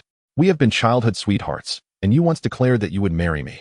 This declaration immediately ignited the crowd, with students shouting at Shi Xiujie, what did you just say? I ask you, what did you just say? Shi surveyed the audience, contemplating for a moment before saying, I said that Weiyang and I are childhood sweethearts. We grew up together. Not that line, the one after. Shi Xiujie suddenly appeared enlightened, donning an innocent expression. The next line? Weiyang said she would marry me. What of it? The audience, unable to believe his words, erupted in indignation, yelling, you toad, dreaming of marrying a swan. Look in the mirror. You think you deserve the Goddess of Flames? How can someone be so shameless? Let's take him down. Liang was somewhat taken aback. Shi Xiujie's demeanor contrasted significantly with his appearance. Unperturbed by the crowd's scorn, Shi Xiujie maintained his confidence, causing the audience to waver in their belief. Could it be that the goddess truly had expressed such sentiments? It was inconceivable. After all, she was the Goddess of Flames. Surely she could not harbor feelings for another man. Yet, Shi Xiujie exuded confidence, and the goddess had not refuted him. Everyone anxiously turned their gaze towards Su Weiyang, their hearts in their throats, hoping she would promptly deny the claims. Su Weiyang glared at Shi Xiujie with gritted teeth, her voice laced with indignation. Enough. That was just a childhood game. With deep affection, Shi Xiujie gazed at Su Weiyang. Weiyang, even if it was a game, I took it seriously. The crowd collectively exhaled in relief. Thankfully, it was merely a child's play. Playing house is not to be taken seriously. However, their anger reignited. You are so shameless. Shi Xiujie, how dare you? Yes, that shameless scoundrel. Let us take him down. Goddess, Let us take down Shi Xiujia. Liang could not contain his laughter, thinking, was he being serious? Upon hearing this, Shi Xiujia's eyes sparkled with anticipation as he looked at Su Weiyang. Enraged, Su Weiyang could no longer hold back and shouted at the crowd, silence. Instantly, the audience fell silent, realizing their words could be misconstrued. With fury radiating from her eyes, Su Weiyang turned to Shi Xiujia, grinding her teeth as she declared, Shi Xiujia, this is a competition. If you continue to spout nonsense, I will end you. Shi Xiujia, feigning innocence, replied, Weiyang, I am being serious. Su Weiyang, her anger boiling over, exclaimed, still insisting? Go die? With that, the fiery golden bird materialized on the platform, its wings beating as terrifying flames surged toward Shi Xiujia. Shi clutched his chest, feigning injury. Weiyang, you have wounded my heart. Simultaneously, the flying tiger appeared before Shi Xiujia, a violent whirlwind manifesting to collide with the flames, resulting in a momentary stalemate. Chapter 60, Victory. Su Weiyang, her face flushed with anger, commanded the fiery bird to increase the flame's intensity, raising the competition's temperature. The students began to sweat profusely, and the referee, bewildered, pondered what was happening this time. Everyone seemed so fierce. In the next moment, the water shark emerged. The water barrier enveloped the stage once more. As the principal of the first grade unleashed a surge of energy, a wave of cold air sweeping forth. After a moment, the temperature of the arena returned to normal. Liang felt puzzled. How strange. Was this freezing aura emanating from the principal? He had not summoned a beast. Could it be that a royal beast master could release freezing air by themselves? Having never witnessed a royal beast master in action, Liang had no answers. Yet he did not dwell on it excessively, knowing he would find out once he reached that level.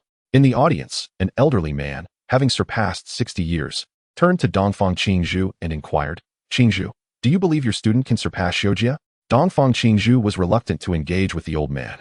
Yet he was her senior and the deputy director of the instructional department, so she begrudgingly replied, of course, Shi Xiujia is nothing more than a decorative cushion. He is all show and no substance. How could he be compared to my student? The deputy director chuckled amiably. Referring to a girl as my student is quite characteristic of you.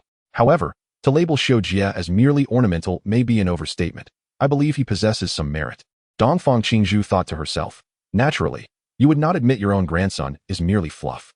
The deputy director pointed towards the stage, saying, look, Xiujia is gaining the upper hand.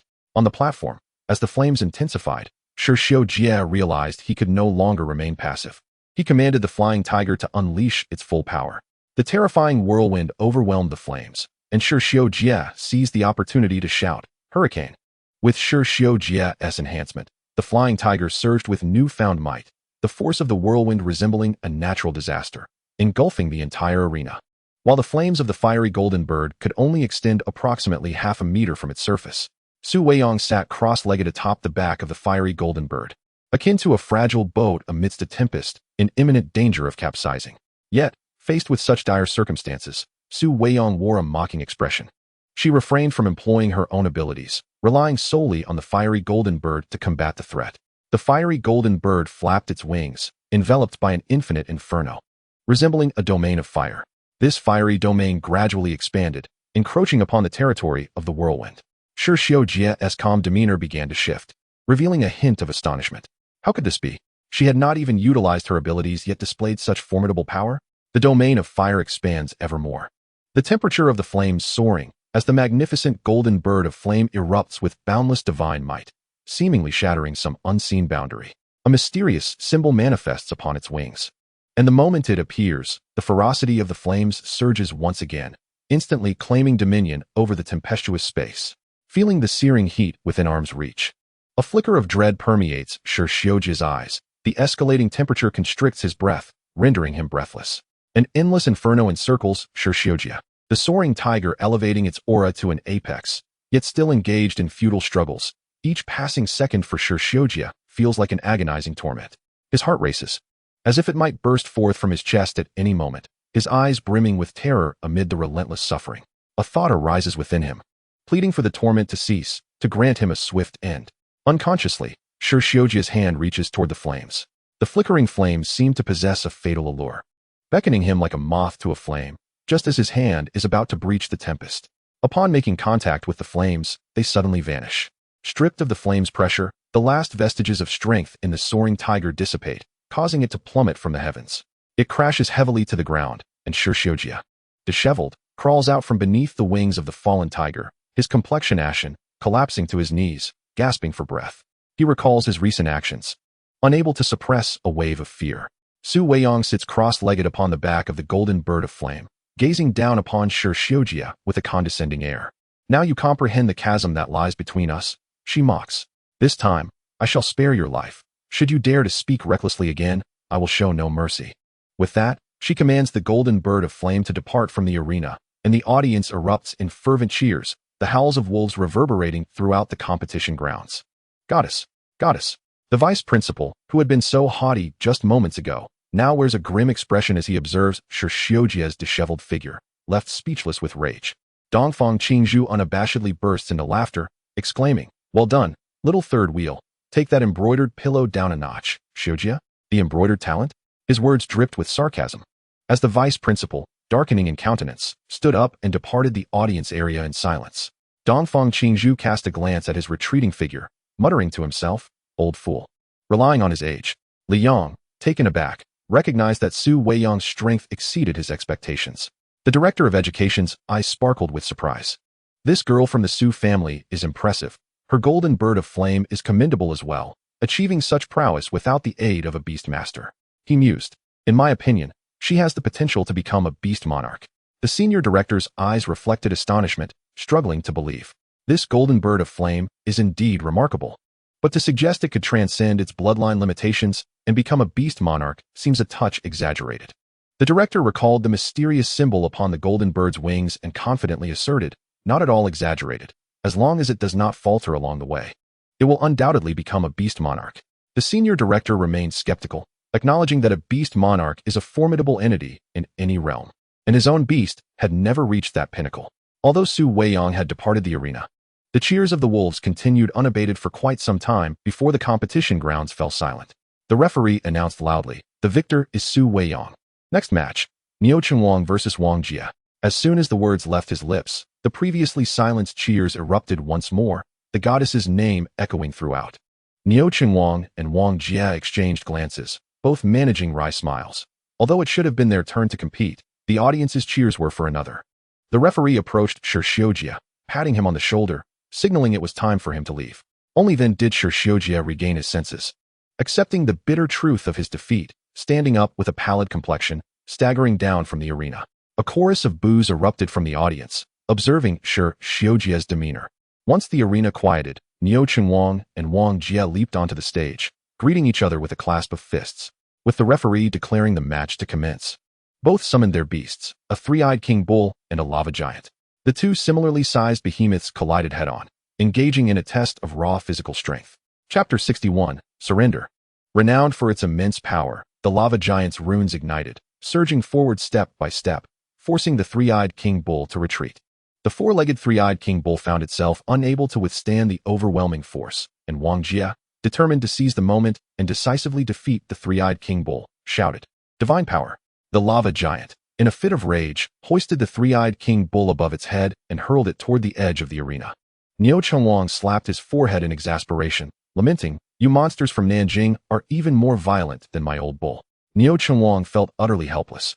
The three-eyed king bull was no weakling, having outmatched all its peers in strength throughout his life. He had hoped to prove himself against the renowned strength of the Nanjing folk, only to be overwhelmed before he even began. In the audience, Gu Jian grinned widely, watching the lava giant with delight. This fellow's strength has increased again. It seems to have inflated quite a bit. After the ranking matches, I'll have to let the golden giant ape teach it a lesson, so it knows who the real boss is. Just as the three-eyed king bull was about to hit the ground, a cloud suddenly appeared beneath it, lifting the three-eyed king bull back to the arena. Wang Jia widened his eyes in astonishment, exclaiming, "The three-eyed king bull can really ride the clouds. I've only heard of it before. This is my first time witnessing it." Niu Chengwang leaped up, landing on the back of the three-eyed king bull. As it soared through the clouds, he called out, "That was my old bull's defeat. We won't compete in strength any longer." No sooner had he spoken, the third eye of the three-eyed king bull glowed, unleashing a laser beam. The lava giant raised its right fist, swiftly swatting the laser back. Niu Chengwang gasped in alarm, urgently directing the three-eyed king bull to dodge as the laser narrowly missed its horns. Niu Chengwang inwardly cursed, "Damn, what a freak." Following this, all three eyes of the three-eyed king bull shone simultaneously, unleashing a volley of lasers like a torrential downpour upon the lava giant. Roar! The lava giant bellowed, summoning a stone wall from the ground to shield itself and Wang Jie. The lasers struck the wall, creating sparks, yet the stone wall remained unscathed. With renewed vigor, Niu Chengwang shouted, "Pierce through." The third eye of the three-eyed king bull began to gather energy. In no time, a ferocious beam of energy coalesced, shooting forth like a laser that seemed capable of penetrating anything. The wall in front of the lava giant was directly pierced, and the laser struck the giant's chest, causing sparks to fly as it let out a pained roar. Enduring the agony, the lava giant braced itself against the laser, raising its hands above its head to condense a massive boulder. With all its might, the lava giant hurled the boulder forward. The boulder, accompanied by a whistling sound, hurtled toward the three-eyed king bull, which, in turn, unleashed two lasers from its other two eyes to meet the boulder. The boulder pressed forward against the lasers, its momentum gradually dwindling until, ultimately, it fell from the air, crashing heavily onto the arena. A large pit had been excavated in the arena, and the laser from the third eye of the three-eyed king bull failed to penetrate the chest of the lava beast. Niu Chengwang cursed under his breath. What a ridiculous defense. Subsequently, he commanded the three-eyed king bull to soar through the clouds, unleashing a barrage of lasers upon the lava beast. The beast emitted agonizing roars, yet it remained steadfast, refusing to fall. Finally, when the laser swept across its knee, the lava beast let out a furious roar and staggered, collapsing to the ground. Niu Chengwang felt a surge of elation and instructed the three-eyed king bull to focus its assault on the knee. The lava beast shielded its leg with its hand, but it was in vain. The three-eyed king bull consistently found gaps to exploit. Li Yong observed this scene and remarked, "The lava beast has been found vulnerable. It's destined to lose." Wang Ponzi nodded in agreement, exclaiming, "Indeed, the students of Zhongzhou University are truly extraordinary. Either of these two could easily be the champion of our school." Li Shouzi also nodded earnestly. Having gained a profound awareness of the disparity between himself and his peers from Zhongzhou University as he watched the ranking competition unfold. After a while, Wang Jie raised a white flag in surrender, prompting the referee to announce Niu Chengwang's victory. The head of the first-year department nodded in satisfaction, commenting, "This young man from the Niu family may appear robust, yet he possesses a keen intellect." The dean of education, maintaining a stoic expression, replied, "It's acceptable." In the third match of the top 16, Yu Kuan entered the arena, facing a peak-level beast master of the 4th rank. This student, aware of his inevitable defeat, still wished to witness Yu Kuan's prowess. As the referee declared the match to commence, the student promptly summoned his beast, a Blasting Bear King, a formidable royal beast cub. The Blasting Bear King struck first, lunging at Yu Kuan. With a chant of Son of the Wind, Yu Kuan swiftly maneuvered behind the student and, with a decisive strike, concluded the match. The rapidity of the conclusion left the audience momentarily stunned, but soon erupted into explosive cheers. Yu Kuan's throng of infatuated fans fervently called his name, and the inherently gentle Yu Kuan shyly smiled at his admirers, causing many to swoon. Li Yong, astonished by Yu Kuan's strength, elevated his regard for him even further. The head of the first-year department's eyes sparkled as he remarked, "This lad from the Yu family is impressive.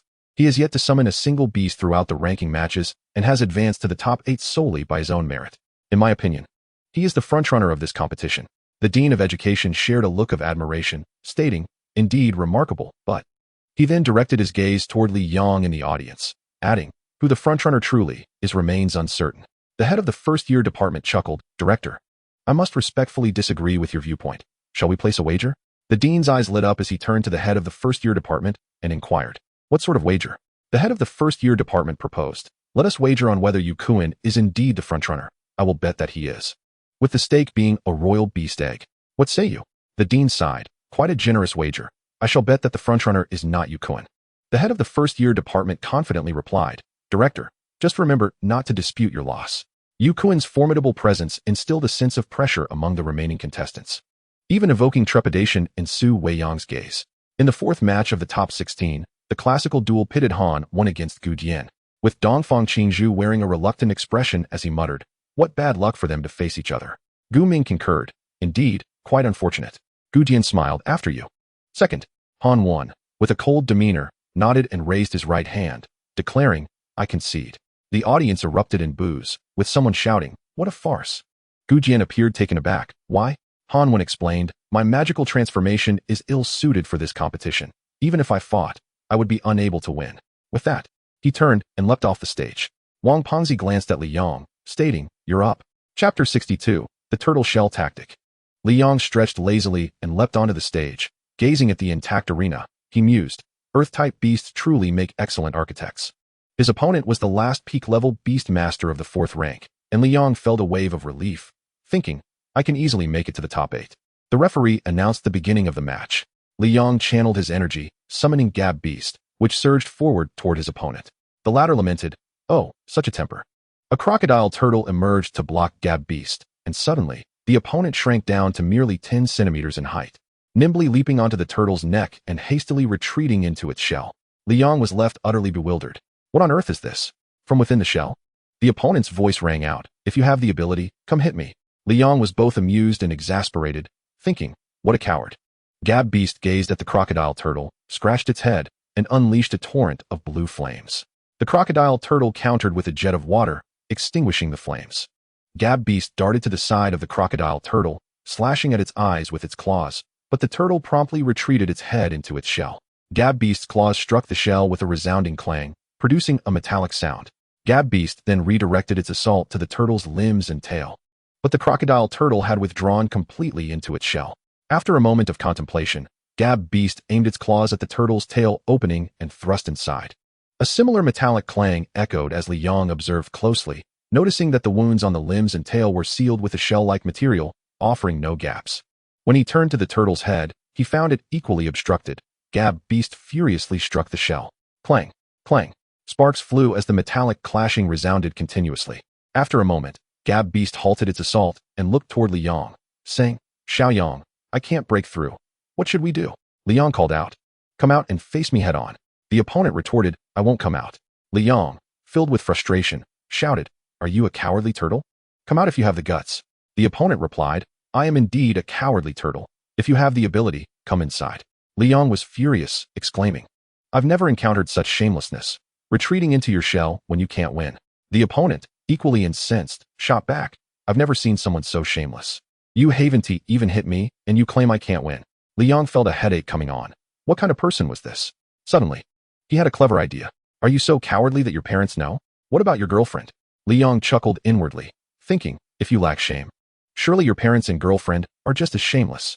The opponent nonchalantly replied, my parents know. This tactic was taught to me by them.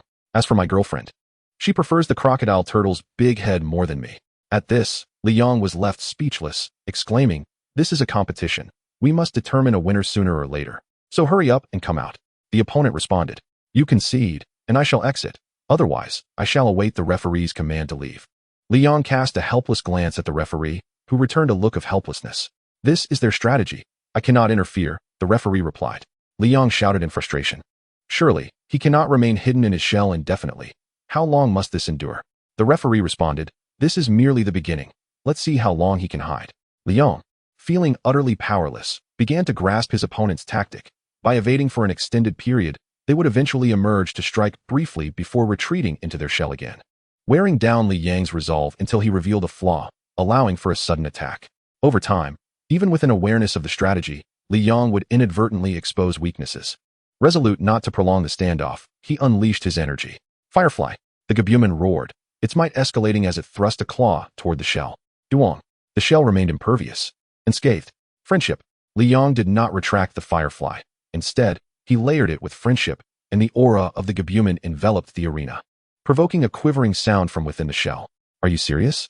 The Gabumon raised its sharp claw, glinting ominously, and struck down hard against the shell. All eyes in the audience fixated on this claw. Duong. The impact reverberated, causing the Gabumon's paw to ache while the shell remained intact, eliciting a collective sigh from the spectators. Inside the shell, the opponent laughed maniacally. You amuse me. I thought you were formidable. Li Yong felt exasperated, and just then, the crocodile turtle suddenly emerged from its shell, lunging at the Gabumon. Gabumon! Li Yong exclaimed in alarm. Just as the Gabumon was about to be bitten, it instinctively rolled away, evading the ambush. Gritting his teeth, Li Yong glared at the opponent retreating once more into the shell, seething, burn him to ashes, Gabumon. The Gabumon complied, unleashing an endless torrent of blue flames. Columns of water erupted around the shell in a desperate attempt to counter the inferno, but they were quickly evaporated. The temperature of the blue flames soared, yet the shell stood resilient, and the opponent mocked, haven't you eaten? Put in some effort. Let me enjoy a proper sauna. Li Yong furrowed his brow. This was untenable. The flames were ineffective against the shell. Would he have to summon Agumon? He scanned his surroundings. No, if Agumon appeared, the other opponents would undoubtedly take notice and prepare accordingly. Yukuin has yet to summon his beast. I wonder how his silver-winged Pegasus fares. Ever since witnessing Yukuin's battle, Liang felt increasingly wary. He sensed a significant enhancement in Yukuin's abilities, an aura that was profoundly enigmatic. Suddenly, an idea struck Liang as he observed the water barrier. Gabumon, fill the entire barrier with flames. Gabumon nodded, and the blue flames gradually expanded. Gu Ming watched with curiosity. Why doesn't he juniorly concentrate his attack? Such a broad area will surely drain his energy. At this rate, he'll exhaust himself before defeating his opponent. Dongfang Qingzhu shook his head. I don't know. He must have his own plans. The director of education also observed the blue flames with intrigue. Is this a means of obscuring vision? Is he planning to summon that beast? As the blue flames filled the water barrier, obscuring the spectator's view and dampening the fluctuations of battle, a few students shouted in frustration, "What is going on? We can't see anything."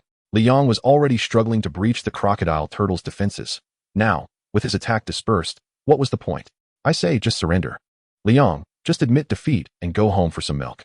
Laughter erupted, while Wang Fatty and Li Slim voiced their indignation, shouting, this is a strategy. He will surely win. The surrounding students rolled their eyes. Win what? His beast is only level 4. Even if it's a royal beast hatchling, its energy is limited. With such a wide area attack, he'll exhaust himself eventually. Wang Fatty protested. I believe in Liang. He will definitely win. The classmates ignored him when someone suddenly remarked, wait, you're only level 2. Aren't you from our school? The realization dawned on the surrounding students, who began to mock an outsider. No wonder his perception is so poor. Wang Fatty's face flushed crimson, speechless, while Li Slim patted his shoulder, signaling him to trust Liang and not engage in fruitless arguments. Chapter 63, The Top 8 Emerge. On the stage, Liang gazed outward. The blue flames completely obscured visibility. With the water barrier suppressing the tumult of battle, summoning Agumon should go unnoticed. Liang channeled his energy and summoned Agumon. The moment Agumon appeared, the director's gaze sharpened. There it is, a hint of draconic might, though not entirely pure. Is that a subdragon? The director stroked his chin, pondering. There are indeed many strong subdragon clans capable of ascending to myth. Dongfang Qingzhu fixated intently on the blue flames, her brow furrowed. Something is emerging. What could it be? Is it the beast my grandfather mentioned? In the heart of the blue flames, Agumon stepped toward the shell. Bang! A resounding collision echoed, followed by the anguished cry of the crocodile turtle. The agitated students fell silent upon hearing the scream. After a moment, a student questioned, was that the crocodile turtle's cry? It should be, but what on earth happened? Hey, the blue flames are starting to recede. Gradually, the blue flames dissipated, and as they cleared, the figures of Liang and Gabumon became visible, while Li Yang's opponent stared in terror at the duo. The audience remained bewildered. What just transpired? Where's the crocodile turtle? How did he manage to store it away? In this state, had Liang emerged victorious? The referee, equally perplexed, looked between the two and inquired, what is the current situation? Liang narrowed his eyes into a slit and smiled. I have won. The referee turned to Li Yang's opponent, who, pale-faced, nodded. With a sigh, the referee announced loudly, since neither party contests, I declare Li Yang the victor. Sparse applause erupted around them. I still want to know what happened. So do I. As Li Yang and his opponent descended from the stage, Wang Fatty and Li Slim cheered exuberantly, eagerly asking, Liang, what happened? How did you win? Liang replied with a mysterious smile. I broke through the crocodile turtle's defense. That's all there is to it. He refrained from elaborating further. And Wang Fatty and Li Slim understood that it was Li Yang's secret, choosing not to press him for details. Ultimately, what mattered was that Li Yang triumphed. Their attention shifted back to the stage, where 2 level 5 beast masters commanded their beasts in fierce combat. Liang had not encountered either of them before and surmised they must have registered on the second day of school.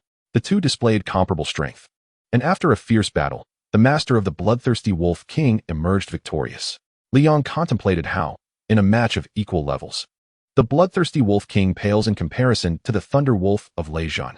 The abilities of the bloodthirsty Wolf King's master do not measure up to Lei Zhan's heavenly thunder. However, Lei Zhan's temperament leaves much to be desired. If the two were to engage in combat at the same level, it would indeed be difficult to predict the victor. The winner of the 7th match in the top 16 is named Zhang Tianyue, a female classmate whose beast companion is the Flower Fairy. The Flower Fairy excels in psychological assaults, ensnaring her opponents in a web of illusions until they are utterly exhausted, ultimately surrendering. In the 8th match of the top 16, A horse-like beast made its entrance and immediately captivated everyone's attention. A classmate shouted, "Demon horse with fiery hooves." Li Yang's pupils constricted. The demon horse with fiery hooves is a peak-level beast king, more precisely, a half-step beast emperor. This grade of beast surpasses all the companions of the students present. And even many teachers possess beasts of slightly higher levels, yet none can match the demon horse with fiery hooves. Its master was promptly regarded as a favorite to win the championship, and Li Yang was eager to discover if a digital companion of the same caliber could defeat the demon horse. Ultimately, the demon horse lived up to expectations, easily vanquishing its opponent and securing victory. Thus, the matches in the top 16 concluded, resulting in the emergence of the top 8. Su Weiyang, the master of the fiery golden bird; Niu Qingwang, the master of the three-eyed king bull; Yu Kuan, the master of the silver-winged Pegasus; Gu Jian, the master of the golden giant ape; Li Yang, the master of Gabumon; Su Hongyi, the master of the bloodthirsty wolf king; Zhang Tianyue, the master of the flower fairy; and Hao Tianxi, the master of the demon horse with fiery hooves. Following a draw, everyone selected their opponents, and Li Yang drew number 3, facing Gu Jian, the golden giant ape, who was number 4. Upon returning to the courtyard, Li Yang, Su Weiyang, and Han Wen struggled to suppress their laughter, while Gu Jian awkwardly scratched his head. Dongfang Qingzhu glared at Gu Jian and exclaimed, "You really are something. As the top contender this year, you defeated the second ranked in the round of 16, and now you face the fourth in the round of 8. If you make it to the top 4, will you be ready to eliminate the third as well? You are a harvesting machine among our peers." Gu Jian was at a loss for words. He hadn't expected to face 2 of his juniors consecutively and stammered without a coherent response. After reprimanding Gu Jian for a while, Dongfang Qingzhu turned to Li Yang and the others, nodding in satisfaction. "You all performed admirably this time. 3 of the top 8 slots are ours, greatly enhancing my reputation. Especially you, the third. You easily defeated Shi Xiujia, and the expression on the vice principal's face was priceless. The fourth did well too, giving those little rats a good thrashing. Just thinking of their furious faces brings a smile to my lips. The second is also commendable.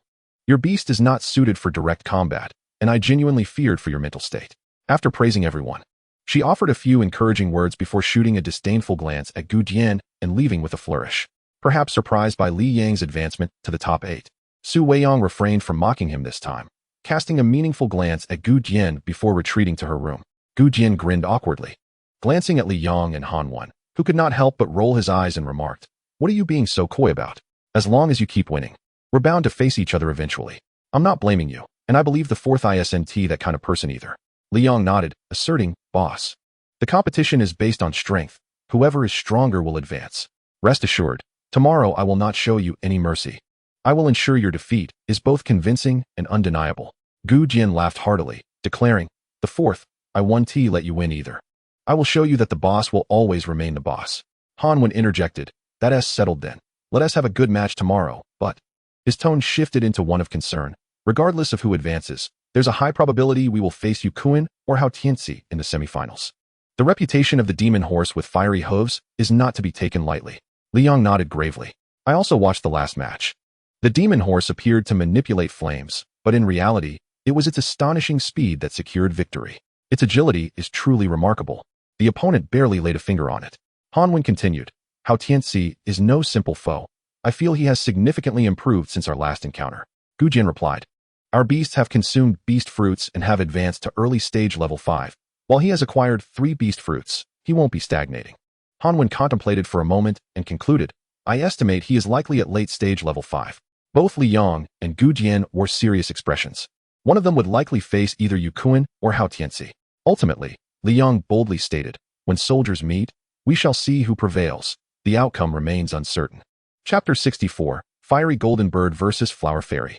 With the referee's command, the quarterfinals officially commenced, featuring Su Weiyang against Zhang Tianming, a battle between 2 young women. The audience was in turmoil, shouting, "One side is a beauty, and the other is also a beauty. How do we choose?" If you ask me, I support the Flower Fairy. She and her beast companion are both exquisite. Nonsense. We must support the Fire Goddess. She is both beautiful and fierce, and she has saved our lives.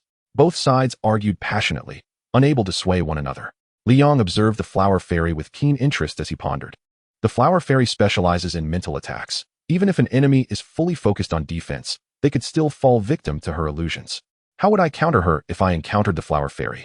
He then shifted his gaze to Su Weiyang. "And how would you combat the Flower Fairy?" Wang Pengzi intently watched the two ladies, drooling as he asked, Liang, that Su Weiyang is your senior sister, right? Liang nodded affirmatively, indeed. Wang Pengzi's face lit up with envy. How fortunate to have such a beautiful senior sister. Liang recalled Su Weiyang's mocking expression and could not help but roll his eyes. What good is that? She has a terrible temper. Wang Pengzi gasped in shock, huh? On the arena, the playful and charming Zhang Tianming greeted with a sweet smile. Hello, sister, please go easy on me. Su Weiyang opened her eyes coldly and replied, Make your move.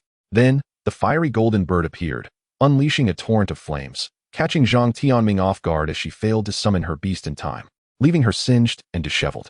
Zhang Tianming exclaimed, Cruel sister. The flower fairy then manifested, aiming a punch at the fiery golden bird. Su Weiyang coldly regarded the approaching flower fairy, taunting, Is that all you can do? The fiery golden bird flapped its wings, unleashing a violent blaze that engulfed the flower fairy, incinerating her to ashes. In the next moment, the surrounding environment shattered like glass. Standing behind the flower fairy, Zhang Tianming remained unscathed, grinning at Su Weiyang. She said sweetly, Sister, you are truly skilled. You easily shattered Flower's illusion. Su Weiyang's expression remained impassive. In the next instant, a pillar of fire erupted from the ground, engulfing Zhang Tianming. Once again, the environment shattered like glass, yet Zhang Tianming stood perfectly intact, her eyes reflecting surprise. Sister, you are indeed impressive. Su Weiyang furrowed her brow as endless flames surged like a domain of fire, consuming the entire arena, while the internal space of the water barrier was entirely overtaken by fire. Without the slightest gap, Zhang Mingyue met her demise once again. This time, the surrounding environment remained unchanged, save for the emergence of a protective shield hovering above the arena. Within the shield, Zhang Tianming lay sprawled on the back of the flower fairy, his teeth clenched as he glared at Su Weiyang, the panic in his eyes unmistakable. Observing this scene, Su Weiyang's furrowed brow slightly relaxed, the wings of the flaming golden bird pulsating as mysterious symbols manifested, unleashing an even more ferocious blaze. The flower fairy struggled to maintain the protective barrier, which continued to warp and distort, on the verge of succumbing to the intense heat of the flames. Zhang Tianyue's face turned ashen as he shouted, Sister, spare my life. Unmoved, Su Weiyang remained resolute, while the flower fairy's protective barrier approached its limit. In a moment of desperation, Zhang Tianyue cried out, I concede. Instantly, a passage appeared in the water barrier, and the flower fairy hurriedly carried Zhang Tianyue out. Witnessing this, Su Weiyang's expression softened completely, commanding the flaming golden bird to retract its flames. The referee announced loudly, Su Weiyang is victorious. From the audience's perspective, Su Weiyang had ambushed Zhang Tianyue, leaving him singed and disheveled. The flower fairy appeared, and then Zhang Tianyue shouted, Eternal slumber. A mysterious symbol appeared on the flower fairy's forehead. Subsequently, every attack from the flaming golden bird avoided the flower fairy, even as a similar symbol manifested upon it. The flames continued to evade the flower fairy, and after a tense standoff, the flaming golden bird suddenly withdrew all its fire. The spectators understood that Su Weiyang had fallen into an illusion. Li Yang's brow furrowed, his gaze towards the flower fairy filled with trepidation. Gu Ming, his face etched with worry, inquired, Teacher Dongfang, can Su Shimi win? Dongfang Qingzhu remained silent, her tightly knitted brows betraying her own uncertainty. On the judges' platform, the head of the first-year department and the director of education exchanged astonished glances at Zhang Tianming. The head of the first-year department remarked, another promising talent. Su Weiyang is remarkable as well, truly a woman who is not outdone by men. The director of education nodded in agreement. This cohort's caliber is commendable, surpassing that of previous years. Barely had he spoken when the flower fairy and Zhang Tianming approached Su Weiyang, throwing a punch at her. In the illusion, Su Weiyang, upon hearing the referee declare her victory, was preparing to leave the arena when her heart raced, sensing a wave of palpitations. Confounded, she soon realized. An endless inferno erupted forth, the mysterious symbols on the flaming golden bird reappearing. Su Weiyang surveyed her surroundings, the environment unchanged yet shattering like a mirror, with the flower fairy desperately supporting her. Zhang Tianming shouted, I concede. Ignoring him, Su Weiyang frowned, shouting, Flame Queen. The flaming golden bird surged with power, its winged symbols shining ever brighter, as a terrifying sea of fire transformed into a domain of flames, vanquishing the flower fairy. This time, the final illusion shattered, and in Su Weiyang's eyes, the environment shifted once more. The audience looked on in astonishment. Beside her, the flower fairy bore a mysterious symbol on its forehead, struggling to uphold the protective shield. Suddenly feeling considerably lighter, Su Weiyang was interrupted by Zhang Tianming's urgent shout, I truly concede. Referee, please save me. The water barriers suddenly sprouted a column of water, enveloping the Flower Fairy and Zhang Tianming, as the referee announced loudly, Su Weiyang is the victor. Su Weiyang's expression remained grave, her brow still tightly knit. The flames not only persisted but escalated in temperature. Zhang Tianming's face was pale, gasping for breath as the referee looked at Su Weiyang with a resigned expression. The level 9 Beast Master, the Sea Shark, unleashed a surge of energy, swiftly overwhelming the domain of flames. Sensing the shift in momentum, Su Weiyang exhaled in relief, and in the next moment, the flames dissipated.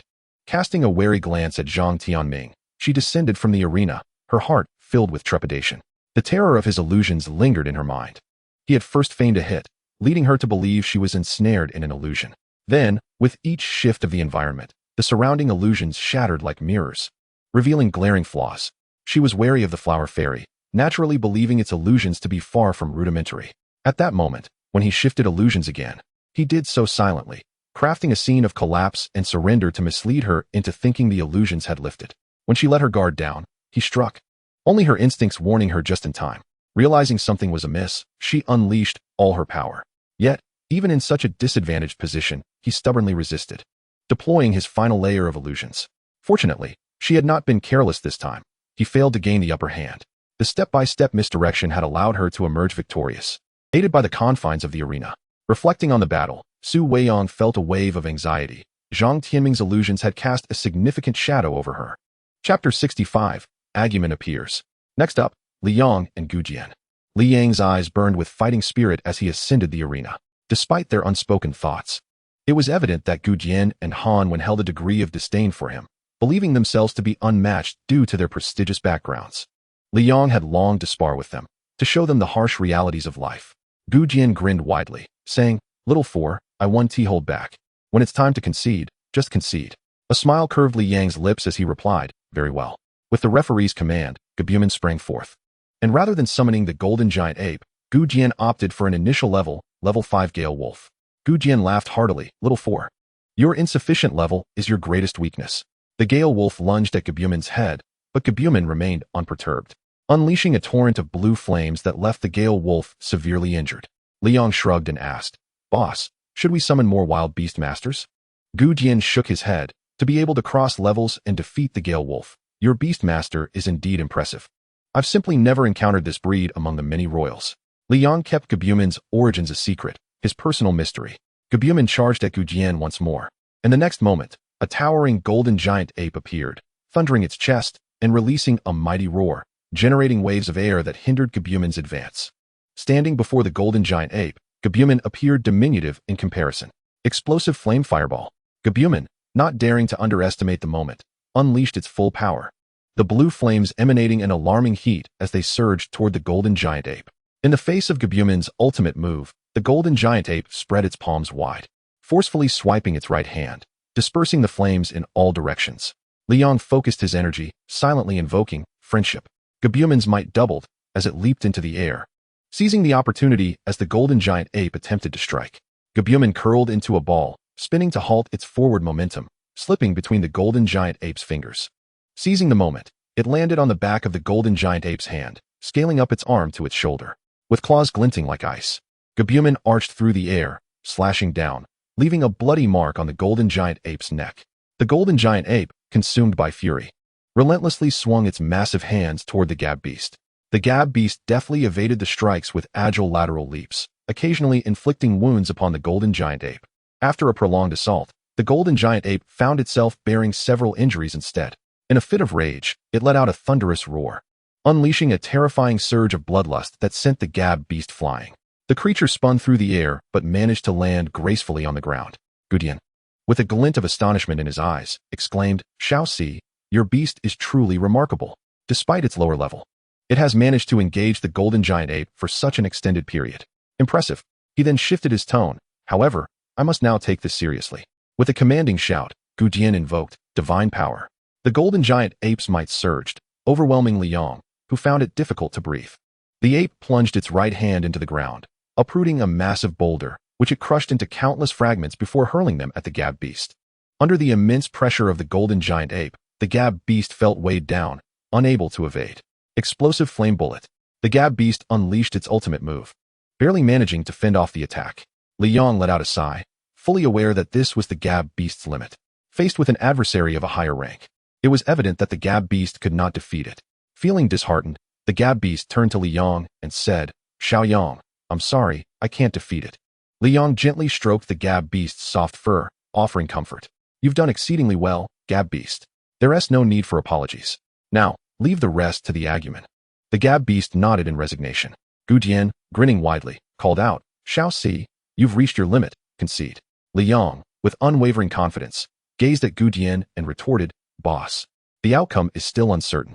Gu Dian looked at Li Yong with curiosity, puzzled. "Shao Si, your beast has clearly reached its limit. There's no point in being stubborn." Li Yong shook his head, his gaze sharpening. With a resounding command, he declared, "Come forth, Agumon." With a fearsome roar, the air was charged with the aura of a dragon as Agumon unleashed a mighty cry. Though youthful, its roar was imbued with an undeniable dominance, announcing its arrival to all beasts. The director's pupils constricted in realization. Indeed, a dragon of the lesser variety, while its might may not be pure, it rivals that of a true dragon, a hybrid between the dragon clan and other mythical races, perhaps. Dongfang Qingzhu's eyes sparkled with curiosity as he scrutinized Agumon. "This lesser dragon aligns perfectly with my grandfather's descriptions. It must be the one." Gu Ming, his face etched with astonishment, turned to Dongfang Qingzhu. "Teacher Dongfang, why do you appear unfazed? Were you already aware that Junior Li had such hidden potential?"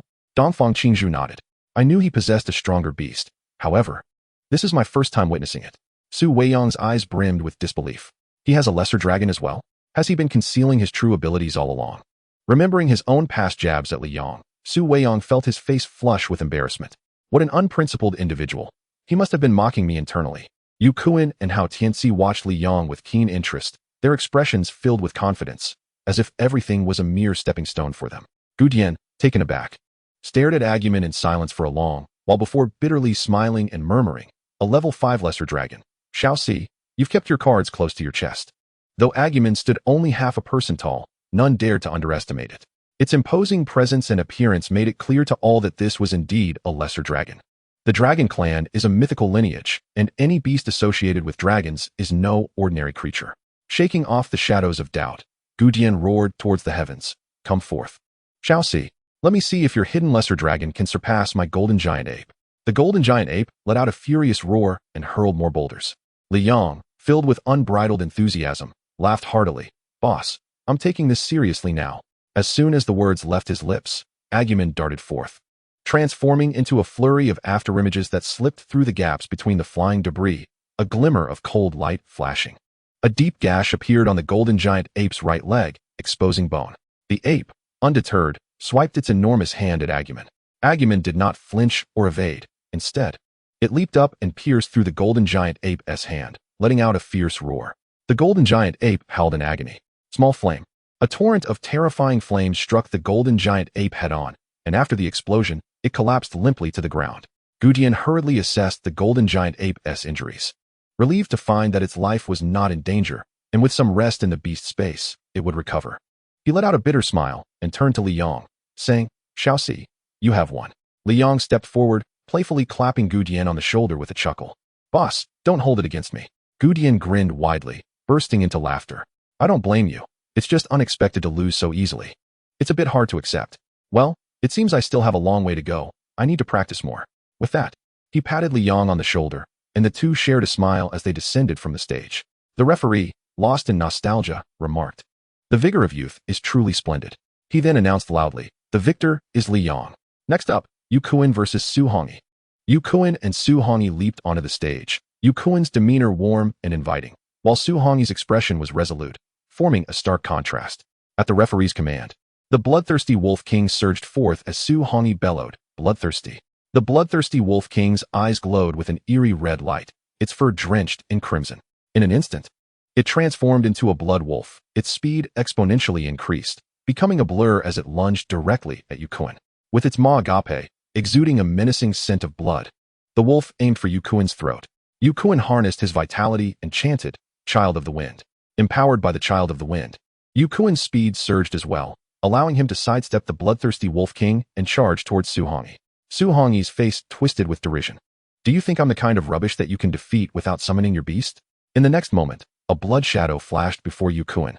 The bloodthirsty Wolf King slashed with its claws, unleashing a barrage of blood talons. Yukuin's lips curled into a wry smile. Interesting. He executed a backflip, narrowly evading the oncoming talons, landing lightly on the stage. With a warm smile, Yukuin said, "My apologies, I indeed underestimated you." Then, the silver-winged Pegasus appeared, its level 5 late-stage prowess astonishing the crowd. Su Hongyi's expression darkened, yet he remained resolute, preparing to fight. With the strategy of capture the king to catch the thief, the bloodthirsty Wolf King transformed into a blood shadow, charging at Yukuin, who was met with eager anticipation from Su Hongyi. The silver-winged Pegasus flapped its wings, mystical symbols emerging as a powerful gale swept through, sending both the bloodthirsty Wolf King and Su Hongyi hurtling away. They crashed heavily against the water barrier, slowly sliding off the stage. Everything unfolded too swiftly. The audience was momentarily stunned, unable to react. The headmaster of the first-year students excitedly pounded the table, exclaiming, "Director, it seems I am destined to win this bet." The director's eyes sparkled with confidence. "Is that so?" Yukuin turned to the referee. "You may announce it." The referee finally came to his senses and announced loudly, "The victor is Yukuin." Next up, Hao Tianxi and Niu Chengwang. As the referee's words echoed, a fervent discussion erupted among the audience. "Goodness, did you see that? Yukuin defeated Su Hongyi in an instant. Indeed impressive, but it can't be strictly called an instant. Su Hongyi managed to launch 2 moves. Nonsense." At the outset, Yukuin was clearly holding back against Su Hongyi. Once the silver-winged Pegasus appeared, he clinched victory without hesitation. "Isn't that an instant win? Damn it, this guy is not only handsome but also possesses such strength. Is there no room left for others?" The fan club of Yukuin erupted into ecstatic screams, chanting Prince Charming. The remaining competitors in the rankings wore solemn expressions, their gazes toward Yukuin filled with trepidation. Hao Tianxi and Niu Chengwang leaped onto the stage, exchanging greetings. Niu Chengwang's expression was grave, while Hao Tianxi appeared unfazed, shouting, "You go first, otherwise you won't get the chance." Niu Chengwang immediately erupted in anger, bellowing, "Penetrate." The three-eyed King Bull gathered energy and unleashed 3 beams of laser-like energy that seemed capable of piercing through anything. Hao Tianxi laughed disdainfully as he soared into the air atop the fiery, hoofed demon horse. The three-eyed King Bull turned to pursue the fiery, hoofed demon horse. But the speed of the lasers failed to keep pace with the rapid movements of the fiery, hoofed demon horse. With its hooves igniting flames, the fiery, hoofed demon horse charged towards Niu Chengwang, who was taken aback and hastily commanded the three-eyed King Bull to take to the clouds. However, the speed of the fiery, hoofed demon horse was overwhelming, and soon it reached the side of the three-eyed King Bull. The fiery, hoofed demon horse opened its mouth and released a torrent of flames that encircled Niu Chengwang before dissipating. Hao Tianxi watched Niu Chengwang with a smile, clearly having done this intentionally. Niu Chengwang's face paled and flushed in succession. After a moment of internal conflict, he forced a bitter smile and declared, "I concede." Upon hearing this, Hao Tianxi recalled his beast and stepped down from the stage. The referee announced loudly, "The winner is Hao Tianxi. Next, we will draw lots for the top 4. Thus, the top 4 were revealed: Su Weiyang, Liang, Yukuin, and Hao Tianxi. The audience was not particularly surprised by Hao Tianxi's victory, as the disparity between the three-eyed King Bull and the fiery, hoofed demon horse was simply too great. However, the head of the first-level department felt a twinge of anxiety, suddenly questioning whether the silver-winged Pegasus, despite its higher realm, could truly outmatch the fiery, hoofed demon horse. The referee produced the drawing barrel and called out, "Number 1 faces number 2, number 3 faces number 4. Su Weiyang's expression was icy as she drew first, obtaining number 1. Liang followed closely, drawing number 2. A flicker of anger crossed Su Weiyang's eyes as she glared at Liang, who was left utterly befuddled, unable to comprehend the gravity of the situation. Yukuin and Hao Tianxi exchanged a glance, both filled with a fighting spirit. The audience was taken aback by the outcome. It seemed that 2 favored contenders for the championship would face each other earlier than anticipated. Isn't this an early showdown? Not necessarily. Liang's trump card is the Yalong. Come on, there are plenty of Yalongs around, but how many can truly defeat the fiery, hoofed demon horse? That is a valid point. Dragons are inherently lustful, interbreeding with many races, resulting in numerous Yalongs. While some Yalongs belong to powerful lineages, the weaker ones far outnumber them. Coupled with the diminutive stature of the ancient beast, the students doubted its ability to triumph over the fiery, hoofed demon horse. As for Su Weiyang, despite her multitude of fans, few believed she could claim the championship, primarily because her victory over Zhang Mingyue had been exceedingly arduous. The referee announced loudly, "Let us break for lunch. The semifinals will officially commence in the afternoon." Wang Pengzi and Li Shouzi hurried over to Liang, exclaiming, Good lad. Take down your senior sister. Liang could not help but roll his eyes. What nonsense. I drew lots. How can you blame me? Besides, we haven't even fought yet. Wang Pengzi grinned mischievously and teased. You wouldn't hold back, would you? Intentionally lose to your senior sister, and then she'll be deeply moved, sparking a passionate love story between you two. Liang imagined a scenario where, after losing to Su Weiyang, she would step on his head and laugh heartily, causing goosebumps to rise all over him. He then stated solemnly, absolutely not. Seeing Liang so serious, Wang Pengzi lost interest and shrugged, refraining from further teasing. Liang then threw an arm around both their shoulders and said, let us go out for lunch, it's on me. Chapter 67, Overwhelming Advantage. After lunch, Liang, Wang Pengzi, and Li Shouzi strolled for a while before returning to the arena, though there was still some time until the match. The stands were already filled to capacity. For the audience, the closer they sat, the better. Next to Liang, a few students were whispering, who do you think will win the championship? Need it be said? Yu Kuan, of course, he has the highest realm. I'm not so sure. While Yu Kuan's silver-winged Pegasus has a high realm, its potential and combat power cannot compare to the fiery hoofed demon horse. The champion will surely be Hao Tianxi. It said that the bloodline of the silver-winged Pegasus can evolve. If it transforms into a glazed Pegasus, it would be on par with the fiery hoofed demon horse. That may be the case, but out of 100 silver-winged Pegasi, only one might evolve into a glazed Pegasus. I doubt Yu Kuan's will. Liang felt a spark of realization and mused. While the fiery hoofed demon horse indeed surpassed the silver-winged Pegasus in strength, could it be that the silver-winged Pegasus had already undergone evolution? Of course. It was also possible that the silver-winged Pegasus was not at the late stage of level 5, but at its peak. At that moment, Gu Jianhanwen approached and sat beside them, saying, make sure to give it your all this afternoon. Aim for the championship. Liang nodded. I will strive for it. Liang introduced Wang Pengzi and Li Shouzi to Gu Jianhanwen, and the group engaged in lively conversation. The time flew by during their idle chatter. And as the director sat down at the judging panel, the semifinals officially began. The referee announced loudly, the first match, Su Weiyang versus Liang. Liang leaped onto the stage with eager anticipation. He had long been displeased with Su Weiyang, and now he could openly take her down. Su Weiyang also ascended the stage, her heart ablaze with fury, increasingly convinced that Liang was mocking her behind her back. The flaming golden bird flapped its wings, unleashing a torrent of flames toward Liang. Liang cursed inwardly, so fiery. He quickly summoned the ancient beast. Small flame. The terrifying dragon flames clashed with the blazing inferno, resulting in a spectacular explosion of fire, evenly matched for a moment. Su Weiyang shouted, Flame Queen. Empowered by Su Weiyang's energy, the flames surged in temperature, gradually engulfing the dragon flames. Yet, Su Weiyang remained unsatisfied. The flaming golden bird's wings glowed with mysterious symbols. Liang could not resist rolling his eyes and shouted, Little Vixen, it's just a match. There's no need to go all out from the start. Su Weiyang glared at Liang through gritted teeth but offered no reply, focusing solely on channeling her energy to decisively defeat him.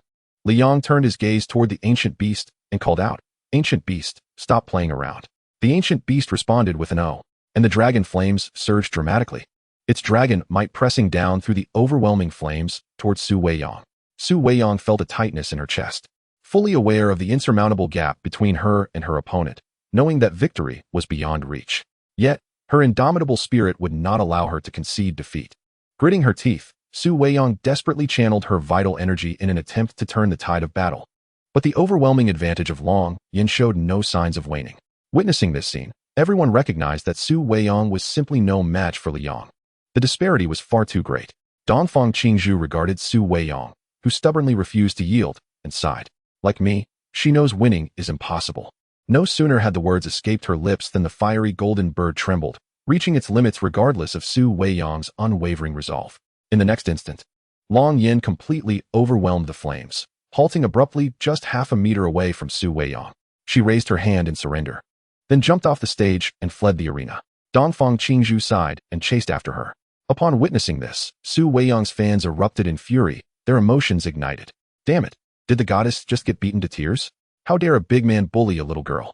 Liang, you scoundrel. Liang appeared innocent, having already shown mercy, and felt perplexed. Was it really necessary to react so strongly over just one lost round?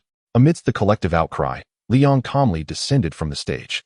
Wang Pengzi and Li Shouzi exchanged astonished glances as they observed Liang, who touched his face. What? Is there something on my face? Wang Pengzi shook his head and shouted, Your senior sister is in distress, and you show no mercy. Liang, bewildered, replied, but I did show mercy. I didn't hurt her. Wang Pengzi looked at him with astonishment. How did I not notice before? You truly are a curious fellow. That was mercy? No wonder you're still single. Li Yang retorted. How is that not mercy? Don't act all high and mighty. You're single too. Wang Pengzi rolled his eyes and turned back to the arena, where Yu Kuan laughed heartily, addressing Hao Tianxi. That was quite the farce. Now it's our turn. Hao Tianxi, brimming with confidence, responded, You're good, but unfortunately, you met me. Yu Kuan smiled but said nothing, letting their abilities speak for themselves. With the referee's command, Hao Tianxi mounted his demon steed, Yin Ti, and charged swiftly towards Yu Kuan. What incredible speed! Yu Kuan marveled. The silver-winged Pegasus appeared, carrying Yu Kuan into the air to evade the attack of Yin Ti, catching Hao Tianxi off guard as he did not anticipate Yu Kuan's choice to dodge. He smirked. How long can you keep running? With that, Yin Ti surged forward, flames erupting from its hooves as it pursued the silver-winged Pegasus, which evaded the columns of fire one after another. Regardless of Yin Ti's relentless assault, Yu Kuan merely avoided the attacks, not retaliating at all, leading to a chase that left the onlookers bewildered. What is Yu Kuan doing? Why isn't he fighting back? I don't know. Is he racing Hao Tianxi? This is rather dull. Who said this was the finals? It's less exciting than the fiery duel earlier. Li Yang frowned, equally perplexed by Yu Kuan's strategy. Hao Tianxi gradually grew irate, shouting, Yu Kuan, do you intend to keep dodging forever? After a prolonged silence, without a response from Yu Kuan, Hao Tianxi bellowed, Divine speed. Suddenly, Yin Ti's speed surged, easily catching up to the silver-winged Pegasus. With its massive jaws agape, it unleashed a torrent of flames aimed at the Pegasus. Hao Tianxi shouted, Child of the Wind. Mystical symbols appeared on the wings of the silver-winged Pegasus as it transformed into a streak of white light, swiftly distancing itself from Yin Ti. However, regardless of how Yu Kuan channeled his vital energy, Yin Ti effortlessly closed the gap, and soon, Yu Kuan was struck by the flames, leaving him covered in soot. Seeing this, the silver-winged Pegasus ceased its flight and landed on the stage. Hao Tianxi wore a cold smile, taunting, Why aren't you dodging anymore? Yu Kuan, with a warm smile, replied, There's no need to dodge. I've already won. At this proclamation, the audience gasped in astonishment. What does he mean? Yu Kuan has won. The silver-winged Pegasus excels in speed, yet Yin Ti is faster. How can he claim victory? Has he been struck down in his strongest domain? Is he feeling defeated? The supervising instructor scrutinized Hao Tianxi and Yin Ti, as if capable of seeing through everything, and after a moment, declared, Yu Kuan has indeed won. Chapter 68. An incongruous combination. Hao Tianxi burst into laughter, mocking, Have you lost your mind? You lost in your specialty of speed. What gives you the right to think you've won? Yu Kuan confidently retorted, Shall we test it? Very well, Hao Tianxi replied, equally confident. Yu Kuan's gaze suddenly sharpened as the silver-winged Pegasus's wings trembled, unleashing dozens of wind blades directed at Hao Tianxi. With a sneer, Hao Tianxi remarked, Is that all?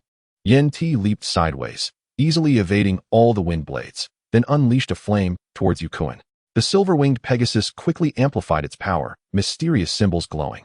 A violent whirlwind erupted, yet Hao Tianxi merely smirked, as Yin Ti surged forward, in an instant reaching Yu Kuan's back and unleashing a torrent of flames.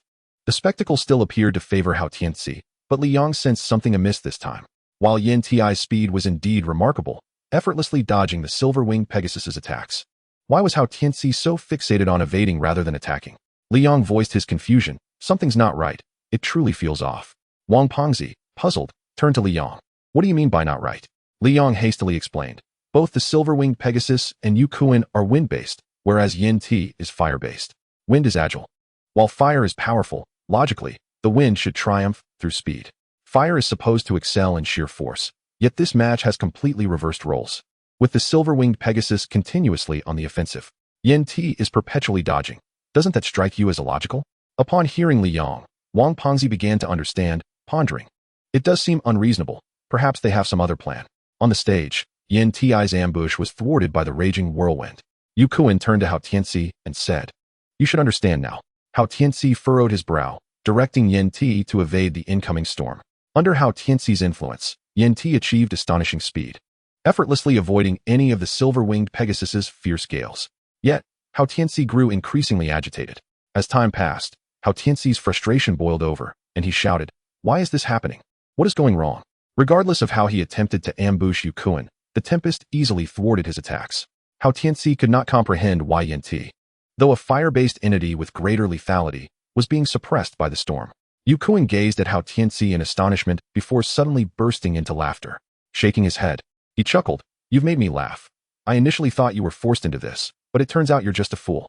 Hao Tianxi's fury was palpable. His previously confident visage contorted into a grotesque mask of rage as he bellowed, "To hell with you. Who do you think you are? A worthless fool." Yu Kuan inhaled deeply several times, stifling his amusement, and endeavored to respond in a calm tone.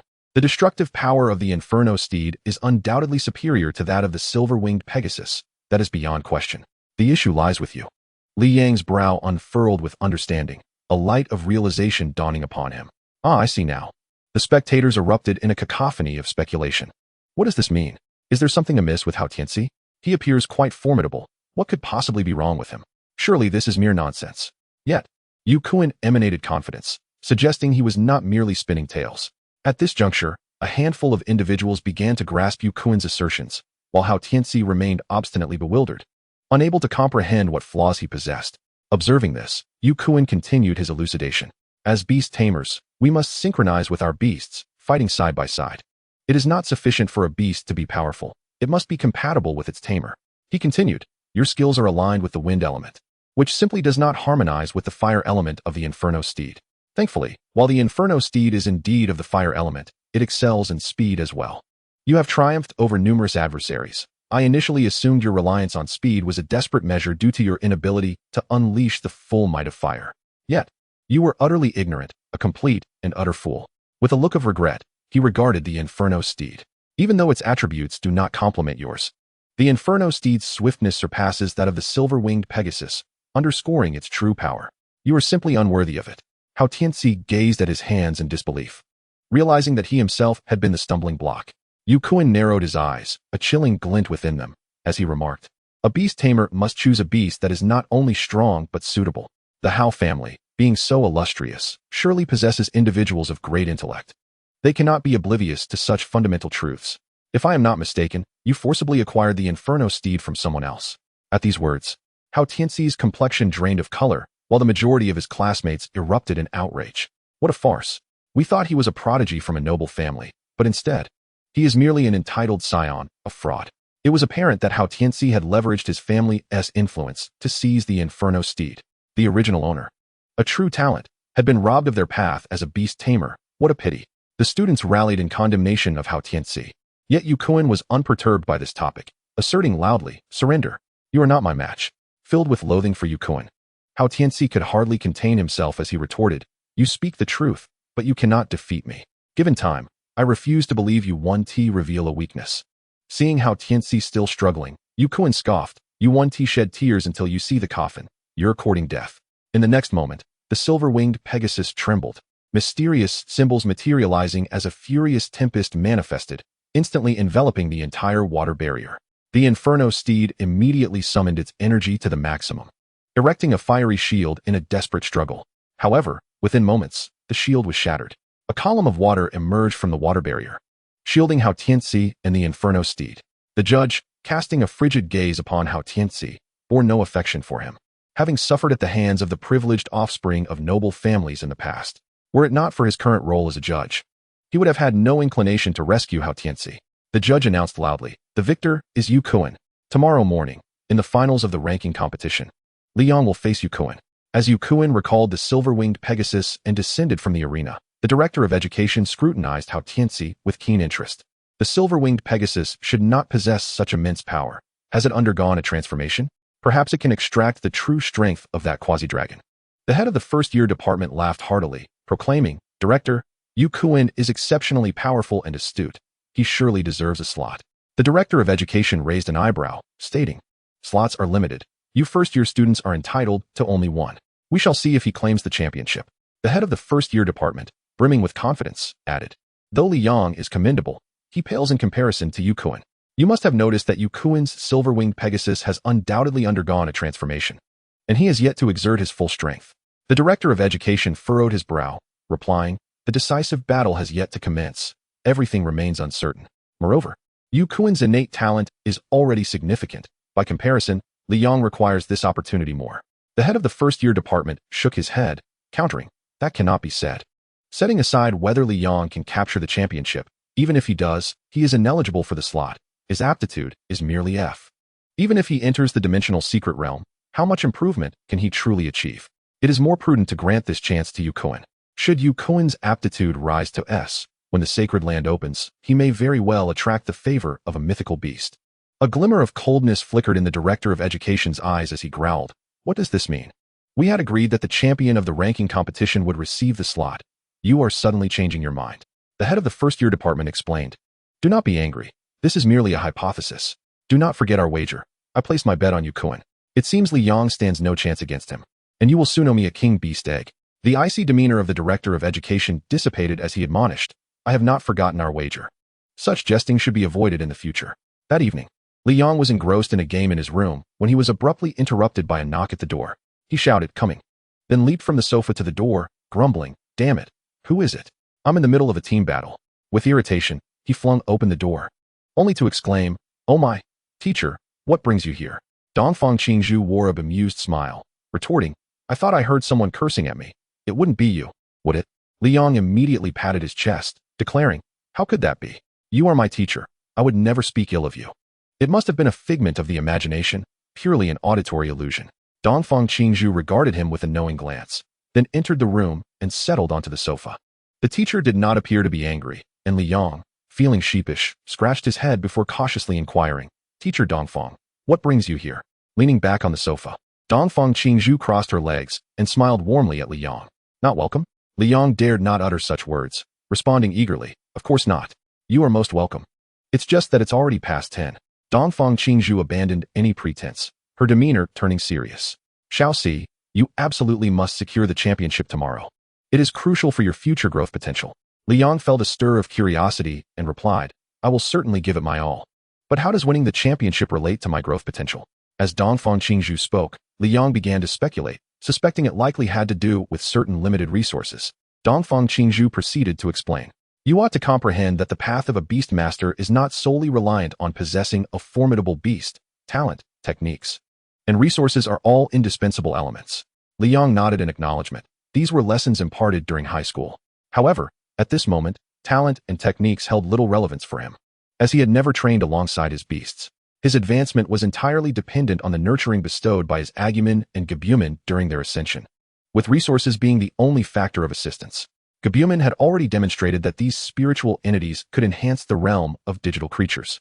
Dongfang Qingzhu continued, "A dimensional secret realm that opens once every 50 years is about to emerge, within which lies a form of spiritual liquid. As long as a beast master consumes it, their aptitude can be enhanced."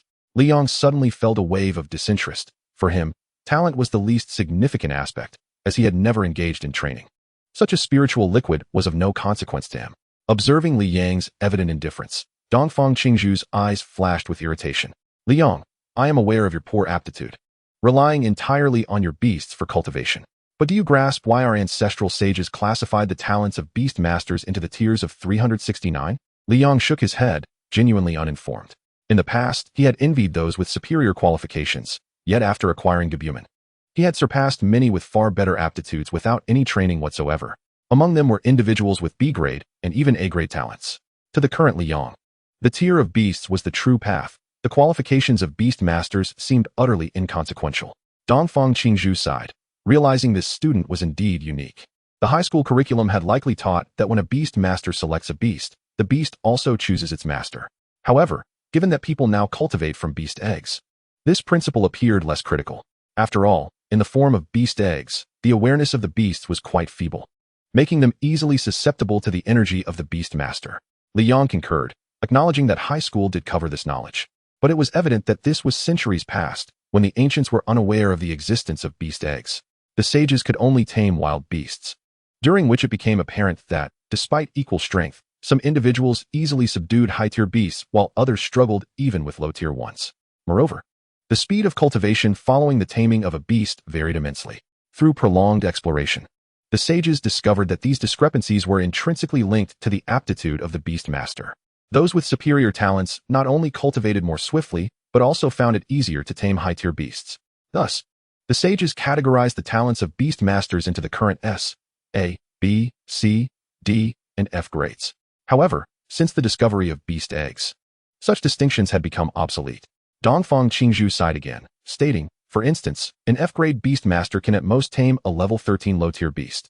While an E-grade corresponds to mid-tier beasts, and an A-grade talent could barely tame the most formidable mythological beasts. Your Agumon, under normal circumstances, is likely a mythological beast cub. You may be unaware, but many are indeed paying attention to you. Liang frowned, perplexed. Why would they focus on me? I am merely an inconspicuous individual with F-grade talent. Dongfang Qingzhu rolled her eyes. The issue lies with that Agumon. Do you understand that it is the first mythological cub ever tamed by a human? Upon hearing this, Li Yang's pupils constricted, filled with confusion as he urgently inquired. What do you mean? Has no one ever tamed a mythological cub before? With a serious tone, Dongfang Qingzhu nodded. Never. All mythological beasts possessed by human warriors have been wild. Li Yang felt a tempest of emotions surge within him. The revelation that Agumon was the first mythological cub ever tamed by humans seemed implausible. If powerful warriors possess mythological beasts, why have they never obtained mythological cubs? After all, the forbidden dimensional secret realm is rife with mythological entities. If human warriors collaborated and conducted multiple raids, surely they could uncover beast eggs, Dongfang Qingzhu responded. She rose and approached the window, whispering, the forbidden dimensional secret realm is so named because it represents humanity's taboo. Indeed, it harbors numerous mythological beings. Yet their abundance poses a challenge. Since the first forbidden dimensional secret realm emerged, humanity has consistently been on the losing side. None of these realms are manageable by humans, which is a lesson steeped in blood. Chapter 70. The Prelude and Consequence. Li Yang was profoundly astonished. He had always believed humanity to be formidable. Yet the situation appeared more dire than he had imagined. His voice trembled slightly as he asked, given the immense power of the forbidden dimensional secret realm, how did the sages manage to drive mythological beings back into the realms? Dongfang Qingzhu shook her head, a bittersweet smile gracing her lips. No one knows. According to records, after wreaking havoc for a time, mythological beings suddenly returned to their secret realms.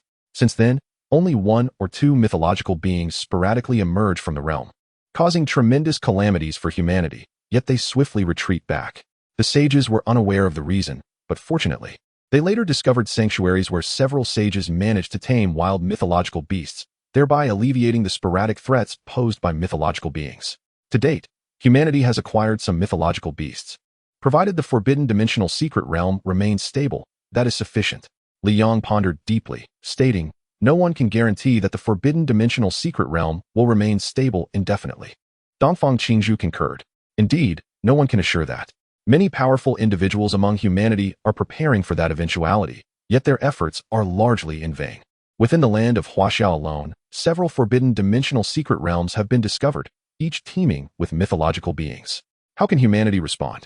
Li Yang began to grasp the reason behind the interest in him. If they could ascertain how he had obtained the mythological cub, it might offer a glimmer of hope in an otherwise dire situation. A bitter smile crossed Li Yang's face.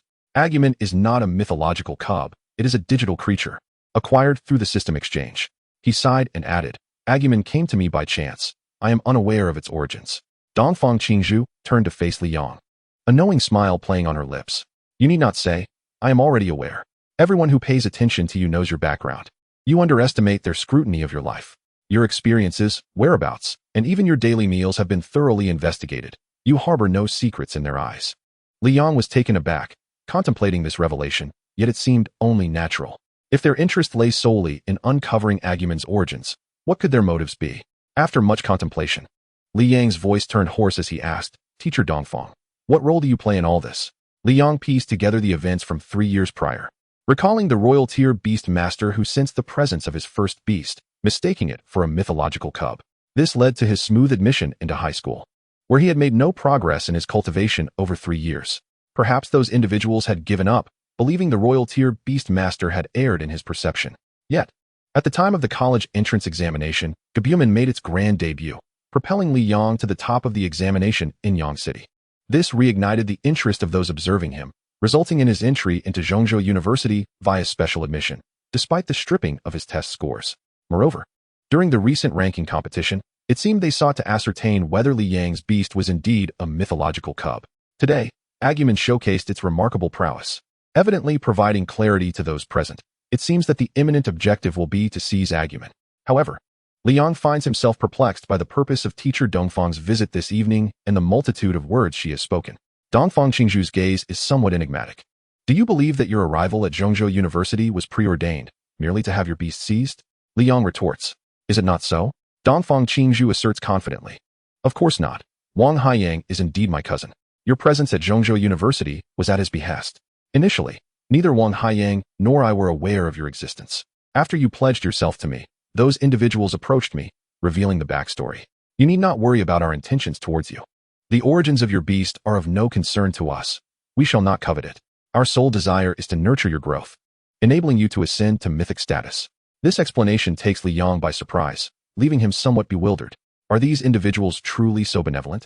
He inquires. Why cultivate you when seizing your beast would be more advantageous? Dongfang Qingzhu's expression carries a hint of pride. We disdain the act of theft. Even a mythic hatchling, in our view, is far less valuable than the opportunity to cultivate you. Li Yang gazes intently at Dongfang Qingzhu, seeking to discern the veracity of her claims. After a prolonged silence, he finally speaks. I apologize, I should not have doubted you. Dongfang Qingzhu waves her hand dismissively. Your skepticism is entirely human. Now, let me elucidate our plan, and you may consider whether to cooperate. Before Li Yang can respond, she continues, your innate talents are rather lacking. Based on experience, individuals with a rank below B will struggle to transcend to the king level, while above that rank, the limitations of aptitude cease to apply. You must secure victory in tomorrow's competition, enter the dimensional secret realm, consume the spiritual elixir, and enhance your aptitude. Only then will you have hope of ascending to mythic status. Li Yang asks, and then? What follows after you cultivate me into a myth? Dongfang Qingzhu remarks. You are rather impatient. Once you attain mythic status, we will require you to enter the sacred land. Upon hearing the term sacred land, which Dongfang Qingzhu had previously mentioned, Li Yang inquires, what is the sacred land? Dongfang Qingzhu responds, it is a dimensional secret realm. All mythic beasts of humanity originate from the sacred land. If a beastmaster reaches the pinnacle of the Emperor realm, they gain the opportunity to enter the sacred land and attempt to tame mythic beasts. However, based on experiments, only beastmasters with S-level aptitude can truly tame mythic beasts. Li Yang presses further, but according to your explanation, there should be numerous mythic beasts within the sacred land. Why are there no hatchlings? Moreover, if I were to grow into a myth, what use is that to humanity? Dongfang Qingzhu explains, the sacred land is unique. It contains only adult mythic beasts. The specifics elude me, but you will understand once you enter.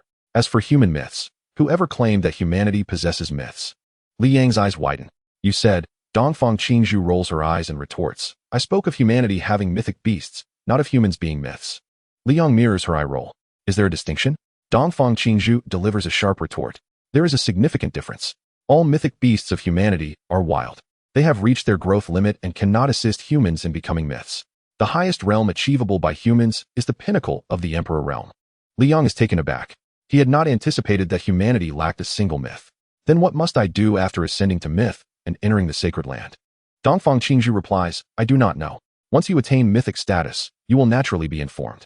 All I know is that upon your success, humanity will gain access to a multitude of mythic hatchlings. Your immediate priority is to win the ranking tournament, enter the dimensional secret realm, and enhance your aptitude. Also, be wary of those with ulterior motives regarding your argument. Humanity is not united. Chapter 71. The Finals. Li Yang nods. Very well, I agree. Dongfang Qingzhu reassures him. Rest assured, we will not harm you. And regarding Xiao San, there's no need for concern. Her temperament is strong. She merely needs time to accept the fact that she lost to you. In a few days, she will be fine. With that, Dongfang Qingzhu departs the room. Li Yang is left in a state of bewilderment, pondering the connection between him and Su Weiyang. He owes her nothing. In fact, he had saved her life on Monkey Mountain. This line of thought leads Li Yang to feel something amiss, and he murmurs, System, open the homepage. Name, Beastmaster System. Host, Li Yang. Age, 18. Level 5 initial stage. Aptitude, F. Cultivation method, Firefly. Beasts, 5. Abilities, Courage, Friendship, Firefly. Heroic value, 4. Li Yang's gaze fixates on the heroic value, lost in contemplation. I recall having 5 heroic points initially. Evolving the rolling beast into Agumon cost 1 point. Yet, I saved Su Weiyang at that time and did not receive any heroic points. Why is that? Could it be? Li Yang's expression sharpened suddenly. Unless the attack at that moment was insufficient to harm Su Weiyang, she must have had a means of self-preservation. A cold smile creeps across Li Yang's face. It seems that those scions of noble families all possess means of survival. I must remain vigilant henceforth. Initially, Li Yang had not considered the children of noble families as rivals. Even if they had means of preservation, it was inconsequential. However, Dongfang Qingzhu's mention of humanity's disunity raised concerns. While Dongfang Qingzhu and her faction intended to cultivate Li Yong, the other noble families might not share the same sentiments. In a world where possessing treasure became a crime, it was only a matter of time before Li Yong clashed with them. The following morning, Wang Pengzi and Li Shouzi chatter incessantly nearby, while Li Yong contemplates the events of the previous evening. He had unwittingly become embroiled in a significant upheaval. It appeared his future would be anything but mundane. Suddenly, Wang Pengzi looks at Li Yong with concern. "What is the matter? You seem lost in thought. Your match is about to begin. Are you in the right state of mind?" Li Yong yawns and replies, "Don't worry. I simply did not sleep well last night." On the arena, the referee announces loudly, "The finals begin. Li Yong versus Yu Kuan." Li Yong straightens his attire and leaps onto the stage. Yu Kuan beams at him, saying, "Li, you truly are a hidden gem. Every time we meet, you leave me with a fresh impression. Initially, I mistook you for a mere level 3 peak character. Who would have thought that in the blink of an eye, you would become my greatest obstacle to victory? I am impressed." Li Yong offers a faint smile and responds, "My impression of you has remained quite fixed. From our first meeting, I perceived you as hypocritical, and I still think the same." Yu Kuan bursts into hearty laughter. "That means I have remained unchanged. I am the same now as I was then, unlike you, who hides in the shadows." Li Yong rolls his eyes, impatiently saying, "If we are to fight, let us do so. Why waste words?" Yu Kuan's eyes glint with coldness as he replies, "Very well." Hiss, the silver-winged Pegasus let out a resounding roar, unleashing a myriad of wind blades. The Agumon stood resolutely in front of Li Yong, enveloped in flames, steadfastly absorbing the onslaught of wind blades without flinching. Duong, duong. The wind blades collided with the flames, producing a metallic clashing sound before dissipating into the air. Once the wind blades had vanished, Agumon sprang forward, launching itself towards the silver-winged Pegasus. Yu Kuan, not daring to underestimate the situation, swiftly commanded the Pegasus to ascend into the sky. A small fireball erupted from Agumon's mouth, aimed at the silver-winged Pegasus, which promptly veered to the side, evading the fiery projectile. Observing this, Agumon swiftly returned to Li Yang's side, and seeing that Agumon had ceased its offensive, Yu Kuan also halted in midair. The silver-winged Pegasus then shifted to an offensive stance, its wings flapping vigorously as a powerful tornado surged forth, targeting Li Yong and Agumon. Agumon swung its right claw, tearing the tornado apart, prompting an appreciative nod from Yu Kuan. Impressive. The silver-winged Pegasus gathered energy, its might escalating as mysterious symbols materialized, launching dozens of tornadoes toward Agumon. In response, Agumon leaped into the midst of the swirling tornadoes, its claws dancing wildly, shredding each tornado to pieces. Yu Kuan's expression grew serious as he pondered the true caliber of this Agumon, realizing it still retained a significant portion of its strength. However, he wondered why it refrained from attacking. Yu Kuan's brow furrowed as he intently observed Li Yong, suddenly recalling how Agumon had immediately returned to Li Yang's side after the Pegasus took to the skies. His expression softened, a smile gracing his lips as he exclaimed, "Li, it seems your Agumon cannot fly." Li Yong shrugged, feeling somewhat exasperated. Logically, an Agumon of royal beast caliber should be able to fly from birth, and yet this one, stronger than a royal beast cub, could not. This irked Li Yong. Despite Agumon and Gabumon possessing formidable combat abilities, their diminutive stature rendered them unrideable and incapable of flight. How frustrating. Each outing necessitated a taxi, and while others, like mid-level beast tamers, effortlessly rode swift wolves to their destinations in mere minutes, he found himself running, something he found tiresome and unappealing. All around, his classmates looked on in disbelief. Could it be true that such a powerful Agumon could not even fly? Yet, Yu Kuan did not seem to be lying, and indeed, this Agumon had not taken flight during the match. The head instructor furrowed his brow, sensing the absurdity of the situation. From a combat perspective, this Agumon was undoubtedly a mythological cub. However, it was illogical for a royal beast Agumon to be unable to fly. Yet, it was hard to judge, as no one had ever seen a mythological cub before. Perhaps they possessed unique traits that precluded flight. The instructor soon reconciled himself to this notion, deeming that a lack of flight was inconsequential compared to overwhelming combat prowess. Yu Kuan erupted into laughter. "Li, your beast is undoubtedly agile and adept in close combat, but alas, it cannot fly. Let us engage in ranged combat instead." With that, Yu Kuan shouted, "Child of the wind." The silver-winged Pegasus's wings shimmered with radiant symbols, and a tempestuous wind transformed into a domain of wind, rapidly expanding toward Agumon. Agumon roared defiantly, unleashing a terrifying inferno that collided with the wind domain, creating an even balance.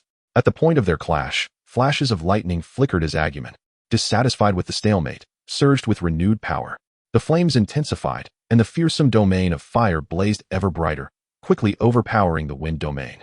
Yukuin gritted his teeth, desperately channeling his energy in an attempt to turn the tide. However, against the ferocious flames, his efforts were utterly futile. Boom! The flames utterly obliterated the wind domain, striking the silver-winged Pegasus directly, sending both Yukuin and the Pegasus crashing to the ground. Yukuin struggled to rise, his face smeared with dirt as he coughed a few times and remarked, "Li's beast is indeed remarkable, effortlessly overcoming the silver-winged Pegasus. Impressive." He gave a thumbs up to Agumon, while Li Yong squinted, coldly stating, "I suppose the probing should come to an end now." Chapter 72, The Glazed Pegasus. Yukuin's eye sharpened. "Oh, you figured it out." Li Yong donned a mocking expression. "Did you really think you were hiding it well?" Below, Hao Tianxi clenched his fists in frustration, having always prided himself on his prowess, only to realize that Yukuin had held back during their battle, a fact he found unacceptable. Upon hearing Li Yang's words, Yukuin ceased his pretense, boldly declaring, "Then let me show you what I can do." Hissed the silver-winged Pegasus, which had been prostrating itself on the ground, emitted a painful shriek, radiating a blinding white light. Amidst the endless glow, a crack slowly appeared on its forehead. As the crack emerged, the Pegasus's cries grew increasingly agonized, and more fissures spread across its body. Bang! Finally, the silver-winged Pegasus shattered like glass, leaving a shower of debris in its wake, and in an instant, all peculiar phenomena vanished. Minutes passed, yet no movement was observed, leaving Li Yong utterly astonished. It was gone. The audience was left in a state of bewilderment. Was that it? Was his grand move to destroy his own beast? My goodness, what a ruthless gambit. Li Yong felt this was not how it should unfold.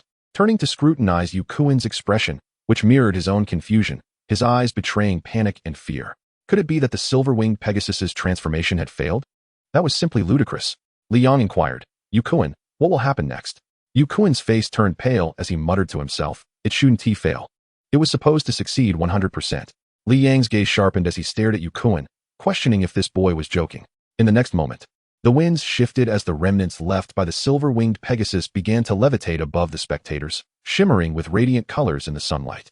All the debris began to whirl, spinning toward the center, like building blocks assembling together.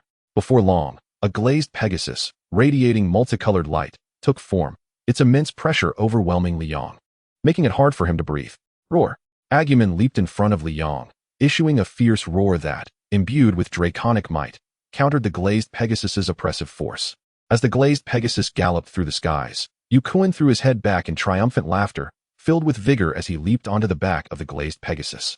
From this elevated position, he gazed down at Li Yong, boldly proclaiming, "Thank you for waiting, Li Yong. Let us continue." The head instructor watched Yukuin with rapt attention.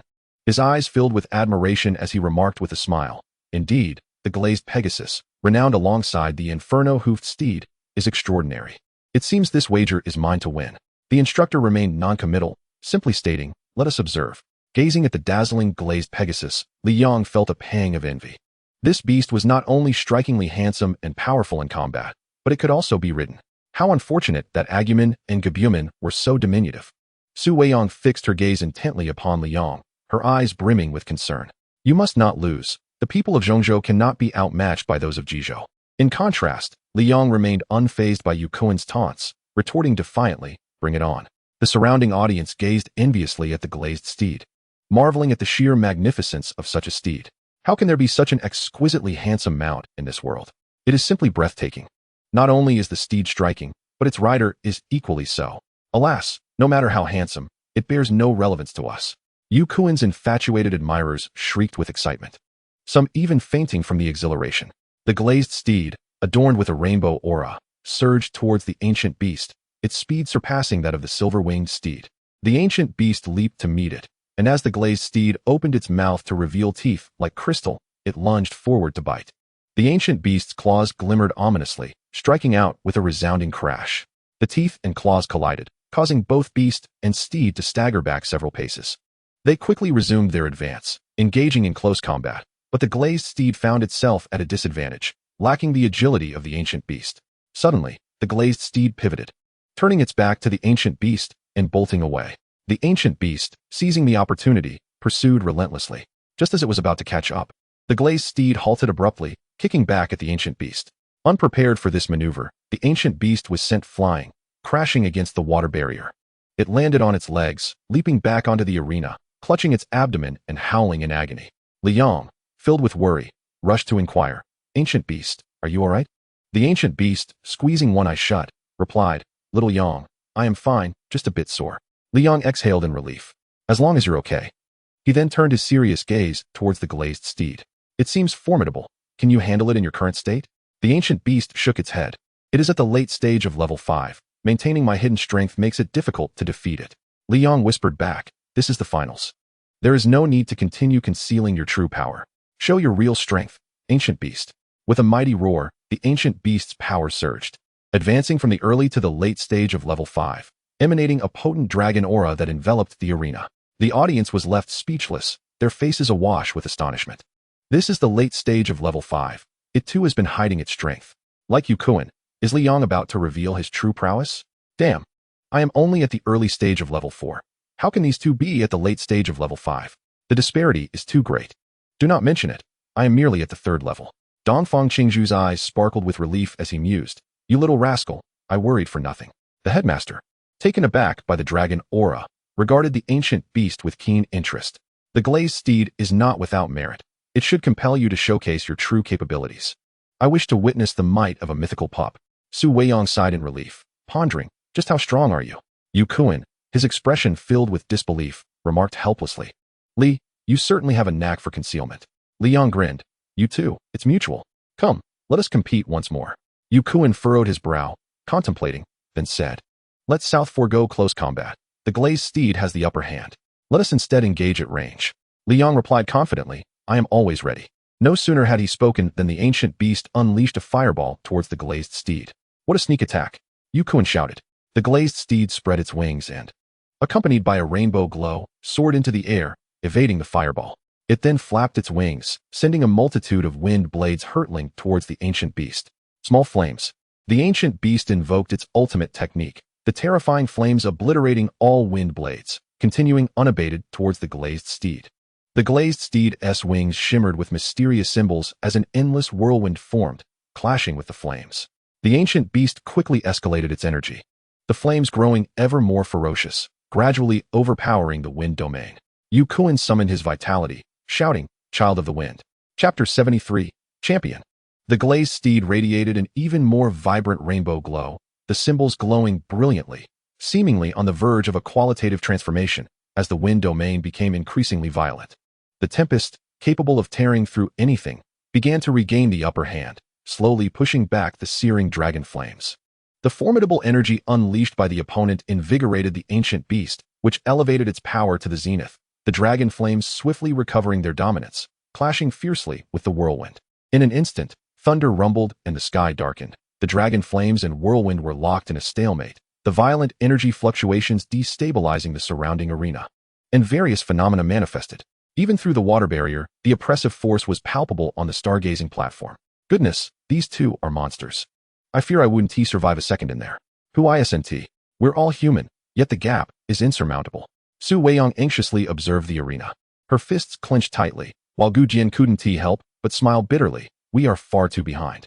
Liang scrutinized Yu Kuan carefully, a confident smile gracing his lips. "It appears this is your limit. Pity I have not yet exerted myself." Liang summoned his vitality, muttering, "Firefly." With Liang's enhancement, the previously evenly matched clash began to shift as the ancient beast's dragon flames intensified. The flames gradually overpowered the whirlwind, prompting Yu Kuan to panic inwardly, cursing, "Is this a royal beast cub? How can it be so powerful? No, I cannot lose." Yu Kuan compressed all his vitality, causing the glazed steed to tremble violently. It had reached its limit, and the whirlwind retreated more rapidly. Liang smirked at Yu Kuan, who displayed a hint of panic in his eyes. Finally, the dragon flames completely overwhelmed the whirlwind, as the glazed steed, stepping upon the rainbow light, swiftly evaded the attack. Liang wore a playful grin, saying, "Yu Kuan, you need to step up your game, otherwise, the championship shall be mine." Dongfang Qingzhu displayed a satisfied expression. "You little rascal, well done." The headmaster, filled with disbelief, gazed in shock.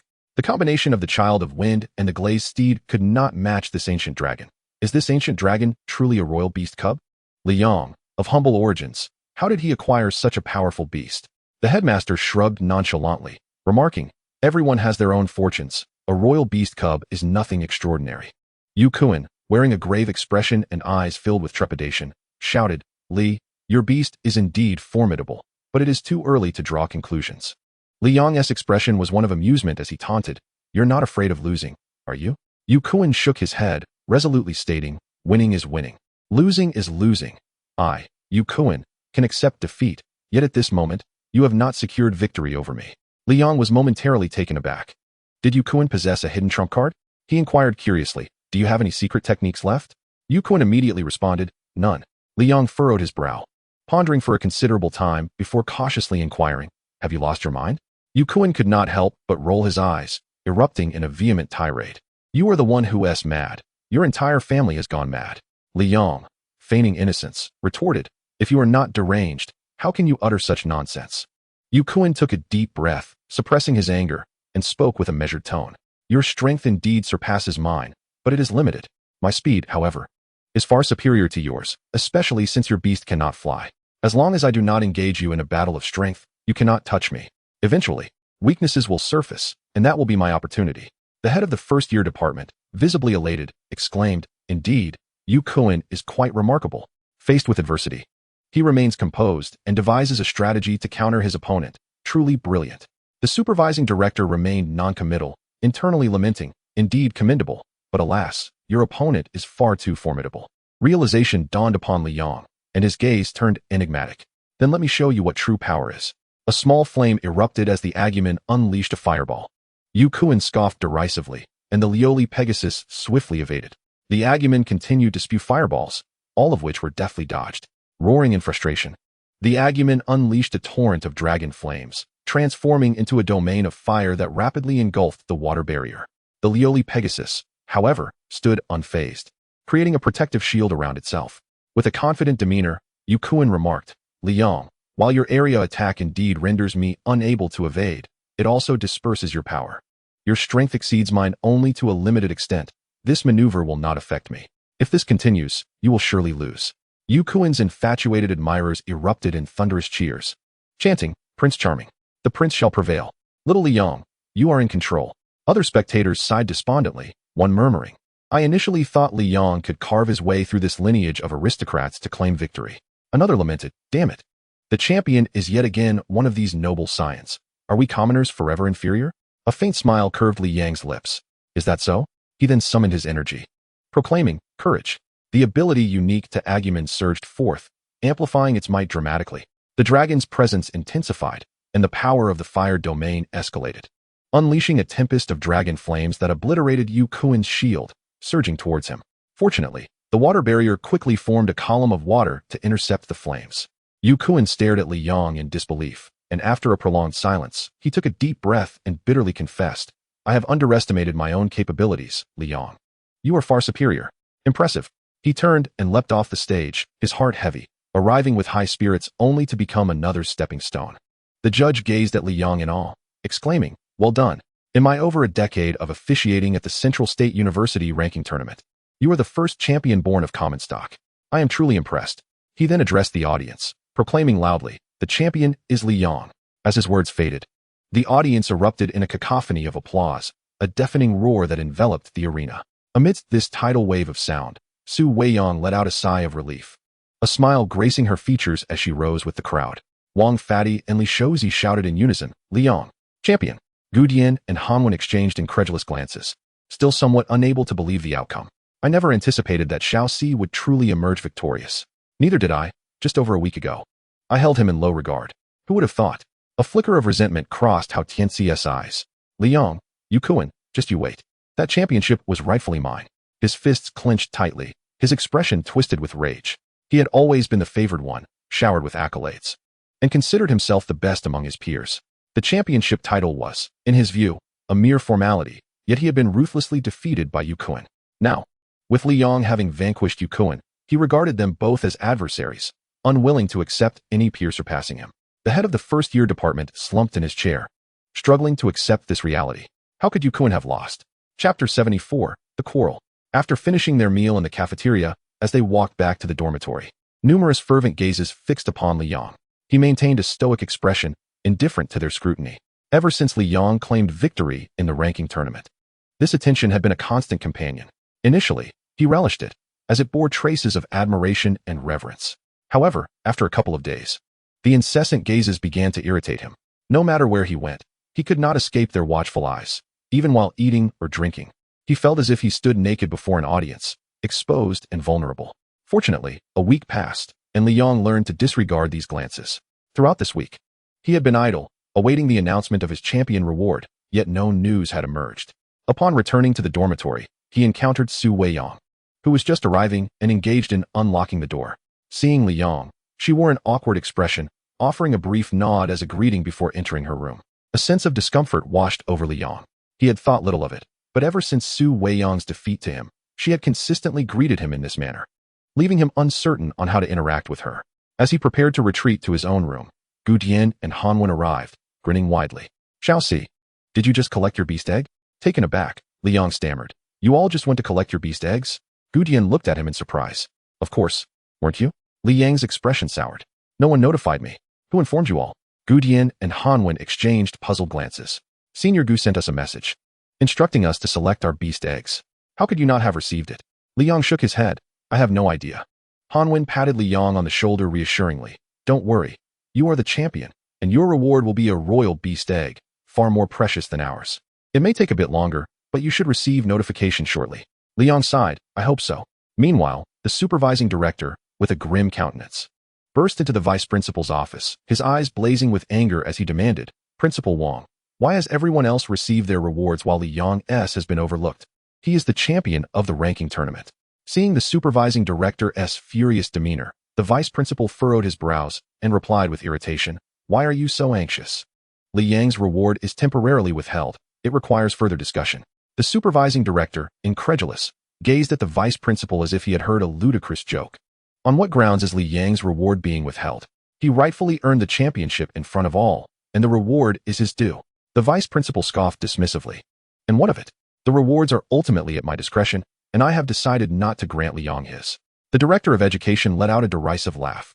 Mocking, "The rewards are issued by the school. It has been a tradition for centuries to grant prizes for ranking matches. To simply deny them is quite a display of arrogance." The vice principal, filled with indignation, slammed his hand on the table and rose abruptly, shouting with fury, "Zhang Zhenghao, how dare you speak like that? Do not forget that I am your superior. In the absence of the principal, I hold authority over everyone in this school, including you." The director of education, equally enraged, pounded the table in defiance, retorting, "The principal entrusted this school to you not for you to act recklessly. Your actions lack fairness, and I must intervene." The vice principal glared intently at the director, his face darkened with rage, his eyes blazing with fire. After a prolonged silence, he took a deep breath, attempting to suppress his fury, and spoke in a steadier tone. "You must understand that the spiritual liquid from the dimensional secret realm can elevate a person's aptitude from A to S. An S aptitude signifies the ability to command a mythical beast. Li Yang possesses merely an F aptitude. Even if he were to consume the spiritual liquid, it would be impossible for him to ascend to S. This opportunity is far too precious. I cannot allocate it to Li Yang." The director furrowed his brow, feeling a headache coming on. He understood the vice principal's intent. The nation had allocated such a rare opportunity to Zhongzhou University, naturally with stipulations, specifically, to select the most suitable students to enhance their aptitudes for the future acquisition of mythical beasts in the sacred land. While the chances of capturing a mythical beast with S aptitude are not guaranteed, anything below S has a probability of 0. The vice principal's decision, driven by the school's interests, was sound. Reallocating the opportunity to another was justifiable, unless the director divulged Li Yang's possession of a mythical cub to the vice principal. The director was uncertain whether he could persuade the vice principal to reconsider, yet he dared not gamble on the vice principal's character. If the vice principal learned this secret, he might choose to seize the Yaga beast for another suitable beast master, or even claim it for himself. Caught in a moment of indecision, the director was at a loss when suddenly, Dongfang Qingzhu kicked open the vice principal's office door, her face flushed with anger. "I heard you withheld my student's reward. On what grounds do you do this?" The vice principal, whose previously suppressed rage flared anew, bellowed, "Dongfang Qingzhu, the decision to withhold Li Yang's reward was made by the school leadership. It is none of your concern. Moreover, you have damaged my office door. What do you intend to do about it?" Dongfang Qingzhu exploded with curses. "That so-called school leadership decision? Director Zhang is completely unaware of this. It's evident you old dog, are hoarding the rewards for yourself." The vice principal, who usually commanded great respect, was nearly driven to madness by Dongfang Qingzhu's accusations. You. Dongfang Qingzhu found it insufficient, continuing her tirade. What do you mean you? I have barely scratched the surface of my insults. You're stealing a student's reward at your age. What a waste of life. Old dog, hand over my student's reward immediately. Or don't blame me for being merciless.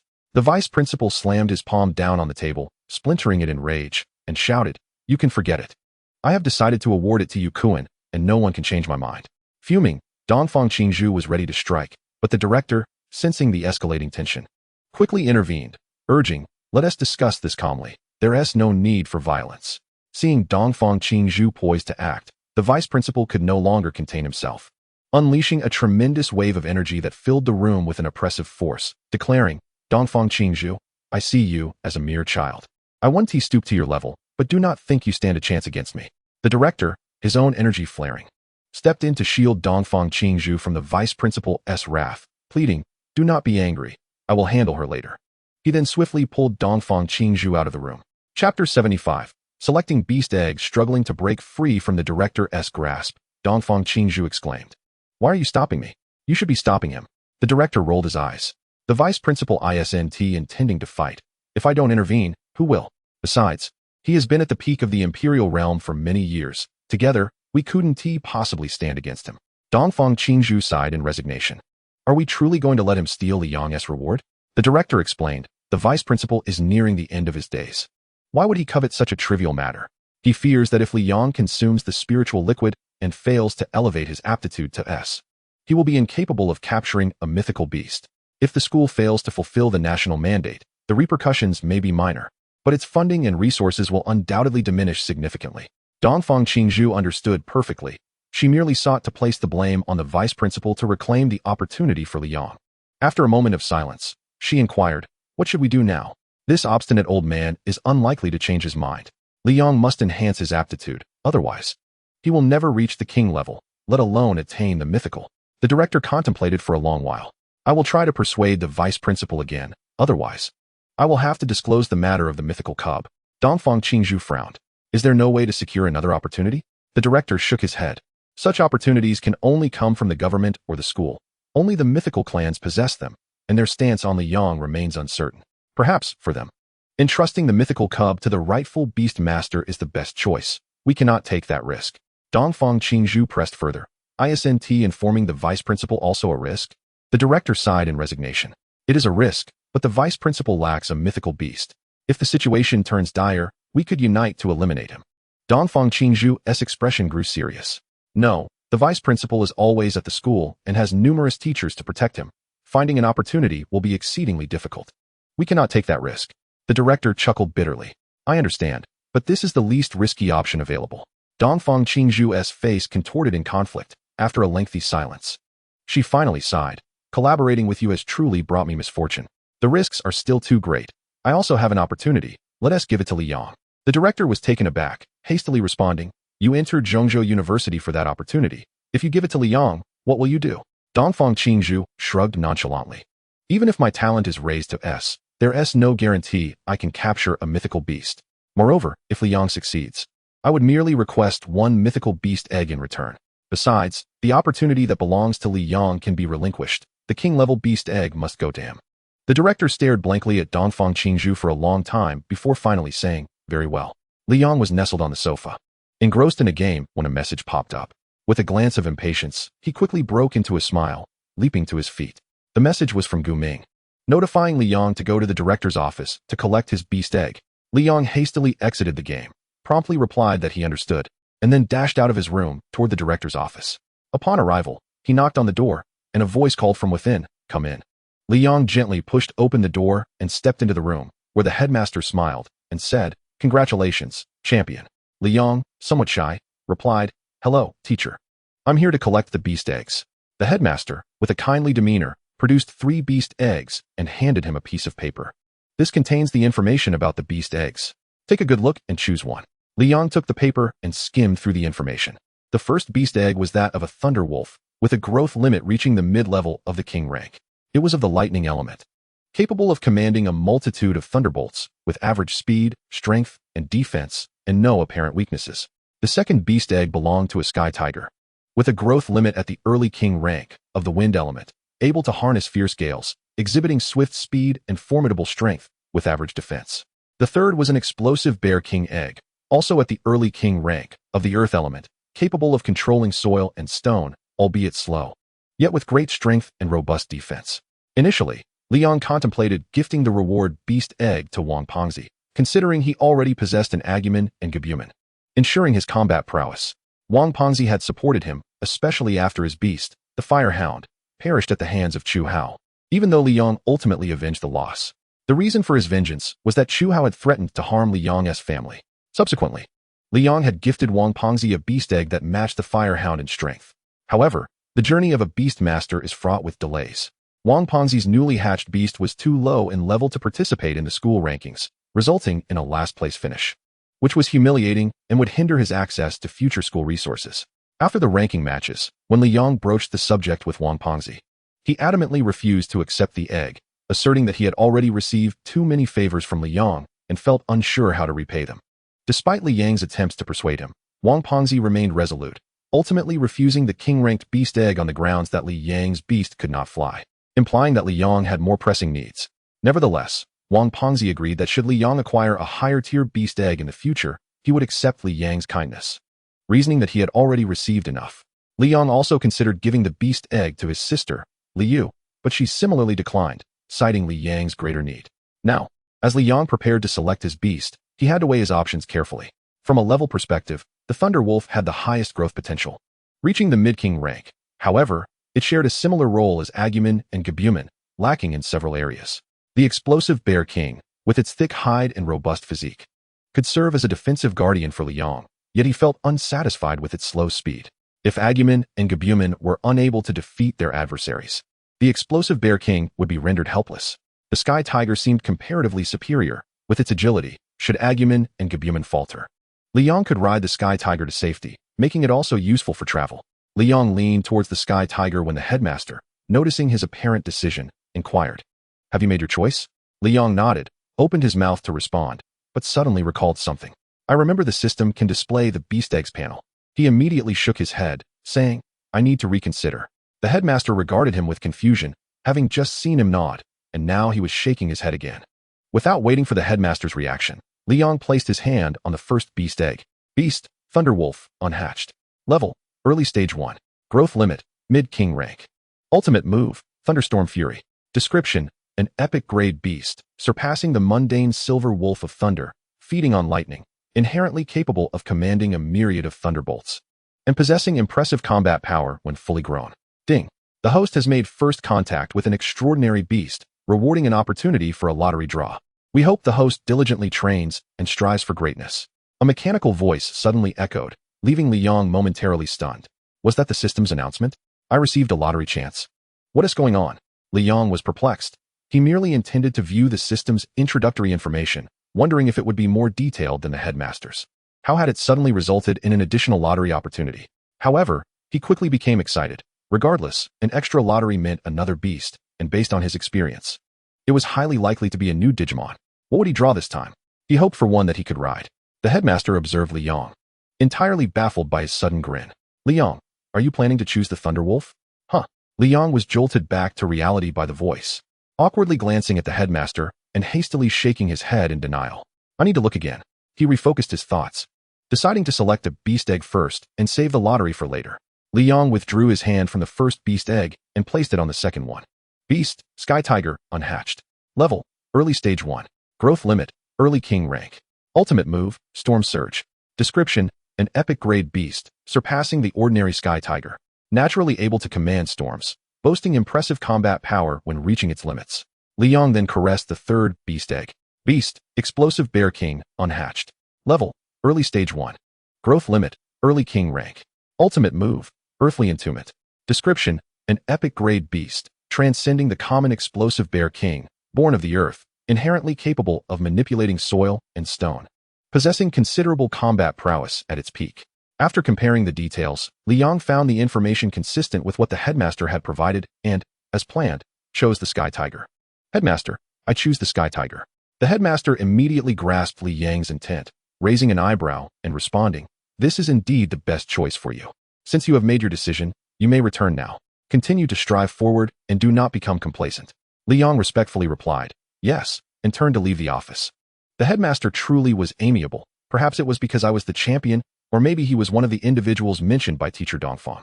Li Yong remained somewhat wary of Dongfang Qingzhu and the others. After all, everything was based on Dongfang Qingzhu's words, which were merely verbal promises. Their true intentions remained to be seen. However, he did not dwell on it too much. In time, the truth would reveal itself. Upon returning to his room, Li Yong promptly declared, "System, initiate the lottery." Ding. Lottery commencing. A mirror appeared in Li Yang's vision, initially shrouded in chaos, which gradually dissipated. A soft, adorable creature with no limbs, only a head and a tail sprouting from behind, materialized in the mirror. Congratulations, host, you have drawn a Meow Meow beast. Li Yong chuckled softly, noting its resemblance to both the rolling beast and the unicorn. The rolling beast had a single head topped with 2 large ears. The unicorn sported a singular horn, while the Meow Meow beast featured a tail sprouting from the back of its head. Was the pattern that all Digimon in their juvenile form only had heads, each possessing a unique distinguishing feature? Li Yong summoned the Meow Meow beast. Then accessed the new beast panel. Beast, Meow Meow beast. Level, Early Stage 1. Growth limit, Mid Stage 1. Ultimate move, Foxtail. Note, the juvenile digital creatures from the digital realm, apart from their cuteness, possess little utility and their combat prowess is virtually non-existent. However, Meow Meow beast is a digital creature born for battle. If nurtured with care, it may undergo unexpected transformations. Upon its arrival, Meow Meow beast surveyed its surroundings and then fixed its gaze upon Li Yong. Hello, Xiaoyang. I am Meow Meow beast, your partner. In response, Li Yong beamed with joy. Hello, I am Li Yong, also your partner. He scooped up Meow Meow beast, playfully ruffling its fur with vigor, then summoned Agumon and Gabumon. As soon as they appeared, they shouted with excitement, Meow Meow beast, you are here too. Meow Meow beast joyfully hopped a few times, acknowledging them with a nod and exclaiming, hello, Agumon and Gabumon. It was evident from their words that they had not known each other before, yet upon meeting, they suddenly possessed memories of one another. Li Yong marveled at the system's capabilities. From now on, we shall be partners, he declared to the 3 creatures. They all nodded vigorously in agreement. Allowing the 3 beasts to frolic, Li Yong retrieved the beast egg of the flying tiger, contemplating whether to hatch it immediately. Before Meow Meow beast's arrival, he had intended to do so, but now he hesitated. Gabumon and Meow Meow beast were acquired through a lottery, which was a different matter altogether. Agumon was derived from a mutant dragon ant beast egg exchanged with the system. He wondered whether retaining the flying tiger's beast egg might present an opportunity to exchange for a new digital creature in the future. Surely, a digital creature would surpass the flying tiger, and once the corresponding attributes were identified, its combat power would rapidly escalate post-evolution. The flying tiger would require gradual cultivation, and although Li Yang's prowess was considerable, the flying tiger could swiftly reach his level. Yet, that speed paled in comparison to a digital creature. After much deliberation, Li Yong took a deep breath and resolved to hatch the flying tiger. Opportunities for exchange depend on the system's rewards, the timing of which was uncertain, and moreover, the attributes corresponding to Meow Meow beast were already taxing enough. He had possessed the rolling ball beast for 2 months without finding the corresponding attributes, only managing to do so through Tree Grandpa's assistance. He now required a mount like the flying tiger. Making his decision, Li Yong embraced the beast egg and infused it with his vital energy. As the energy entered the egg, Li Yong sensed a nascent consciousness within, intently observing his vital energy as if pondering its essence. After a brief moment, the energy he provided was absorbed, and suddenly, a part of the shell bulged outward, gradually cracking open. A cub resembling a small cat emerged, sporting a pair of diminutive fleshy wings on its back, exuding an adorably unthreatening demeanor. The cub flapped its wings and soared onto Li Yang's shoulder, nuzzling against his face. Agumon, Gabumon, and Meow Meow beast gathered around, staring wide-eyed at the flying tiger cub. Startling the little creature, Gabumon, with its big, watery eyes, inquired, Xiaoyang, is this also our partner? Li Yong nodded affirmatively. Indeed. It shall be our partner from now on. After some playful banter with the flying tiger cub, Li Yong cradled it and began practicing his firefly technique. Feeling a surge of excitement, he finally had a beast to cultivate alongside him. In contrast to Gabumon, as soon as Li Yang's vital energy entered the flying tiger cub, he immediately sensed its faint vitality. The energies intertwined and began to circulate in tandem, rapidly enhancing the cub's vitality due to the vast difference in their realms of power. Li Yong did not perceive any alterations in his own energy until suddenly, a faint force resonated within him, causing his eyes to widen in realization. This was the power of the flying tiger cub's advancement nourishing him. Simultaneously, the cub's size increased noticeably. Li Yong felt elation and quickened the flow of his technique. Gradually, both he and the flying tiger cub became engrossed in their cultivation, oblivious to their surroundings. Seeing Li Yong engaged in earnest practice, Agumon and the others refrained from interruption. Gabumon pulled out a deck of cards, and the three beasts engaged in a game of landlord, with Meow Meow Beast adeptly using its tail to handle the cards. Suddenly, Li Yang's stomach grumbled loudly, snapping him back to reality. He concluded his practice and glanced at the clock. It was already 2 a.m. No wonder he was so hungry. He had unconsciously cultivated from the afternoon until the early morning. The sensation of cultivation was quite pleasant. Observing the flying tiger cub, now the size of an adult cat, Li Yong felt a surge of joy. System, open the panel for the flying tiger. Beast, flying tiger. Level 2, initial stage. Growth limit, initial stage of king level. Signature move, storm surge. Description, an epic level beast, transcending the mundane flying tiger, naturally capable of wielding storms and possessing formidable combat power upon reaching its peak. In just 12 hours, it had progressed from level 1 to level 2, which was commendable, though he lamented that future advancements would likely not come so swiftly. Embracing the flying tiger cub, he remarked, "Little cub, you must grow quickly. You will be my first mount." It was late, and feeling too lazy to venture out, Li Yong ordered takeout and indulged in a hearty meal before playing with the beasts for a while, before finally succumbing to slumber. The following morning, after completing his cultural lessons, Li Yong had just returned to his room when Dongfang Qingzhu arrived. Li Yong felt a twinge of curiosity regarding Dongfang Qingzhu's visit and inquired, "Teacher Dongfang, are you here concerning the Dragon Transformation Dimension Secret Realm?" Dongfang Qingzhu settled onto the sofa, crossing her legs, and replied, "Indeed, your spot has been confirmed. The Dragon Transformation Dimension Secret Realm will open in a month, and you will be accompanied by the Director of Education." Li Yang's expression turned serious as he asked, "Teacher Dongfang, do you know what the situation is like within the Dragon Transformation Dimension Secret Realm, and how many participants there will be?" Dongfang Qingzhu regarded Li Yang with a hint of approval in her gaze. "I was worried that after winning the ranking tournament, you might become complacent.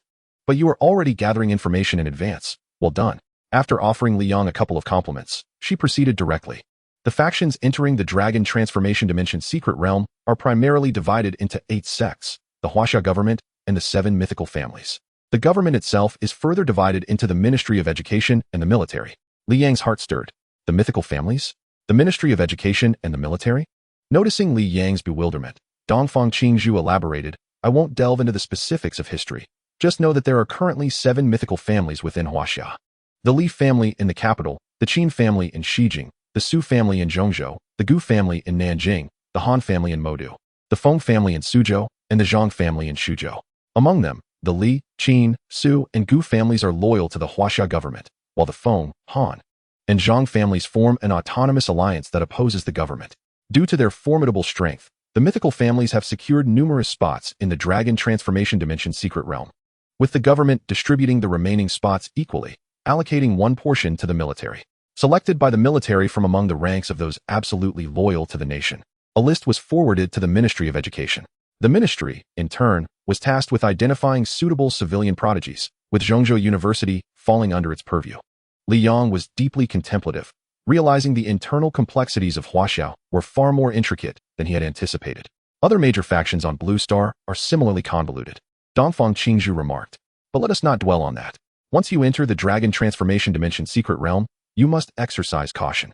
Given your background from the Ministry of Education, it is highly likely that the aristocratic autonomous alliance will pose a threat to you."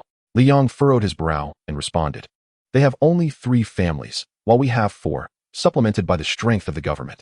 Surely we should be stronger than they are. What is there to fear?" Dongfang Qingzhu rolled her eyes and replied, "Power is measured by the number of mythical beast tamers, not by the number of factions. The aristocratic autonomous alliance possesses a significant number of mythical beast tamers, and we are merely evenly matched."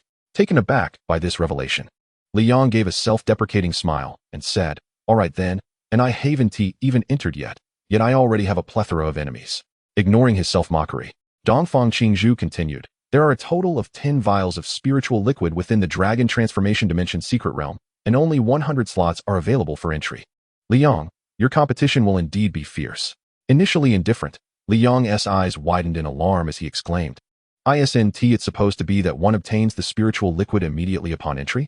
Why must there be such fierce competition? Dongfang Qingzhu explained. The spiritual liquid that enhances one's aptitude is indeed a rare treasure, and acquiring such treasures naturally requires one to undergo trials. Upon entry, there will be a round of fierce battles, and these 100 slots have been rigorously tested. Liang sighed. So? You're saying I might not even obtain the spiritual liquid? Moreover, given my age and low cultivation level, I might very well perish within. Dongfang Qingzhu reassured him. You need not worry excessively. The positions for entry into the Dragon Transformation Dimension Secret Realm are assigned randomly, and it is rare for two individuals to be transported together. Furthermore, the realm itself is unique. One cannot utilize their beasts inside and must rely solely on oneself. All participants will have their cultivation levels suppressed to a singular tier, determined by the individual with the lowest level. I've observed your abilities. While your combat power can be doubled, it is not particularly formidable, yet it is respectable. If you swiftly locate the main group after entering, you should be relatively safe. Upon hearing about the peculiarities of the Dragon Transformation Dimension Secret Realm, Liang was taken aback. What was this? His abilities only applied to his beasts and not to himself. If he were to enter the realm, he would undoubtedly be the weakest, easily overpowered by anyone else. He suddenly lost the desire to go. He felt he would be courting death. He quickly inquired, Teacher Dongfang, can this slot be transferred to someone else? Dongfang Qingzhu was taken aback by Li Yang's sudden display of trepidation. Stunned for a moment, she regained her composure, her expression darkening with suppressed anger as she asked, Are you afraid? Li Yang hesitated, replying, Teacher Dongfang, it's not that I am afraid. My situation is unique. If I enter, I am highly likely to perish. Dongfang Qingzhu trembled with anger, striving to maintain a calm tone as she said, Li Yang, your talent is rated at an F. If you do not enter, you will never break through to the King Realm in your lifetime. Chapter 78. Departure. Li Yang fell into a heavy silence, his expression conflicted. Observing his prolonged silence, Dongfang Qingzhu's pent-up rage finally erupted. Li Yang, I had no intention of taking you on as my student. Although my grandfather informed me that your beast is a mythical cub, I still see no value in recruiting you. Wang Haiyang has told me of your poor background and how you've endured for 3 years in hopes of making a name for yourself. This only reinforces my belief that you are unworthy of being my student. At 18, one should be filled with vigor, yet you remain dormant and unassertive. Wang Haiyang also mentioned that you acted out of impulse, accidentally killing a second-generation heir, which led to your grades being revoked. While I believe you were too hasty and immature, I also held a glimmer of hope for you. Later, when you faced Chu Tianba, who had 2 or 3 levels above you, you still bravely took the initiative to attack, even though you were swiftly defeated. You were indeed frightened. Yet I perceived your courage to strike as a potential worthy of cultivation, which is why I decided to take you under my wing. Yet here you are now, having won the championship, and yet you stand paralyzed by fear. Li Yang felt an unjust weight upon him, unsure of how to respond. His only concern was the overwhelming risk. Teacher Dongfang, I merely feel the risks are too great. I wish to contemplate my decision. Can I not do so without inciting your anger? Dongfang Qingzhu seemed dissatisfied with his response, her tone darkening further as she said, Perhaps my expectations for you were too lofty. In truth, you are merely an ordinary person who fortuitously possesses a mythical cub. Consider this. If you were to lose the mythical cub, what would you amount to? With that, she turned and opened the door, pausing briefly to add, Li Yang, you must reflect deeply. Without the mythical cub, what are you really worth? After speaking, she exited the room, disappearing from Li Yang's sight. Li Yang was engulfed in mixed emotions. He possessed a system that had granted him 2 exceptionally powerful beasts. Relying on them, he had ascended from level 1 to level 5 within a mere 3 months, securing the championship in the first-year student ranking competition at Zhongzhou University.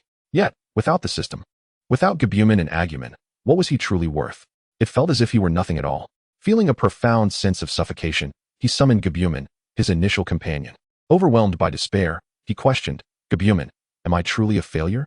Gabumon, bewildered by the sudden shift in mood, gazed at Li Yang with confusion.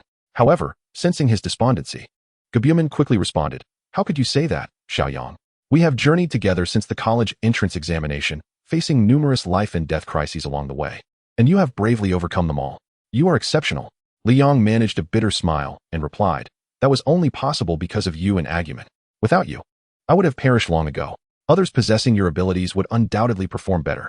Gabumon shook his head emphatically and stated, That is not true, Xiaoyang. You've said it yourself. We are partners, and partners face challenges together. Our ability to overcome those difficulties is not solely due to me and Agumon, but because of us. Li Yang's mood did not brighten, and he sighed. Gabumon, you are truly kind, always comforting me. However, The ability to overcome challenges relies entirely on you and Agumon. In every battle, you have been at the forefront facing the enemy while I merely cheered from the back, contributing nothing. Gabumon reached out a paw to grasp Li Yang's hand, sincerity shining in its eyes as it said, Xiaoyang, do you remember the time with the mutated dragon ant? If it weren't for you, I would have certainly perished. Mutated dragon ant? Li Yang paused, recalling that it was indeed he and Gabumon who had fought together to defeat the creature. I suppose I did contribute quite a bit. Li Yang's mood had improved somewhat, yet he remained entangled in his thoughts. Gabumon, I have been wavering and hesitating about whether to venture into the dragon transformation dimension's secret realm. Am I being too timid? Gabumon shook his head and responded with certainty. Xiaoyang, you are the bravest person I know. Don't forget, Agumon's evolution requires courage, your courage, when faced with potential crises. Feeling conflicted is not a sign of cowardice. It is a sign of strategic deliberation. Moreover, should you truly encounter difficulties, we will overcome them together. Agumon and I will always stand by your side. And now, we also have Meowmon. Experiencing a crisis, weighing the pros and cons, and feeling conflicted is merely human nature. Li Yang exhaled deeply, feeling considerably lighter, and remarked, it's truly wonderful to have you all by my side. You're right, we will conquer it together. He then took out his phone and sent a reassuring message to Dongfang Qingzhu. Upon witnessing the clouds of doubt dissipate from Li Yang's expression, Gabumon's face instantly lit up with joy. Li Yang looked down at Gabumon, filled with gratitude, and thought to himself, Gabumon, I truly do not deserve you and Agumon, but I will strive to be worthy. Meanwhile, on the Beastmaster panel, the three characters spelling Gabumon suddenly radiated a brilliant light, but after a while, for reasons unknown, it dimmed once more. In the following month, Li Yang decided to forego his cultural lessons, dedicating most of his time to practicing Wing Chun, hoping to enhance his combat prowess. Occasionally, he would train alongside the Flying Tiger. Despite their limited training time, the Flying Tiger had advanced to late-stage level 3, now roughly the size of a medium-sized dog. The Flying Tiger exuded an air of majesty, and Li Yang speculated that once it reached level 4, it would no longer be appropriate to call it the cute tiger. After winning the ranking tournament, the school awarded Li Yang 2 level 5 energy crystals each month, commensurate with his advancement. However, one of those crystals was inadvertently swallowed by Meowmon, causing it to level up to mid-stage level 1 and reach its growth limit, prompting Li Yang to lament the waste. As for Meowmon's corresponding attributes, Li Yang remained in the dark.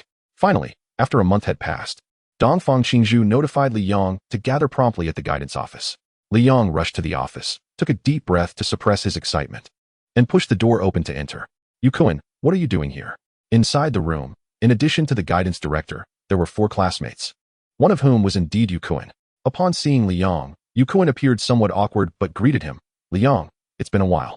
Li Yang had not anticipated encountering Yukuin here, but he quickly deduced that Yukuin had likely also secured a spot in the Dragon Transformation Dimension's secret realm. The other 3 classmates gazed at Li Yang with curious expressions, though he had grown immune to such scrutiny. Is this Li Yang? Early level 5, nothing remarkable. Just a lucky fellow, one remarked. He has a good master, unlike us, who must rely solely on our strength. Enough of that, the guidance director is still present. Li Yang overheard their murmurs, though their voices were too soft for him to catch the full meaning. The guidance director cleared his throat and stood up, stating, now that everyone is present, do you have everything you need? Think carefully. The group responded in unison, no, we have everything. Good, then let us be on our way. The guidance director declared. He led everyone out of the office and into an open area, where he summoned a creature resembling a lizard, complete with wings. Li Yang's pupils constricted. Is this a Western dragon? Its presence rivals that of the Monkey King, truly formidable. Once everyone had mounted the Western dragon's back, the guidance director introduced. This is a Western flying dragon, in the early stages of the royal realm. I encountered it in a dimension's secret realm during my travels in the European Federation over 50 years ago. While its combat power is average, it suits my tastes perfectly, so I invested considerable resources to acquire its beast egg. The guidance director's eyes glimmered with nostalgia for those adventurous times, though not young. He still possessed a heart that aspired to greatness. Although the guidance director claimed the flying dragon's combat ability was unremarkable, Li Yang and the others felt he was merely being modest, for the dragon's overwhelming presence was anything but average. Is this what you call average? Li Yang thought, unable to suppress his envy. This was an adult flying dragon, a true beast emperor, not merely a cub. With a mighty roar, the flying dragon spread its wings and soared into the sky, ascending to great heights. Transforming Dragon City, the location of the Dragon Transformation Dimension's secret realm, welcomed a new batch of the most exceptional talents from Huaxia every 50 years. with the royal-level flying dragon serving as their escort and means of transportation. Li Yang and his companions arrived at transforming Dragon City with great ease. Zhongzhou University had already reserved accommodations for the group. As the guidance director led them into the hotel, they encountered a middle-aged man. The man immediately greeted them with a smile, saying, "Director Zhang, it's been a long time. I didn't expect you to lead the team this time." The guidance director appeared somewhat surprised, seemingly not anticipating this encounter, and with a respectful tone replied, "Head of the Su family, it has been a while. What brings you here personally?" Li Yang scrutinized the middle-aged man, secretly speculating about his identity. Could this be the head of the Su family from Zhongzhou, a pseudo-mythical powerhouse? A relative of Su Weiyang? Li Yang felt a sense of reverence for the head of the Su family, one of the most formidable figures in Huaxia. As he examined the head of the Su family more closely, he sensed a concealed depth. The longer he gazed, the more he felt a chill of fear, as if staring into an abyss. His complexion paled, and he hastily averted his eyes, taking a long time to quell the turmoil within. Truly, the head of the Su family exuded an aura of terror, even if his presence was not overtly imposing. Yet, compared to the Monkey King, he seemed slightly lacking. Li Yang mentally compared the two. The Monkey King radiated an unmistakable divine might that left all who beheld him in awe, reminiscent of a mythic being descending to earth. In contrast, the head of the Su family initially appeared unremarkable, but upon closer inspection, he resembled a black hole, capable of consuming all.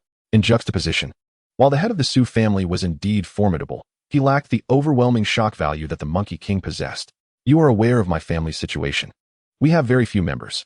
With the Chung occupied, I had no choice but to come myself," the head of the Su family remarked.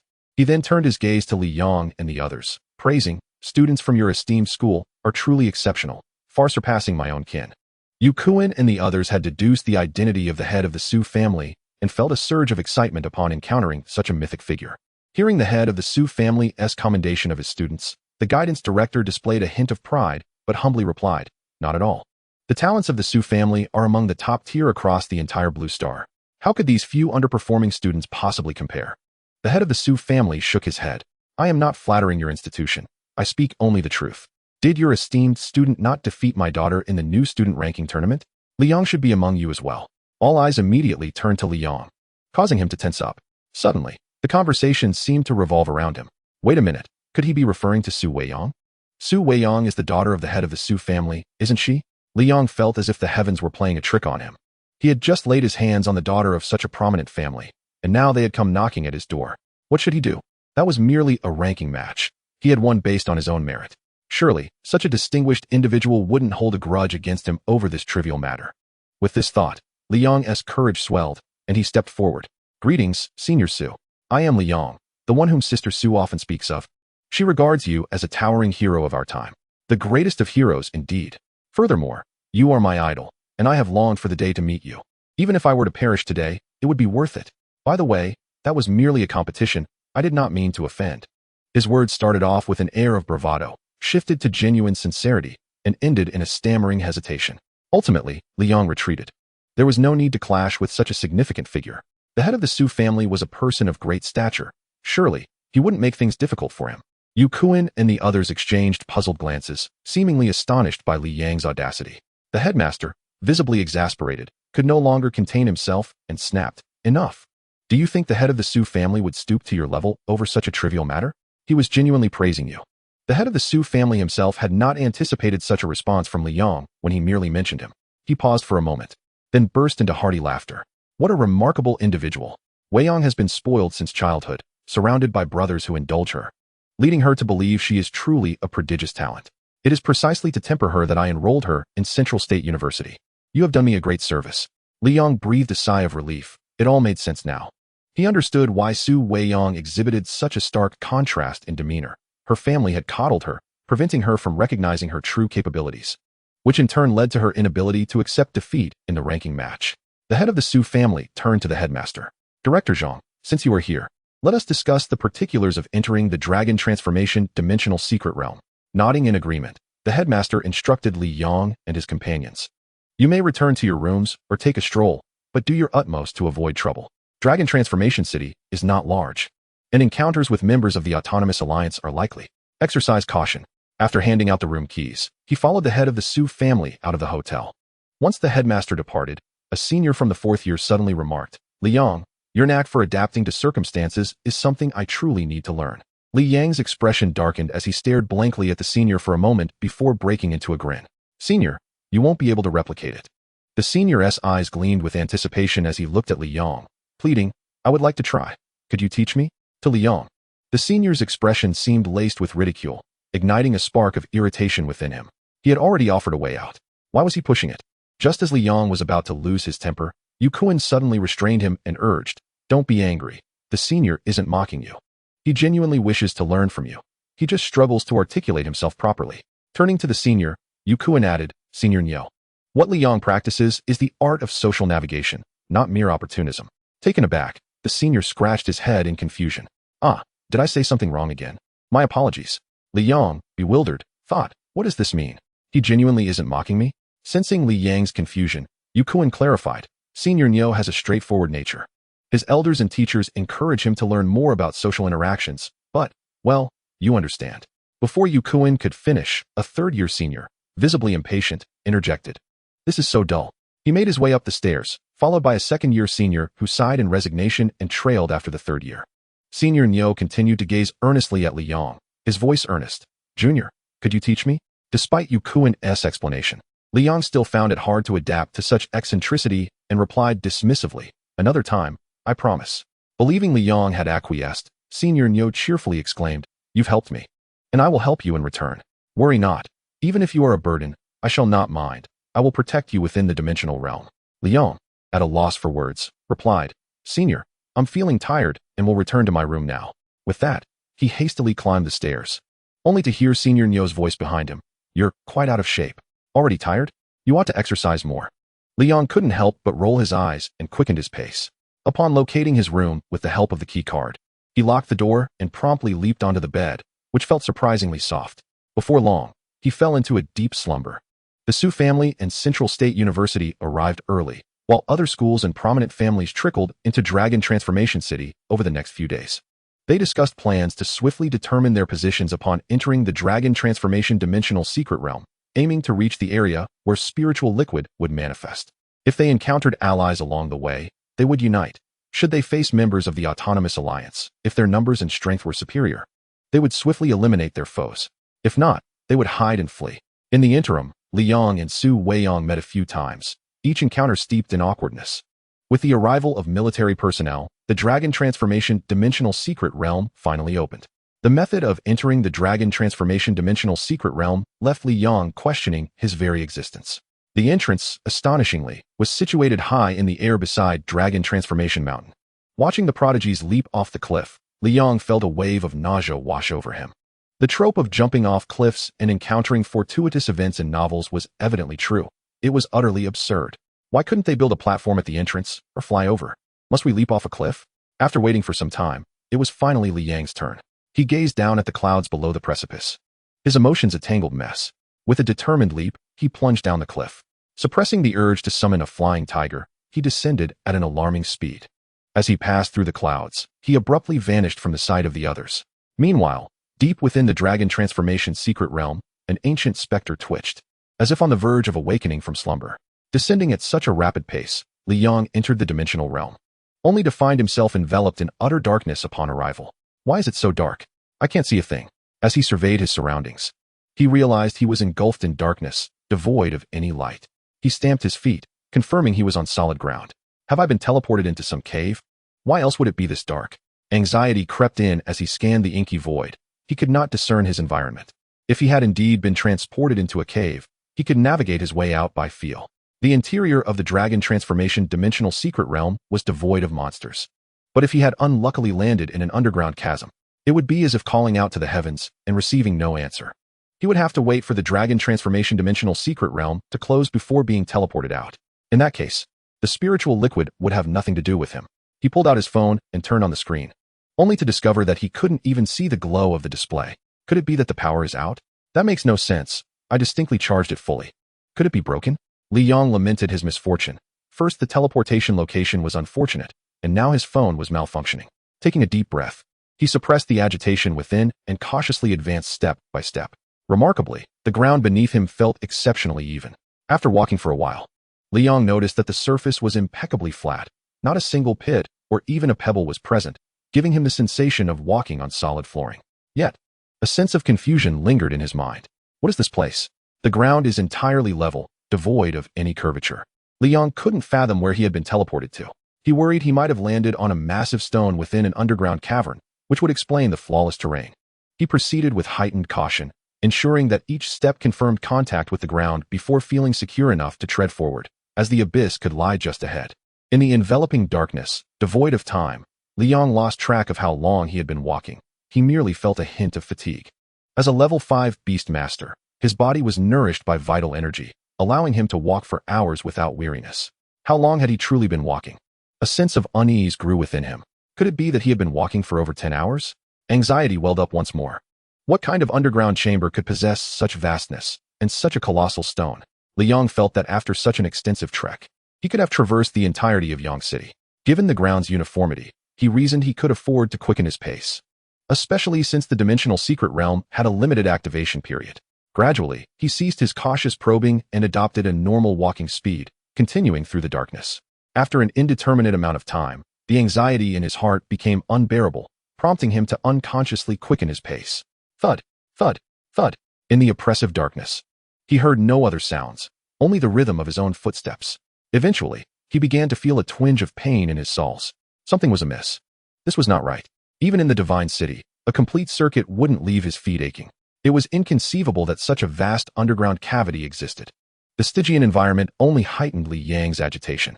Where on earth had he been teleported? If this continued, the spiritual liquid would be entirely irrelevant to him. Chapter 81, Evolution. Puppy Beast. The unrelenting darkness gnawed at Li Yang's sanity. Allah! He roared loudly, hoping to vent the pent-up frustration within him. After a brief bout of jumping and shouting, his spirits lifted slightly. Li Yang composed his expression and continued on his original path, taking one step, then another. Oh.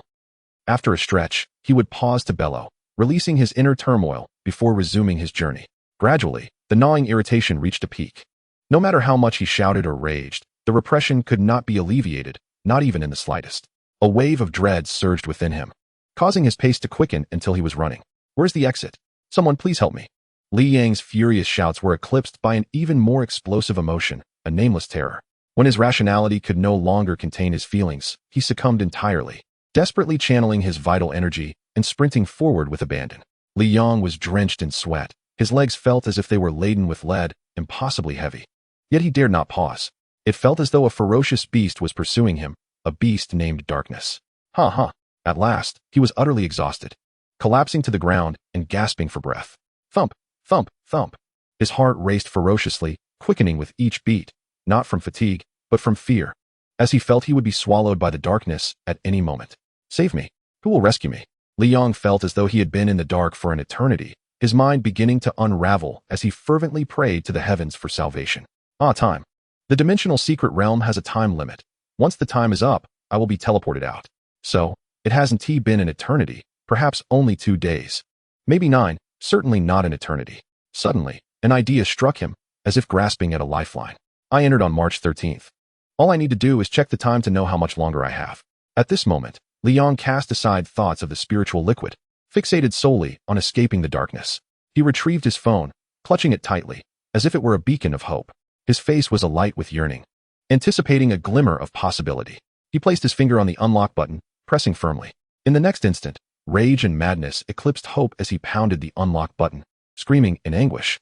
Why won't it light up? Where's the time?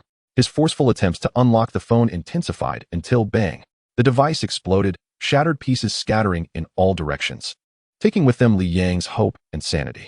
Allah, I will remain here forever. I can never escape. No, this isn't right. Even without the phone, without the clock, time still flows. Ha ha ha ha. Li Yang laughed maniacally for a moment, his sanity returning. I can count.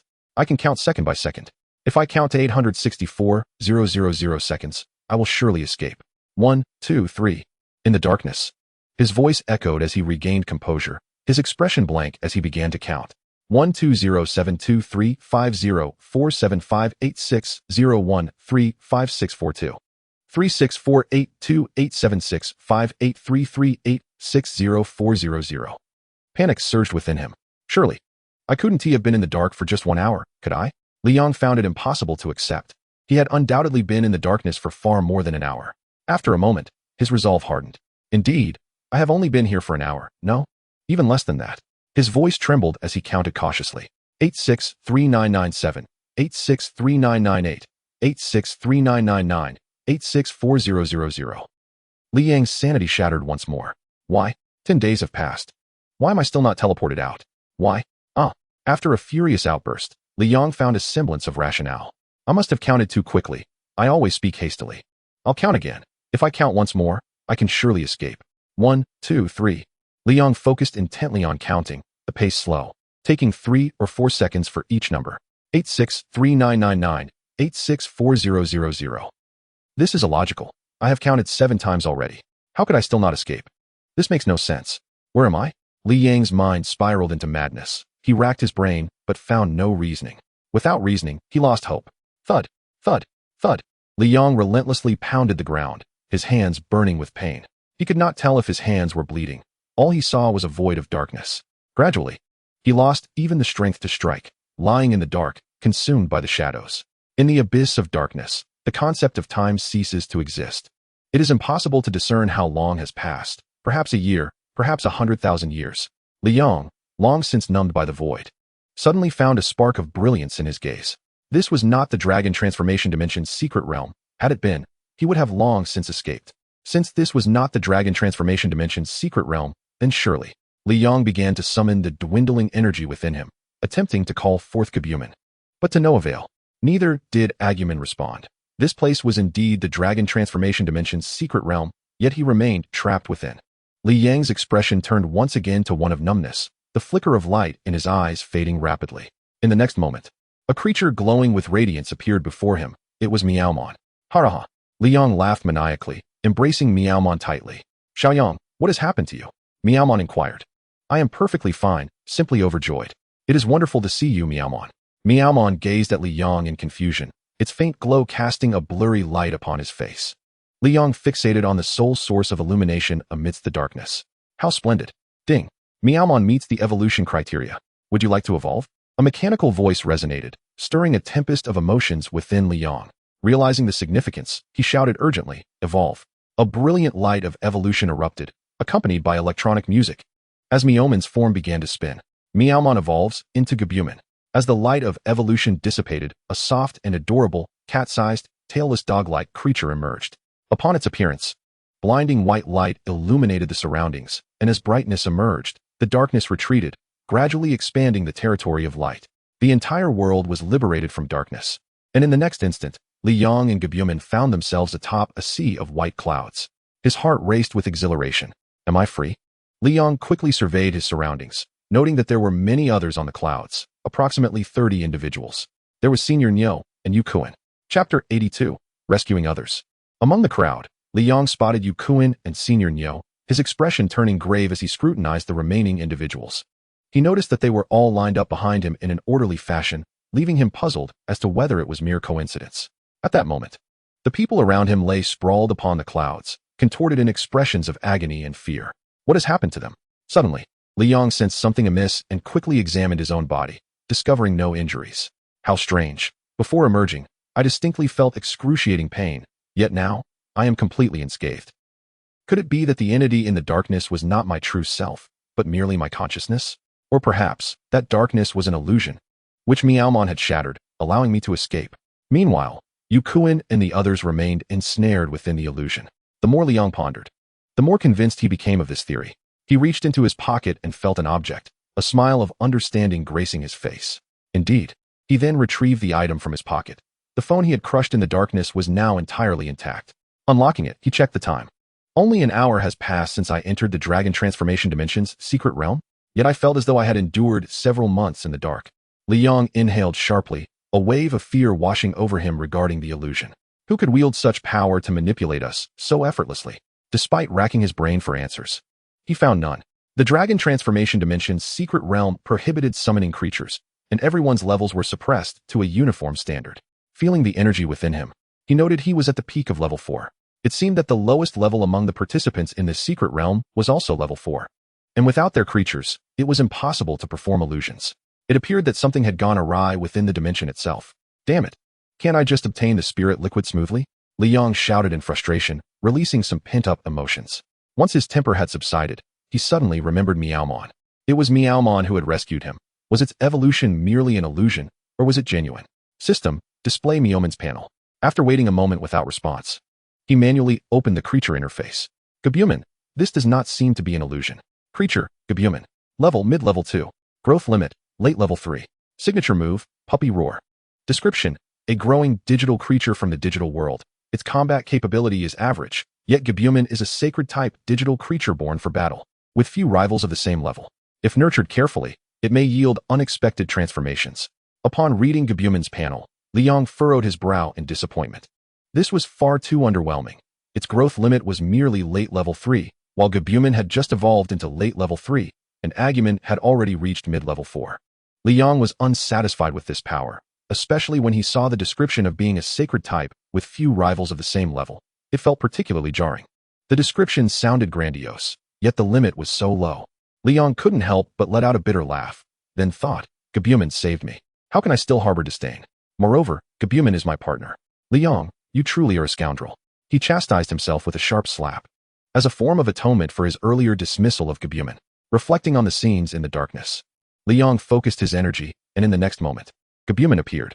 Although summoning creatures was forbidden within the Dragon Transformation Dimension's secret realm, for reasons unknown, Gabumon was able to manifest. Gabumon promptly leapt onto Li Yang's shoulder, licking his face. Seeing Gabumon so affectionate made Li Yong feel even more guilty. Gabumon, I'm sorry. Gabumon gazed at Li Yong in confusion. Xiaoyang, what is wrong? Li Yong embraced Gabumon tightly, thinking, Gabumon, thank you for saving me. He then turned his attention to Yukuin and the others. Suddenly, a student from Magic City University seized their own neck with a vice-like grip. Li Yong rushed to the student's side, desperately trying to pry their hands away. What is happening? Before he could contemplate the reason, the student broke free of Li Yang's grasp and resumed choking themselves. Li Yong quickly removed his belt, binding the student's hands securely as they continued to struggle violently. After a prolonged struggle, the student finally ceased their movements, their expression shifting from despair to numbness. Were they unable to endure, seeking to commit suicide within the illusion? Recalling the darkness of the illusion sent shivers down Li Yong's spine. A sense of dread enveloping him. He fixed his gaze on the others, anxiety mounting within him. He needed to devise a method to extricate them, otherwise, they would inevitably perish within the illusion. Li Yong felt overwhelmed. He lacked knowledge of illusions and had no idea how to dispel them. Wait, Gabumon. It was Gabumon who had shattered the illusion and saved him. Li Yong placed his hopes in Gabumon, wishing for it to liberate the others from the illusion. He explained the situation to Gabumon, but it expressed its helplessness, admitting it too did not know how it had rescued Li Yong. Li Yong suddenly realized that the puppy beast had also evolved into its growth phase, and it must possess corresponding attributes that could potentially be of assistance. System, open the homepage, he commanded. It displayed, Beastmaster System. Host, Li Yong. Age, 18. Level, early stage level 5. Talent, F. Skill, Firefly. Beast Mastery, 7. Abilities, Courage, Friendship. Light, Firefly. Chivalry points, 3. As Li Yong scrutinized the abilities section, enlightenment dawned upon him. So that's it. The puppy beast corresponds to light, at that moment. Engulfed in darkness, upon witnessing the illumination from the Meow beast, he was redeemed by light, which led to its evolution. However, a lingering doubt gnawed at him. The darkness was an illusion created by a spell. How could light dispel this illusion? After pondering for a while, he formulated a hypothesis. Puppy beast, unleash your ultimate move on them, but remember to control your strength to avoid harming them. The puppy beast, though perplexed, nodded in agreement. With a fierce growl, the puppy beast emitted a sound wave that enveloped the crowd, causing an eruption of dark energy to radiate from them. Li Yong smiled knowingly. Indeed, it was an illusion of the darkness. Once more, puppy beast, execute your ultimate move, this time without holding back. The puppy beast unleashed another sound wave, and the dark energy dissipated within the resonance. Ding! The host has rescued others from peril and gained 1 chivalry point. A series of mechanical sounds resonated, leaving Li Yong momentarily stunned. After a moment, his expression transformed into one of uncontained joy. Wow, it has been ages since I acquired a chivalry point. This is absolutely exhilarating. He couldn't help but chuckle, as he had initially intended for Agumon and the others to evolve again, fearing a shortage of chivalry points. But this serendipitous occurrence had resolved that concern. Hastily, he opened the system homepage to find the chivalry points had increased to 37, and his grin widened in delight. Wealth has come my way. Meanwhile, the crowd began to stir, on the brink of awakening. In the next instant, they transformed into streaks of light, scattering in all directions. Liang's heart raced in alarm. What is happening? After a brief pause, he bellowed, "Damn it, my belt." Chapter 83, The Palace. Seeing his belt being whisked away, Liang felt a mix of anger and amusement. Thank goodness my pants fit well, otherwise, I'd be in quite the predicament. Quickly, he found solace in the situation, indulging himself in a bit of playful merriment. However, after a while, boredom crept in. I'm such a child, he thought, rolling his eyes at himself. Rising to his feet, he took a few steps before freezing in place. Wait a minute, how do I get down? Liang rushed to the edge of the cloud and peered down, only to find himself suspended thousands of meters above the ground. After circling the cloud, he confirmed that there was indeed no way down. This is absurd. Why wasn't I transported as well? Damn it, I can't possibly be stuck here until the dimensional secret realm closes.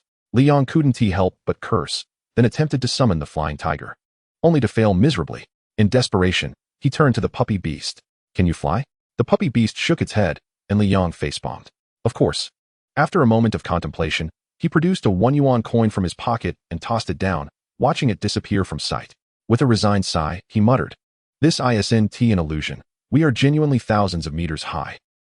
Liang shouted while rolling around on the cloud, throwing a bit of a tantrum. Eventually, he lay back on the cloud, gazing at the sky, lost in thought. This is nothing like what the principal described. This dragon transformation dimensional secret realm is far too peculiar. Upon entering, he was immediately ensnared by an illusion. After dispelling it, he found himself unable to descend from the cloud. Meanwhile, Yukuin and the others had awakened from the illusion and were transported to the ground. Why was he the only one left behind? The more he considered it, the stranger it became. Everyone who had fallen under the illusion had entered after him. Was this mere coincidence, or was there something targeting him? No, it was targeting the puppy beast. In this dragon transformation dimensional secret realm, summoning beasts was impossible.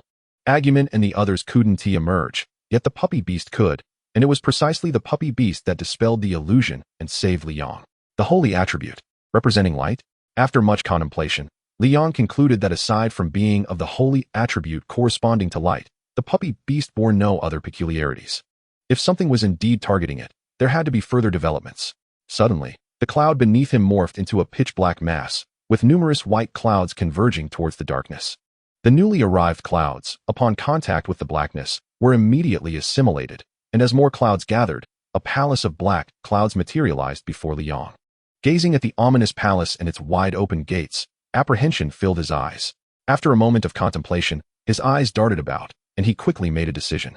Since they had made the first move, even if he chose not to enter, they would undoubtedly strike again. Hiding would be futile. He was determined to uncover the truth of this strange phenomenon. With unwavering resolve, Liang stepped into the palace.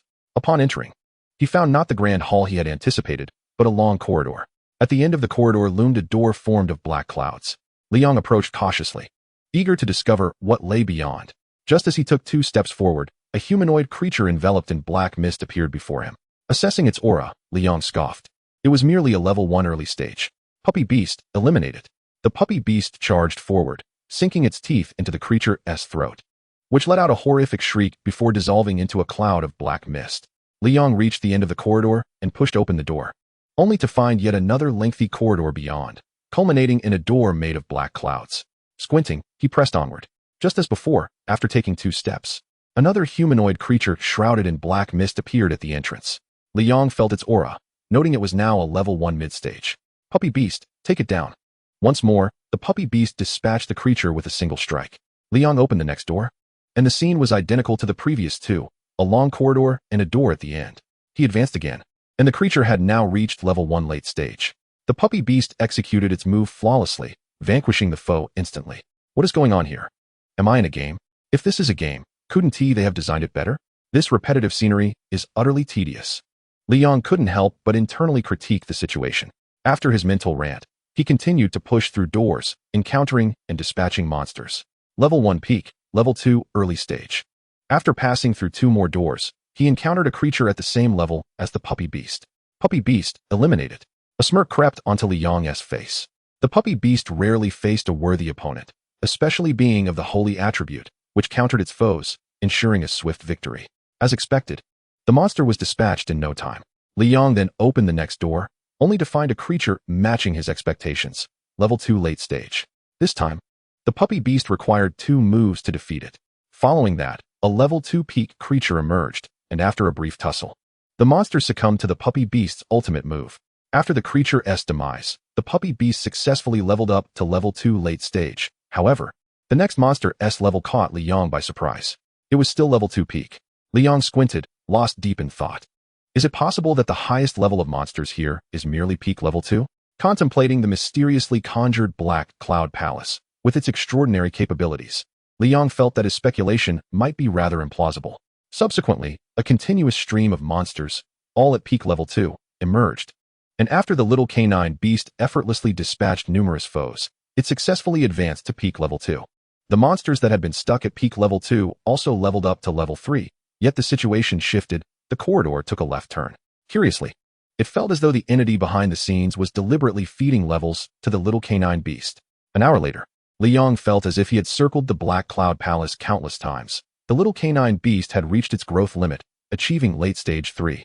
After slaying several hundred monsters, both Li Yong and the little canine beast were panting heavily, utterly drained of energy. In fact, the little canine beast had long exhausted itself, with Li Yong being the one to finish off the last few hundred monsters. Although Li Yong was a beast master and his abilities could not directly enhance himself, his high level rendered him quite capable of dealing with peak level 3 monsters with relative ease. Upon pushing open another door, he found himself in an environment that was no longer the monotonous corridor and door, but a grand hall. At the center of the hall stood a throne, upon which sat an ancient specter. As Li Yong stepped into the hall, the specter opened its eyes, which had been closed for an indeterminate time. The ancient specter was enveloped in an aura of antiquity and decay, while an overwhelming and malevolent pressure permeated the entire hall. This formidable pressure constricted Li Yong's breath, rendering his body heavy and immovable. He locked eyes with the ancient specter. He could hardly articulate the essence of those eyes, which seemed to transcend the wilderness and time alongside their master. Li Yong felt a chill cascade down his spine, his heart racing as if it might leap from his chest, engulfed by a shroud of fear. His complexion paled, beads of sweat trickling down his face and splattering onto the ground as he stammered out a single word: myth. The ancient specter before him emanated a different aura than that of the Monkey King. If the Monkey King exuded a dignified divine might, the ancient specter embodied the epitome of malevolence and enigma. Yet, the overwhelming pressure was equally potent, the aura radiating from the ancient specter rivaling that of the Monkey King, surpassing even that of the Sioux family's patriarch. The ancient specter's eyes were a void of darkness, akin to dense ink, until a flicker of red light pierced through, shattering the ink's purity. The specter's eyes glowed with an eerie crimson hue as it exhaled a plume of sinister black mist, immediately striking Li Yong. A wave of cold washed over him, an icy dread seeping into his very bones, rendering his entire body unresponsive. Gradually, the black mist crept along his skin, invading his being, causing his veins to bulge and his eyes to turn bloodthirsty and savage. The bloodlust and brutality began to erode Li Yong's sanity, consuming his mind with terror. What exactly was this black mist? Suddenly, the visage of a demonized figure flashed in his mind. Yes, this black mist bore a striking resemblance to the dark aura surrounding the demonized entity, albeit denser. Could it be that it aimed to corrupt him into a demonized being? Gritting his teeth, Li Yong desperately attempted to summon his vitality, yet it yielded no response. His bulging veins rendered him grotesque. He quickly shouted, "Little canine beast." What had transpired occurred in an instant. Hearing Li Yong's cry, the little canine beast sprang into action, unleashing its ultimate technique. With a furious roar, waves of sound imbued with divine power collided with the black mist, creating a violent tumult. The pace at which the black mist infiltrated Li Yong slowed. Li Yong rejoiced. It works. He then attempted to sense his internal vitality once more, cautiously coaxing it, and this time, it responded. With a resounding shout, he called forth light. The unique ability of the little canine beast harmonized with the sonic waves, suddenly amplifying its power twofold, obliterating the black mist that had invaded Li Yong's body. The surrounding black mist was also repelled, allowing Li Yong to breathe a sigh of relief, feeling a newfound lightness. Little canine beast, I owe you my gratitude. However, the respite was short-lived. The red light in the ancient specter's eyes flared to life, and the previously retreating black mist thickened and grew more malevolent. In an instant, it shattered the sound waves, burrowing back into Li Yong's body, and this time, the little canine beast was not spared. The black mist enveloped the light surrounding it. As it continually infiltrated the little canine beast's form, Li Yong, filled with dread, bellowed, "Little canine beast." In the next moment, bloodlust and savagery reclaimed Li Yong's heart. Clinging to his last shred of reason, he extended his hand to touch the little canine beast.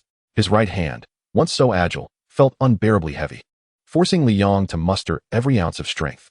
The words Gabumon on the Beast Master interface burst forth in radiant white light. The light intensified. As if on the verge of transformation, the Gabumon that lay dormant in the Beast Master space struggled to break free, but was restrained by an invisible shackle. At that moment, Li Yong's fingertips finally grazed the little canine beast, which suddenly unleashed a surge of powerful energy within. Ding! The little canine beast has met the evolution criteria. Would you like to evolve?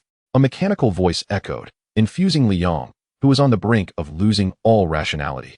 With renewed strength, ecstatic, he shouted, "Evolve!" A brilliant light of evolution erupted, accompanied by electronic music, as the little canine beast spun in a dazzling display. The little canine beast evolved. Gabumon. As the evolution light dissipated, revealing the form of Gabumon, a reciprocal force surged within Li Yong, propelling him to mid-level 5. Gabumon roared. Meow meow punch. With lightning speed, Gabumon unleashed a flurry of punches, each imbued with divine energy, thoroughly dispersing the black mist. As the black mist retreated, Gabumon leaped before Li Yong, delivering a series of punches. With each strike, a portion of the black mist within Li Yong was obliterated. When Gabumon completed its assault, the black mist within Li Yong was entirely eradicated. Li Yong gazed at Gabumon, a smile of relief illuminating his face. Seeing that Li Yong was unharmed, Gabumon turned to confront the ancient specter, assuming an aggressive stance. The ancient specter fixated its gaze on Gabumon, intoning, "Annihilate. Divine power shall destroy divine power." Once more, the eerie red light ignited within the ancient specter's eyes, manifesting an endless tide of black mist that surged toward Li Yong and Gabumon. Gabumon swiftly unleashed its punches. But this time, the punches imbued with divine energy seemed ineffective, the black mist relentlessly advancing toward Li Yong. Channeling his vitality, Li Yong shouted, "Light." Gabumon's aura suddenly surged more than twofold. The divine power finally took effect, dispersing a significant portion of the black mist and halting its advance. Stimulated by Gabumon's divine energy, the ancient specter appeared to regain clarity, its gaze no longer muddled, now reflecting a glimmer of intelligence. Alongside this awakening of wisdom, an even more ferocious power surged forth. The endless black mist completely enveloped Li Yong and Gabumon, rendering Gabumon's resistance futile. At that moment, Li Yong was assailed by the black mist, swiftly losing consciousness and collapsing to the ground. The black mist infiltrating Li Yong intensified, causing his body to undergo a transformation. His nails sharpened. A horn sprouted from his forehead, and his arms and thighs thickened, elevating his stature to 3 meters. As the rationality within the ancient specter increased, it soon awakened completely, its intellect returning. The ancient specter cast a gaze filled with cruelty and murderous intent upon Li Yong and the Diru beast, growling ominously. This world should not harbor divine power. Those who possess it must perish. Approaching the Diru beast, dark energy coalesced in the specter's hand, forming a sharp sword aimed at the beast, which was still struggling against the encroaching darkness. On the ground of the dragon transformation dimensional secret realm, Yu Kuan and Su Wei Yong had gathered together.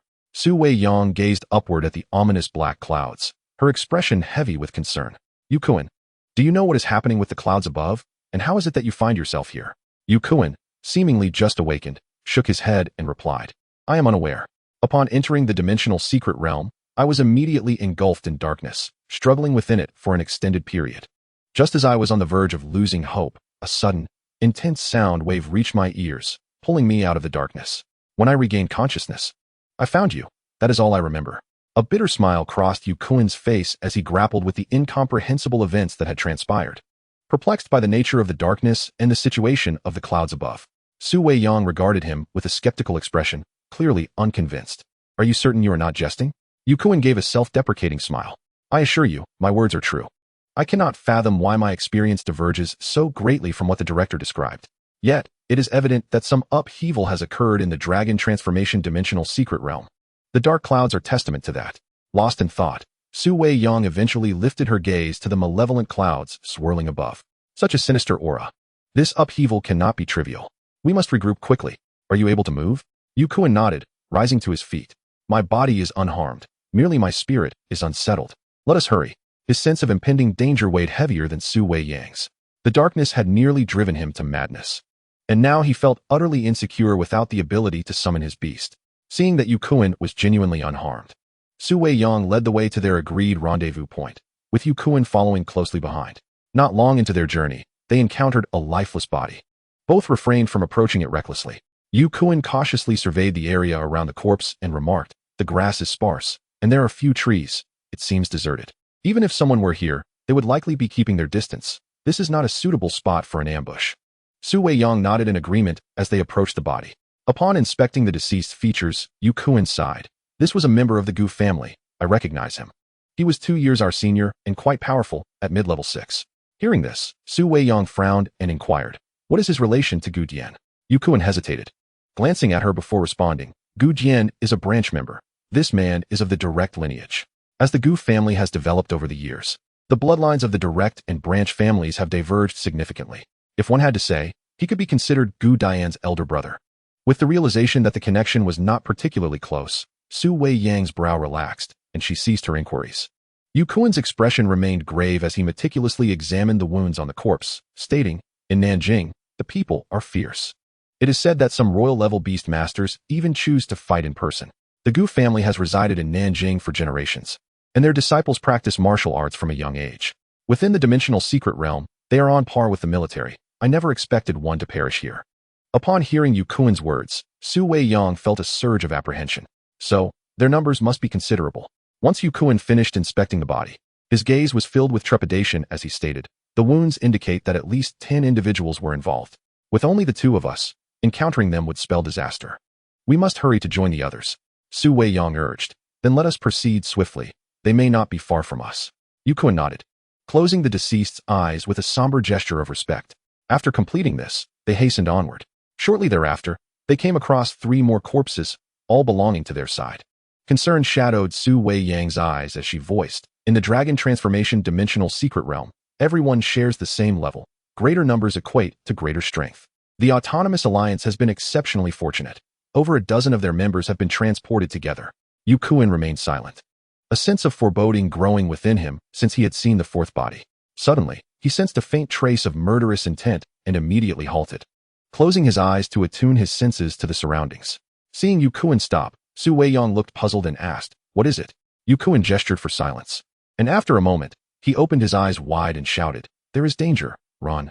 Without hesitation, he turned and grasped Su Weiyang's hand, pulling her in the direction they had come. Though bewildered, Su Weiyang recognized the seriousness of Yu Kuan's demeanor and allowed him to lead. Suddenly, a voice echoed around them. "Oh, perceptive are we?" As the words fell, a dozen figures surged forth from the shadows, encircling Yu Kuan and Su Weiyang. They stood back to back, assuming a defensive posture, both bearing grave expressions. One man, wearing a sinister grin, stepped forward and said, "And there's a girl too. Quite lovely, by the looks of it. You must be Su Weiyang, the little princess of the Su family?" Feeling the lewd gaze of the man upon her, Su Weiyang felt a wave of disgust wash over her and remained silent. Yu Kuan squinted, addressing the man, "From your appearance, you must be Zhang Xianfeng, the son of the Zhang family patriarch?" Zhang Xianfeng, initially fixated on Su Weiyang, turned his attention to Yu Kuan with intrigue. "So you are the one who discovered us. Who are you?" Yu Kuan replied, "I am Yu Kuan, an inconspicuous nobody." Zhang Xianfeng burst into laughter. "Oh, so you are Yu Kuan. I have heard tales of you. They say you lost to Li Yang in the qualifying rounds, yet you managed to usurp his spot. Is that true?" A dark cloud crossed Yu Kuan's face, anger flaring within him. The vice principal of Zhongzhou University had awarded him the spot that rightfully belonged to Li Yang. Although he felt a sense of joy, he also experienced embarrassment. His prideful nature made it difficult for him to accept occupying that position without merit. It became a thorn in his side, especially when mentioned directly to him. Yu Kuan felt his face flush with humiliation as Zhang Xianfeng disregarded his glare, filled with fury, and continued, "Your performance has indeed been commendable. Who would have thought that such talent could emerge from the humble Yu family? Alas, you shall meet your end here today." With that, he turned his attention back to Su Weiyang, saying, "Miss Su, how about a little trade? If you entertain us, I shall let you go." At these words, the members of the Autonomous Alliance erupted into lewd laughter, their eyes glinting with depravity as they appraised Su Weiyang's figure. "You must entertain us thoroughly. Anything less would be unacceptable. She is so delicate. Will she be able to withstand it? What do you know? She is the little princess of the Su family. No weakling. You can't break her." Su Weiyang listened to the vile whispers surrounding her, her face contorted with anger. Suddenly, she swung her fist, aiming a blow at Zhang Xianfeng, who deftly leaped back, evading the attack with ease. Observing her poised demeanor, he remarked with a hint of admiration, quite fiery. I like it. Yukuin, filled with rage, retorted, like your mother. He swiftly summoned the Wind Child, his speed surging dramatically as he propelled himself toward Zhang Xianfeng. The latter, taken aback by Yukuin's swiftness, narrowed his eyes and shouted, Storm Spirit. His entire being erupted with a fierce vitality as he sidestepped Yukuin's assault. Yukuin, realizing the grave situation, thought to himself, this guy is also of the wind element. I might truly meet my end here today. He had intended to catch Zhang Xianfeng off guard, leveraging the high speed of the wind element to take down the most powerful adversary, only to discover that Zhang Xianfeng possessed the same affinity. Though Zhang Xianfeng's abilities did not augment his speed to the same extent as Yukuin's Wind Child, it was sufficient to allow him to evade the ambush. Zhang Xianfeng laughed heartily. Kid, your cunning plan has fallen flat. Are you prepared to embrace death now? Chapter 86, Shockwave. Yukuin retreated to Su Weiyang's side and said, in a moment, we'll break through to the west. There are only 2 of them over there. My speed is superior, and I'll do my utmost to keep them occupied while you escape. Su Weiyang shook her head, despair evident in her gaze. It's futile. They have wind abilities. I won't get far. You're fast, and if I can entangle them, you might have a chance to flee. Yukuin's expression grew complex, torn for a time until he sighed and said, if you fall into their hands, the consequences will be dire. If you break free, at least you'll have time to understand your situation. It's settled. Without affording Su Weiyang another word, he shouted, action. Instantly, Yukuin surged forth, darting toward the west, and Su Weiyang instinctively followed. Zhang Xianfeng bellowed, they're trying to escape. Hanji, Wind Bailey, block them. Hanji sneered wickedly. Kid, do you take me for a soft persimmon? Watch as I break your neck. Yukuin rapidly closed the distance to Hanji, throwing a punch at his face. Hanji raised his hand to block, but Yukuin suddenly altered his attack, sweeping his left leg and knocking Hanji to the ground. He then dashed toward Wind Bailey, who roared, Kid, don't get cocky. When it comes to wind, my family is the true progenitor. He then shouted, Divine Speed. Yukuin's speed was extraordinary, yet Wind Bailey matched it, and the two engaged in a fierce exchange where neither could gain the upper hand. Hanji, struggling to rise. Cursed, damn it, the wind element has such an overwhelming advantage here. Just as Hanji regained his footing, he heard a voice proclaim, Flame Queen, before being sent flying 3 meters by a kick. Seeing Su Weiyang break through the encirclement, Yukuin felt a wave of relief. Liang, I did my best to save your senior sister. This should offset the issue of your quota, right? Meanwhile, others had already closed in. Yukuin, unwilling to linger, leaped with all his might, attempting to escape the encirclement. Zhang Xianfeng and Wind Bailey jumped in succession to flank him, forcing Yukuin back into the confines of the circle. This time, he truly felt doomed. Zhang Xianfeng eyed him with a wry smile. With your speed, had you disregarded Su Weiyang, you might have truly escaped. Is it worth sacrificing your life for a woman? Yukuin rolled his eyes in exasperation. You talk too much nonsense. Zhang Xianfeng, unfazed, gestured towards Su Weiyang's fleeing form. My brother, Zhang Yuanfeng, is also of the wind element and has gone after her. If he can hold her up for even a moment, reinforcements will arrive immediately. Yukuin sighed helplessly, realizing the dire situation. With over 10 individuals and 3 wind element users, misfortune had struck. Su Weiyang was likely in grave danger. Zhang Xianfeng continued. Will you choose to die at our hands directly, or will you wait to see your beloved captured, suffer at our hands, and die alongside her? Evidently, Zhang Xianfeng mistakenly believed Yukuin harbored feelings for Su Weiyang, prompting him to risk his life for her sake. Yukuin, disinterested in clarifying, replied, Is there no option where you simply let us go? Zhang Xianfeng chuckled derisively. You think that is a possibility? Do you truly believe that? Yukuin nodded earnestly. I do believe it is. Zhang Xianfeng rolled his eyes. I might as well just kill you right now. He then waved his hand, sending 3 or 4 individuals charging at Yukuin. Relying on his speed, Yukuin dodged and darted, but the confined space soon cornered him into a dead end. A heavy punch landed squarely on his chest, sending him sprawling to the ground, blood spewing from his mouth, his face etched with despair. Zhang Xianfeng approached Yukuin, towering over him with a cruel glimmer in his eyes, declaring, Die. With that, he aimed a foot at Yukuin's head, but suddenly, a powerful pressure erupted from the heavens, causing Zhang Xianfeng to stumble and miss his target. Yukuin narrowly escaped death, as the overwhelming force immobilized everyone. Hanji shouted, The dark clouds. This pressure is emanating from them. In the next moment, the sky filled with dark clouds erupted violently, unleashing a fierce shockwave that tore through the ground, uprooting trees. The onlookers were hurled into the air, and the shockwave came swiftly, dissipating just as quickly. Once it passed, the group struggled to emerge from the rubble. Cough, cough. Yu Kuan coughed a couple of times, gazing at the devastation around him, his face a mask of shock. He then looked up at the expanse of azure sky. What on earth happened? Why did the dark clouds suddenly explode? The magnitude of this force is staggering. An entire forest has been obliterated, and that pressure was far greater than any of the adult royal-level beasts at home. Could it be of the Imperial realm? As for the even stronger mythological entities, Yu Kuan dared not to contemplate. Such beings were exceedingly rare. Surveying his surroundings, Yu Kuan's eyes sparkled with hope. As the recent shockwave had scattered the members of the Autonomous Alliance, he hurriedly rose to his feet. Cough, cough, gravely injured, but still alive. Which is better than the alternative? Yu Kuan activated the Wind Child, choosing a random direction to sprint towards. The members of the Autonomous Alliance had only just noticed him. Instantly, a few individuals pursued him, but Zhang Xianfeng shouted, "Don't chase. His speed is already fast, and he has a head start. We want to catch him." Meanwhile, Su Weiyang emerged from a hollow in a tree, her expression one of sheer relief. Thankfully, she had hidden in the tree hollow beforehand. With such a commotion, Yu Kuan should have escaped. Looking around, she spotted Zhang Yuanfeng, the foe she had just been entangled with, now rendered unconscious by a fallen tree. A fierce determination crossed her face. Channeling her energy, she unleashed a flurry of strikes, sending Zhang Yuanfeng to the afterlife. After assessing her surroundings, she continued towards the rendezvous point. Following the explosion, the dragon transformation dimension was in chaos, the environment utterly transformed.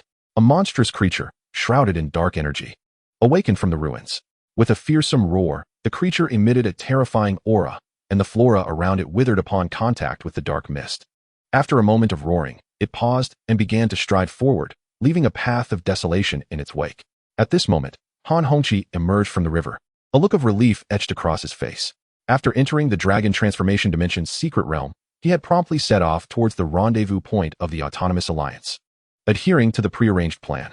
However, it wasn't long before he encountered a solitary disciple of the Qin family. Noticing that the other party had not detected his presence, Han Hongqi contemplated a sneak attack. Unfortunately, the ambush was a failure. The Qin disciple proved to be far stronger than he had anticipated and evidently had considerable combat training. While his speed and strength were on par with the Qin disciple, in actual combat, he was utterly outmatched. After enduring a thorough beating, he realized that he was no match and promptly fled, but it seemed that his attempt at ambush had enraged the Qin disciple. Undeterred by the possibility of an ambush, the Qin disciple relentlessly pursued him, displaying an unwavering determination to eliminate him. After fleeing for what felt like an eternity, Han Hongqi found himself utterly drained, while the Qin disciple remained vibrant and energetic. In a moment of despair, he collapsed to the ground, awaiting his fate. Suddenly, the ominous black clouds above erupted, unleashing a shockwave that sent both him and the Qin disciple flying. By sheer fortune, he landed in the river, using the current to escape the clutches of the Qin disciple. Chapter 87, The Dilu Beast.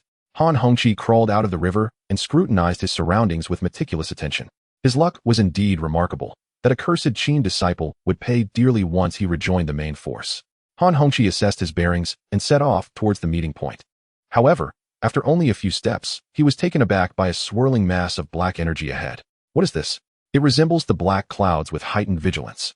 Han Hongqi gazed at the dark mist, from which emerged a grotesque, horned monster that instantly displayed a bloodthirsty grin. Good heavens, is that a demonized general? How could such a creature exist in the dragon transformation dimension's secret realm?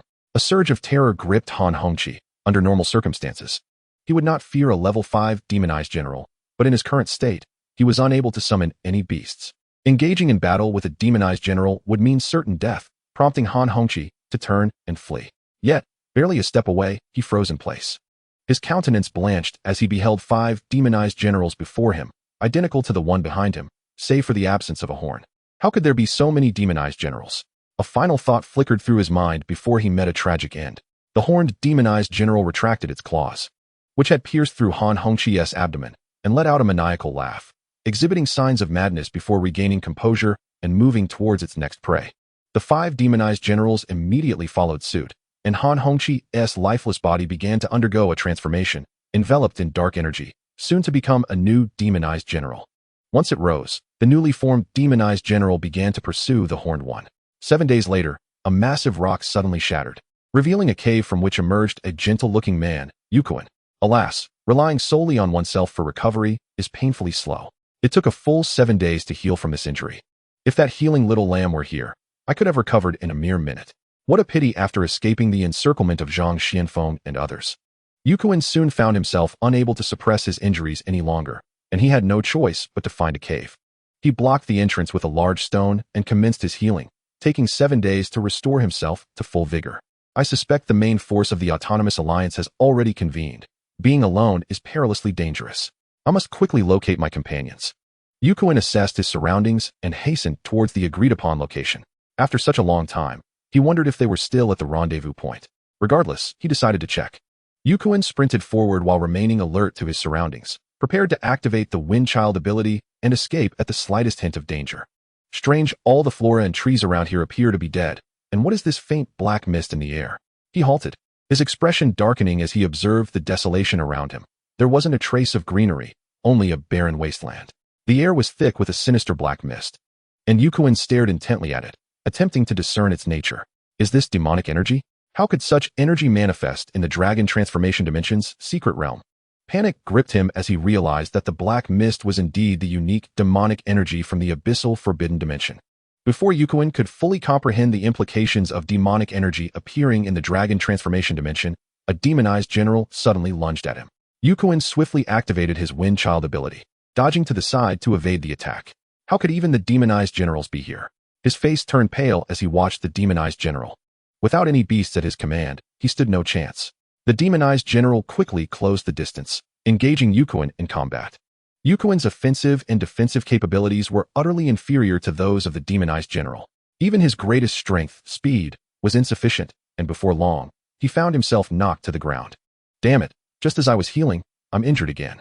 The demonized general extended its claws toward Yukuin's throat, and with no escape, he could only bitterly await his fate.